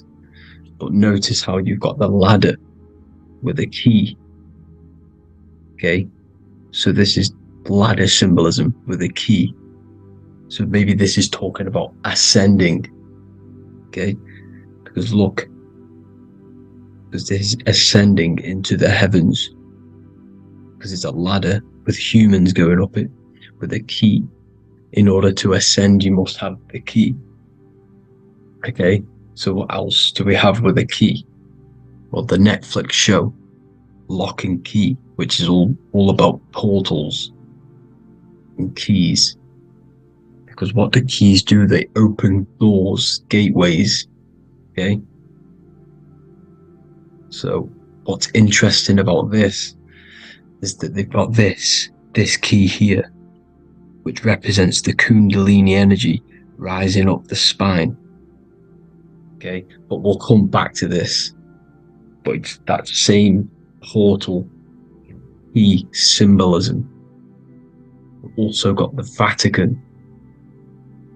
The Vatican is in the shape of a key. Okay, so you can see the start of it here and the end. So this is key symbolisms. Keys open doors. And notice how it's got the 8-pointed star. Okay, what is the 8-pointed star? Okay, we'll come back to this. This all ties in, guys. I'll break it all down for you. But then you've also got the god Janus. Janus, okay, is known as the god of the doorways. He's an ancient god of Rome, and they worshipped him. However, he's not a god, he's more like a high-level ranked demon. Because he is the god of the doorways. And notice how he's got 2 faces. Because doorways always have 2 sides. You're going into somewhere. There's always 2 sides of a door. And he's always depicted with 2 sides of a face and a key. Because he holds the key to the doorways, to the portals, to other worlds and realms. Okay, as you can see, he's always got 2 faces and a key. Okay, so now we have the Sumerians, the Anunnaki, and they are always depicted with the 2 faces. Why do they have the 2 faces? Because they're symbolizing doorways, and the Anunnaki come to Earth through doorways and portals. So these are what these gods are symbolizing in their artwork. But they always have the 8-pointed star. Okay, what is the 8-pointed star? You see how they always have. Look, let me try to find another one. It's the 8-pointed star. This 8-pointed star is Polaris. Okay? Polaris, just like the Vatican, has the 8-pointed star with a key. Polaris is the center star. Polaris is a fixed star. It doesn't move. Okay? So the Anunnaki's symbol is also the 8-pointed star. So this is symbolizing the portals and doorways that they come through in order to get to the Earth. But Polaris is that center star which does not move. It's always symbolized with the 8-pointed star, just like a compass. Why is a compass the 8-pointed star? Because at the center of our realm is where the most electromagnetic energy is stored. As you can see, we have an aura field, an electromagnetic aura field. So does the Earth. And in the center, so like our heart, for example, is where the most energy is stored. And like the center of the Earth, this is why all compasses point to the center, because this is where the most electromagnetic energy is stored. It's at the center of our realm. Okay, so like I was saying with the lock and key series, see this here, the Kundalini energy rising up the spine, just like your Kundalini energy rising up the spine. Let me try. I can't zoom in, but you know what I'm trying to say here. Let's go back to Polaris, because at the center is where pole. Can you see the pole of electromagnetic energy? Polaris, the North Pole. It's symbolized. The truth is in the words. It's like a pole of electromagnetic energy. And this is where the aurora borealis comes from. Notice how it's got the word aura in it, because it's the Earth's aura, electromagnetic field. Just like you have an aura, also known as the Northern Lights, because it's coming out of this center hole in the center of our realm, where the black sun is. And this is where the electromagnetic energy is coming up from. And this is what the aurora borealis is, or the northern lights. It's just electromagnetic energy, and it's symbolized through our symbols. The original O, okay, because it's like a hole through the middle. Polaris. So this Polaris is the sky vault. It's the portal into this realm, because this is what the Anunnaki are always talking about, always symbolize it with the 8-pointed star. And just like a compass, it's the 8-pointed star pointed to the center, to Polaris. Okay, see here on the Sumerian tablets with the 8-pointed star again. And how we know it's talking about portals with this 8-pointed star is because CERN 666 are opening up portals to the underworld, letting in demonic entities into this realm. How do we know it's a portal? Because their Hydro Collider has 8 points, just like the 8-pointed star. So they are creating synthetic portals to the underworld to let these demonic entities into our realm. But what is the key? Because if we're talking about ascending through Polaris, notice how here on the masonry art, this luminary here, so this is the sun, that's the moon, this is Polaris, because it's a luminary with what? 1, 2, 3, 4, 5, 6, 7, 8 beams coming off the luminary, just like the 8-pointed star. So you see the ladder with the key going up to Polaris. It's symbolizing ascending out of Earth. So what is this key that they're keeping from us? Because it's a human holding a key going up the ladder to Polaris. Well, chakras. We have 7 chakras. Okay, so this is what they are telling us in the lock and key symbolism. The Kundalini energy rising up the spine. Okay, just like they have 33 vertebrae on the back of your spine. Okay, this represents the Kundalini energy going up your 33 vertebrae, just like in masonry has 33rd degrees. Okay, so what is the key? Your chakras. Your chakras have to be unlocked. Okay, you have to unlock your chakras, and you can't unlock this one without going through this one. You have to go through them all.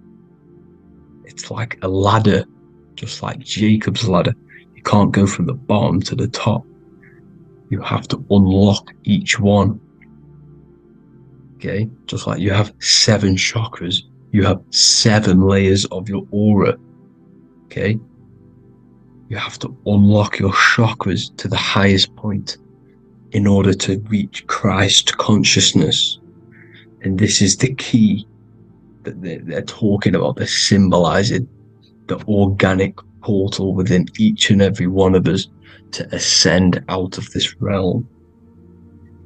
Okay, so this is the key that they're talking about, and they're holding back this knowledge to keep us trapped in this 3D realm.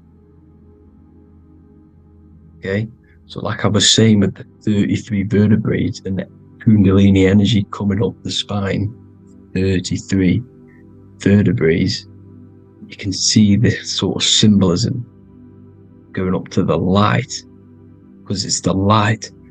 You see here, your crown chakra turns on and becomes enlightened, just like the Illuminati symbol. Can you see it? But also Jesus also died at 33.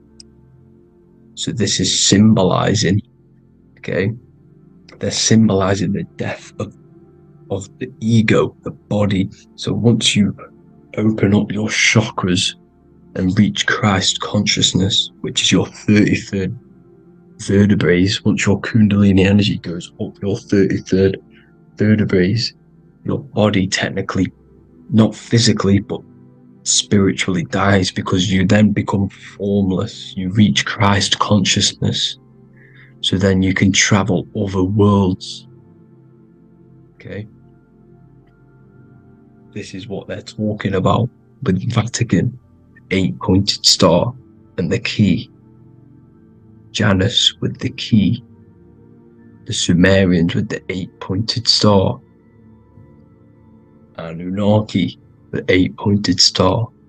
Polaris, 8-pointed star. So Polaris is the way out of this realm, which is at the center. Pole, North Pole. Okay, so the key is that they're hiding from us is the knowledge to unlock our chakras. Okay, and without this knowledge that they keep from us is trapping our souls in this reality to keep reincarnating. Okay, well, thank you all for tuning in. I'm going to leave you all there. Make sure to leave a like and a comment in the comment section. Let me know some topics to talk about so I can break it down for you. God bless you all.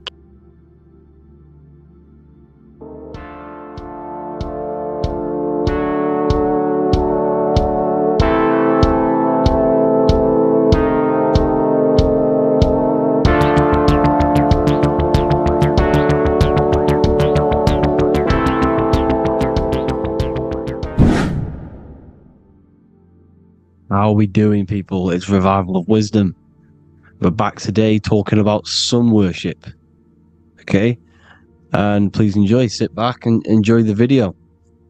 First thing we need to understand is that the sun is the risen Savior. It's the light of the world. Without the sun, we have nothing. Now, the sun is the Son of God. We didn't make the sun. No one owns the sun. But who created the sun? Obviously, the Creator created the sun. Therefore, it is the Son of God. And that is what Jesus is symbolizing in the Bible. The Bible is a metaphorical story. That's why it's called the greatest story ever told. Because it is a story about the sun, the zodiac. It's about you, the systems in the body. It's about everything that is sacred in this creation. Now you can see the suns behind Jesus' head in all of the ancient portraits. Even the ones that are more modern, you still see a sun on the back of his head. Because he is the sun. He's the light of the world, our risen Savior. And this is what Christians are lost, because they don't realize it's a symbolic story. And they think Jesus was a historical person. He's not a historical person. Okay? This is what we need to get out of our mind. This wasn't a historical person. It's the Son, our risen Savior. The Son is the soul. It's the soul of this creation. Because what is a soul? A soul is pure life force, pure energy. Whatever a soul inhabits, it gives life to. Like our soul feeds our body. The sun feeds the earth, because the sun is a soul, and that's why the ancients called it Sol. Because it's the soul, and it's in you, and it's the light of the world. It's the light of everything. It gives life to all things. Here's Jesus and his 12 disciples. The 12 disciples symbolize the 12 zodiac signs. Aries, it rules the head region, because the 12 zodiac constellations rule specific regions of your body. Aries, the ram, you have a cerebrum in your head. This is Aries on the head of the table. His Gemini rules the arms and the lungs. The two twins, Gemini. He's holding up 2 hands for the 2 hands and arms. The twins. Cancer has a knife in his hand. It's not so clear, but he has a knife in his hand. Cancer is the crab. Crabs have claws.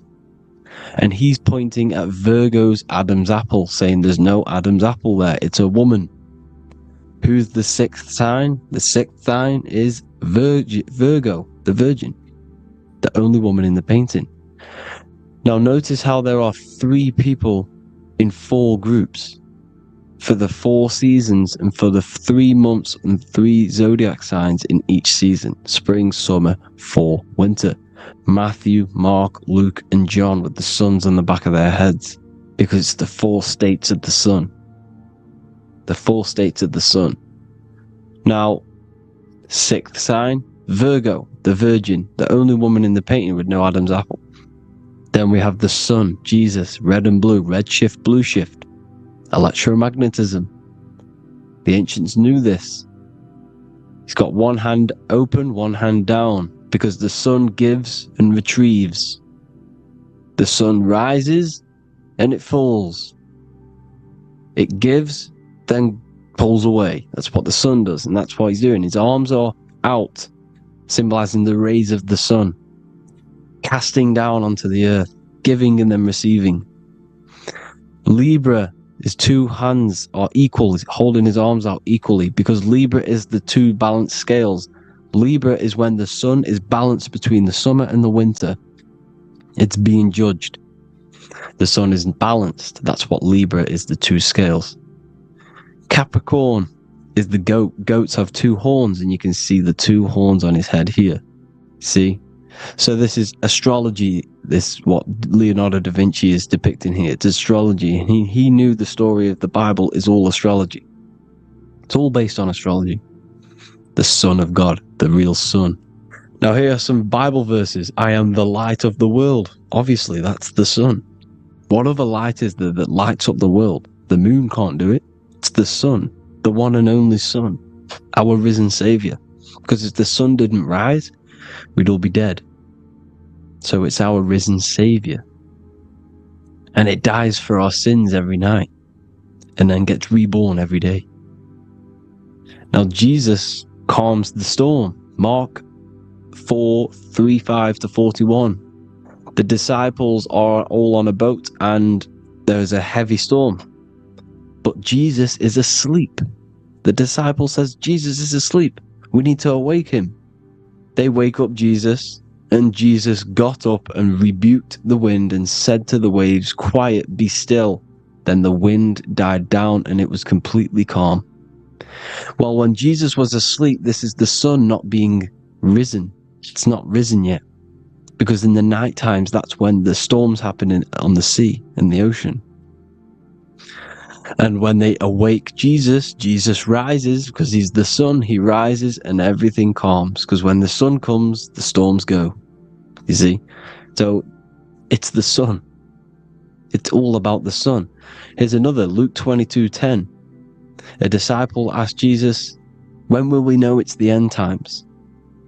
And Jesus says, as you enter the city, a man carrying a jar of water will meet you. Follow him to the house that he enters. Well, this is clearly talking about astrology, the topic that Christians think is satanic, when they don't realize the whole thing's based on astrology.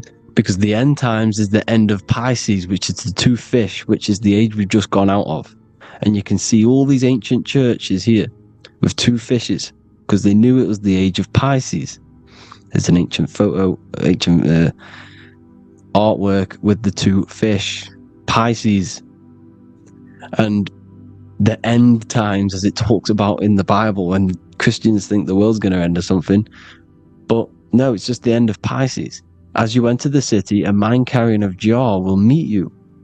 Follow him to the house. The house is the zodiac sign that he enters. And the zodiac sign is Aquarius, because that's what it is, a man carrying the water. We know this is astrology because a woman, that is a woman's job in the ancient times. In the ancient times, the woman used to get the water. You would never see a man collecting water back then. That was the woman's job, whilst the man builds the houses, for example.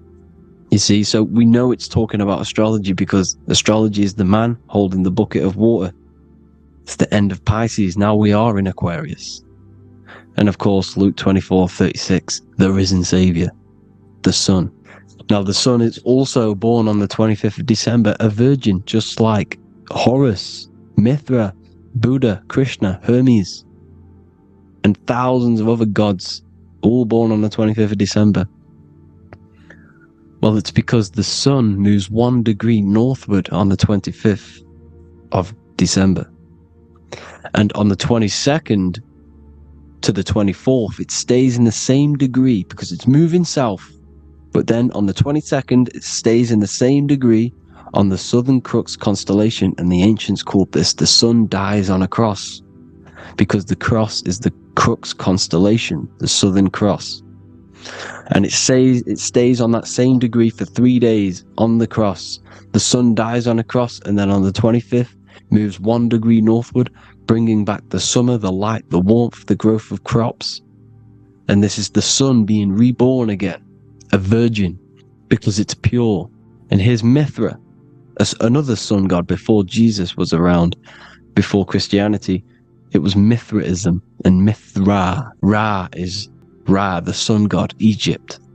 It's all about Ra, the sun. You see the crown of thorns on Jesus' head, symbolizing the rays of the sun. And here are the rays of the sun on the back of Mithra's head. Krishna, the sun. Buddha, the sun. Horus, horizon. All born virgins, all did miracles, all resurrected. Dead for 3 days. Well, here he is, dead for 3 days on the cross. And resurrected. Because it's the most ancient religion ever been on the face of the earth. The worship of the sun. And we should worship the sun, because without the sun we are nothing. The sun feeds us, feeds the earth, feeds everything. Without the sun we are nothing. It's been reversed, and now we're worshipping man. When we're worshipping a man called Jesus, was never real. It's all about the sun, the most high, the most powerful, potent, celestial body in the sky, the orb that feeds us every day. It dies for our sins and rises every day. It's the sun. Now on the Holy Communion Day, it's the worship of the sun. They give out mini suns. Here's Jesus holding a sun. And they raise the sun on Sunday, because they go to worship their sun god on Sunday. Not Saturn Day, not Moon Day, Monday, but on Sunday when the sun is exalting. And they hold suns up above their heads because the sun rises. They're symbolizing the sun rising above their heads. A savior. It's the sun. It's the Holy Communion Day. And here's Jesus giving a piece of himself to the children. It's the sun. The light. Judas was known as a backbiter, a backstabber, because he stabbed Jesus in the back. He betrayed Jesus. Well, this is just another astrological story about the constellation Scorpio, because the Scorpio is the J, looks like a J. J for Judas, the scorpion, the backbiter. Scorpions backbite, they bite with their back. And what does Judas do? He betrays Jesus by kissing him to let the warriors know who they need to get. So he kisses Jesus, and Jesus gets stabbed in the back. Well, when you get stung or bit by a scorpion, they leave like a kiss. So Judas kisses him and gets betrayed. Well, this is because the sun, when it hits Libra, it's balanced. The sun is balanced because it comes through summer. Now the sun's starting to die. The sun's starting to die. It hits Libra. And then as soon as it hits the Scorpio, it gets betrayed, because now the sun has to fall to winter. And Saturn is there waiting to take over the darkness of the winter. So he gets stabbed in the back by Scorpio. Judas, the scorpion, the backstabber. You see, it's an astrological story. Here's Mary. Mary means marry, which means pure. The sun is pure. No one gave birth to the sun but the God. And it's born every day. It's born every day, every year. It's born pure. There was no controversy. There was no, activity for the sun to be born. It's pure. Now, the 7 metals come from the 7 planets. The sun gives you gold, and this is why the sun is golden. It looks gold. And this is why the banks are backed by gold, because gold is the most valuable metal, because it's the sun, the most valuable celestial orb in the sky, in the heavens. Well, here's Jesus, another ancient symbol of him being crucified on the cross with the big sun, the southern crux constellation. The sun dies on the cross constellation. And if you go to the old etymology dictionaries, you will see sun and son is the same word. They come from the same etymology roots. You can use them for no matter what, but they've been confused today. But if you go back to the old dictionaries of etymology, they are interchangeable. You can use them. Son, sun, sol, it's all the same thing. The 12 disciples, 12 brothers of Joseph, 12 tribes of Israel, 12 breastplates on the stones, because it's all the 12 astrological signs. They could have used any other number, but there's 12. Because 12 is the mind, which is God. 7 is the number of matter, which is man. 7 energy centers in the body. 12 cranial nerves in the brain, because it's the mind. 12 is the 12ness. The zodiac is literally the mind of God, the signs of God. Now here we see here, Job 38, 31 to 33. Can you lead forth a constellation in the season? He's asking you, can you read the sky? Can you read the heavens? Canst thou bring forth the Mazzaroth in its season? Mazzaroth means 12 signs, the zodiac. Why did they translated every single Hebrew word in the Bible into English, but they decided to leave out Mazzaroth. Why?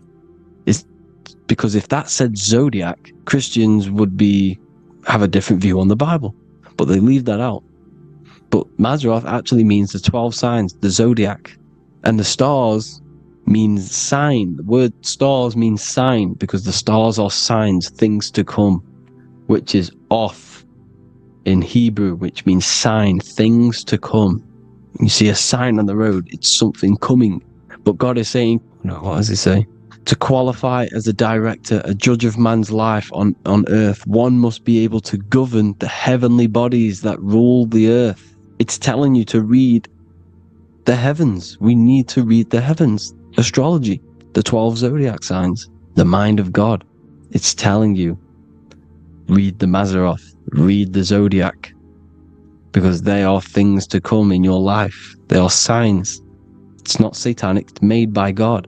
God said, let there be lights in the firmament of the heavens to divide the day from the night, and let them be for signs. Signs are things to come. The 12 zodiac signs. It's all about astrology. Here's Mary holding the sun. His son, her son. It's the sun in the sky. The one and only, the most high. The soul, the solo because it's on its own. The most powerful, Ra, radiance. Here's the Pope holding the sun. All 3 popes holding the sun, because they're sun worshippers and they know the true meaning and origins behind Christianity. Sun worship. Here's the Vatican is a sundial. Yes, this is literally a clock. Your watch is a sundial. It's got 12 sections on it for the 12 zodiac signs. 12 hours, 12 Horuses. Now here you see Jesus walking on water. Well, it's the sun, and here's the beard of the sun. Here's the pyramid of the sun, the illuminated one, the all-seeing eye, the sun. Here's the Ankh. The sun creates these symbols. The ancients knew this. Now, when you see these headdresses, these are actually the days of procession of the sun. Aries, Cancer, Libra. It's all about the sun. Here's some more sun worship going back to Egypt.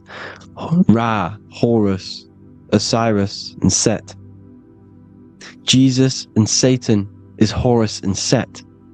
The sun and Saturn. Saturn rules the winter, Satan. Jesus, the sun, the light of the world, rules the summer, rules the day. Satan's the night, Saturn's the night, the sun is the day. The evil brother, Satan. Well, Horus comes, this is where we get the word hours from. There are 12 Horuses. The sun moves in 12 Horuses, 12 hours. Where's Horus? What hour is it? Where's Horus? His Ra, 12 noon, Ra radiates. Powerful, the most high sun. That's why he has a sun on the top of his head. These are the 4 states of the sun. Set, sunset. This is why we say sunset, because the sun is setting. His sunset, his Horus, horizon. The Horus is rising, Ra radiating, and the sunset. Then midnight is Osiris. Here's another ancient symbol for the sun, the scarab. Ra, the sun. Scarab. It's got the word Ra in it because it's the sun. And here's the sun on top of the scarab with the wings. Because scarabs roll dung up hills, and then they'll let it fall down the hill to gain more matter. To gain more bigger, like a snowball effect. And this is, the ancients saw this as a process of the sun, because the sun climbs up the hill and then it falls. So they used the scarab to symbolize the process of the sun. The sun climbs and falls. Here's an ancient Egyptian cat cutting off the head of the serpent. Well, the cat is cutting off the head of the serpent, symbolizes the sun cutting off the nighttime. When the sun rises, it cuts off the nighttime. It cuts off the serpent. The serpents represent darkness or evil. Oh, there's some more symbology of the sun and the heavens, the arch, the royal arch, the firmament, the sun inside the firmament. These are all ancient churches, and they all depict the firmament with the sun inside. Is the ancient cosmology, you see, because it's all about the sun. Everything's about the sun, because the sun is our orb made for us to sustain life in this, inside of this creation, inside of this firmament, the royal arch of heaven. Here's the Freemasons depicting it. Here's the Masonic royal arch, but you can even see the zodiac signs. Here's Cancer, the checkered board. It's the royal arch of the firmament. Obviously, they don't want to tell you that. You live in space, apparently. Some more sun worship. Here's the beard of the sun on the water. They all have this long beard. And why do they say amen? Amen at the end of every prayer. Amen is a sun god, a creator god. It's all about the sun. So thank you all, people. Hope you all enjoyed. Hope you all gained some knowledge and insight. Please give me a follow, drop a comment, drop a like. Have a good day. Love you all.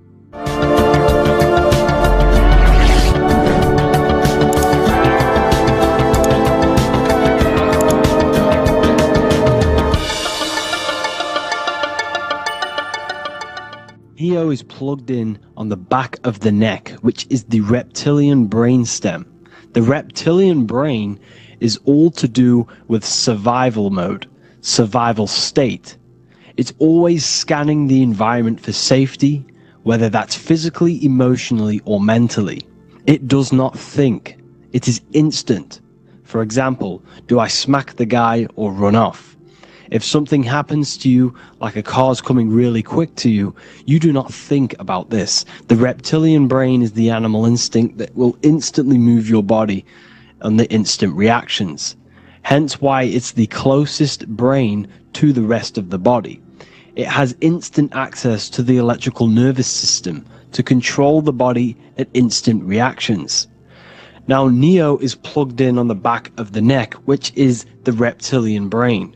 Therefore, the matrix is the body itself. It is the lowest state of consciousness. This is what it represents.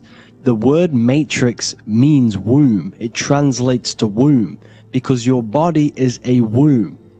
Your body is a vessel for universal consciousness, for God consciousness. And the body is also a womb where you can be born again outside of this body by raising your consciousness, by awakening the neocortex. This is why Neo is called Neo, because it represents the neocortex. This is the higher aspect of our brain. This is all to do with new things, higher reasoning, higher thinking, new learning. You see, the brain is a receiver for universal consciousness. Now, what do I mean? It is a radio receiver. Think of it like this. You have a radio tower which emits frequencies, and each little frequency, 00.1, 00.2, 00.3, each 00 point is a different person. We are all the same universal consciousness encapsulated inside of a different vessel. This is why our body is the temple of God inside of the Bible. Your body is a sacred temple of the divine essence of the universe. However, consciousness is controlling this physical body. And I'll show you this diagram here. Consciousness consists of imagination, emotions, thought, and memory. All of these things are not physical. They're not made out of atoms. You cannot think with atoms. If I split open your brain while you are thinking of a cheesecake, I would not see a cheesecake. It's because these things exist metaphysically within consciousness. They are not physical. The body is physical. It's part of matter. It's part of time. You see the Leonardo da Vinci, the circle and the square. The square represents limitation, beginning and end, because when you draw a square, there is a beginning and end. It represents the body, the mortal self, the ego, the echo. Then you have the spirit raised above, which represents spirit over matter, mind over matter. Invisible forces create physical forces. Everything physical exists in non-physical. This is also the Freemasonic square and compass, why the square is below the compass, because the compass creates the circle, which is spirit or mind. Then you have the square, which is matter. Mind and matter are the same substance. Mind creates matter through thought. Everything in this physical universe manifested through thought. Everything began as thought. So you are spirit and matter. You have a material body and a spiritual body. And you are right in the middle. This is why humans are very, very important. Because we have an animal nature, the reptilian brain, and a higher consciousness, the neocortex. And we must awaken out of the matrix, which means womb, which is the body. And neo is waken up from the lower self, the reptilian brain, and moves into the neocortex. Because the brain is a radio receiver for consciousness. Now, what do I mean? I went over this before. Your consciousness is controlling the brain. The brain is a computer. And when our consciousness, our imagination, our emotion, our thoughts, and our memories are all contributing towards just survival things, food, safety, fear, all of these things, and our consciousness is locked into a survival state, we are using the reptilian brain. We're no longer thinking. You don't think with the brain, but the consciousness is thinking, which activates the different parts of the brain. When we think for higher reasoning, we use the neocortex. It stimulates the neocortex. When we think about survival, we're using the reptilian brain. So therefore, when Neo wakes up, he wakes up to the higher aspects of consciousness, which is only utilized by the neocortex, by learning new things and expansion of the mind and expansions of consciousness. Okay? So the whole matrix is to keep you designed, the whole matrix is designed to keep you in a survival state, in the three-dimensional awareness. They want you constantly scanning for safety, scanning for food, scanning for emotional safety in relationships and other people. You see, they do not want you to think. They want you stuck in that reptile, that animal state, that beastly state that most people are in. Most people, all they do is eat, listen to music, consume, have sex, lust, desire. This is all the reptilian brain. So when we say the world's being ran by reptilians, It's symbolic. There is no physical reptilian humanoid beings controlling, manipulating human consciousness. We are all the same consciousness. However, there is a corrupted state of consciousness running this world. And this consciousness worships the physical plane. And they control the physical plane. So by doing that, they keep you stuck in a reptilian way of thinking, the animal state, to keep you stuck in the lowest state of consciousness. Now this is the god Osiris, which represents the reptilian brain. None of the Egyptian gods ever existed. They are all symbolic for the brain and anatomy of the human body. Osiris represents the reptilian brain. As you can see, this anatomy compare to the brain stem and Osiris statue found in Egypt. And we also see an ancient artwork of Osiris with green skin and two reptile crocodile alligators next to him, which also symbolizes the reptilian survival state of human consciousness and the activation of the reptilian brain. This is what it symbolizes. Now, this is what the Matrix is all talking about. It's talking about the awakening, the expansion of consciousness. The word divine is dive in because you connect with the divine by diving inward. There is no man in the sky going to save you. You must connect with the self. Know thyself. Truth comes from within. All of these things I'm telling you comes from within you. I'm just pointing it out. All of this is self-realization. A lot of people say, well, what are my sources? My sources is knowing thyself, observing thyself, using the neocortex of critically thinking, sitting down and thinking about yourself and having deep realization of yourself. You can realize that your thoughts are not of this physical world. It's quite simple. The brain does not think. The brain does not imagine. The brain does not hold memory. All of these things exist in consciousness, the one consciousness, but we are all fractal, infinite parts of.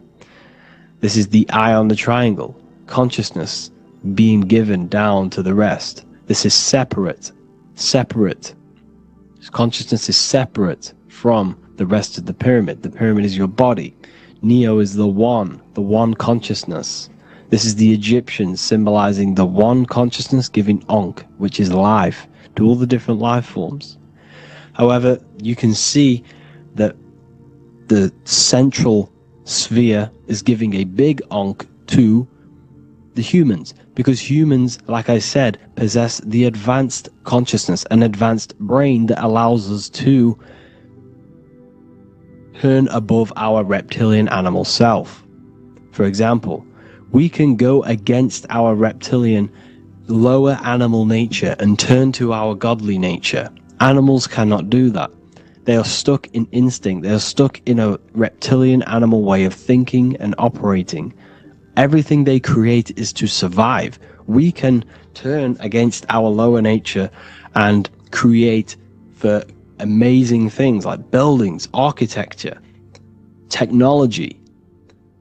We can use our creative consciousness for anything we wish, not just survival needs. And it's the same with your spiritual journey. You can raise your consciousness beyond this animal state that they try to keep you in through fear, consumption, food, and the reptilian brain. We must awaken, start to think critically, and awaken to our divinity, because the mind, the consciousness within you has infinite potential to expand. There are infinite fields of knowledge that you can explore. The mind can never be filled. It can never ever be full of knowledge. It always expands, and that's why you are alive. That's why you are part of this universe. That's why the science always says the universe is always expanding, because the universe exists in your mind, and the mind is always expanding into new fields of thought, new fields of knowledge and information. And that is your whole sole purpose, of expansion of mind and expansion of consciousness, and the exploration of the mind of God. We are living in the mind of God. You are a thought in the mind of God. You must awaken out of this body. This is why Jesus says you must be born again to see the kingdom of God. You must be born again. You must raise your consciousness beyond physical limitation and awaken to your divinity. And this is pretty much it for this video.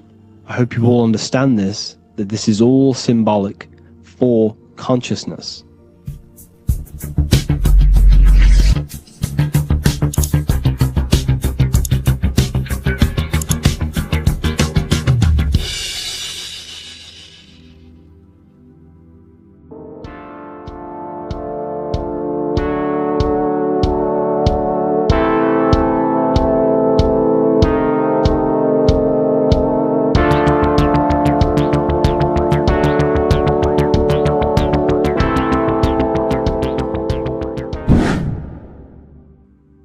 Left and right hemisphere, and what are they doing? How does it contribute towards your perception in this world? And this is what we're going to be talking about in today's video. We're going to be breaking down the two hemispheres of the brain and how they function in your life. So first we have the left hemisphere. This is the logical hemisphere. This is the analytical, divided, scientific or verbal hemisphere. The right hemisphere is creative, wholeness, artistic, symbolic and metaphorical. The right hemisphere does with non-verbal things. It produces a holistic perception. It is more to do with creativity. Because what you must understand is that we are not in the external world. The world is produced by our brain. We see with our brain. Our eyes are a part of the brain. What we touch is the brain's interpretation of electrical signals on the nervous system. What we smell is the brain's interpretation of smell through the nose. What you taste is your brain's interpretation of chemical reactions on your taste buds. So what you are experiencing is the brain. The brain is a computer creating a simulation. And you have two hemispheres which breaks down this reality. So essentially the brain is the perception creator. It creates perception. So if the brain is creating this, who is the one experiencing the brain? Well, that is you, the consciousness, the mind, the all-seeing eye. You are the all-seeing eye experiencing the brain, the observer behind the brain, behind reality, behind the emotions. So if you're walking through a woods, this left brain sees individual trees. The right brain sees the whole woods. It sees the biome. It sees the bigger picture. So when you are walking through this woods, the right brain picks up a holistic perception of reality. It creates the woods as one unified woods. The left brain's job is to break this down and analyze it so that we can see individual things. And this is also necessary for humans to have the ability to break things down and manipulate things in this world. So without this left hemisphere, we could not manipulate things and break things down. So this right hemisphere is important because it sees the whole woods. It sees humanity as one unified consciousness. However, the left hemisphere sees individual egos. So the left hemisphere is the place of the ego because it only understands it sees the world very divided. Okay, so for example, here's another example of the left and right hemisphere. If someone pulls out in front of you in traffic, your left brain's going to start going crazy and analyzing them, calling them names. The right hemisphere, however, sees the bigger picture. Maybe he didn't see you. Maybe it's just a mistake. Maybe he's in a rush. You see how the two brains are very different. They do the same thing, but they function in different ways. The right hemisphere is feminine, the left hemisphere is masculine. So, like I said, this person pulls out in front of you, you start to think with the left. If you start to perceive that in the left brain, you're going to start analyzing them, you're going to start going crazy and calling them names because you're analyzing it. You're not seeing the bigger picture behind it. You're not seeing it from his perspective. So there is a crossover. So the left hemisphere of the brain controls the right side of the body, the right ear, the right eye, everything to do with the right side of the body is connected to the left hemisphere, and the right hemisphere controls everything on the left side of the body, including your eyes, your arms, your legs. So everything is crossed over, and even your visual field is crossed over. So this is your visual field, as you can see here, and even the left side of your visual field goes to the right brain. There is a crossover. No one really knows. There's not really a reason for this. However, this is how the human body is designed. As we all know, the human body is the most advanced piece of technology on the face of the earth. They cannot replicate the human body. And they tell you it has no creator. This is crazy. People are that brainwashed, they can't even understand that their body is the most advanced piece of technology. Your body is so advanced, the computers that you use are mimicked of the body. Everything they create is mimicking nature, but they don't show you how intelligent nature is because they don't want you to understand you're in an intelligent design.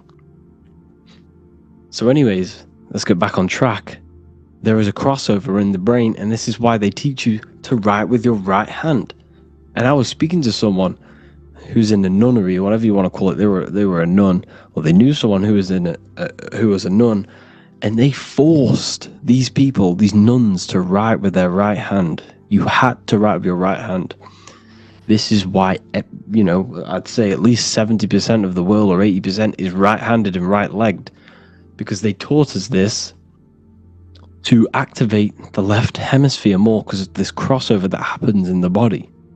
So when we are using this right side more, we are using that left hemisphere more. Why? Why are they doing this? Well, they also called it writing.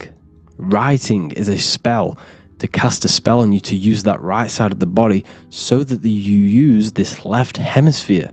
Because they want you to see the world as a divided perception. They don't want you using the right hemisphere, using that left side of the body to activate the right hemisphere to see the bigger picture and see how everything is all one and everything is created. This left hemisphere domination keeps you from seeing the connections between everything. Because that left hemisphere analyzes, it breaks things down. So when we are left hemisphere dominated by using the right side of the body, we are essentially seeing everything as divided. And this is why so many people will not understand my work, because my work connects dots and connects fields of knowledge, and makes you see the bigger picture. So people who are left hemisphere dominated will see my work and think this guy's crazy. But it's all about activating that right hemisphere. So they called it writing because every word you say is molding your mind in some sort of way. The things you see is molding your mind. Everything you take in through the five senses is molding your mind. And language is a massive spell, especially the English language. They called it writing so that you use that right side. It's a spell because your subconscious mind picks up everything you say. And 90% of your daily basis behavior and thought patterns is produced by these subconscious programs within the subconscious mind. Essentially, your conscious mind is only the 10% of you. The conscious mind is just what you're aware of, what you're wearing, how you're feeling, what you're thinking. That's your conscious mind. The subconscious mind is controlling every system in your body. It's telling your heart to beat without you being conscious of it. So essentially, this is what they're programming. They're programming this system in the back of the mind, which is controlling everything through the words. And this is what spells are, because it's all about creating perception in the subconscious. So they want you to use that right side more. I truly believe the ancients, they were balanced. They used the left and the right side of the body. They didn't have a stronger side because they understood this science of the body and how the body works. So this is actually called phonetics. It's not etymology. Etymology is the study of root words. Phonetics is the study of how words sound similar. The way words are spoken. So phonetics, phone, is why we call them a phone. Because you speak into a phone. So this is write and writing, to use that right side to activate the left hemisphere more. So your hands are a manifestation of your brain. The left hand is the right brain. The right hand is the left brain. And as a child, we were always taught that when you place your hands together like this is the size of your brain, which is true because your hands are a part of your brain. They're an extension of your brain. Every part of your body other than your brain is an extension of the brain. Everything's working and feeding back information to the brain because you're experiencing the brain.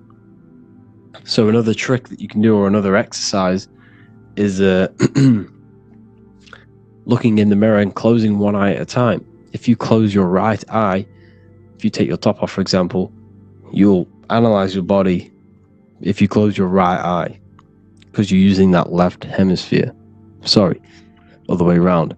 If you look at yourself through your right eye, you'll use that left hemisphere, which will analyze yourself. You'll see individual body parts. If you close the right eye and use the left eye, you'll see your body as a whole. You won't really analyze it. This is how you can analyze yourself using these two hemispheres. So this whole system is created to keep you thinking logically and to restrict you from creating and restrict you from understanding symbolism, allegories, metaphors, and teamwork. They want you stuck in a logical way of thinking and a logical way of seeing the world. This is why when you go to school, you are told exactly what to do. You're told to think this way and no other way. You're told to do orders, do this. It's a very left-brained system, because if we all started to open up this right hemisphere, we'd all see, wow, everything is all one, everything's all connected. And this is what my work is doing. I'm showing you everything is one. The physical world is an illusion of duality, but everything comes from the one source, the one mind. The universe is a giant mind. I am mind, you express mind. We all possess mind. Behind the physical body is the same mind consciousness. And we are all expressions and fractals of this infinite consciousness called mind. And this is what they don't want us to figure out, is that we are all just one consciousness expressed. It's an infinite consciousness. It's even in the squirrel, it's in the dog. All of these different animals, they're just different bodies, but behind the bodies is the same consciousness, which is mind. That's what the pineal gland is. The pineal gland is not the mind, and it's not the third eye. The third eye is your mind. If you have a closed third eye, it just means you have a closed mind. If you have an open third eye, it just means your mind has expanded from beyond physical things through astral projection and mystical experiences. This is how you gain an open third eye. It's just an open mind. A mind that has astral traveled, that has explored the realities within the mind. So everything they do is to keep us in a divided state. Divide and conquer, right? That's their motto.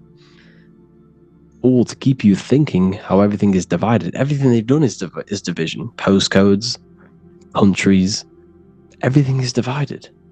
Like football teams and all this stuff. It's also a natural process when you grow up, because as you grow up, your brain is constantly analyzing the world. So this is sort of a natural process of how you become more left hemisphere dominated, because your brain is always analyzing. And unless something awakens you, you can awaken that right hemisphere where you can start to see the bigger picture. Even the music, it's all tuned to 440 hertz, shuts down the right hemisphere of the brain. 440 hertz, Spotify, Apple Music, the radio, every time you turn on the radio, it's tuned to 440 hertz. This was specifically tuned. It never used to be tuned to this. It was in the 1950s. It was changed. The standard music tuning was changed to 440 hertz because it shuts down that right hemisphere of the brain. They don't want you thinking, seeing the world in this way and perceiving things as one. And I'm going to show you. It tells you this in the Bible. Cast the net onto the right-hand side of the boat and you will find the fish. What was Jesus saying? This is, you see, people read the Bible and they don't understand it. If the Bible is not talking about you, then it has no meaning. The Bible, everything you read in the Bible is about you and how it can better your life. It occurs to you. So if Jesus says, cast the net onto the right-hand side of the boat, this is an allegory. The boat is your body. cast the net, it's the awareness, the perception, onto the right hemisphere of the brain, and you will find the fish. What's fish? What do fish do? They swim deep in the ocean. It represents the knowledge. Deep knowledge. Cast the net onto the right hand side of the boat and you will find fish. You will find the wisdom. You'll gain understanding when you cast that your awareness into that right hemisphere. You will see that I am you and you are me. We are all one consciousness. You will see everything. You'll see that the trees are the same patterns as the nerves in your body. You'll see everything is connected. Everything is a fractal of the one infinite consciousness. And how many fish did they catch? 153. That adds up to 9. This is now numerology. The Bible's filled with numerology. Adds up to 9. What's 9? Human consciousness. It represents consciousness. You're in the womb for 9 months. Feminine. It's all about consciousness. And then Revelation 14. And I looked, and behold, the Lamb standing on Mount Zion. That's the spines, the mountain. With him, 144,000. 144 adds up to 9. It represents consciousness on top of the spine. You see? And he had his name the name of his Father written on the forehead. What's the Father? The higher mind, the higher consciousness within you. Where is that? In the forehead, the pineal gland. The pineal gland is the radio receiver for the higher consciousness. Because every body part of the body has consciousness. Your heart has consciousness. Your gut has consciousness. You are thinking with these different consciousnesses. You think with the gut. You think with your penis. You are thinking with all these consciousness. And it's about raising your consciousness to the higher consciousness, which is the Father, the mind, in the head. Don't think with the lower parts of the body, because that is your animal nature. Think with the higher parts of the body. It's all representing consciousness. How to activate the right hemisphere of the brain? Well, it's all to do with non-verbal things. So music will activate the right hemisphere. Make sure it's tuned to the right frequency though. 432 hertz, 528 hertz. Any frequency that adds up to 3, 6, or 9 is good for you. Meditation, turning off the thoughts, and you raise yourself to the higher brain. Symbolism. Symbolism is all right hemisphere. Reading between lines, metaphors, determining the Bible, it's all right hemisphered. Seeing the bigger picture, it's reading between the lines. So tithing in the Bible. These people in the churches are giving 10% of their money to the church. It's nothing but a scam. What these people have done is they have externalized the Bible. They have taken the Bible and literalized it so that they can make a business out of it. So what they're doing is 1/10 of the produce of what it says in the Bible, 1/10 of the produce of the land, whether grain or fruit, is the Lord's and is holy. So what's that saying? The 1/10 of, it's basically saying give the 10% to the Lord, to God. What does that mean? Well, what's the land and the fruit? This represents physical things, the physical things that you have. The 1/10 of the physical things that you have, what's that? That's your ego. All the physical things that you have is all to do with your ego. That's the lower self. The ego, what is the ego? It's the mind's perception of the physical self. You had no ego when you were a child. Okay, when you were a child, you had no ego. As you grew older, you created the ego. But the ego is the full self. It's the echo. Ego, echo. It's the echo of the full self. So it's saying give the ego over. Take away the animal self. In that left hemisphere, that's all to do with the left hemisphere. That left hemisphere sees the ego. It sees individuality. It's divided. So it's saying give that 10%. Give that 10% of you over to the right hemisphere. The 90%. The 90% of you is in that right hemisphere. The higher self. Now, I'm not saying the left hemisphere is bad. Okay, I'm not saying that at all. But it sees things divided. It's like I said, the left, the hands are manifestations of the brain. So when these Christians are praying, they're putting their hands together. What are they doing? They're syncing the brain hemisphere is what you're doing, because Everything's an extension of your brain. So if you put your hands together, you're putting the two hemispheres together. And what's happening when you place the hands together? All the electricity in the body is now running in a circuit. So once you connect these two hands, the electrical energy is now running in a circuit. And energy can move around the body quicker and more efficiently. So when you pray, when these people are praying, they don't realize that they're engaging in ancient forms of meditation, of balancing the two hemispheres. So now we're talking about balancing the hemispheres, not the right hemisphere. This is what Israel is. Look at the symbol for Israel, the up triangle and the downward triangle. What's that? The up triangle represents male, the downward triangle represents female. Okay? This is talking about the brains. Israel is Ra, Isis, which is female, the Egyptian god, Ra, El. El means God. Electricity.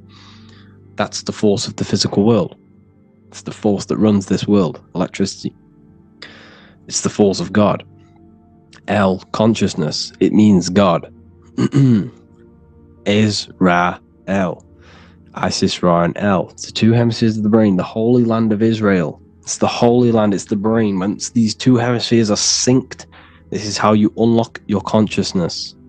This is the easiest way of astral projecting. Hemisphering, I forgot the word for it. Hemisphere syncretization, something like that. It's about syncing the hemispheres. This is how you unlock your consciousness. Once the brain is running as one electrical system, this is how you balance the two masculine and male opposing energies. Once these opposing energies are no longer in war with each other, the brain, they come together to work as one. You unlock your consciousness. You are born again. What happens when a male and female have sex? It creates a new child. It becomes one. You are born again. Once the two hemispheres of the brain, you are born again. You can then have an out-of-body experiences. So this is why the symbol of the Holy Land, Israel, is the up and down triangle back combined together, because it represents unification of the male and female, unification of the hemispheres. You're born again. You unlock consciousness. And you can get this for free. It's called the Gateway Tapes on my website. Basically, it's a audio track from the government, and they did this in the Gateway Experience. It's a CIA document, and what they do is there are different forms of meditations you go through. I think there's about 5 waves of meditations you do, half an hour each one, and it will teach you. It will sync your hemisphere, because what does it do? They understood that playing one frequency into one ear and another frequency into the other, they understood that the right ear is connected to the left hemisphere, the left ear is connected to the right hemisphere. So when you play 2 different frequencies into both ears, what happens? The brain picks this up, the 2 hemispheres of the brain picks this up, and it syncs it. It syncs these 2 hemispheres, these 2 frequencies together. So now the brain is working as one to sync this frequency. So this is how you can sync your hemispheres, through listening to these frequencies. Okay, you can get them for free and do the meditations yourself. This will definitely help you. This is an easy way to astral project. So it's all about syncing the hemisphere and seeing reality from a unified perception.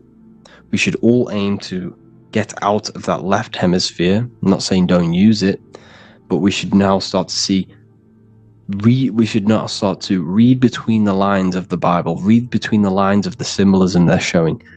Study symbolism, study allegories and myths. What are they trying to tell us through these allegories? And, this is how we start seeing things in a better way.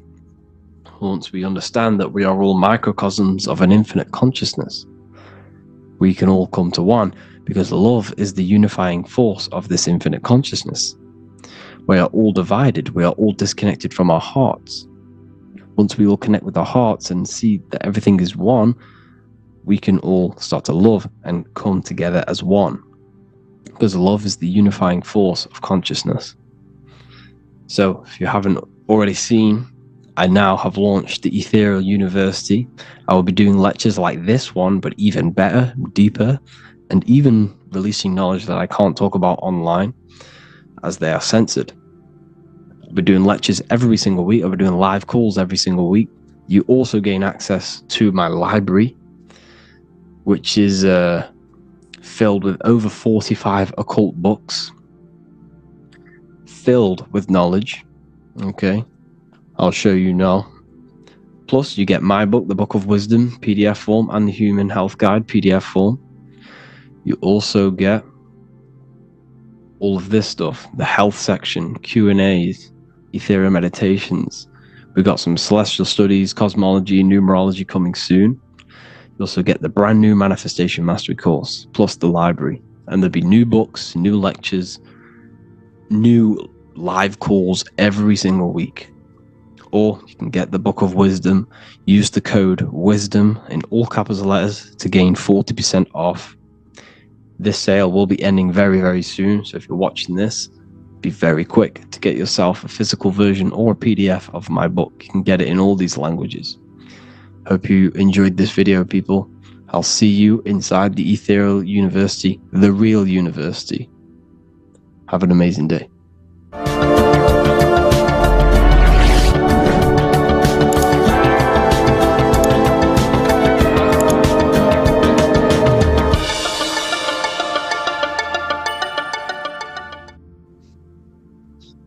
Matthew 21:1, Jesus went into the temple of God. Corinthians 3:16, do you not know that you are the temple of God? Now what is this telling you? That God is within you. Hence why in Luke 21:12 it tells you the kingdom of God is within you. And the side of your head region is called a temple for a reason. Because the brain encapsulates the mind. The brain is a physical manifestation of the mind. The heart is a physical manifestation of emotion. So we have these different layers of our consciousness. We have an intellectual, communicative aspect of our consciousness, which we would call the mind. We have an emotional aspect of our consciousness, which is the heart. And to communicate with the divine, it's all to do with the mind. Hence why the ancients always symbolize the mind being God. This is why Michelangelo always placed God inside of the brain on top of Sistine Chapel in the middle of the Vatican. He understood that God is in the brain. God is within you, not outside of you. The church tells you that God is in the sky because they are creating a externalization of the truth to create a business and a distraction, so that you don't find the divinity within you, so that you don't find your power. Now you have Adam, the physical man, the physical body, the ego, the lower self. And he is resting. He's not trying to reach to God, but God is reaching, because the higher consciousness within you is always trying to communicate with you. It's always trying to wake you up to your divinity.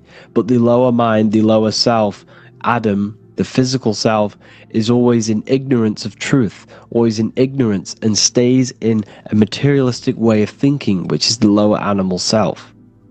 And this is what we call a sleep, or an NPC. This is the lower mind of man. But all you have to do is to move your finger to touch God. You have to look within yourself, within the brain, meditate, and you can find God. This is why in the Bible we see many references to the human body and anatomy to truly connect with God.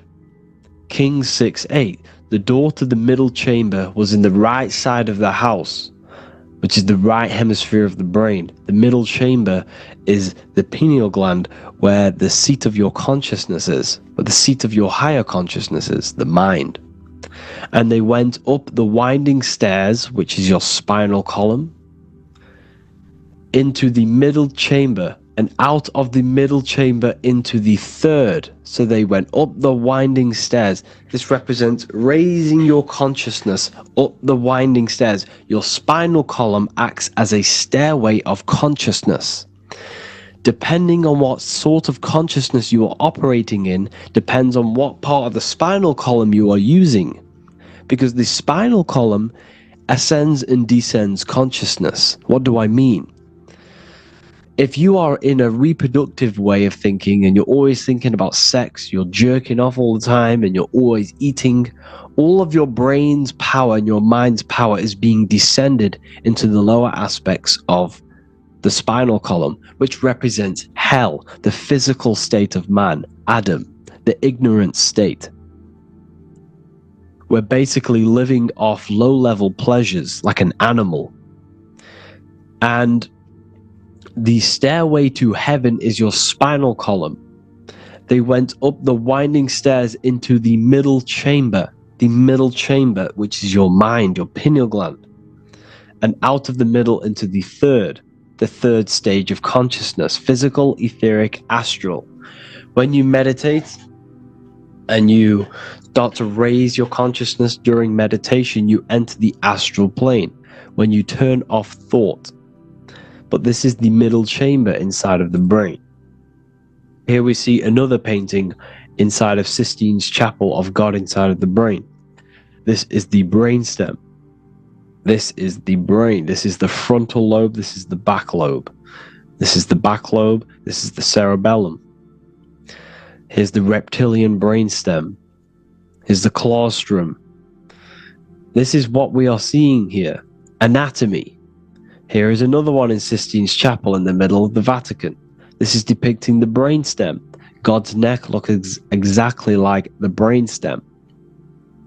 Here we see a real brain compared to God's neck, because the neck is just below the brainstem. And this is what they are symbolizing, because they knew that God is within you. God is a part of the human body. God is inside of the body, because the body is a vessel for consciousness, for universal consciousness. Inside of you, inside of me, is the same spark of consciousness. And this same consciousness is spread out into every living essence, because everything comes from the one source, the one God, the one consciousness. Matthew 6:22-23.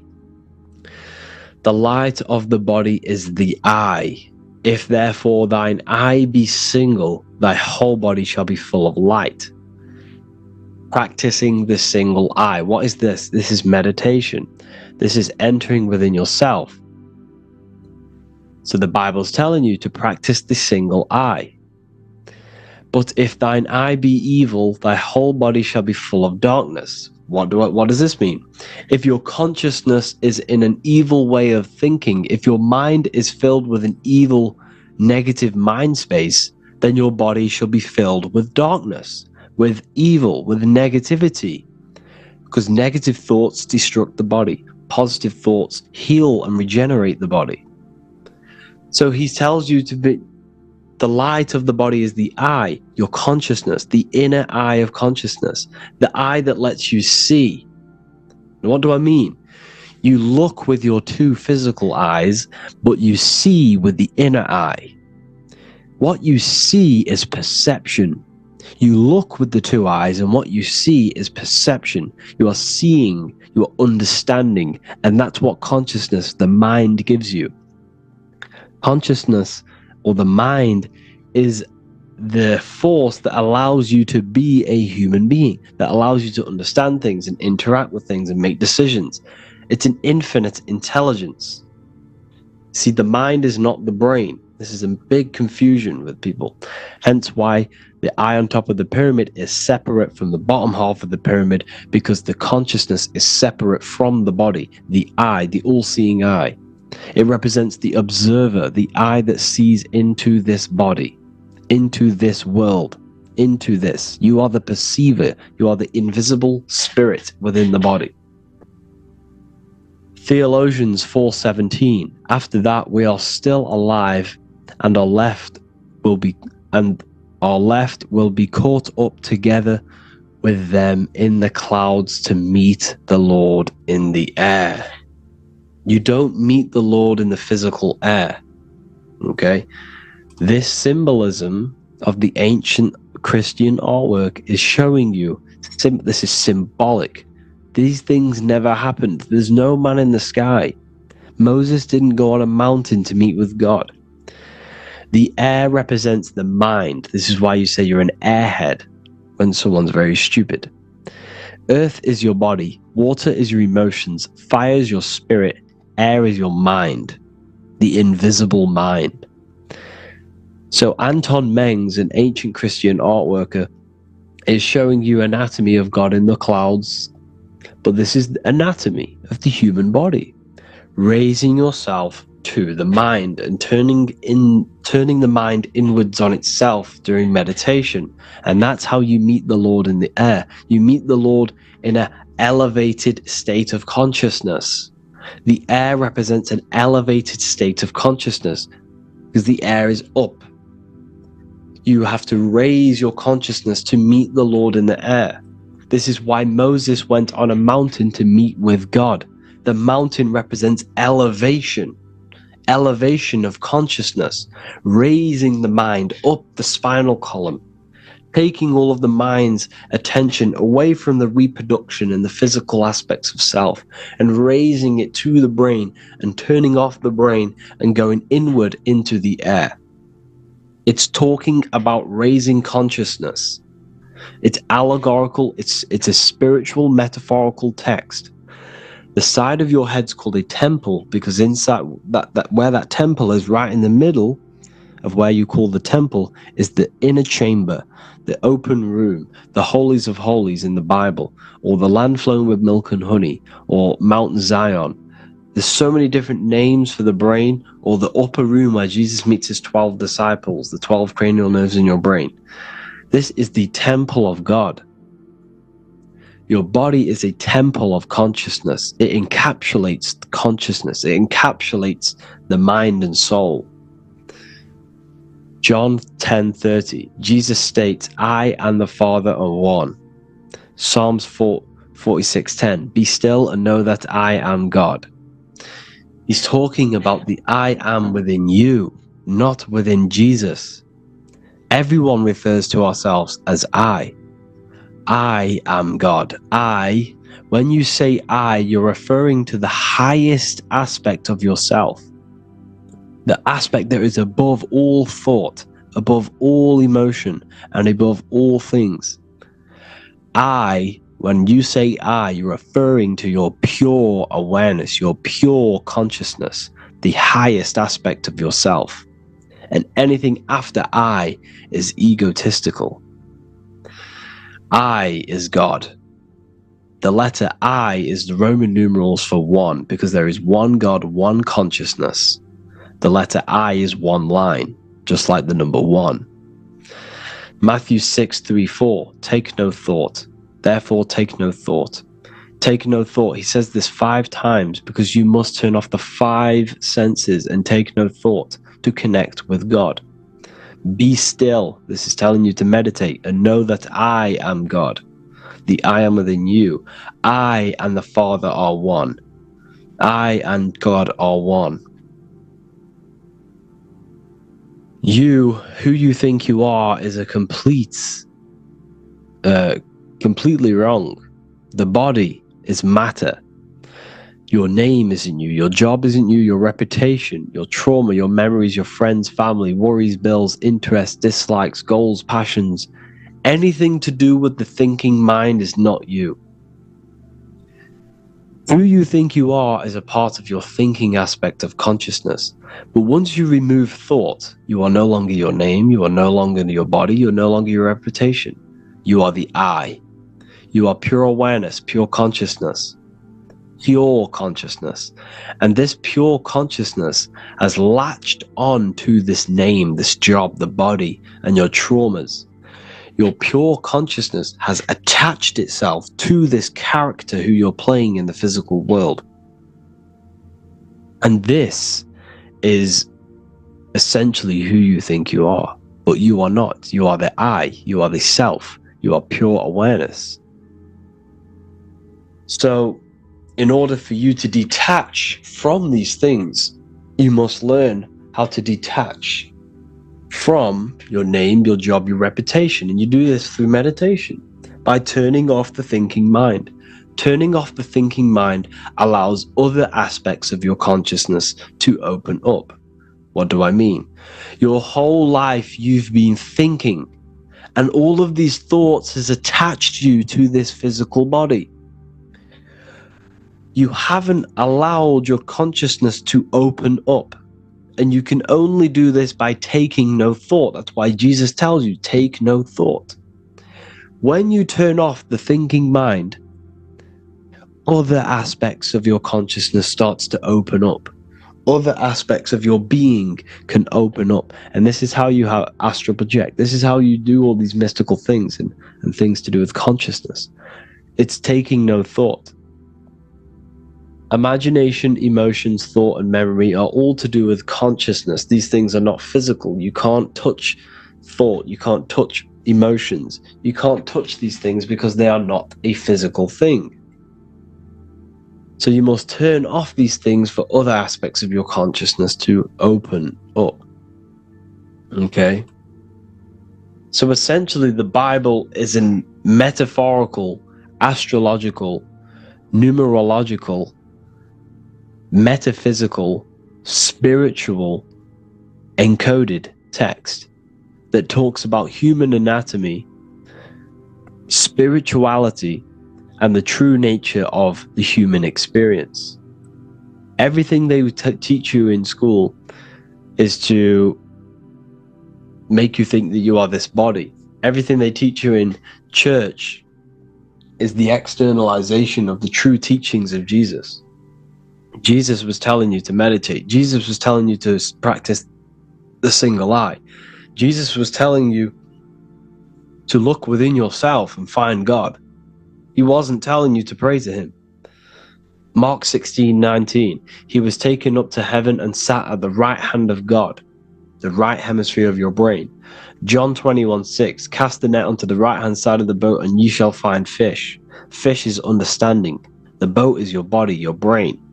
Cast your awareness into the right side of your brain and you will find understanding, because the right side of your brain is all to do with the creative aspect and the intuition and the spiritual sides of your consciousness. This is why God is here. This is why Michelangelo depicted God in the right hemisphere of your brain, because this is all human anatomy. And I speak about all of this in the brand new Book of Wisdom, Volume 2. Which is now available. The start of the revolution has begun. This book is truly going to change the way people see the world. It's got so many more topics than the last one. It's truly a revolution. It's written in so much detail. It's very practical. I cannot wait to share this one with you. I just want to say thank you for the opportunity for me to create this book. Because without you, I couldn't have created this. And I just love sharing my work with you. And I thank every single one of you for the support, the watch, like the views and the likes, everything. Especially the people who have joined the university and stuff like that. And for people who have joined the university, you do get a free Book of Wisdom paperback if you just go to the general chat and follow the description, follow what the instructions that I gave you in the chat, and you'll be able to order a free Book of Wisdom if you are inside of the university. Plus you get all of my other books, 2 books, and over 45 occult books on occult and esoteric things. You get lectures, live calls, a community, a manifestation mastery course, and a whole library and reoccurring updates every month, every week. So yeah, I hope you all enjoyed this video. Thank you all. Please leave a comment to help the algorithm, and leave a comment on what videos I should make. And yeah, I'll get to uploading on the YouTube a lot more now the second book is now released. I have a lot more time on my hands. No longer using my energy to create the book. I'm now going to redirect this mental energy into the YouTube. So there will be a lot more content coming. So I need some content ideas. So feel free to comment some ideas, some YouTube videos that I can create. Thank you all, people. Have an amazing day.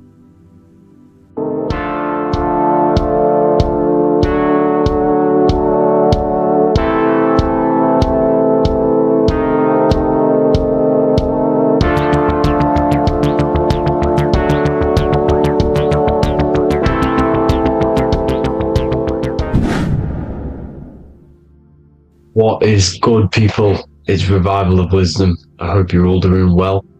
And this video is how to raise your holy oil or your kundalini. Let's get straight into this. So this is a monthly cycle. Every month, when the moon is in your zodiac sign, this oil is released. Now, the moon is in control of monthly cycles. For women, it's the menstrual cycle, and as well this holy oil cycle. The moon changes sign every 2.5 days and passes through the zodiac signs in 27 days. So the moon tells the day, the sun tells the time, the stars tell the month. This reality is a massive clock, if you like to say. It's a cycle. Okay, the moon controls the night, emotions, water, fluids, and the mind. Okay, so this oil is produced in the claustrum. It's produced in the claustrum, which is here, right? This is where you get Santa Claus from.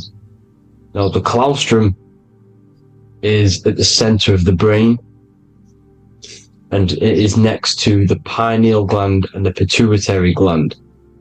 Once it starts in the claustrum, this is the holy present. This is the present that Santa gives to us, Santa Claus. And it goes to the pituitary gland and the pineal gland.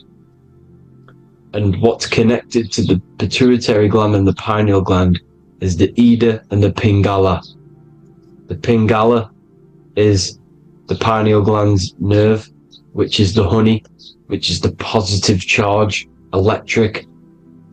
And the pituitary is the Ida nerve, which is the magnetic charge. This is the milk, the land flowing with milk and honey. This is the brain, the heaven, okay? And it travels down the spine using these two nerves, these electromagnetic charge. And this is what the ancients symbolized with the two serpents wrapped around the spinal cord, the Ida and the Pingala. And this travels down to the sacrum or the solar plexus. Okay, so once it's here, okay, the spine is an elongation of the brain. So the spine is pretty much the brain. It's an extension of it. And it's kind of a microcosm of how we descended from heaven to physical reality, to physical matter, which is our consciousness has done. Our consciousness has descended from heaven into physical matter, and this is a microcosm of it. Okay, so once we're in the sacrum bone, this holy oil, like I've just explained, this holy oil starts in the Santa Claustrum, goes down the chimney to the sacrum. This is the sacrum, the solar plexus, and drops the present off at the sacrum.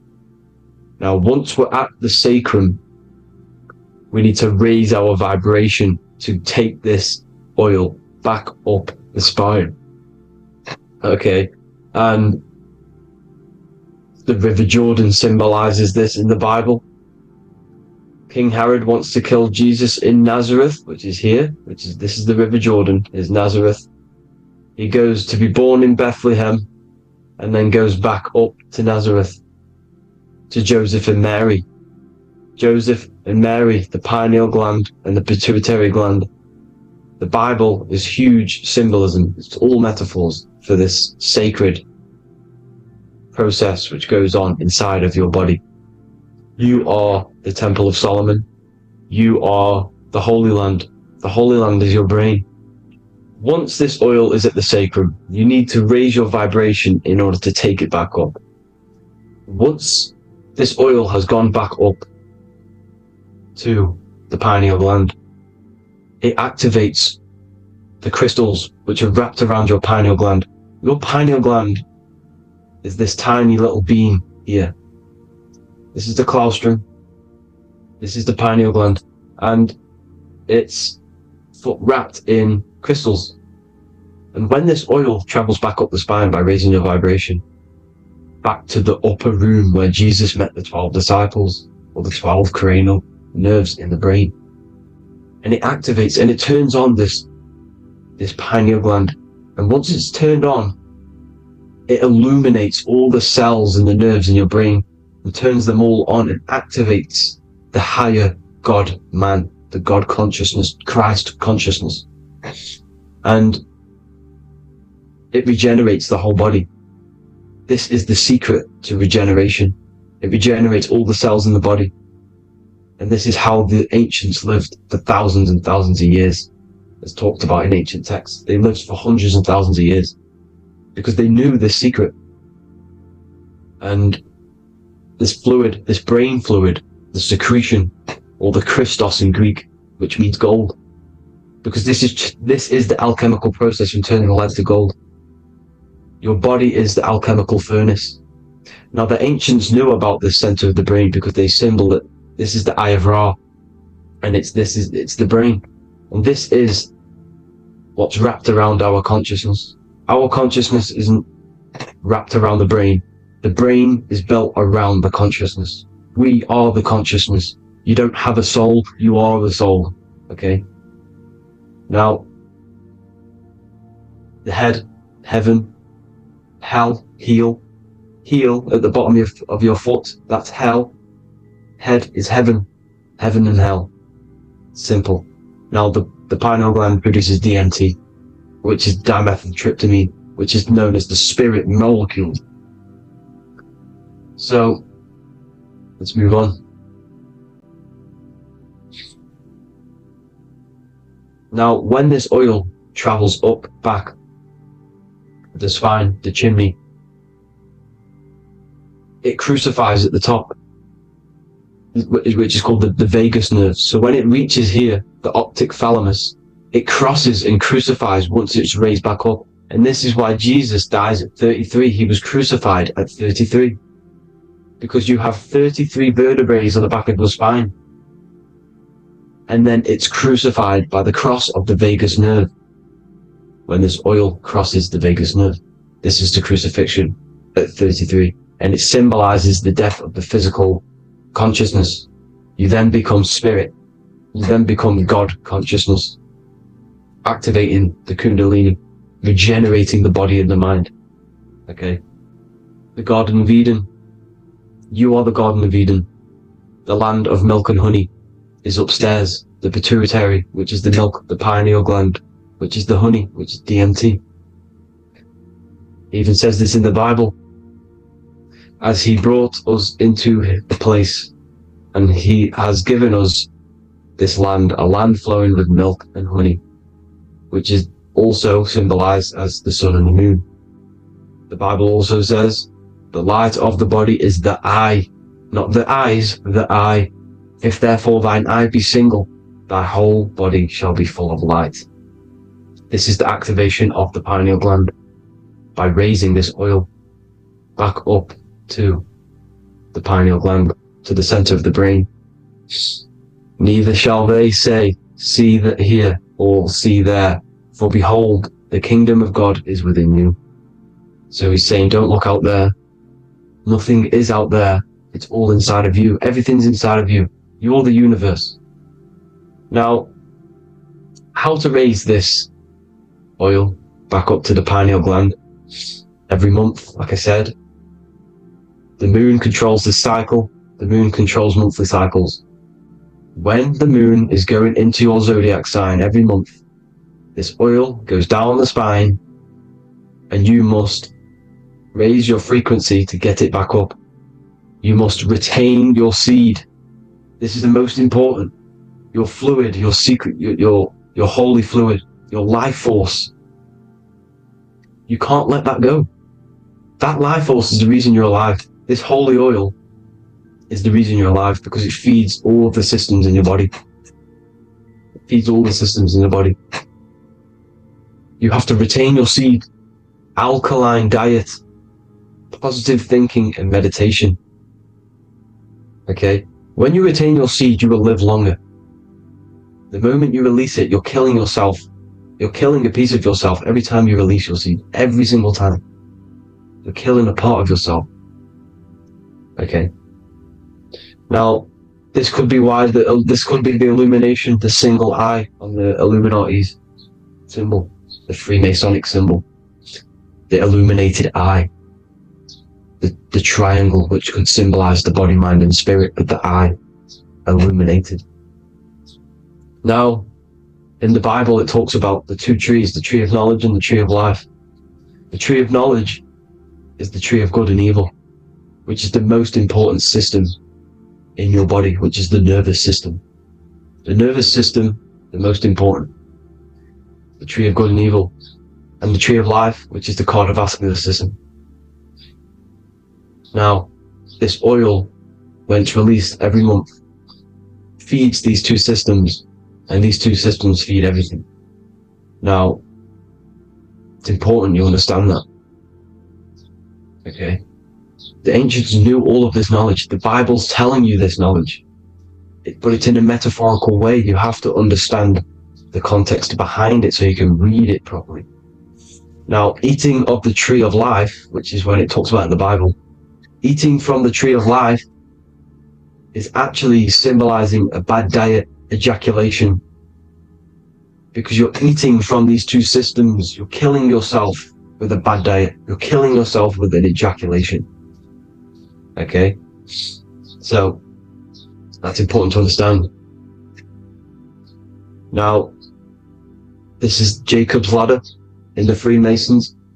Jacob's ladder, which is the spinal cord, it's the stairway to heaven.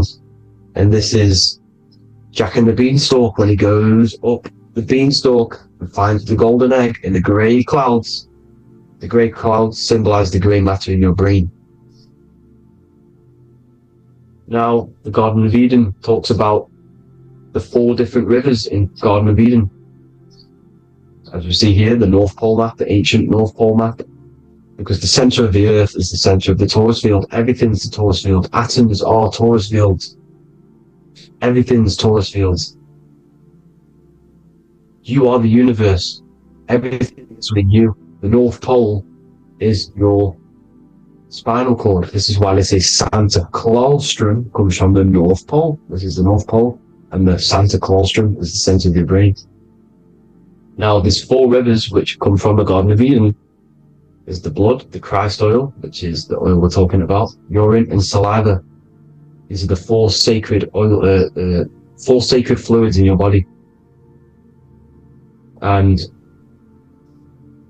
these are constantly abused in today's society.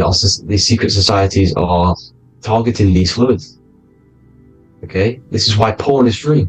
They sexualize society through Disney. Go and look at some of the Disney movies. There's so many subliminal messages which sexualize these children because they want you sexualized, so you release your seed, which is one of the holy fluids in your body, especially your semen, your sexual energy. So important you retain this. So important, because it's your life force. It keeps you alive. Okay? Now, let's recap on this. If you want to raise your oil every month, you can't just retain your seed for the month. You have to retain your seed forever. Don't just do it for a couple of days. You have to do it. It's a lifestyle. You want to become God consciousness, you got to do what it takes.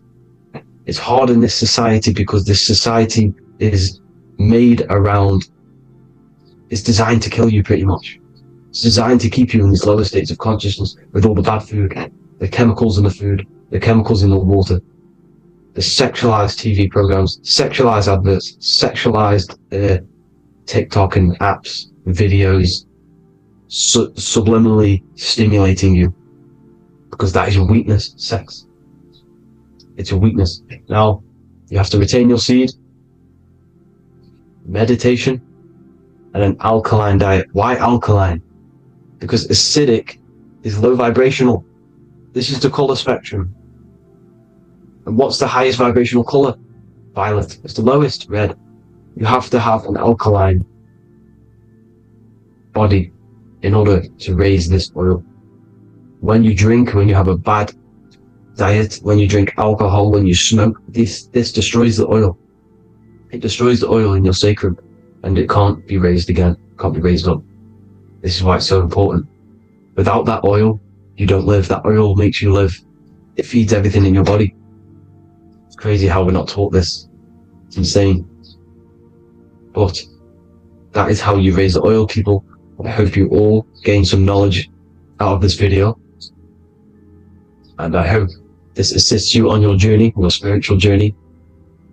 And please like and share this video. We need this knowledge out to the public to wake up humanity. Thank you all, people. God bless.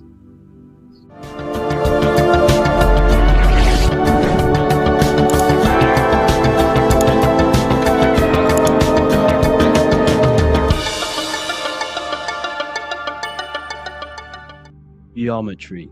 This is the study of nature, of the codes, the mathematical codes behind physical reality.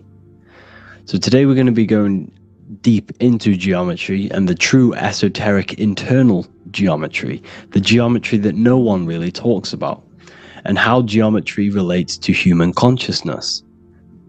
So essentially, what we must understand when it comes to geometry, the basics of geometry is everything is vibration. And this vibration is vibrating on a certain frequency. And this certain frequency creates a geometric shape, which is why in nature we see all of these different geometric shapes. All matter takes form in shapes. So if we put sand on a plate and we vibrate the plate on a specific frequency, we see that the sand goes into specific geometric shapes and patterns. So essentially, matter is energy condensed. It's energy vibrating on a low frequency, vibrating at a certain frequency. So matter is condensed energy. And each geometric shape is manifesting and showing a specific energy. Some shapes carry more energies than others. For example, the cube is what traps energy. A square is what traps energy. So geometry and the flowers are basically how energy manifests itself into physical matter. We are in a world made out of energy or light. Light is energy. So everything is vibration, everything is frequency, and everything is energy. Even the words, each atom in our body, everything. So everything in nature has these mathematical, energetic codes. So geometry is basically the study of nature and the shapes that are in nature and their energetic principles. Because like I said, matter is energy. So this is what we call cymatics, when we place water in a petri dish and we shine light on top and we vibrate the water. And we can capture, this creates certain patterns. Each frequency, like you see here, has its own pattern. So what we are seeing here in the physical plane is essentially energy condensed into physical reality. We see it in the turtle. We see it in every single form in nature.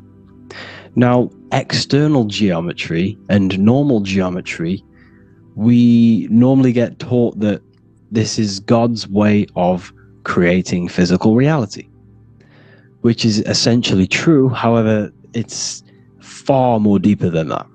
Far, far, far more deeper.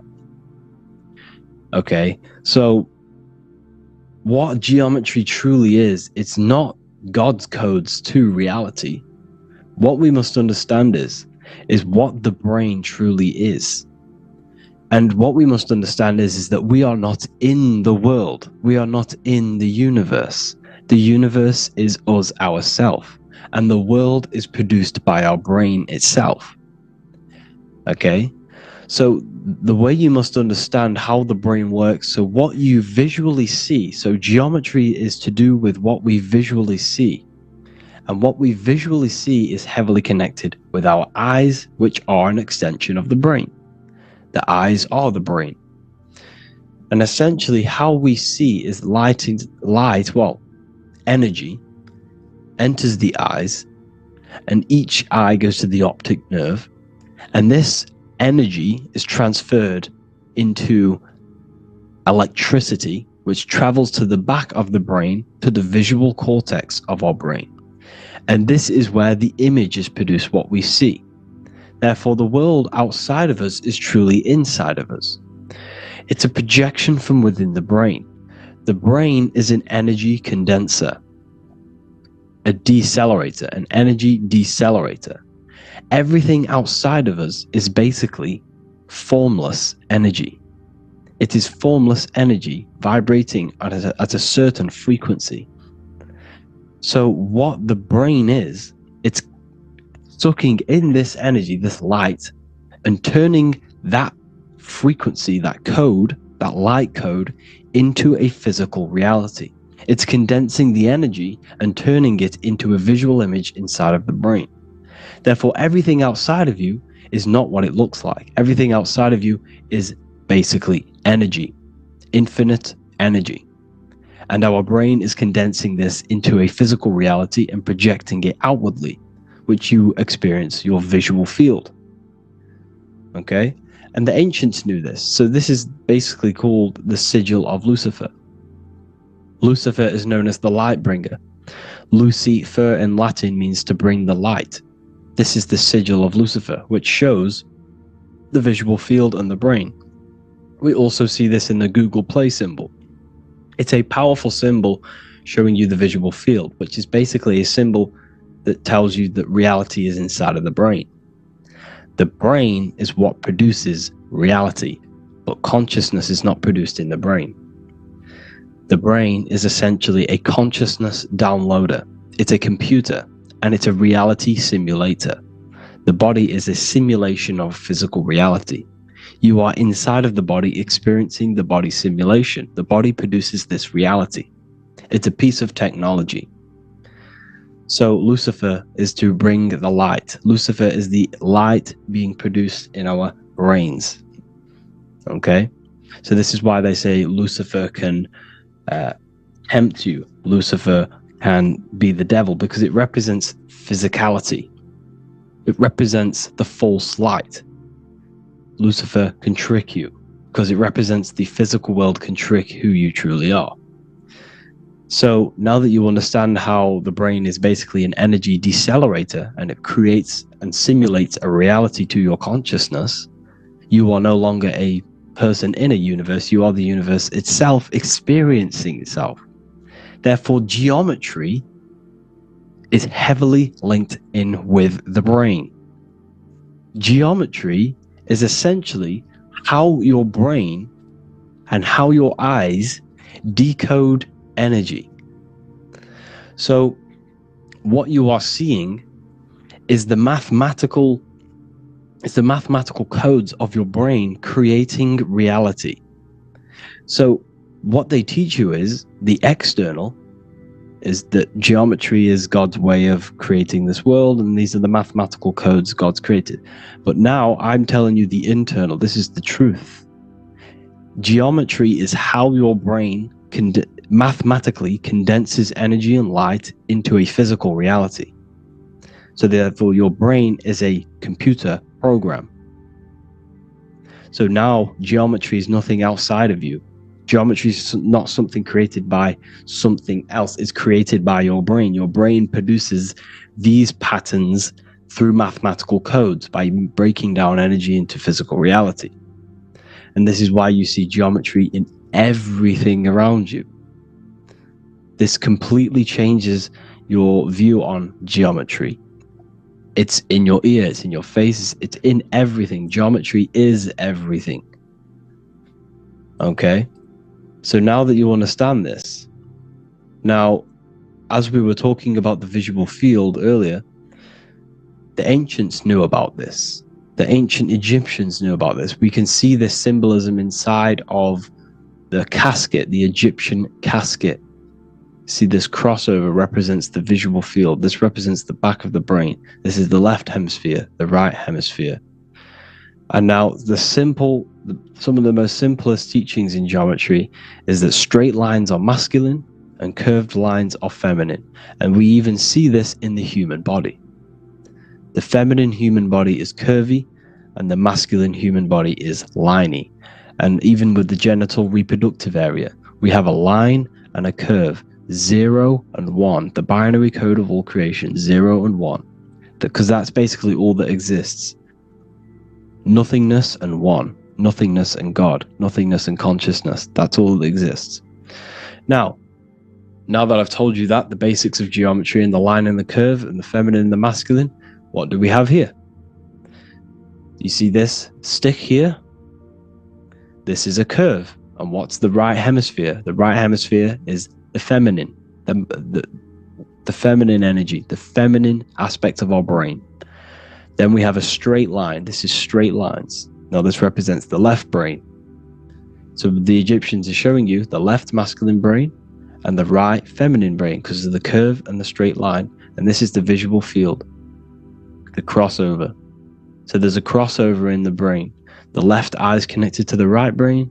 The right eye is connected to the left brain.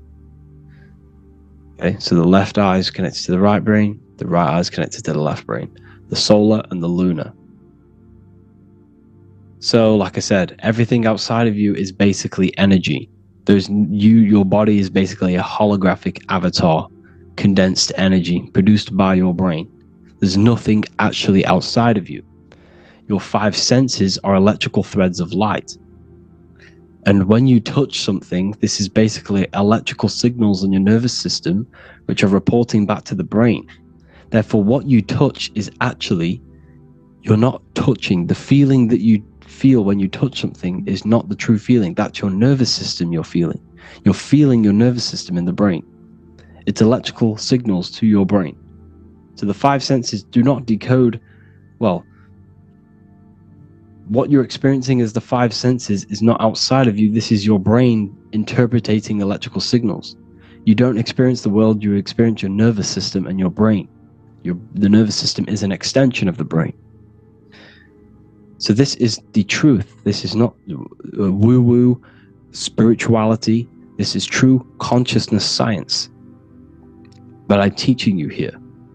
Okay?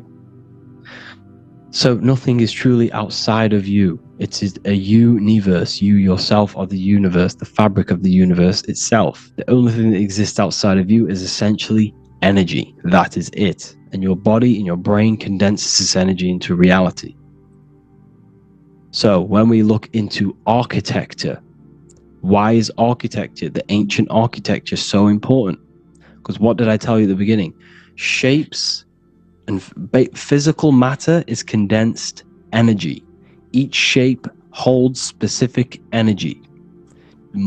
Some shapes hold more energy, emit more energy. Some shapes condense energy. Some shapes transfer energy. Each shape, each geometric shape has an energetic principle because matter is essentially energy. So when we look into cathedrals and the ancient buildings, they were filled with geometric patterns, geometric shapes, because they understood the energy principle. Architecture is basically solid energy. It's physical energy. If we create this pattern here is an energy code. And if you stand next to it, you're going to gain that energy. It's going to be imprinted on your body. So essentially, they filled their buildings with high energy geometric shapes. Points, triangles, pyramids are very, very energetic. This is why you have crystal pyramids made.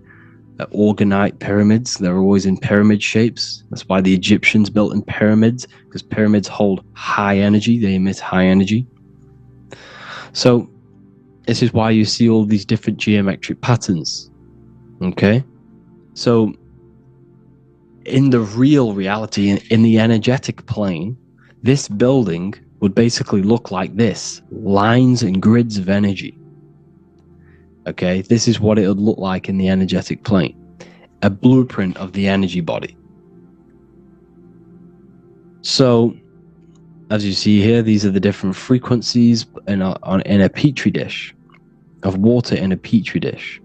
And you can see they are specifically aligned up with these specific patterns. You can see geometry even within geometry. It's fractal. So essentially, when you would stand inside of these buildings, they would imprint the energy of the building in your body, because your body is healed through energy. You have an electromagnetic field around your body. So by creating buildings with geometric patterns, we are essentially increasing the energy of the building, because the building itself is energy. Okay? So when we fill it with geometric patterns, we're increasing the energy.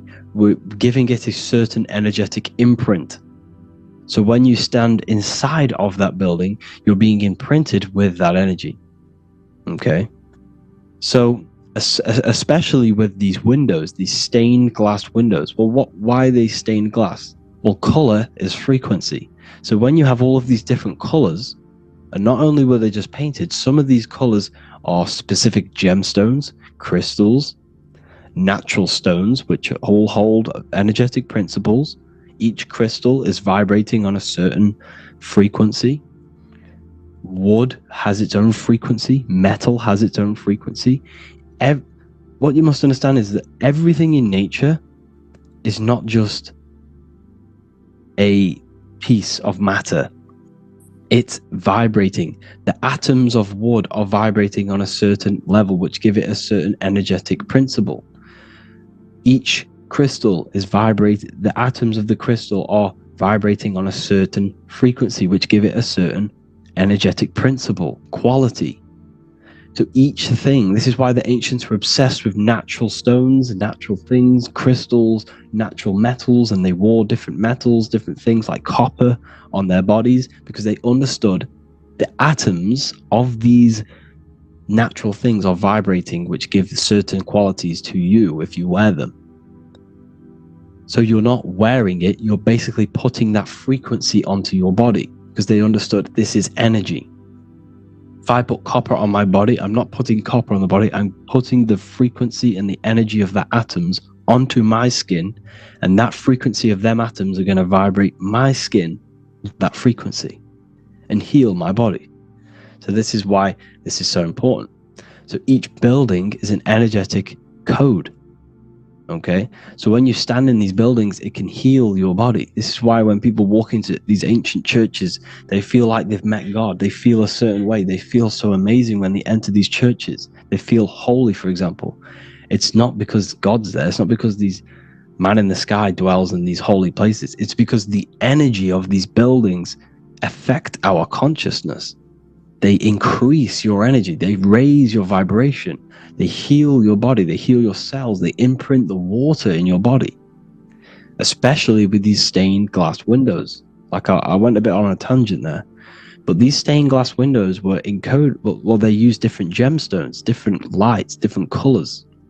And when the sun would shine through this window, well, what's the sun? The sun is light. Light is energy.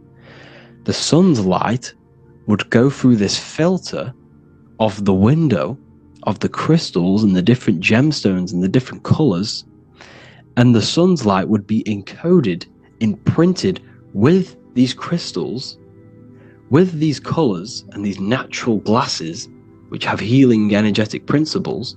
And when you are inside that building, the sun's encoded energy of the window would be imprinted into your body, into your energy field. And it will heal your energy field, and it would heal your body, your cells on a cellular level. Because your body is what? 60 to 70 to 80, some people say 80% water.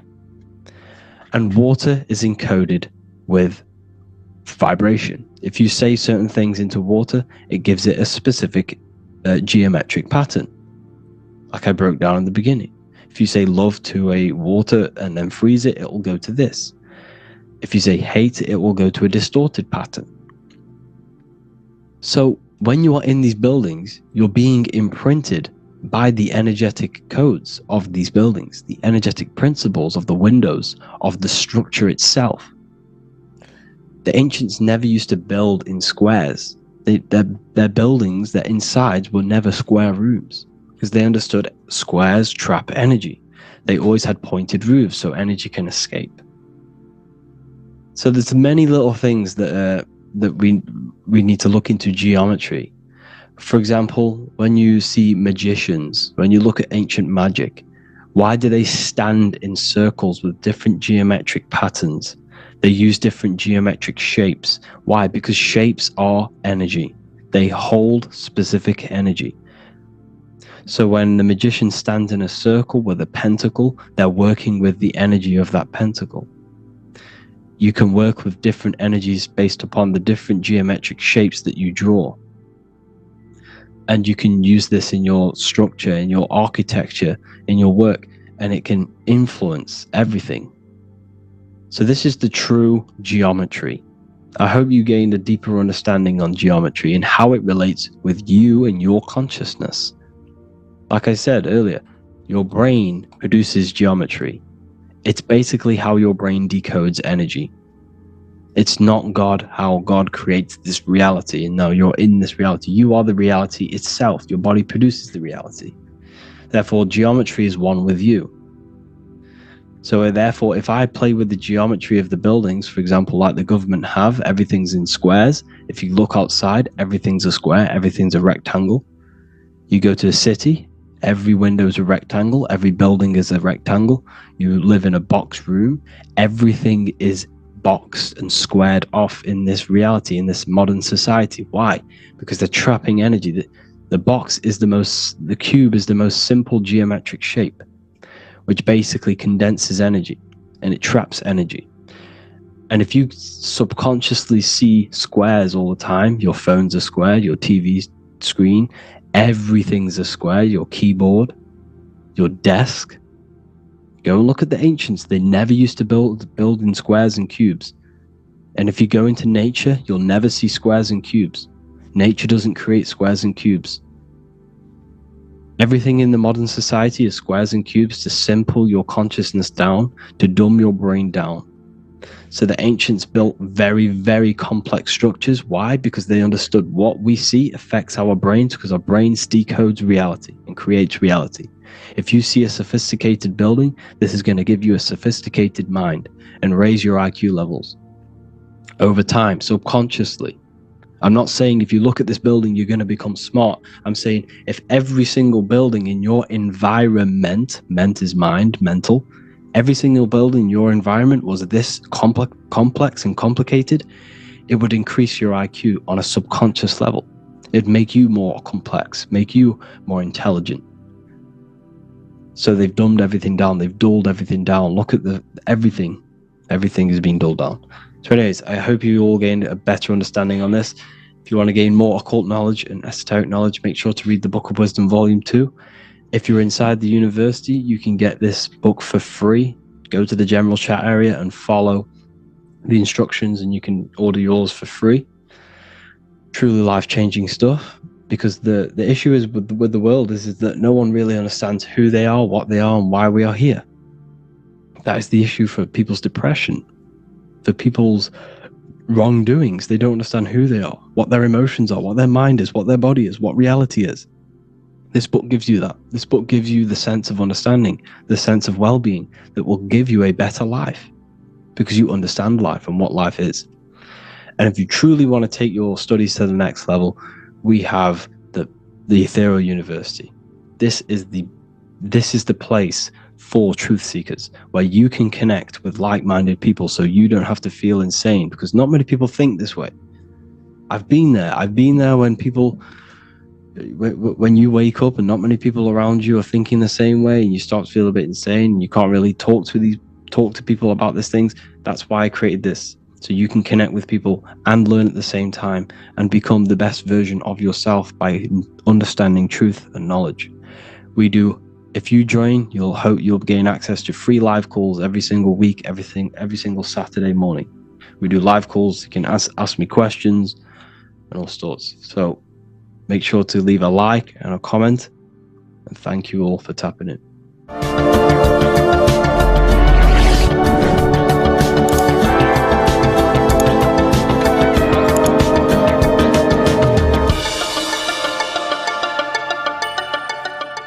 Welcome to Revival of Wisdom.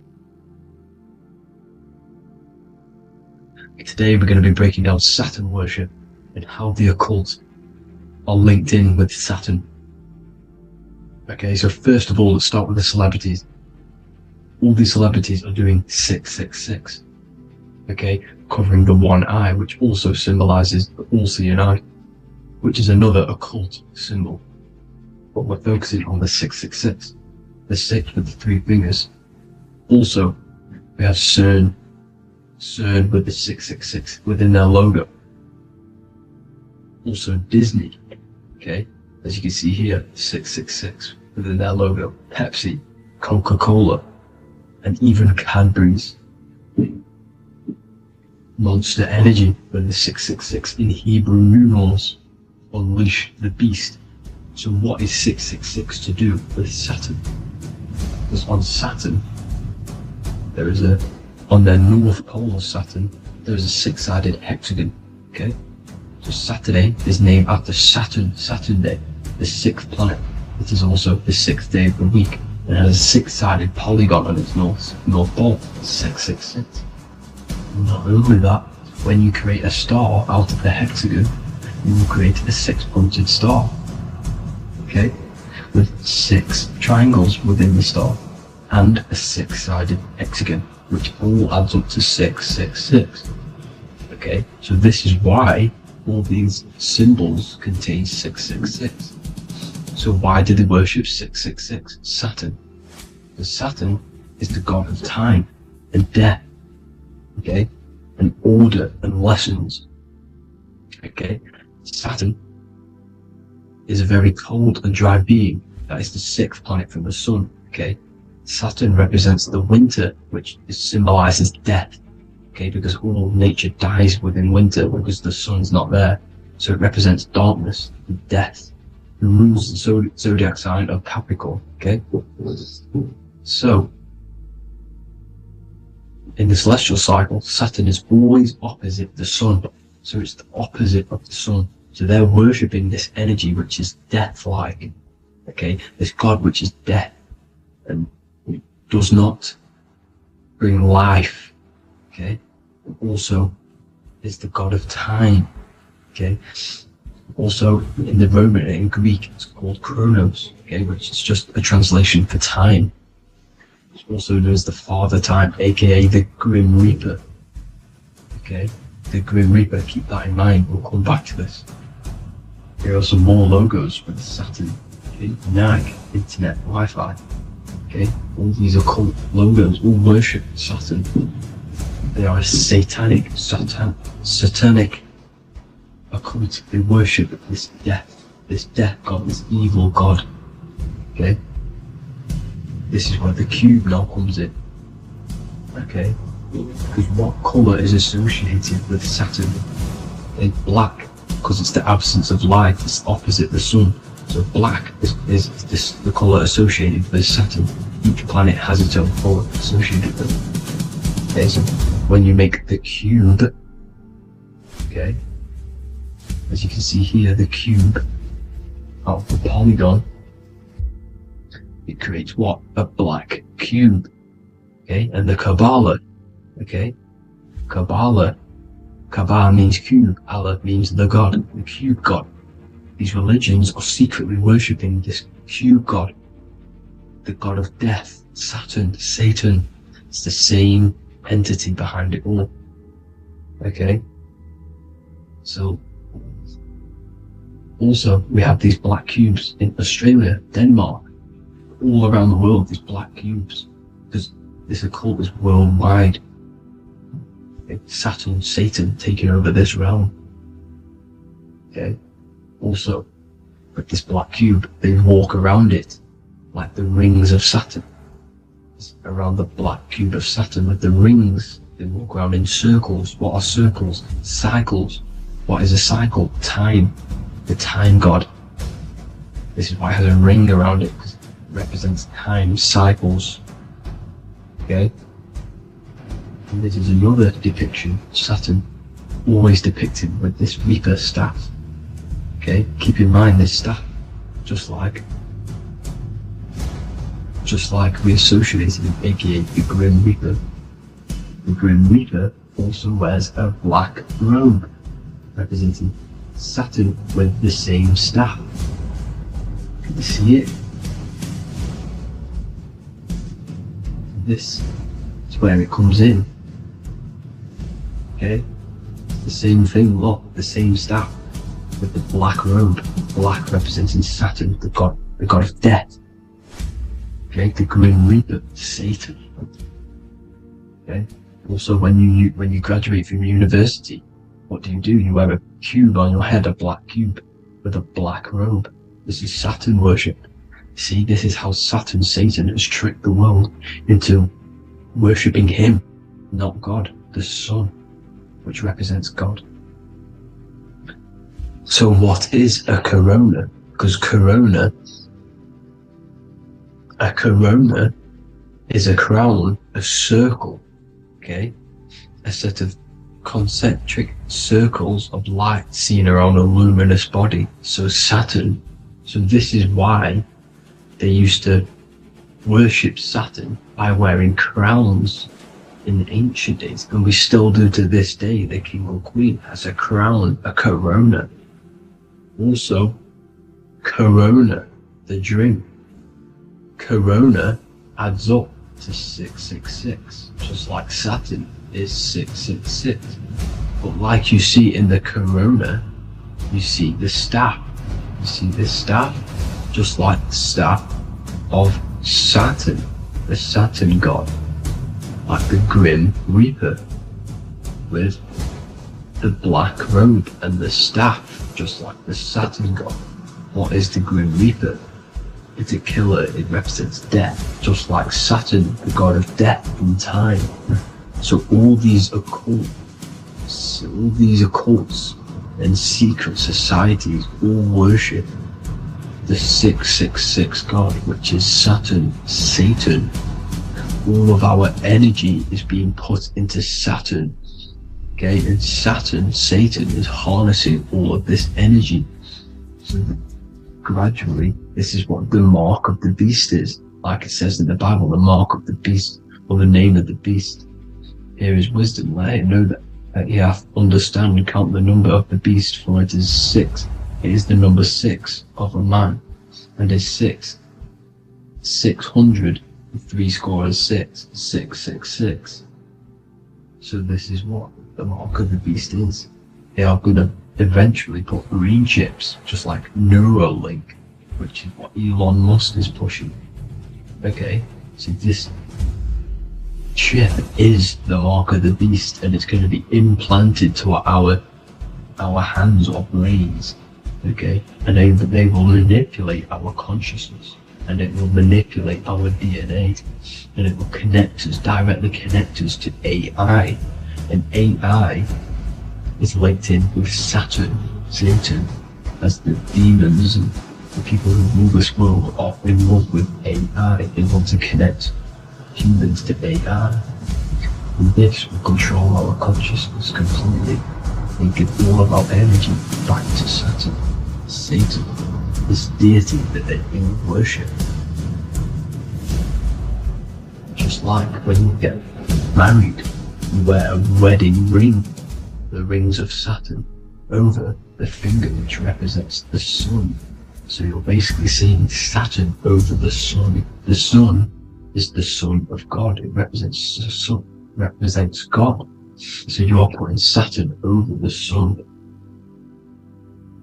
So thank you guys all for tuning in. I'm going to leave you guys here.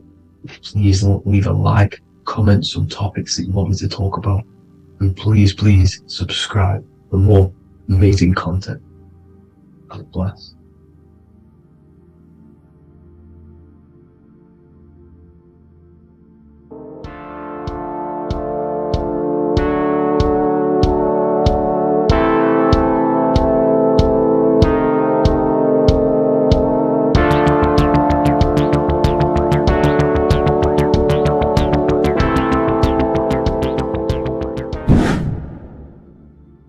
What is good, YouTube? Today we're going to be talking about the astral plane and how the cosmology fits into the astral plane. Okay, so first let's go over the astral plane and go over the different layers of reality so that you can understand reality more.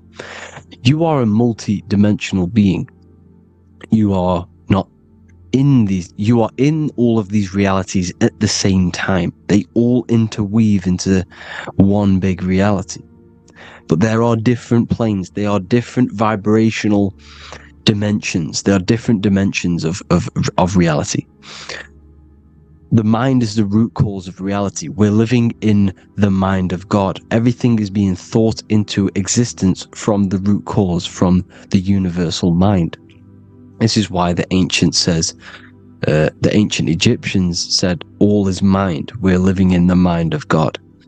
And we are a microcosm of this mind. This is why we all have the same mind.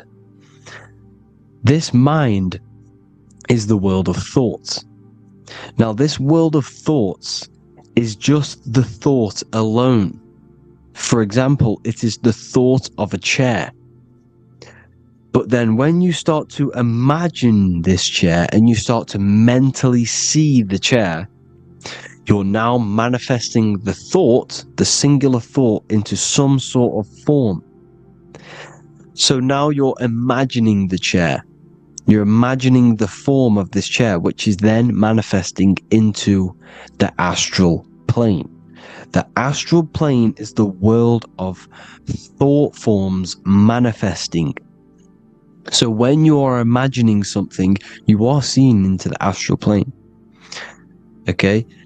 Your third eye, it is an eye because it sees the astral plane. It is seeing the other side through imagination, through dreaming.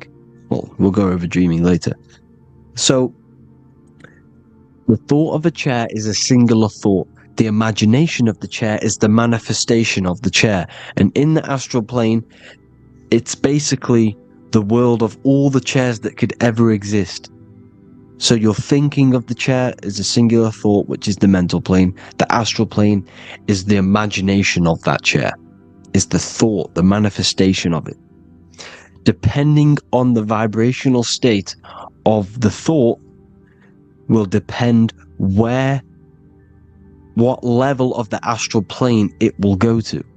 For example, if you're thinking about a chair to torture someone on it, it's going to go on the lower astral plane. Or if you're thinking and imagining happy things, it's going to go to the higher astral plane.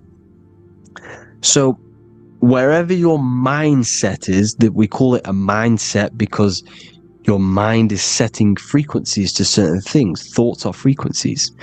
And a mindset is setting your frequency, setting your mind to a certain frequency. So when you set your mind to a certain frequency and you imagine something in that frequency, you're going to match everything in the astral plane that are on that similar frequency, just like you would in the physical world. Because we're all in these worlds right now as we speak, but we can't see them with the two physical eyes. We can feel it though. When you're around someone and you've just met a new person, for example, you can feel their vibration, and if you're not on a similar vibrational match, you will not get along with that person, or you just won't not get along, but you won't connect with that person because you're on two opposing frequencies, not matching.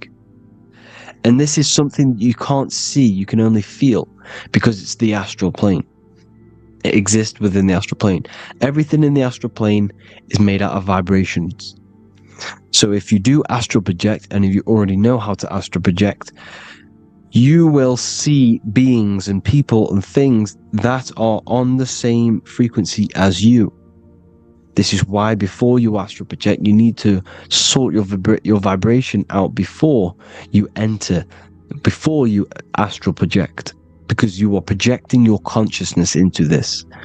It's the mind. The mind is the bridge. It can move between realities. You are a observer. You are a observing soul which observes different realities. And the mind is the bridge between all of these different realities. The mind can choose. If you want to project into the astral, you set your mind to it, you can. Okay? So, let's not get off track. The lower astral plane is where demons are. The higher astral plane is where heavenly beings are. Heaven and hell are kind of a real thing. The etheric plane is a powerful substance. The ether. The fifth element that they don't tell us about.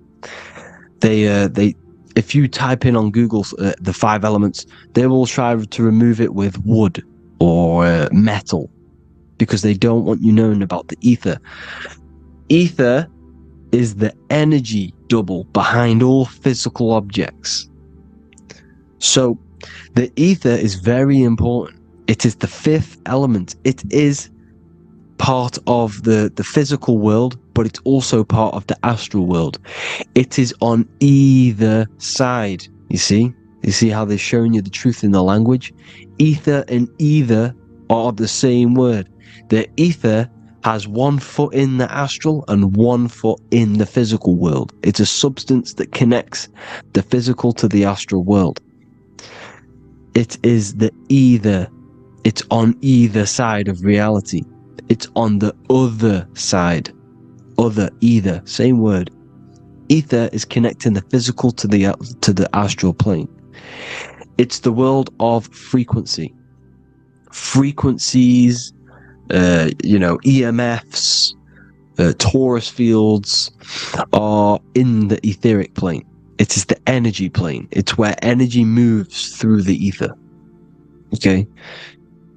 So then you have the physical world, the world of effect. Everything you see in the physical world is the effect of the higher planes. Each plane is a product of the plane above.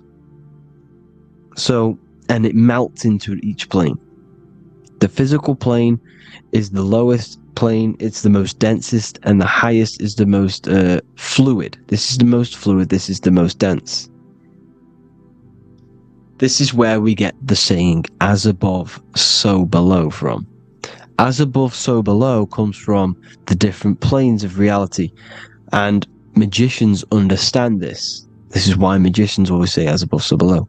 Because they understand if you manipulate the higher planes of reality, you manipulate the lower planes. Because the astral plane is a direct copy of the physical world, but in the astral plane.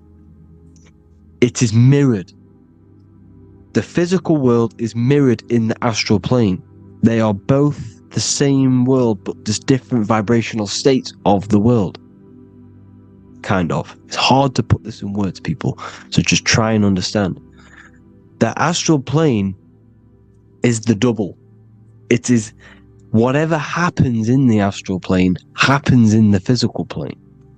This is why magic works. This is why demons work. This is why spirit communication works. Because if you manipulate the higher planes, you manipulate the lower planes. As above in the astral, so below. Leonardo da Vinci showing you to look up, pointing up. You gotta look up.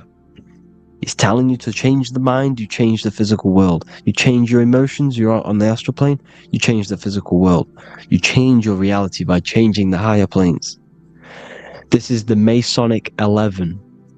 The 2 pillars. This is the 11 also symbolizing the 2 hemispheres of the brain here. But the 11 symbolizes the 2 mirrors. 11. 11. 9, 11.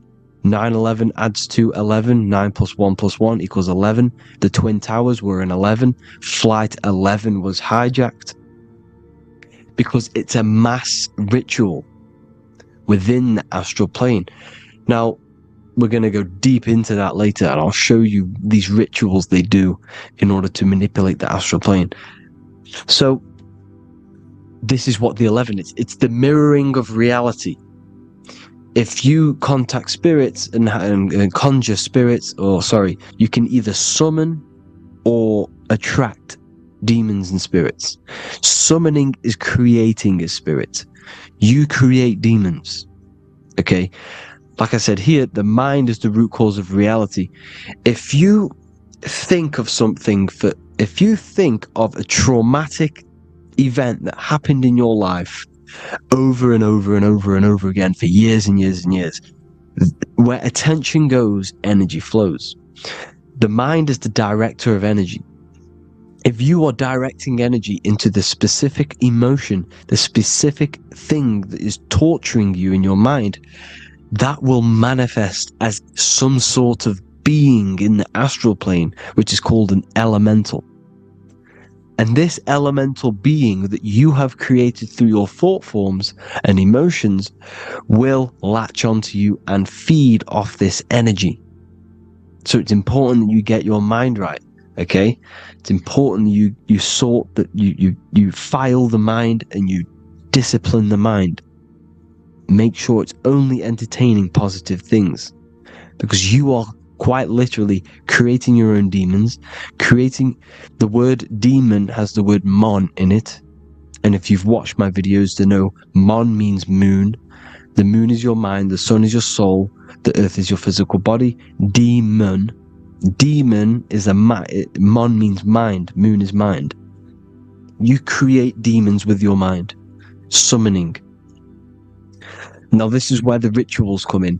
9/11 was a ritual because everyone was thinking about this big fearing, the death of 9/11. Everyone was thinking about it.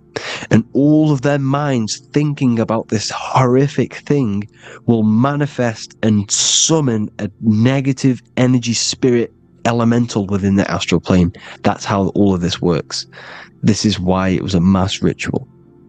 Okay, Chris Brown, new album name 11/11, release date on the 11/11. This will be my 11th album and contain 11 songs. All of these people know the occult. This is Hermes Trismegistus with the star of Saturn, the six-pointed star, as above, so below. The mirroring of reality, physical and astral, the two Masonic pillars. So, as above, so below. What's above us? The stars. The stars are connected to the astral plane. This is why we call them stargates. When we dream, we are experiencing these different realities. And what are stars? They tell in the Bible, it says Genesis 1:14. And God said, "Let there be lights in the firmament of the heaven to divide the day from the night, and let them be for signs." Signs translates to things to come. Why things to come? The stars tell the future. Why? And why do we say as above, so below? As above us is the astral plane and the etheric plane. As above, so below. Whatever happens in the stars happens on earth. The stars are connected to the astral plane. Above us is the astral plane. We are a star in a physical body. This is why we say Mr., Sister, stir equals star. The E and the A are interchangeable. We are stars, and the stars are the start of our incarnation. We start in the stars, same root word, and we descend through the 7 energies, which are our 7 chakras. Then we enter the heart of the soul system. The heart rearranged spells earth. And this is the true cosmology. Here's the Masonic cosmology. This is Masonic now. Here's the firmament. Let there be a firmament in the midst of the waters to divide the waters from above, from the waters that below. Genesis 1:6. The firmament, firmament comes from the word firma, Latin, I'm pretty sure, which means firm, when something is firm, meaning it's stable, it does not move, it is firm. The firmament is firm. So, is the firmament Genesis 1:6? What does he say? Genesis 1:3, sorry. Let there be light.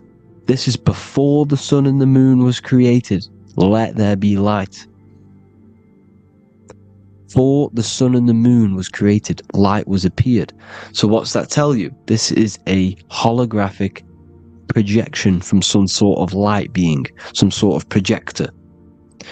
And that projector is the all-seeing eye you see in the Masonic cosmology. This is the all-seeing eye projecting the light beams. Let there be light. Everything is made out of light. The universe is created out of light waves. The torus field is one unit of light. The light projecting this reality is Polaris. Okay, the famous all-seeing eye. Now, what else? Then we have after let there be light in Genesis 1:16, and God made the two great lights. This is the sun and the moon, electric, magnetic, male and female. Then we have the Masonic checkerboard, the black and white symbolizing dualities within the dualistic reality we're in, spirit and matter, light and matter, rest and motion, positive and negative, good and evil. Everything's dualistic here. Okay? And it's a dance. The universe is a dance between flickering of white and black light, which is the torus field. We're not going to go over that, but this is all connected to the astral plane. This is the true cosmology. The astral plane cannot work on a spinning monkey ball in the middle of space. Does not work. Cannot work. It's impossible. Okay? Impossible. So, even in the Quran, it says, Allah has made the earth for you as a carpet, flat. Quran 15:19, and the earth we have spread out like a carpet, set there on mountains, firm and immovable. It is immovable. In the Quran, it also says 65:12, it is Allah who has created the seven heavens of the earth. The seven heavens meaning the seven layers of heaven, the seven planets. And Psalms 104:5, he set the earth on its foundations and it can never be moved. Never. So here you see in Isaiah 40:22, he sits enthroned above the circle of the earth and its people are like grasshoppers. He stretches out the heavens like a canopy and spreads them out like a tent to live in. We live in a tent. This is the tent. The projection of light. Here you see an ancient picture here. Here you see the ethereal barrier, meaning the firmament, the etheric barrier. And here you see his head popping out. Why is his head popping out? Because your head is heaven. Your heel is hell. Your head has access to the astral plane. This is why your head is heaven. The pineal gland, when stimulated, has access to project itself, project consciousness into the astral plane. Here you see another ancient picture here with the Masonic Royal Arch, with the zodiac here, the zodiac on the top, arching, because there's a firmament above us. Here's God in the brain. Consciousness is God. Here you see the Masonic Royal Arch, symbolizing the firmament. George Washington above the Masonic Royal Arch. These are the stars. This is Polaris projecting reality. Here's ancient churches with the dome. Polaris projecting reality with Jesus. Disney World is under the dome. The seven layers of heaven, ancient paintings, all depict if you go and look at the ancient paintings, they'll all depict the firmament, the arch above us. This is where we get interesting. The Masonic Royal Arch has the 6-9, which is Cancer. The constellation Cancer, which is 6-9 is associated with portals, because CERN is the 6-9. Okay, CERN is opening portals. They're trying to create a portal to the other side. Cancer has the word CERN within it. So there is a link between Cancer and the opening, the firmament opening above us to ascension. Here you see the Masonic art with the Royal Arch and the light and the opening. Here you see the light and the opening. This is the opening of the firmament. Here's the Hebrew cosmology with Sheol, the underworld, and the opening. So Cancer is definitely some sort of portal in and out of this reality. I'm just connecting dots here. Now, we're going to go change a bit now. These celebrities that you are seeing they have not sold their soul to Satan, okay? They have not sold their soul to Satan. Satan is a demonic, low vibrational energy that has been summoned over the thousands and thousands and thousands of years of evil occult arts.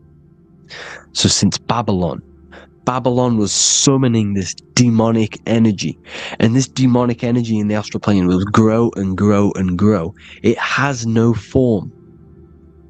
It has no physical form. Okay? But you can see it in the rappers. If your third eye is open, you can see clearly that these people are demonic. You can sense the energy that they're manifesting. Selling your soul is not what you've been told. It is gaining, because your soul is pure love, okay? Your soul does not want to do anything bad.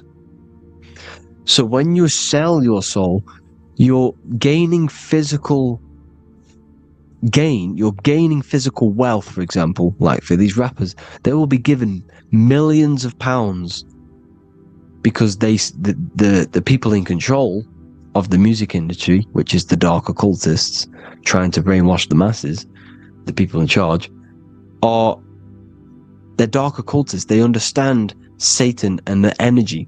They are satanic energy, which has been summoned in the astral plane. They see that they have influence over the masses, so they will go to them and say, "I will give you this amount of money forever if you manifest this satanic, demonic energy through the music and through social media to blind the masses, to brainwash the masses into this demonic energy." Because when you listen to music is frequency. Whatever you listen to, you become that frequency. So if you're listening to these people, they're throwing energy, this demonic, satanic energy that they sold out to. Soul, same word. When you sold something, you've got your soul involved.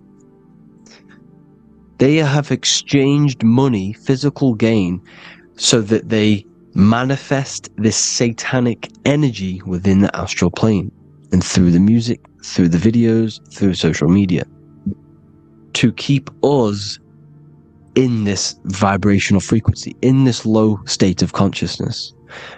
This is what it actually is. It's not, you're not selling your soul to some sort of devil.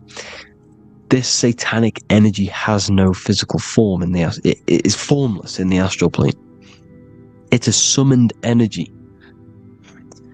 Now, the root chakra is red. This is why the devil is red, because it symbolizes the animal nature of man. When you are operating off your root chakra, you will kill, you will fight, you will do anything to survive, because it's all about survival mode in the root chakra. They want you keeping in that fighting mode, that surviving mode, so that you are manifesting this low vibrational frequency, this satanic energy, this demonic red energy. This is why the devil is red. And the devil has a tail with the red arrow pointing down, because it symbolizes your light body. This is your Merkaba. Your Merkaba is your light body. Mer equals light, Ka equals spirit, Ba equals body. Merkaba, this is the devil's tail pointing down, the descension, your heel, up to your heel, hell. Ascension to heaven, head. You see, This is the all-seeing eye with the illumination coming off it. Your head, when you're illuminated. The Merkaba is your celestial sphere to portray different planes of reality. It is the vehicle of ascension. It's your light body. It's in the word Kabbalah. Kabbalah. Ka, spirit. Ba, body. La, light. Same thing. Kabbalah. Merkaba. Same thing. It's all about the light body. This light body sees different realities. So when you see the goat in the music industry, it's this satanic summoned energy that's been summoning for thousands of years within the astral plane. When it becomes to the physical plane, it will manifest through different things. A goat, an owl, Satan, Moloch, Baal, same deity, same demonic energy that's been summoning in the astral plane. And this is why the Baphomet has a goat head. Drake's new album is the goat. The Polo G, the Masonic G, with the goat. And here's Rylo Rodriguez in the mirror, with the goat in the mirror and him in his physical body. It symbolizes, the mirror symbolizes the astral plane, because he's manifesting the goat, the demonic energy. He's sold out to the demonic energy, and in the physical plane, he's his physical body. The mirroring, the Masonic 11, the mirroring of reality, the astral and the physical. And what do you call them when they're an amazing rapper, the best rapper? You call them the goat, because the goat, you're the goat because you're manifesting the goat energy, this satanic, demonic energy within the astral plane. So Baal, Moloch, all the same thing. Because in the astral plane, if you want to gain spirits to come to you and communicate you, in the physical world, if you want to communicate with spirits, you have to gain their attention. You can either gain their attention or come together and agree to create some sort of being, which is Satan. Okay. You can, like I said earlier, you can create these beings, you can summon them or attract them. One way to attract them is sacrificing. In order for you to become God, man, to turn to God, you have to sacrifice your life. You have to sacrifice, not drinking, not doing things, not doing anything demonic, not doing anything bad, not eating meat. You have to sacrifice yourself to become the light. However, if you want quick, instant gains in the physical world, you can sacrifice something else to communicate with these spirits, because these demonic energies feed off demonic energy, your demonic energy. So these dark occultists will give away babies, they'll sacrifice, torture babies so that they gain, so that they can communicate with these spirits for physical exchange. Yes, you can do this. These powerful spirits, these powerful demons can give you powers. They can give you certain things. And this is what they are doing. They're summoning and attracting these demonic energy. This is why, trafficking is one of the most, Balenciaga. Baal is the demonic energy in the astral plane, which requires child sacrifice for his presence. Balenciaga, and they were trafficking children. They were trafficking, killing them, and offering them to the spirits. This is what they are doing. Balenciaga. It's in the name. Here you see, you can see here a stick man with two horns. The goat, obviously, it's all the same deity. Baal, the goat. Moloch, is Moloch the owl, the Egyptian owl, because it comes from the owl of Moloch, which is Baal, which is Satan, all the same demonic energy. And it's on the dollar bill, a tiny dollar bill, tiny, on the $1 bill. All the same thing. Bohemian Grove, they worship the big owl, Moloch. It's all the same thing. It's all one big demonic energy which has been summoning in the astral plane. And it's trying to take over Earth, the physical plane. That's what it's doing. So I hope you all gained a deeper understanding of the astral plane and what's actually going on in the world. Please leave a comment if you can to help the algorithm. Drop a like if you like this content. And hope you all learned something today. And God bless you all. Thank you all.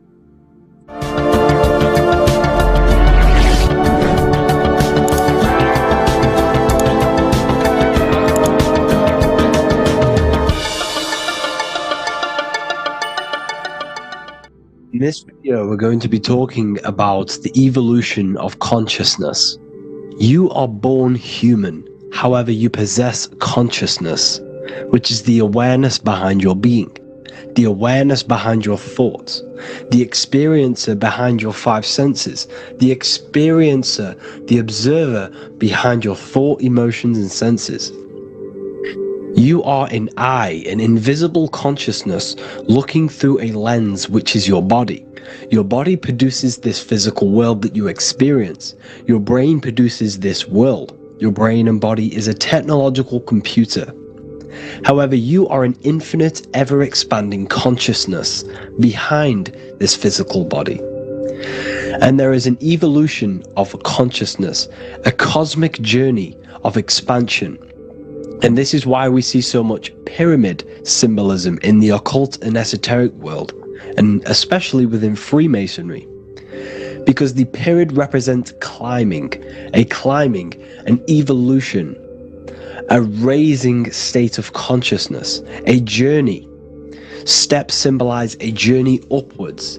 This is the raising and the evolution of consciousness, our inner world. The transmutation of our inner selves, of our souls and consciousness and our minds. So when we see this pyramid, we're seeing a evolution, a way up to source consciousness. And the eye in the pyramid represents your source consciousness. It represents illumination. It represents divine guidance through this evolution of consciousness. This is why we see the ladder. Consciousness is ever expanding on an infinite journey of evolution. Each individual is a part of this cosmic process, contributing towards the ongoing expansion of both mind and awareness.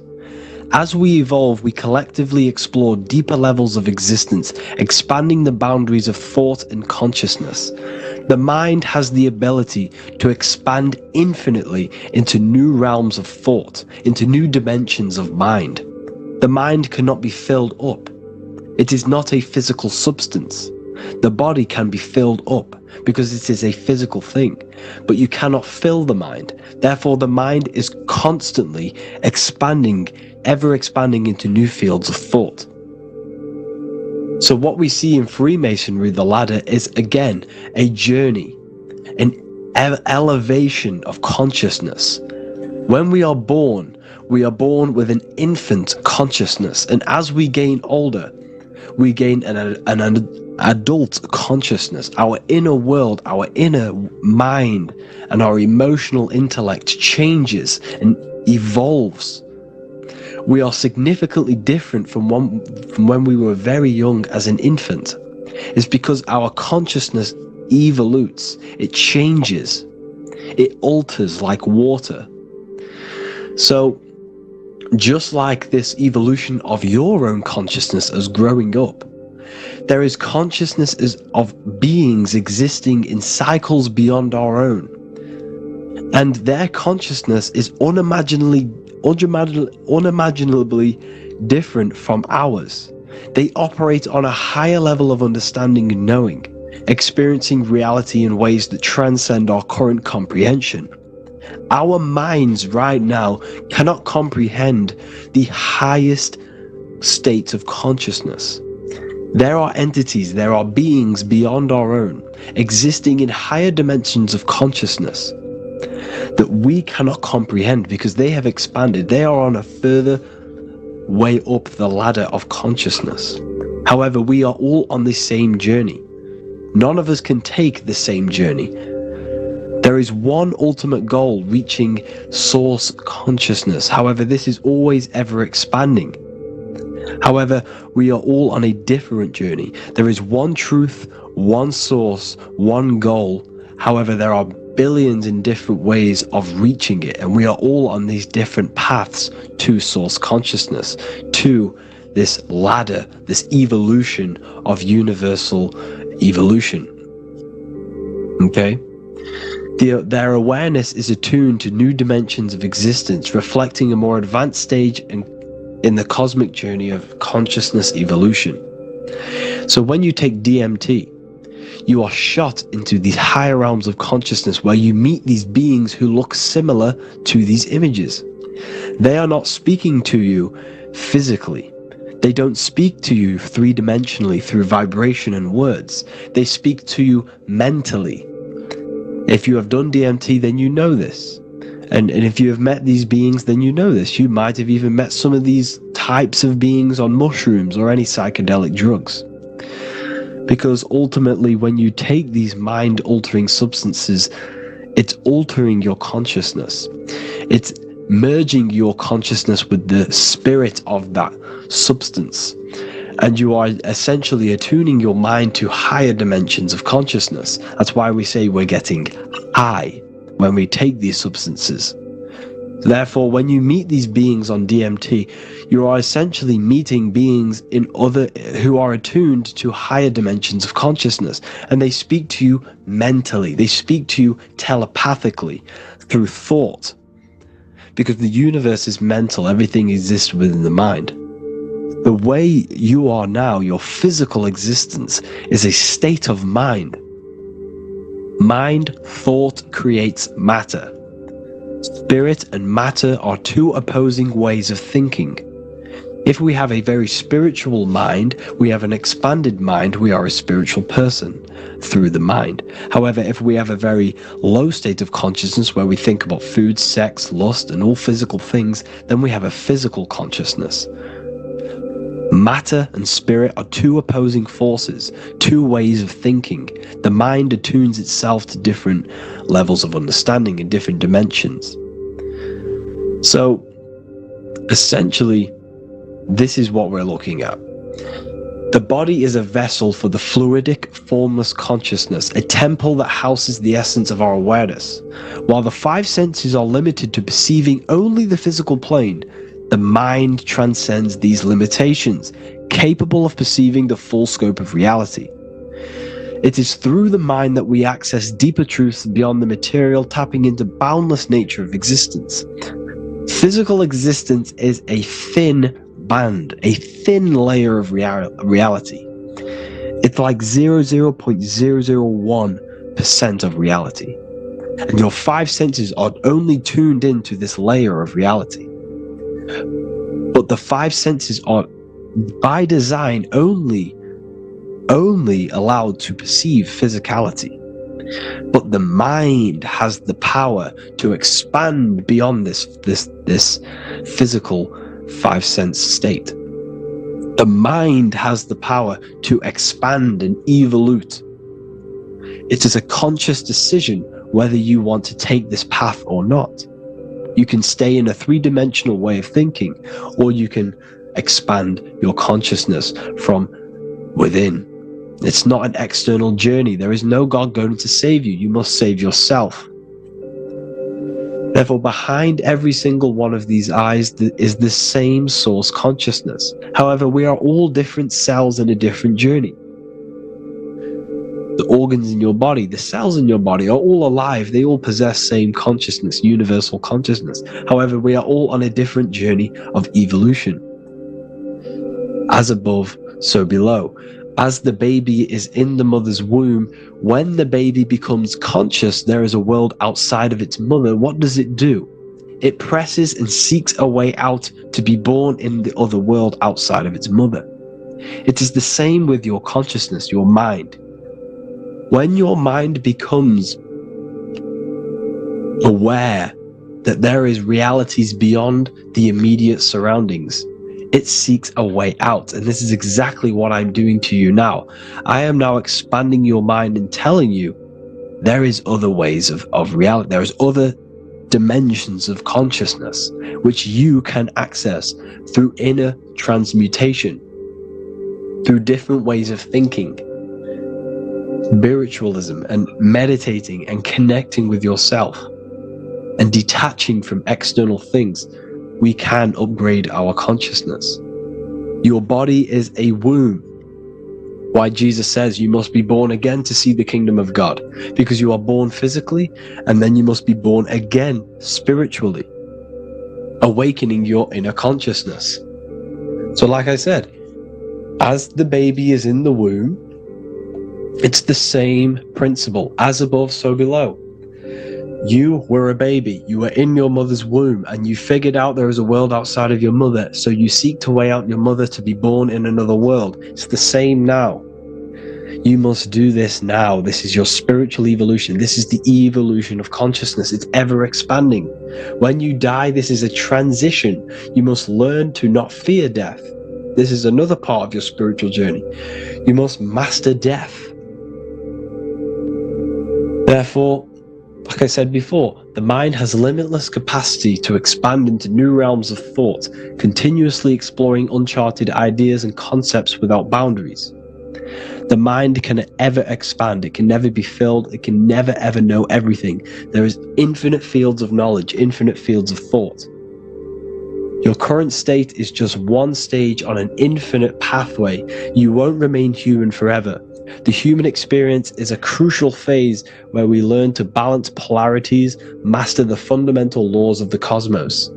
It is a period of growth and transformation, preparing us for the next stages in our cosmic evolution. The goal is to strive for perfection, yet the true perfection is unattainable. It's like a tunnel, and there is a light at the end of the tunnel. And as you walk through this tunnel, the light is ever moving backwards. You should forever seek to meet that light, but you will never meet that light because consciousness is ever expanding. You should strive for perfection, yet knowing that perfection is forever unattainable. The journey is endless, with each step revealing deeper layers of understanding and experience. The pursuit of growth and expansion is itself the essence of our evolution.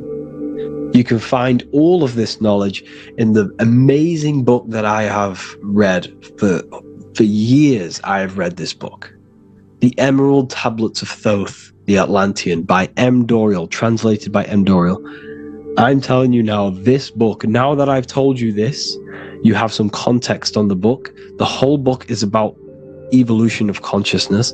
He's talking about higher dimensions beings. He's talking about how you can transcend this physical plane. It is truly the most amazing book you will probably read. One of the best spiritual texts you'll see. It's hard to understand, so you must read it over and over again. And the more your mind progresses, like for me, I read this every couple months, and the more I learn about consciousness, the more I expand my own consciousness. And every time I read this book, I pick out something new that just completely blows my mind, because you can only understand this book to your level of consciousness, to your level of understanding. So now that I've told you all this information, go and read this book and it will absolutely blow your mind. And so will the Book of Wisdom Volume 2, which is now available. I released it the other day. I'm just going to read a page out now. This page is called Spirit and Matter. The Earth is not merely a dense, lifeless rock drifting through space. It possesses spirit, a living essence that animates its form. But what do we mean by spirit? Spirit in esoteric terms refers to the energy, the life force, animating the principles infused in matter. So essentially, what this page is talking about is how everything has spirit, consciousness within it. You are the middle, you are spirit and matter. You have the ability to expand your mind to the God self and raise above our animal instinct, our material self, and know the divine and expand. Animals cannot do this. Animals are not self-aware. Humans possess self-awareness. We can observe our consciousness. We can say, why do I exist?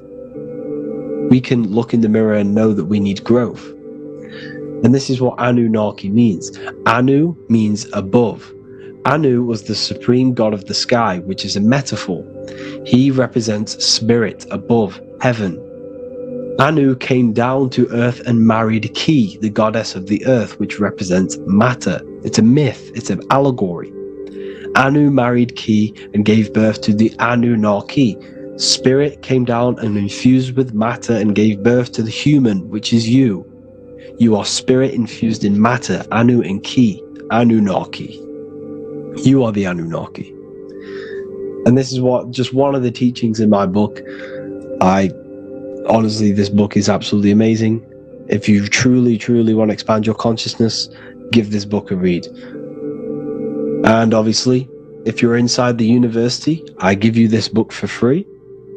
A paperback version. If you join the university, follow the steps inside of the general chat, you'll be able to download this book. Oh, sorry, not download it. Order a paperback for free. All you have to do is pay for the shipping. You'll also gain amazing knowledge inside of my library, where your mind will just be overblown with the amount of esoteric books. There's over 45 rare occult books, plus you get a PDF of the Volume 1 and Human Health Guide.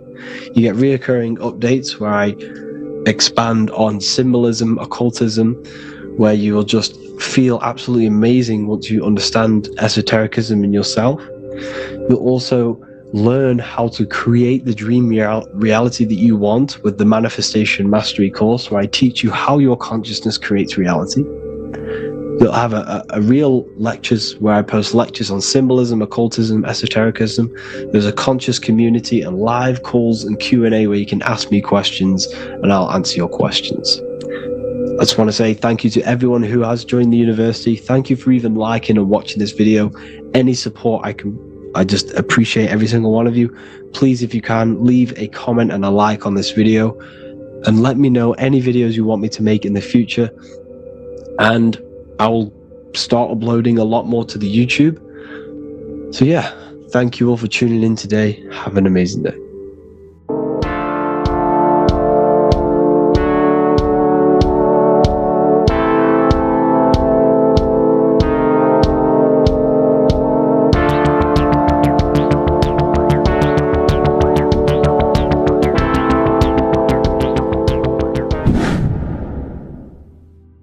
What is good, people? We're back with another video, and today we're talking about the chakras. Let's jump straight into this because I know there's been a lot of requests for this video. So let's jump straight into this. So you have 7 chakras, right? 7 chakras, and these chakras are feeding off your electromagnetic field, known as your aura. This is both positive and a negative pole, male and female, right? This electromagnetic field is made out of electric and magnetism, and together they come as electromagnetic. Now, your chakras, the word chakra just means wheel, spinning wheel, because that's what they are. They're spinning wheels of energy. They do not exist on this physical plane, they exist on the etheric plane. Okay? Now, these energy centers are known to regulate your emotions, and each energy center controls the organs and cells in that particular area of the body. So for example, your sacral chakra will control the cells and organs of your sexual reproduction area. Okay, the navel chakra or solar plexus will control the digestion in your body. Same with the heart, same with the throat, right? So they are like mini brains for each center of your body. They run along up the spine, but notice the crown chakra exists outside the body. It's just above the head. Now, this process of the chakras is obviously the 7 colors of the rainbow, starting from red, which is the lowest vibrational color, all the way to violet, which is the highest vibrational color. This, like I said, these energy centers are feeding off your electromagnetic field. So if these chakras are unbalanced, they are taking too much energy from your electromagnetic field, making it weaker. Now, this is the North Pole. As you all know, the Earth is flat, and we live inside of a giant torus field.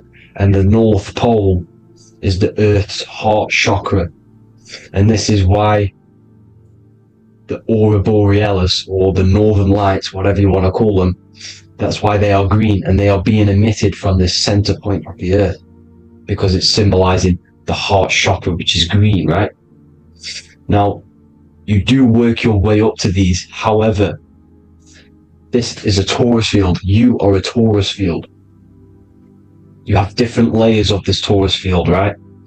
And you need to balance all of these chakras, but you can't move up these chakras until you open the one below it. So it's like a stairway. You can't go to your solar plexus without going through your sacral. You see? So you have to work up these.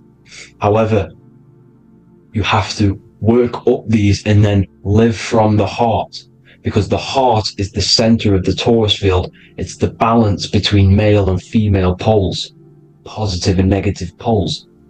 So you have to balance all of these chakras and then bring them all into one, which is the heart chakra. Now, they exist on the etheric plane. They exist on the etheric plane, and the etheric plane is a layer of the material plane. It's the one higher than the material plane.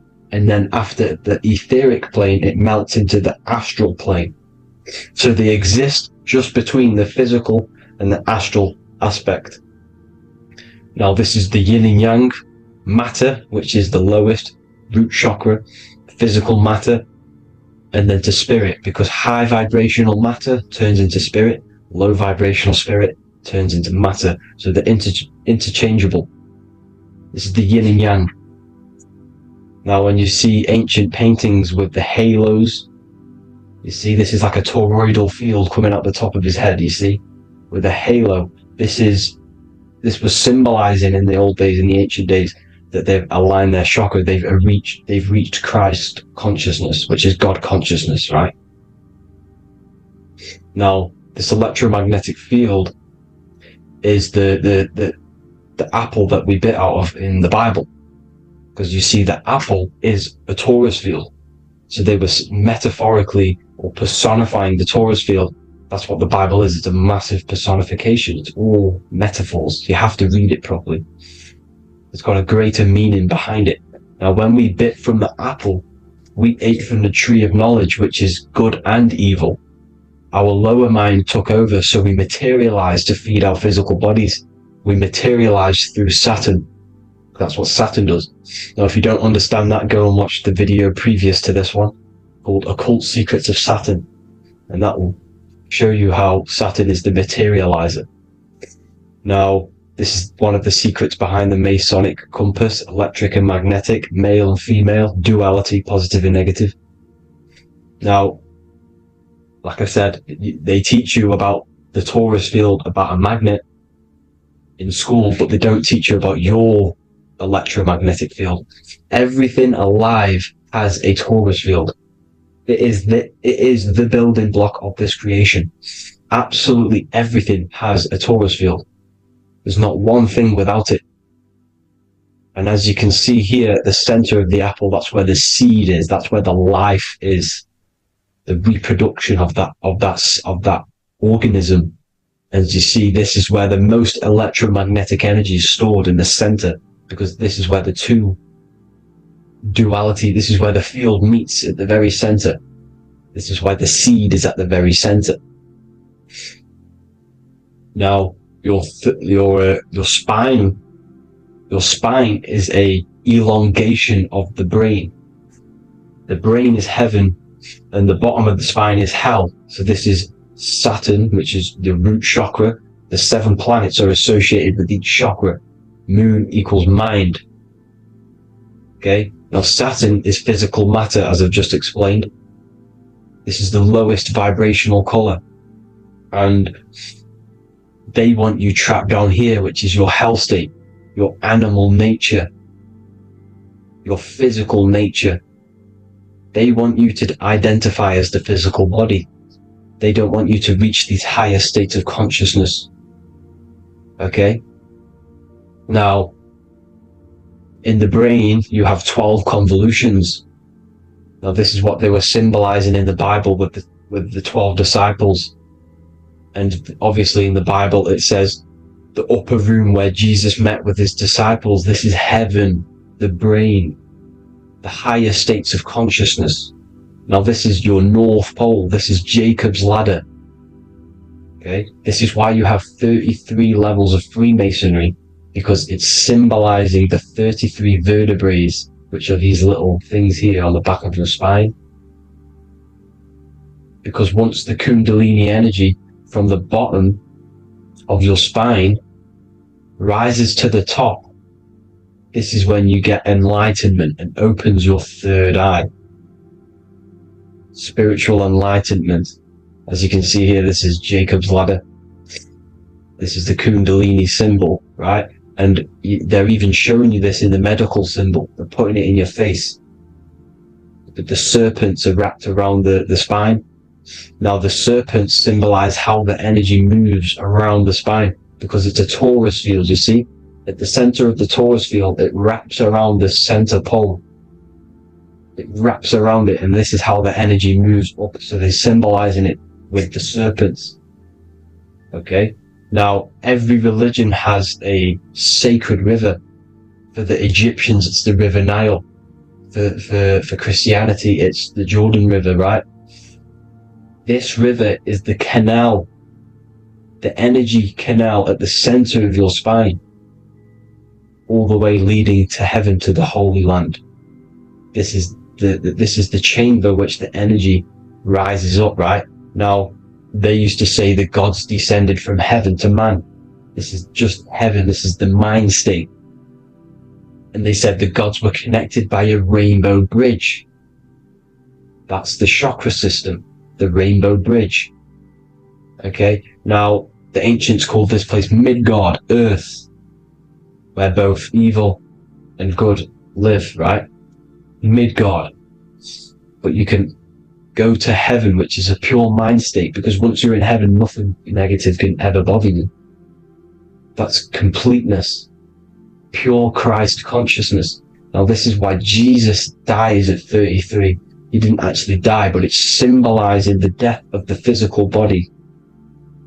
Not the death of the physical body, but his consciousness rising above the physical body to, as I said here, matter to spirit. Matter died off and he came spirit consciousness. This is symbolized by the 33 vertebrae, which is obviously the 33 levels of Freemasonry. And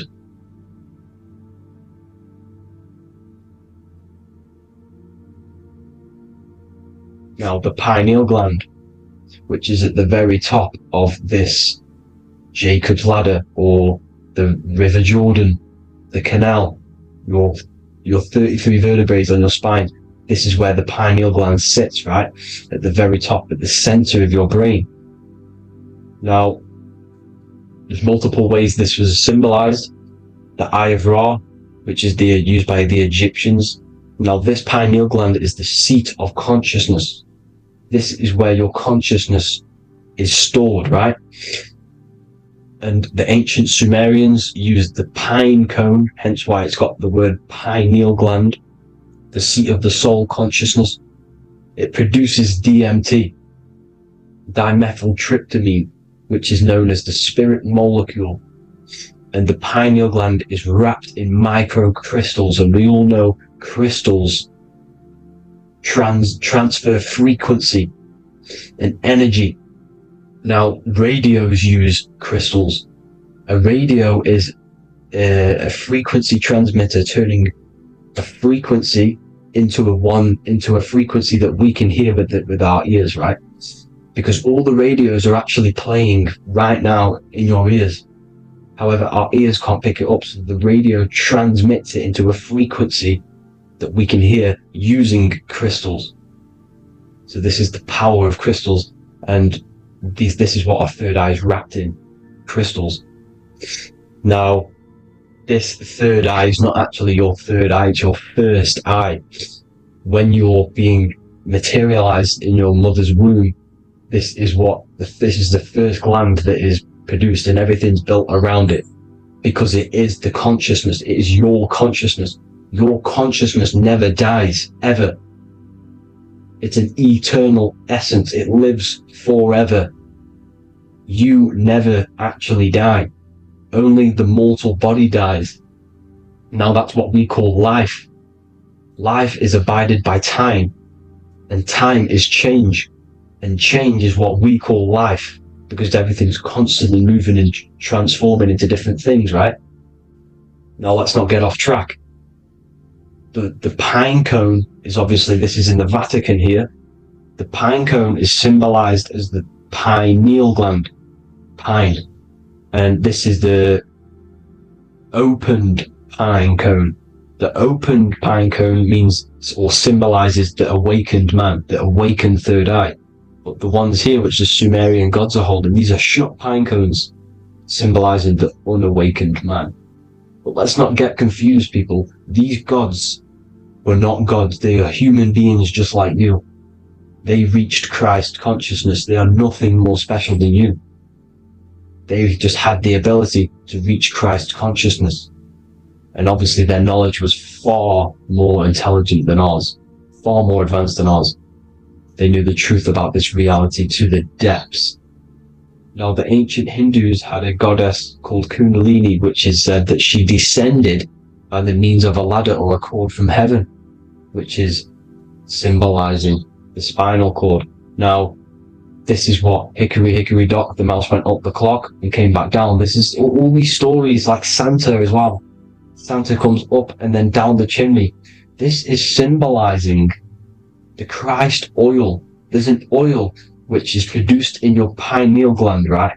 And this oil travels down the spine. And once it's down on the spine, you must have to raise your consciousness, just like I said with the chakras. You have to raise your consciousness, raise your vibration to heat up this oil and turn it into a gas. And it travels back up the spine through like the serpents up the spine, and this awakens the third eye once it's coming back up the spine and hits the pineal gland. This is the secret behind Santa and Hickory Hickory Dock, because Santa comes down and feeds the presents and goes back up the chimney, and he lives in the North Pole, the positive pole. This is the North Pole, people, and the presence is your sacred oil. This oil, your physical body is the furnace, it's the spiritual furnace, which you have to heat up this oil by raising your frequency and turning it into a gas to rise up this chamber, the River Jordan, to your third eye, right? Now, this is an alchemical process.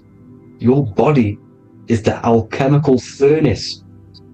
It says in the Bible, if therefore thine eye be single, thy whole body shall be filled with light. I shouldn't have cut that out, but that's what it says.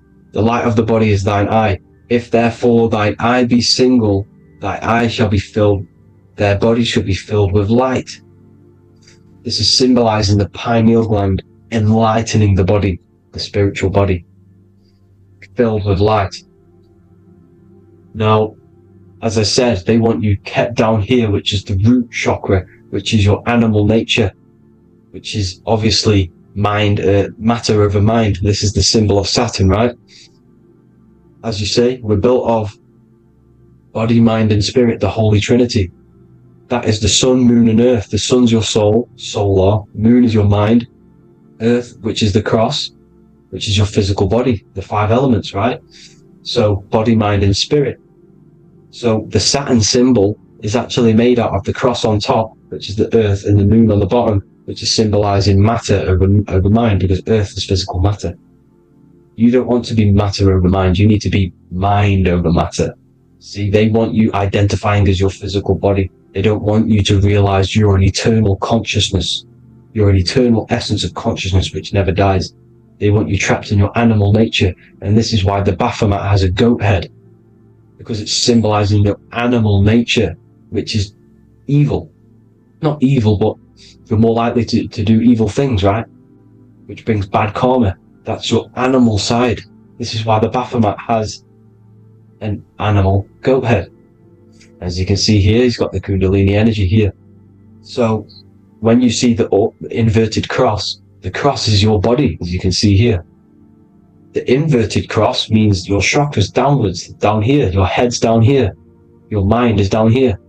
But your mind needs to be up here, which is the upwards cross, which is Christ consciousness.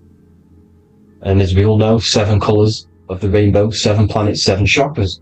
Red light is low frequency and long range. This is why Saturn is the slowest moving celestial body. And it's the lowest chakra.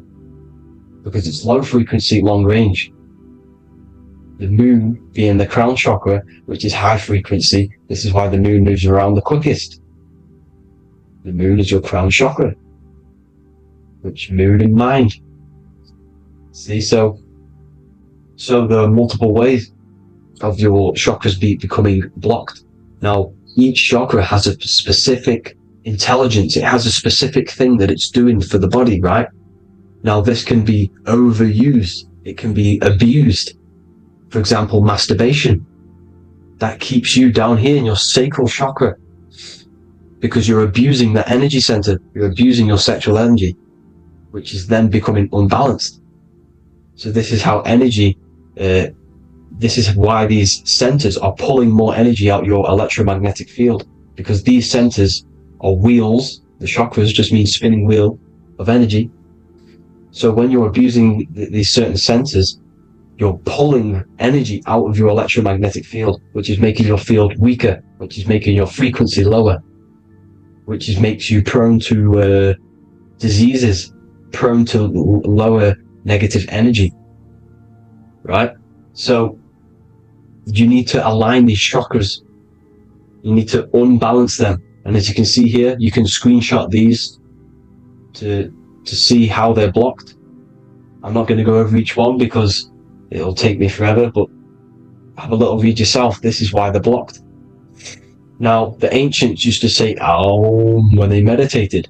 Now, these are the 7 vowels. There's not 5 vowels, there's actually 7. Now, when they say Aum, they're aligning all their chakras by saying this when meditated. This is where the Aum originated from. Now, emotion is energy in motion. So if you're feeling a certain way, that's the energy you've put in motion. It's a reflection. We live in a mirror reality. Everything's mirrored. Everything's mirrored. As within, so without, as above, so below. Everything's a reflection of some sort. So whatever you're feeling, you're doing something wrong. It's telling you you're doing something wrong from the root cause. Because your energies are the effect. You're feeling the effect of something you've caused. The law of cause and effect, nothing escapes it. Now, the Jehovah's Witness believe that exactly 144,000 faithful Christians go to heaven or be resurrected, right? This is not true.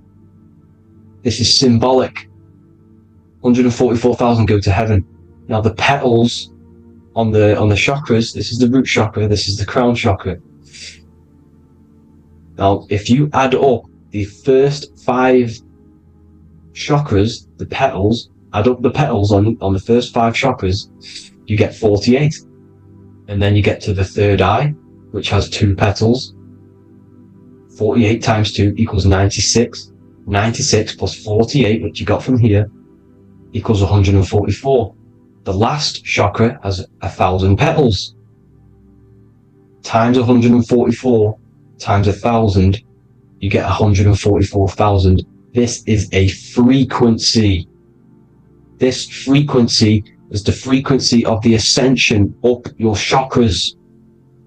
This frequency is a high frequency which turns that oil into gas, which rises up the spine, activating your third eye. Right?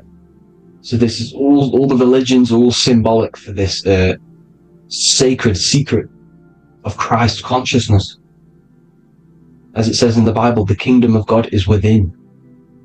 It's not out there, people. You must look within yourself. You are God. You are a spark of His consciousness infinite consciousness, right? So 144,000 is a frequency, and you must achieve this. Like I said, these people in the past, they're not gods, people. These were just humans. Nothing special. They just reached Christ consciousness. Now, they keep you in these lower vibrational states with the food, right? And as you can see here, all of these fast food restaurants are mainly are red and yellow, which are these lower states, these lower two chakras, lower vibrational colors, because they want you trapped down here in matter.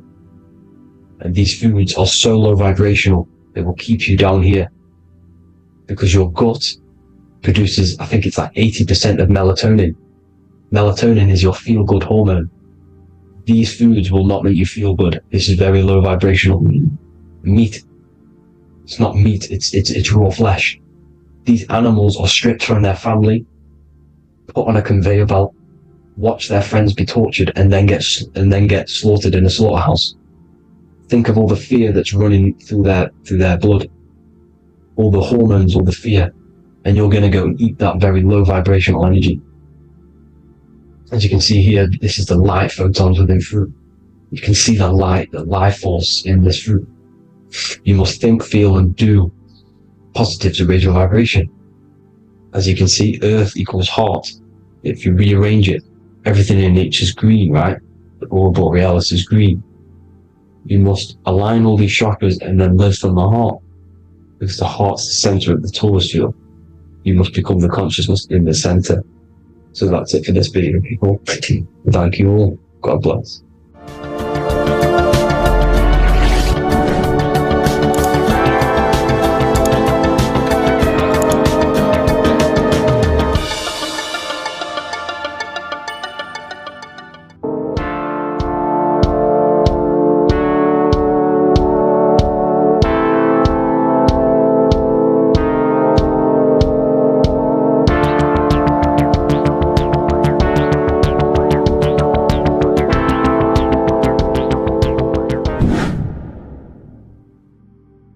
What's good, people? We're back with another video.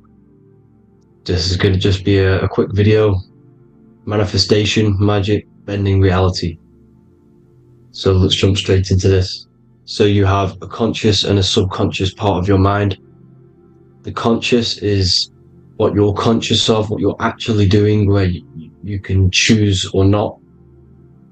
However, the subconscious is the part of your brain which is automatic. So all of the systems in your body, like the digestive system, your heartbeat, these are automatically being ran. And you do not have to tell these systems to do anything. You do not have to consciously tell your heart to beat. It's automatically doing it. And this is what the subconscious mind is controlling. It's like the dark aspect of your brain or your mind. It is the way bigger aspect of your mind. Okay, it controls all the systems in your body. Okay, and this is where all of your programs are. So when you're in it, from your childhood, what you've learned in school, all of these things are being kept in your subconscious, maybe traumas and stuff like that. So the subconscious is the female aspect, and the conscious is the male aspect, because the male is all about action and doing, and the female is more about creation, creativity, intuition. So you have a right and a left hemisphere of your brain, and these are obviously male and female. The right side of your brain is your female. It's to do with creativity, imagination, intuition, insight. Okay, and this is one of the most important sides of the brain. This side of the brain is the most attacked by the elites, whatever you want to call them. This side is one of the most important, because obviously your intuition is a massive part of reality. And if you don't have intuition, then you lose track of the things around you. You can't consciously feel if things are wrong or right. They don't want you to have intuition or creativity or imagination. They want you in the left side of your brain, which is just reasoning, logic, and basic things. So they just want you to tell you what you want, tell you what to learn, and then that's it. They don't want you thinking for yourself, which is the right side of the brain. So whatever the conscious side of your mind impresses the subconscious side of your mind. So if you do affirmations, for example, if you consciously do affirmations every day, you're reprogramming your subconscious mind. You're impressing a vibration and a word into your subconscious mind, and therefore it will reprogram it. So the male and female aspect are symbolized by the Star of David as well. The male being the upside triangle, the female being the downside, connected all in one, because we both have male and female energy.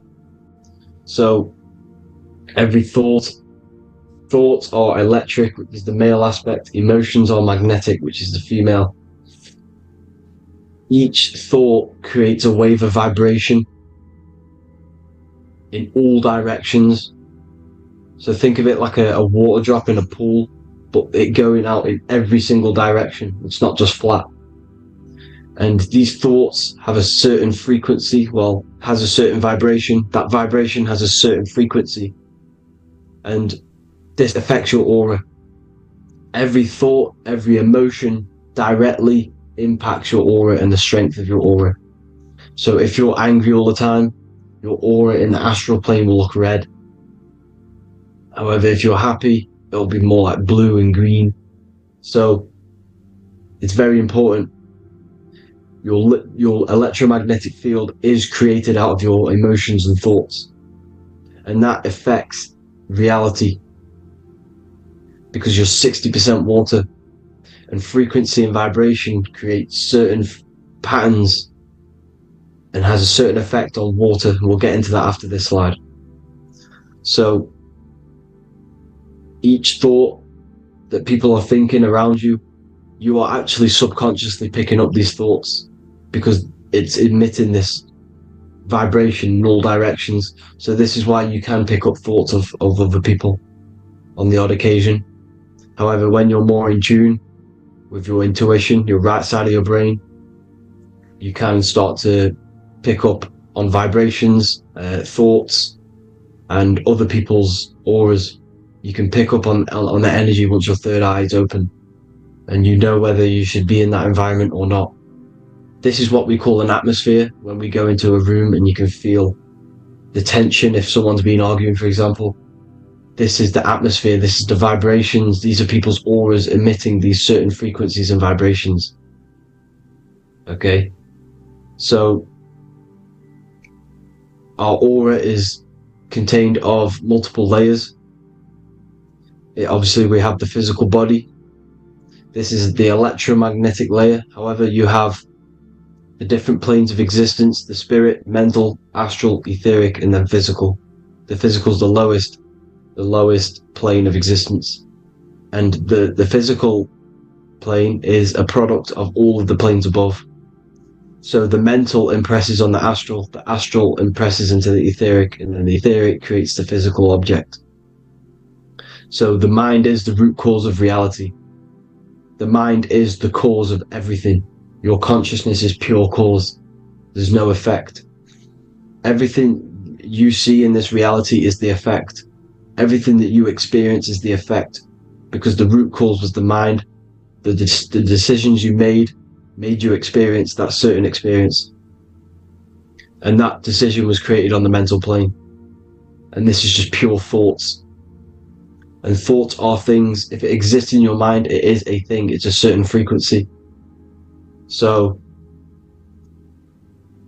if you have a certain level of thoughts, if you're thinking positive, for example, you're going to have a strong aura, you're going to have a higher vibration, and that attracts like.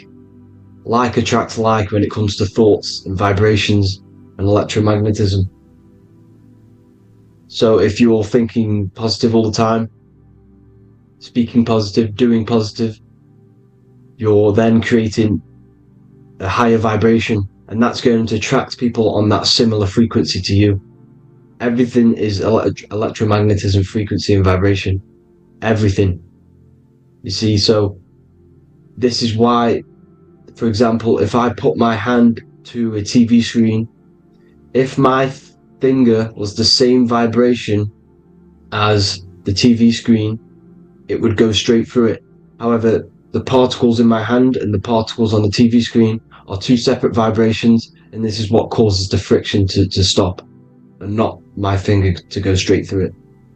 So like I said, when you don't feel the vibe of someone, when you don't feel right, you don't really get along with someone, this is a vibration. Your vibrations are not matching, they're not similar, they're two complete different vibrations, and they're not aligning properly. So music has a massive part on this. Music is a massive, massive tool for the elites, because music is frequency. And in 1975, the musical instrument are all tuned to 440 hertz. So Spotify, Apple Music, most of the music on YouTube is all set to 440 hertz. And 440 hertz is not divisible by 3, 6, or 9. And when you can't divide a frequency by 3, 6, or 9, it's not a natural frequency. As you can see here, this is 432 hertz. This makes a nice geometric pattern. However, 440 hertz is a distorted pattern. So when you listen to this, this actually shuts off the whole right side of your brain. Like I said at the start, this is the most attacked side of your brain. It's to do with creativity, imagination, intuition. When you listen to 440 hertz, it shuts off the whole right side of your brain. And obviously shutting off all of these forms of your brain. Music is a very, very powerful tool for the elites, because it's the only thing which can enter your soul or your ears without consent, your body without consent. Everything else has to be through consent. You choose whether to eat something, you choose whether to drink something, but frequency, you're going to hear it no matter what. This is why it's so powerful, and music influences the body in many different ways. It's the most powerful imitator of everything. It directly affects all listeners.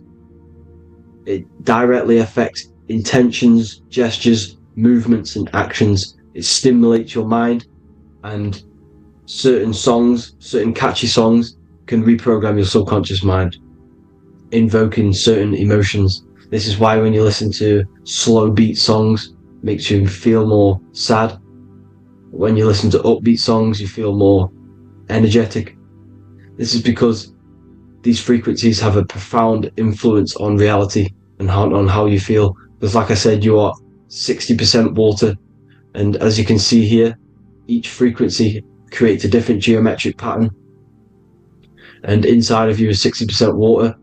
So like I said, 440 hertz is going to make a distorted pattern in your water, and this is going to have a profound effect on your emotions and your reality. So like I said, health is not just the body. You are made of body, mind, and spirit. You need to look after what you put in your body. You need to look after your spirit and look after your mind. It's very important to keep all these in balance, because once one of these are unbalanced, it affects the other two. So if you're eating wrong, it's going to affect your spirit and mind. If you're thinking wrong, it's going to affect your body and spirit. These are all interlocked. You have to look after them all. So it's very important you understand music. Stop listening to low vibrational music. To be honest, you want to listen to music without any sort of speaking inside of it. You just want pure frequencies, which are the solfeggio scale, like one of these, for example, 432, 528 hertz. These are all good frequencies. It's called the solfeggio scale. And these frequencies make you more in tune with nature. 528 hertz is what the earth vibrates at. So it's very important. And the Rockefellers are the one who changed this to 440 hertz. The Rockefellers, one of the elite families. So if you want to manipulate reality, it's very important to have your chakras aligned and having a high vibration, because the higher your vibration, the more powerful your words and your intentions are on reality. So the lower your vibration, the harder it is to affect reality, because you're in a lower state of consciousness. Like I said, you have the mental, astral, etheric, and physical. Everything is a product of the one above. As above, so below. This is what Hermes Trismegistus was saying in the Egyptian days. This is where it comes from. As above, so below. If you affect above, It directly affects below. So like I said, meditation helps on this, helps align your chakras. Think positive, feel positive. Like I said, your feelings are magnetic, your thoughts are electric. So once you combine these two together, you're then creating an electromagnetic frequency, and that will have profound effect on reality. So the law of cause and effect. The law of cause and effect. Every effect has the root cause. Like I said, your mind is the root cause of everything. Every decision you make is having a different effect on reality. Everything happens for a reason due to the root cause, which is your mind. You choose everything that happens in your life. Okay? So it's very important you understand this and you constantly make the right decisions, the good decisions to have good effects on your reality. You have to be very conscious of this law because nothing escapes this law. This is the law of all consciousness. So think about it. Imagine a massive ball of consciousness. However, off this ball are different sparks, and each one of these sparks are in each and everyone's body. This spark is governed by these laws, the law of cause and effect, the law of correspondence, the 7 hermetic principles. It's very important you understand this because this mass ball of consciousness is what is obeying these laws, and everyone has this spark of consciousness inside their third eye. And like I said, everyone is the same consciousness. This is why if you do bad onto someone else, that will directly affect your reality. So if you hurt someone, it's going to come back to you in one way or another because you are that same consciousness. This is like a mirror reality. As within, so without. Whatever you feel on the inside, you're gonna see that on the outside. You're gonna experience that reality, whatever you've impressed. So there's different ways to bend reality to your will. This is kind of a sort of magic. So obviously you have black magic, which is manipulating reality to harm and influence others, or to be very selfish. And then you have white magic, which is manipulating reality for the good of humanity. So you do have to be very careful with your intentions, people, when you're trying to manipulate reality, because this is nothing to be played with. If you are manipulating reality for the wrong reason, it's going to come and bite you in the ass in some way or another. Because everything is balanced. Everything balances out in this reality. Nothing escapes the laws. Not one thing escapes the laws. So if you're stealing from yourself, because it's just going to come back in one way or another. Inside of everyone's heart, you know whether you're doing good or wrong. You know, you can feel it when you do something wrong. You can feel it when you do something good. The heart is the center of the Taurus field. It's balance. And this is why you say follow your heart, because it's the center of the Taurus field. It's very important to listen to this inner voice inside of you, because that is telling you the right things to do, the good decisions to make. And when you keep following that voice, that good voice inside of you, it takes you to your life path. Very important to follow that voice. However, don't let the ego get in the way of it. Don't care what your friends are going to say. It's very important to understand this. So, you have different ways of manipulating reality. You have sigil magic. This is where you create your own sigil or symbol. You create your own sigil and symbol, and then you charge it. You behind that symbol, you have an intention. So for example, if you want to manifest wealth, you create a sigil which represents what you want.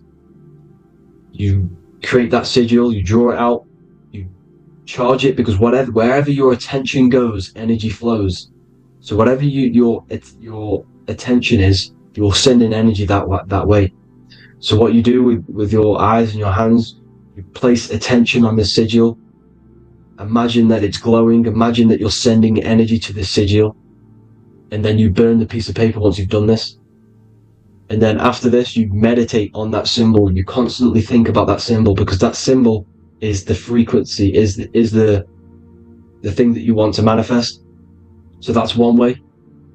Or you can just meditate on your reality. So imagine yourself having already what you have. This is what they call a mindset. You must set your mind to the frequency what you want to manifest. Okay? So if you want to manifest wealth, for example, imagine yourself being wealthy. What would it feel like? What would you be doing? imagine a scene in your mind. Constantly do this, and you're putting out that frequency. Like I said, you must think, because the thoughts are electric, and then you must feel, which is magnetic. Together, this creates an electromagnetic frequency, and this is how you attract things to you. You will attract the certain people to come in your life to bend reality to your will. Okay? Or you've got mirror magic. Stare yourself in the mirror, because a mirror reflects light. It also reflects energy. So you've got to be very careful with what you say to a mirror. You've got to be very, very, very careful, because whatever you send into that mirror is directly sent straight back to you. So if you're thinking negative, you're sending negative energy back straight to you, and that's going to have an effect on your reality. Affirmations are very important, because your words are frequency, your words are vibrations, and each word you say has a certain frequency. If it's positively charged, it's going to affect you positively. If it's negatively charged, because like I say, your brain and your mind is like the director of energy. That's what your brain is. And it directs energy into certain things. You can either positively charge it or negatively charge it. And this brain is creating your reality constantly. It's manifesting your reality constantly in the present moment. So this is what the government knows. The government know your mind is the root cause of reality. This is why they call themselves a government. Government. The New World Order is not being manifested by them. They are controlling the information. They are controlling your perception of this reality. And they know the mind is the root cause of reality. Therefore, if they control your perception of reality and your information, what you believe, you're going to manifest that information, that perception. So we, the people as a collective consciousness, are the ones manifesting this New World Order. You see, so this isn't black magic. They're actually tricking us into manifesting their own their plans, this New World Order. You see, this is how smart these people are. They know how to get around the laws of reality. They know how to bend reality to their will without facing the consequences. They're getting humanity to do it. You see, there is a collective consciousness. As like I said, we all have that same spark of consciousness, right? So as a collective consciousness, we are on a very low vibration at the moment. However, we are waking up rapidly. There are more and more people waking up at the moment, and light always chases away the shadow. Light is a lot more powerful than darkness, you see. So one person waking up has a massive effect than one person being asleep. It has a profound effect. Because like I say, the light always chases away the darkness. It's more powerful. The light is always more powerful. High vibrations are more powerful than lower. So that's it for this, people. I hope you all enjoyed. This is a short, quick video. God bless you all.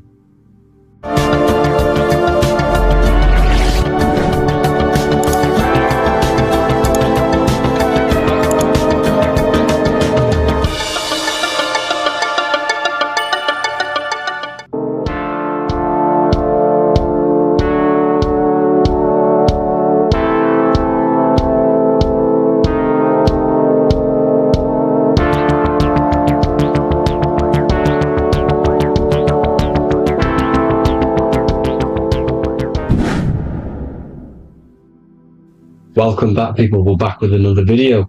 Let's jump straight into this. Make sure to tune in till the end, because this has got so much information in this video. So sit back and enjoy. So everything's Taurus fields. The Earth is a Taurus field. Everything's Taurus, which is electromagnetic field, electric and magnetic. The center of the Taurus field is where the two opposing forces meet in the center. And this is what creates the plane of inertia, the dielectric plane of inertia. Okay? You got red shift, blue shift, positive, negative, south and north pole, right? This is what the ancients were showing with the tree of life. As you can see here, this is the plane of inertia, and this is the Taurus field. Everything consists of this. Everything is a Taurus field. A atom is a Taurus field. Okay, now the inertia is the 0 point. So this plane is a 0 point. It's the balance between two poles, okay? Now, this creates matter, because matter is two opposing forces in motion equalized. So these two forces coming together is what creates matter on this physical plane. And this is why we can't see the electromagnetic field, because it consists of one of the elements, which is either electric or magnetic. But when they combine together, it's what creates this physical plane, which is physical matter, which is light in motion. Now, everything is one. Don't get confused by duality. Duality is two opposing forces, but them two opposing forces are created by the same substance. It's two aspects of the same substance. So, for example, water and ice are the same thing, you know what I'm trying to say, but it's two aspects of the same substance, because all is one. The whole universe is one. All goes back to the one, which is God, the creator, or magnetism, whatever you want to call it, because magnetism pulsates. Electricity has two poles, redshift, blue shift. Okay, so redshift, blue shift is electricity, and electricity vibrates, and all vibration always comes back to a standstill point. But magnetism is what pulsates. This is why your heart pulses. You breathe, which is a pulse. This is the breath of the universe, magnetism. Now, this is why the earth is green, okay? Earth can be spelt heart. If you just move the H to the beginning, it spells heart, okay? Because the heart is the center of the torus field, which is the heart chakra for us humans, okay? We consist of the same field, as you already know. Heart being the center, which is green, which is the center of the seven colors. The center of the seven colors. This is the most powerful chakra in your body. People think it's the crown chakra, but it's the heart chakra, because it's the center of the torus field. You must align them all and combine them all into one, which is the heart chakra. Now, earth is green. Nature's green. Okay, this is because we live on heart chakra, the plane of inertia. It's the center of the torus field. Okay, and this is what the Egyptians called Isis, which is nature. Nature is balanced, and nature is female, Mother Nature, because it looks after us with the fruit it grows with abundance, and the water. It's a female energy, Mother Nature, and this is the symbolism of an equal, balanced arms. This is the scales, it's balanced. Mother Nature is balanced. This is why the sky is blue, because what comes after the heart chakra? Blue. Sky is blue. We live in Midgard. This is what the ancients called Midgard. You don't have to take this tree literally. It's a metaphor. We live in Midgard, where both positive and negative duality here. Now, Mount Meru. Mount Meru was known as the center of the earth, okay, or known as Hyperborea. And this is the North Pole, the electromagnetic North Pole. But when I say Mount Meru, it's not an actual mountain. They weren't saying there was a real mountain in the center of the earth, a magnetic rock. No. The plane of inertia, okay, there's something called a hyperboloid. That's what it's called, a hyperboloid. And this is the center of the torus field. And this hyperboloid is what is in the shape of a mountain, you see? So if I go to this next one, they say Hyperborea on this map. Why do they call it Hyperborea? Because this is the hyperboloid in the center of the torus field. And this is the electromagnetic mountain, a metaphor. Mountain, what they're metaphorically saying, this is the electromagnetic mountain at the center, the double vortex, the center of the torus field, which is the North Pole. Pole of electromagnetic energy. So this is why they call it Hyperborea. It comes from the word hyperboloid. And the center of the earth is so sacred. And they symbolize this with, obviously, the North Star, which is Polaris. And this is where the swastika comes from, because it's the 4 seasons moving around the North Star. This is the Big Dipper constellation moving around the North Star, which is Polaris. There's that pole again. Pole. Magnetic pole of the Taurus field. And this is where the green, emerald green, aurora borealis comes from. It comes from this center hyperboloid at the center of the earth, where the most electromagnetic energy is stored. The center of the plane of inertia, the center of the plane of inertia. This is the all-seeing eye as well. As you can see, they got the sun, the moon, this is the Masonic cosmos, the sun, the moon, and the all-seeing eye, because the eye is Polaris, the eye of the stars. It's all the big eye. Now, the eye means a lot more as well. It's not just that. There's different ways you can interpret symbols. Now, this is the emerald tablets. Deep in Earth's heart lies the flower, the source of the spirit that binds all in its form. Okay? The flower of life is thine own place of thine spirit, and stream through the earth as thine flows through thy form, giving off life to the earth and its children, renewing the spirit from form unto form. This is the North Pole. This is what he's talking about. He's talking about the aurora borealis. Aurora borealis. It's the Earth's aura. Emerald green. Heart chakra. Plane of inertia. Green. Earth. Heart. You see? All related. Now, there's many symbolism of this. So much symbolism of the ancients. The 7 layers of heaven. 7 layers of heaven, which are the 7 planets. Okay? These planets are the solar system. It's the solar system because we are the soul. We are the sun, the soul. And we're inside of a solar system, which is the 7 planets. That's why there's 7 layers of heaven. Okay? The rings of Saturn, the rings of the planets are moving around us. Okay? So, this is what the ancients were depicting in their cosmology. Now, this is the Hebrew cosmology of the earth. This is the Mayan cosmology of the earth. You see, it's all an enclosed system. We live inside of a giant torus field. All is atum. It's what the ancients said, ancient Egyptians said. All is atum. Atoms are torus fields.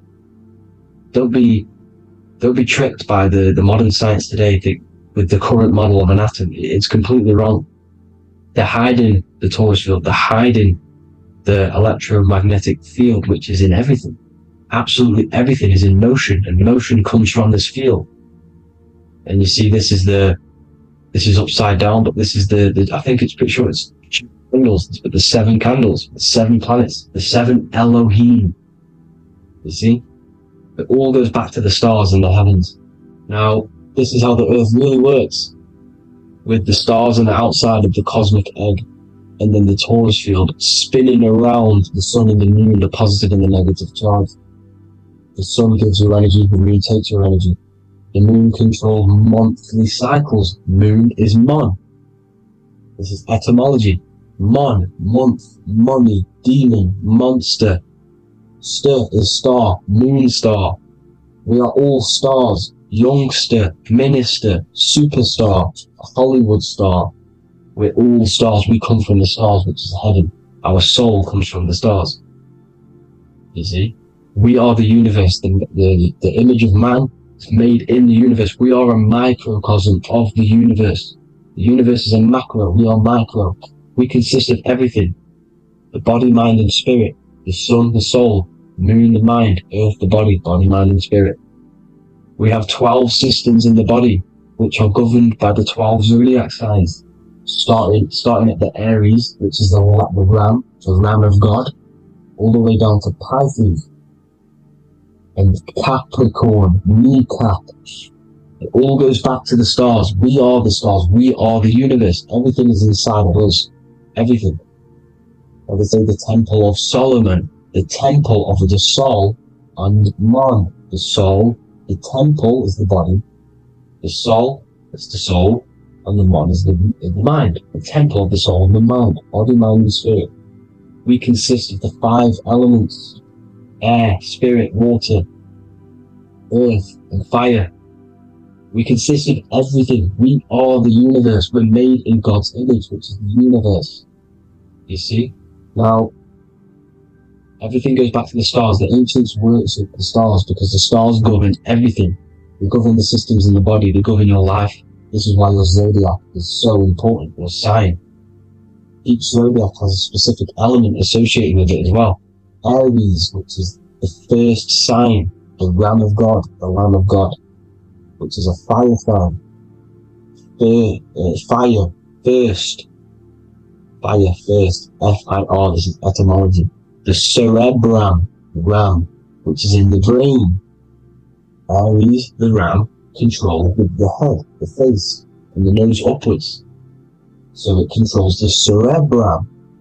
The Torah, which is, I'm pretty sure it's the Hebrew Bible, which is the Taurus. Tornado comes from the Taurus field.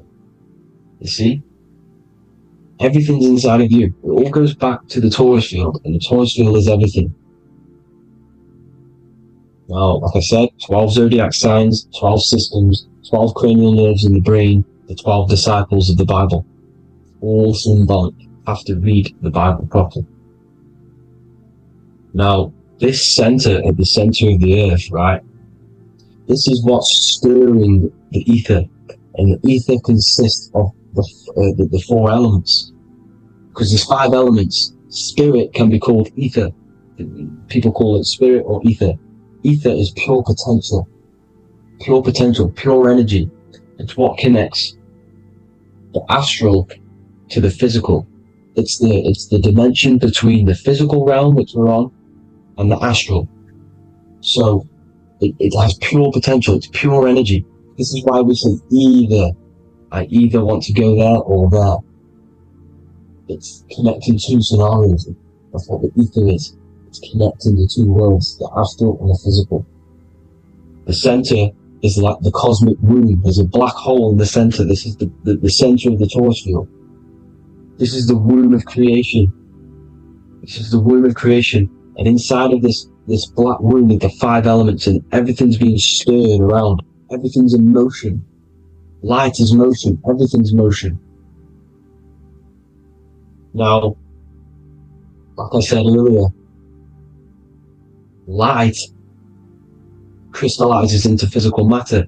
They are the same substance. Spirit and matter are the same substance, but different variations, different aspects of the same substance.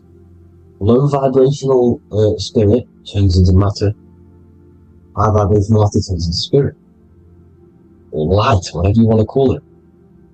Matter is light crystallized. This is where we get the 7 metals from. The planets. The planets are light. Specific frequencies and vibration of light. When these lights, or the planets, materialize, material metals materialize, they turn into the 7 metals. Saturn turns into lead. That's why lead is red. Saturn is red. The sun turns into gold. That's why the gold is yellow and the sun is yellow. You see, Saturn is the time god. What happens in autumn? The leaves turn red and they die. This is why Satan, time god, the reaper, everything is crystallized till it's death and then reborn again. You see, rust, when things rust, it turns to red. Because it's Saturn. Saturn crystallizes everything. He's the reaper who comes around in winter. You see? He's Satan.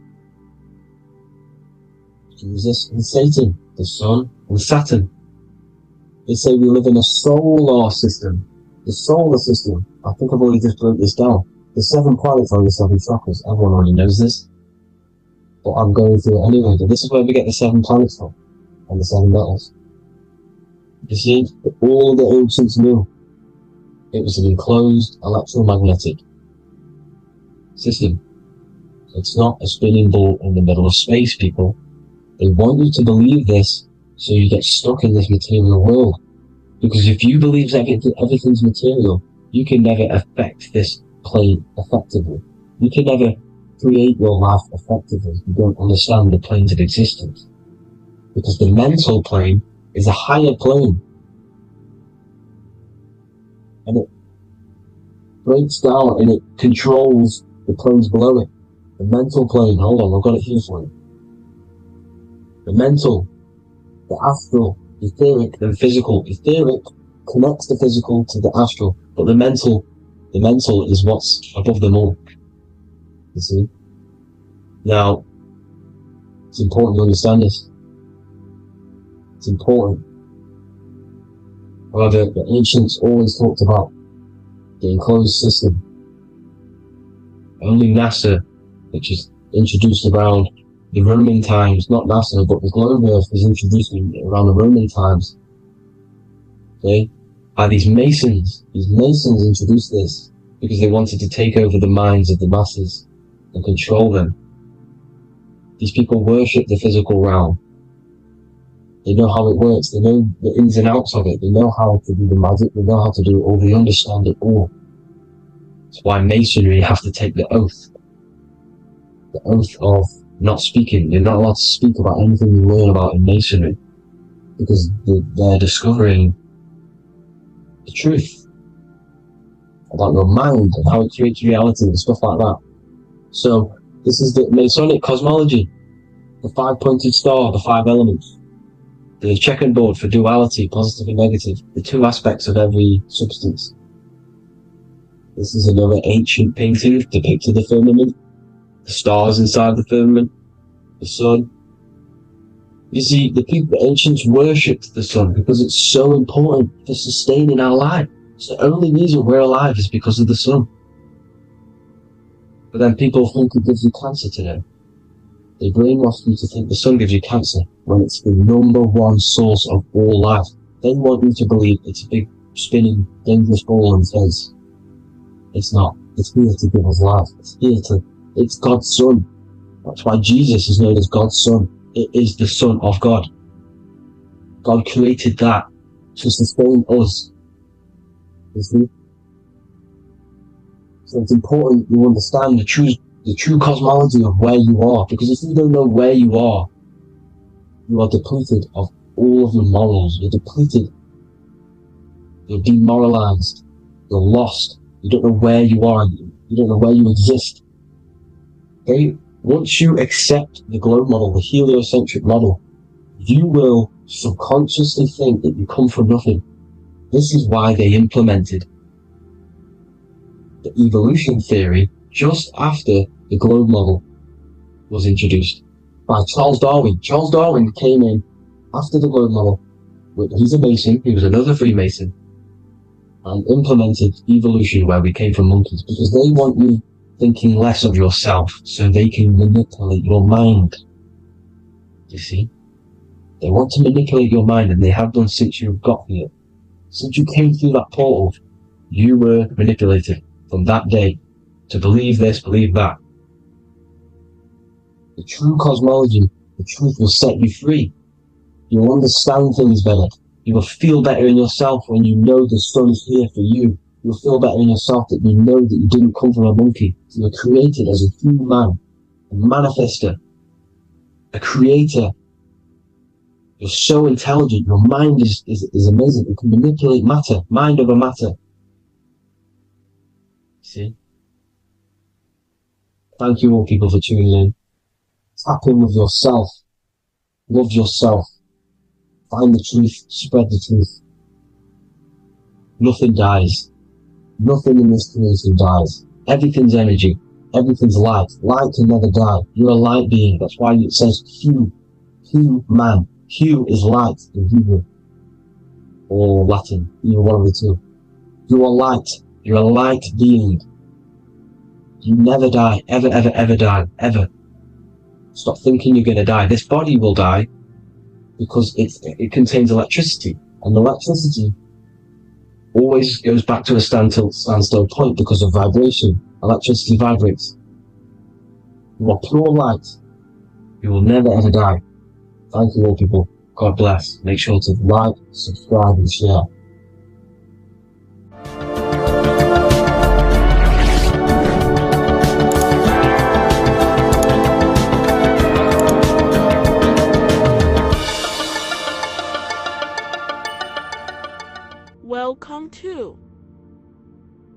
revival of wisdom. What is good, people? Is revival of wisdom. We're back with another video. Today we're going to be talking about the importance of Saturn and the occult. Let's jump straight into this. So Saturn is the god of the earth, right? It's the time of God, change, destruction, physical matter. He creates and destroys, because the energy of Saturn is the key to crystallization. It wraps things in physical matter, right? He creates everything, all life forms, and he takes things back, because the day that you're born, that's the day that your expiry date is coming. The time is ticking until Saturn takes your life. This is why he's known as the Reaper, okay? As he's personified as eating his child here in this ancient Roman painting. As you can see, he's eating the child. We are all children of Saturn, right? He creates physical matter, our physical bodies, right? He's the god of time because he's the slowest moving celestial body. He's the Lord of the Rings, as you can see here. He's the last one on the ring. He's the slowest one moving, okay? So he is the Lord of time, destruction and creation, okay? This is why his name is Saturn, Satan. He's the devil, okay? But I'm not saying Saturn's evil, guys. It's a part of life. Everything lives and dies, right? He's the key to crystallization. Now, as we have the clock here, our god Saturn, or Chronos in Greek, just means time. He's also the god of time, as I've already said. 60 seconds in a minute, 60 minutes in an hour, 24 hours in a day. Add 2 plus 4 equals 6. 60 seconds, 60 minutes, 2 plus 4 equals 6. That's 666, okay? And as you see on the clock, 6 take away 12 equals 6. 7 take away 1 equals 6. 9 take away 3 equals 6. 6 is the number of Saturn. It's associated with Saturn, right? He's the god of time, of justice. Everything goes back to the Reaper in the end. Everything lives and dies. Now, the artwork of him, he's always got the Reaper staff. You see, it's personifying death. Now, when you see this, the Romans were not saying Saturn was a real person, a real god in human form. No, this is personification. This is what the ancients always did. They personified, just like the Bible. It's all personification. So the personifying Saturn eating its children, because it eats, it's the Reaper. No one can escape the Reaper. No one can escape death. Now, Saturn is 666, which is in the Bible, the number of the beast, right? The number of the beast, Satan, 666, right?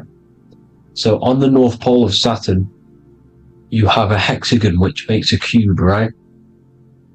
Now this hexagon, when you join up all the corners, creates the 6-pointed star known as the Star of David, right? In the Jewish religion. Now, as you can see, the 6-pointed star has 6 points, 6 mini triangles, and a 6-sided hexagon. That makes 666. And also, your Saturday is named after Saturn, the 6th planet, the 6th day of the week, and has a 6-sided polygon on its north pole. That's also 666. Now, this Star of David, this symbol goes back thousands of years, and it originates from Saturn. It's not the Star of David, right? It originates from Saturn. It symbolizes the physical and spiritual aspect combined into one, which makes us humans, right?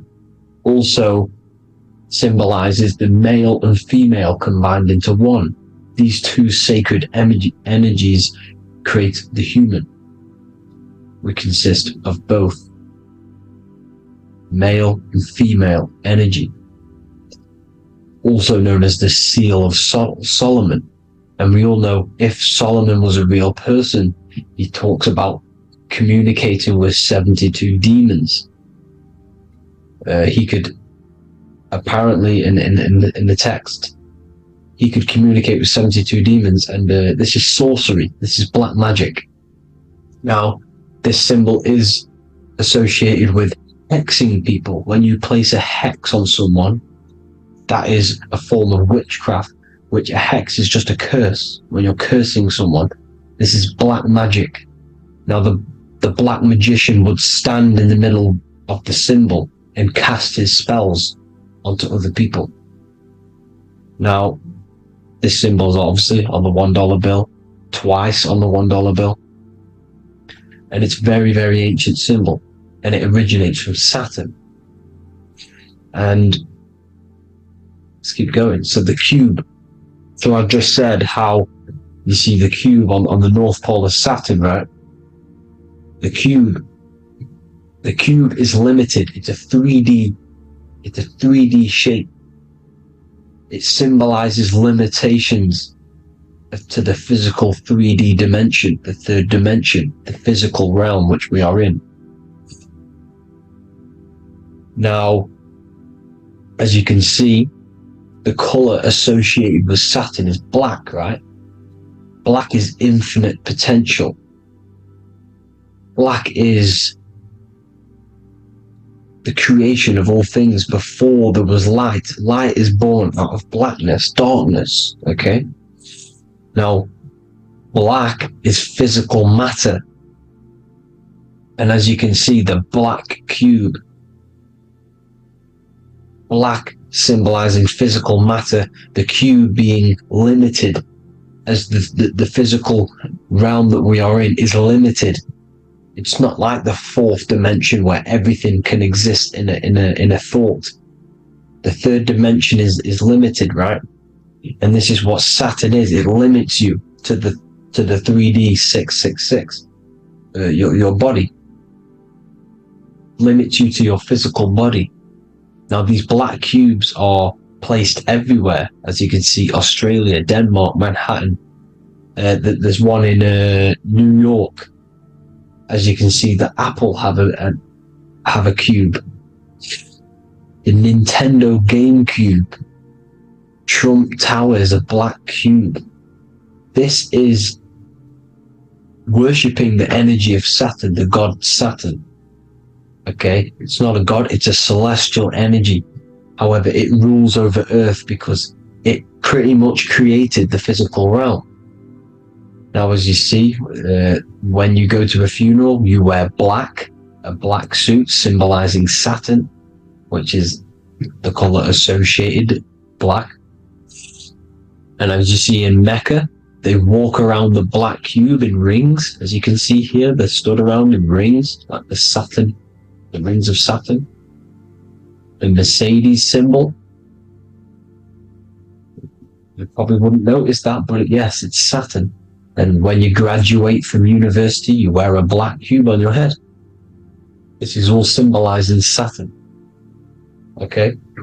Now, as you can see, the Jews here have a black cube on their third eye whilst they pray.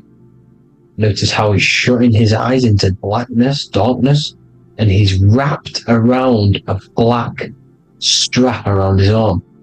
This is symbolizing the wrapping of physical matter, of how physical matter wraps things into existence. And as we all know, the Star of David is a Jewish symbol. So he has the black cube and the Star of David, right? So all of these religions are secretly worshipping Saturn. Okay, this is all Saturn worship, Kronos, the god of time and destruction, the physical reality. Now, as you can see, it's symbolized everywhere in all major corporations. Pepsi, internet, that's obvious. NASA, of course, NASA. NASA means to deceive in Hebrew. Universal, Walkers, that one's so obvious. Nike, Toyota. So many different ways they symbolize it. You either see the rings of Saturn or the black cube, as I just showed you here, the Nintendo and the Mercedes, right? It's absolutely everywhere.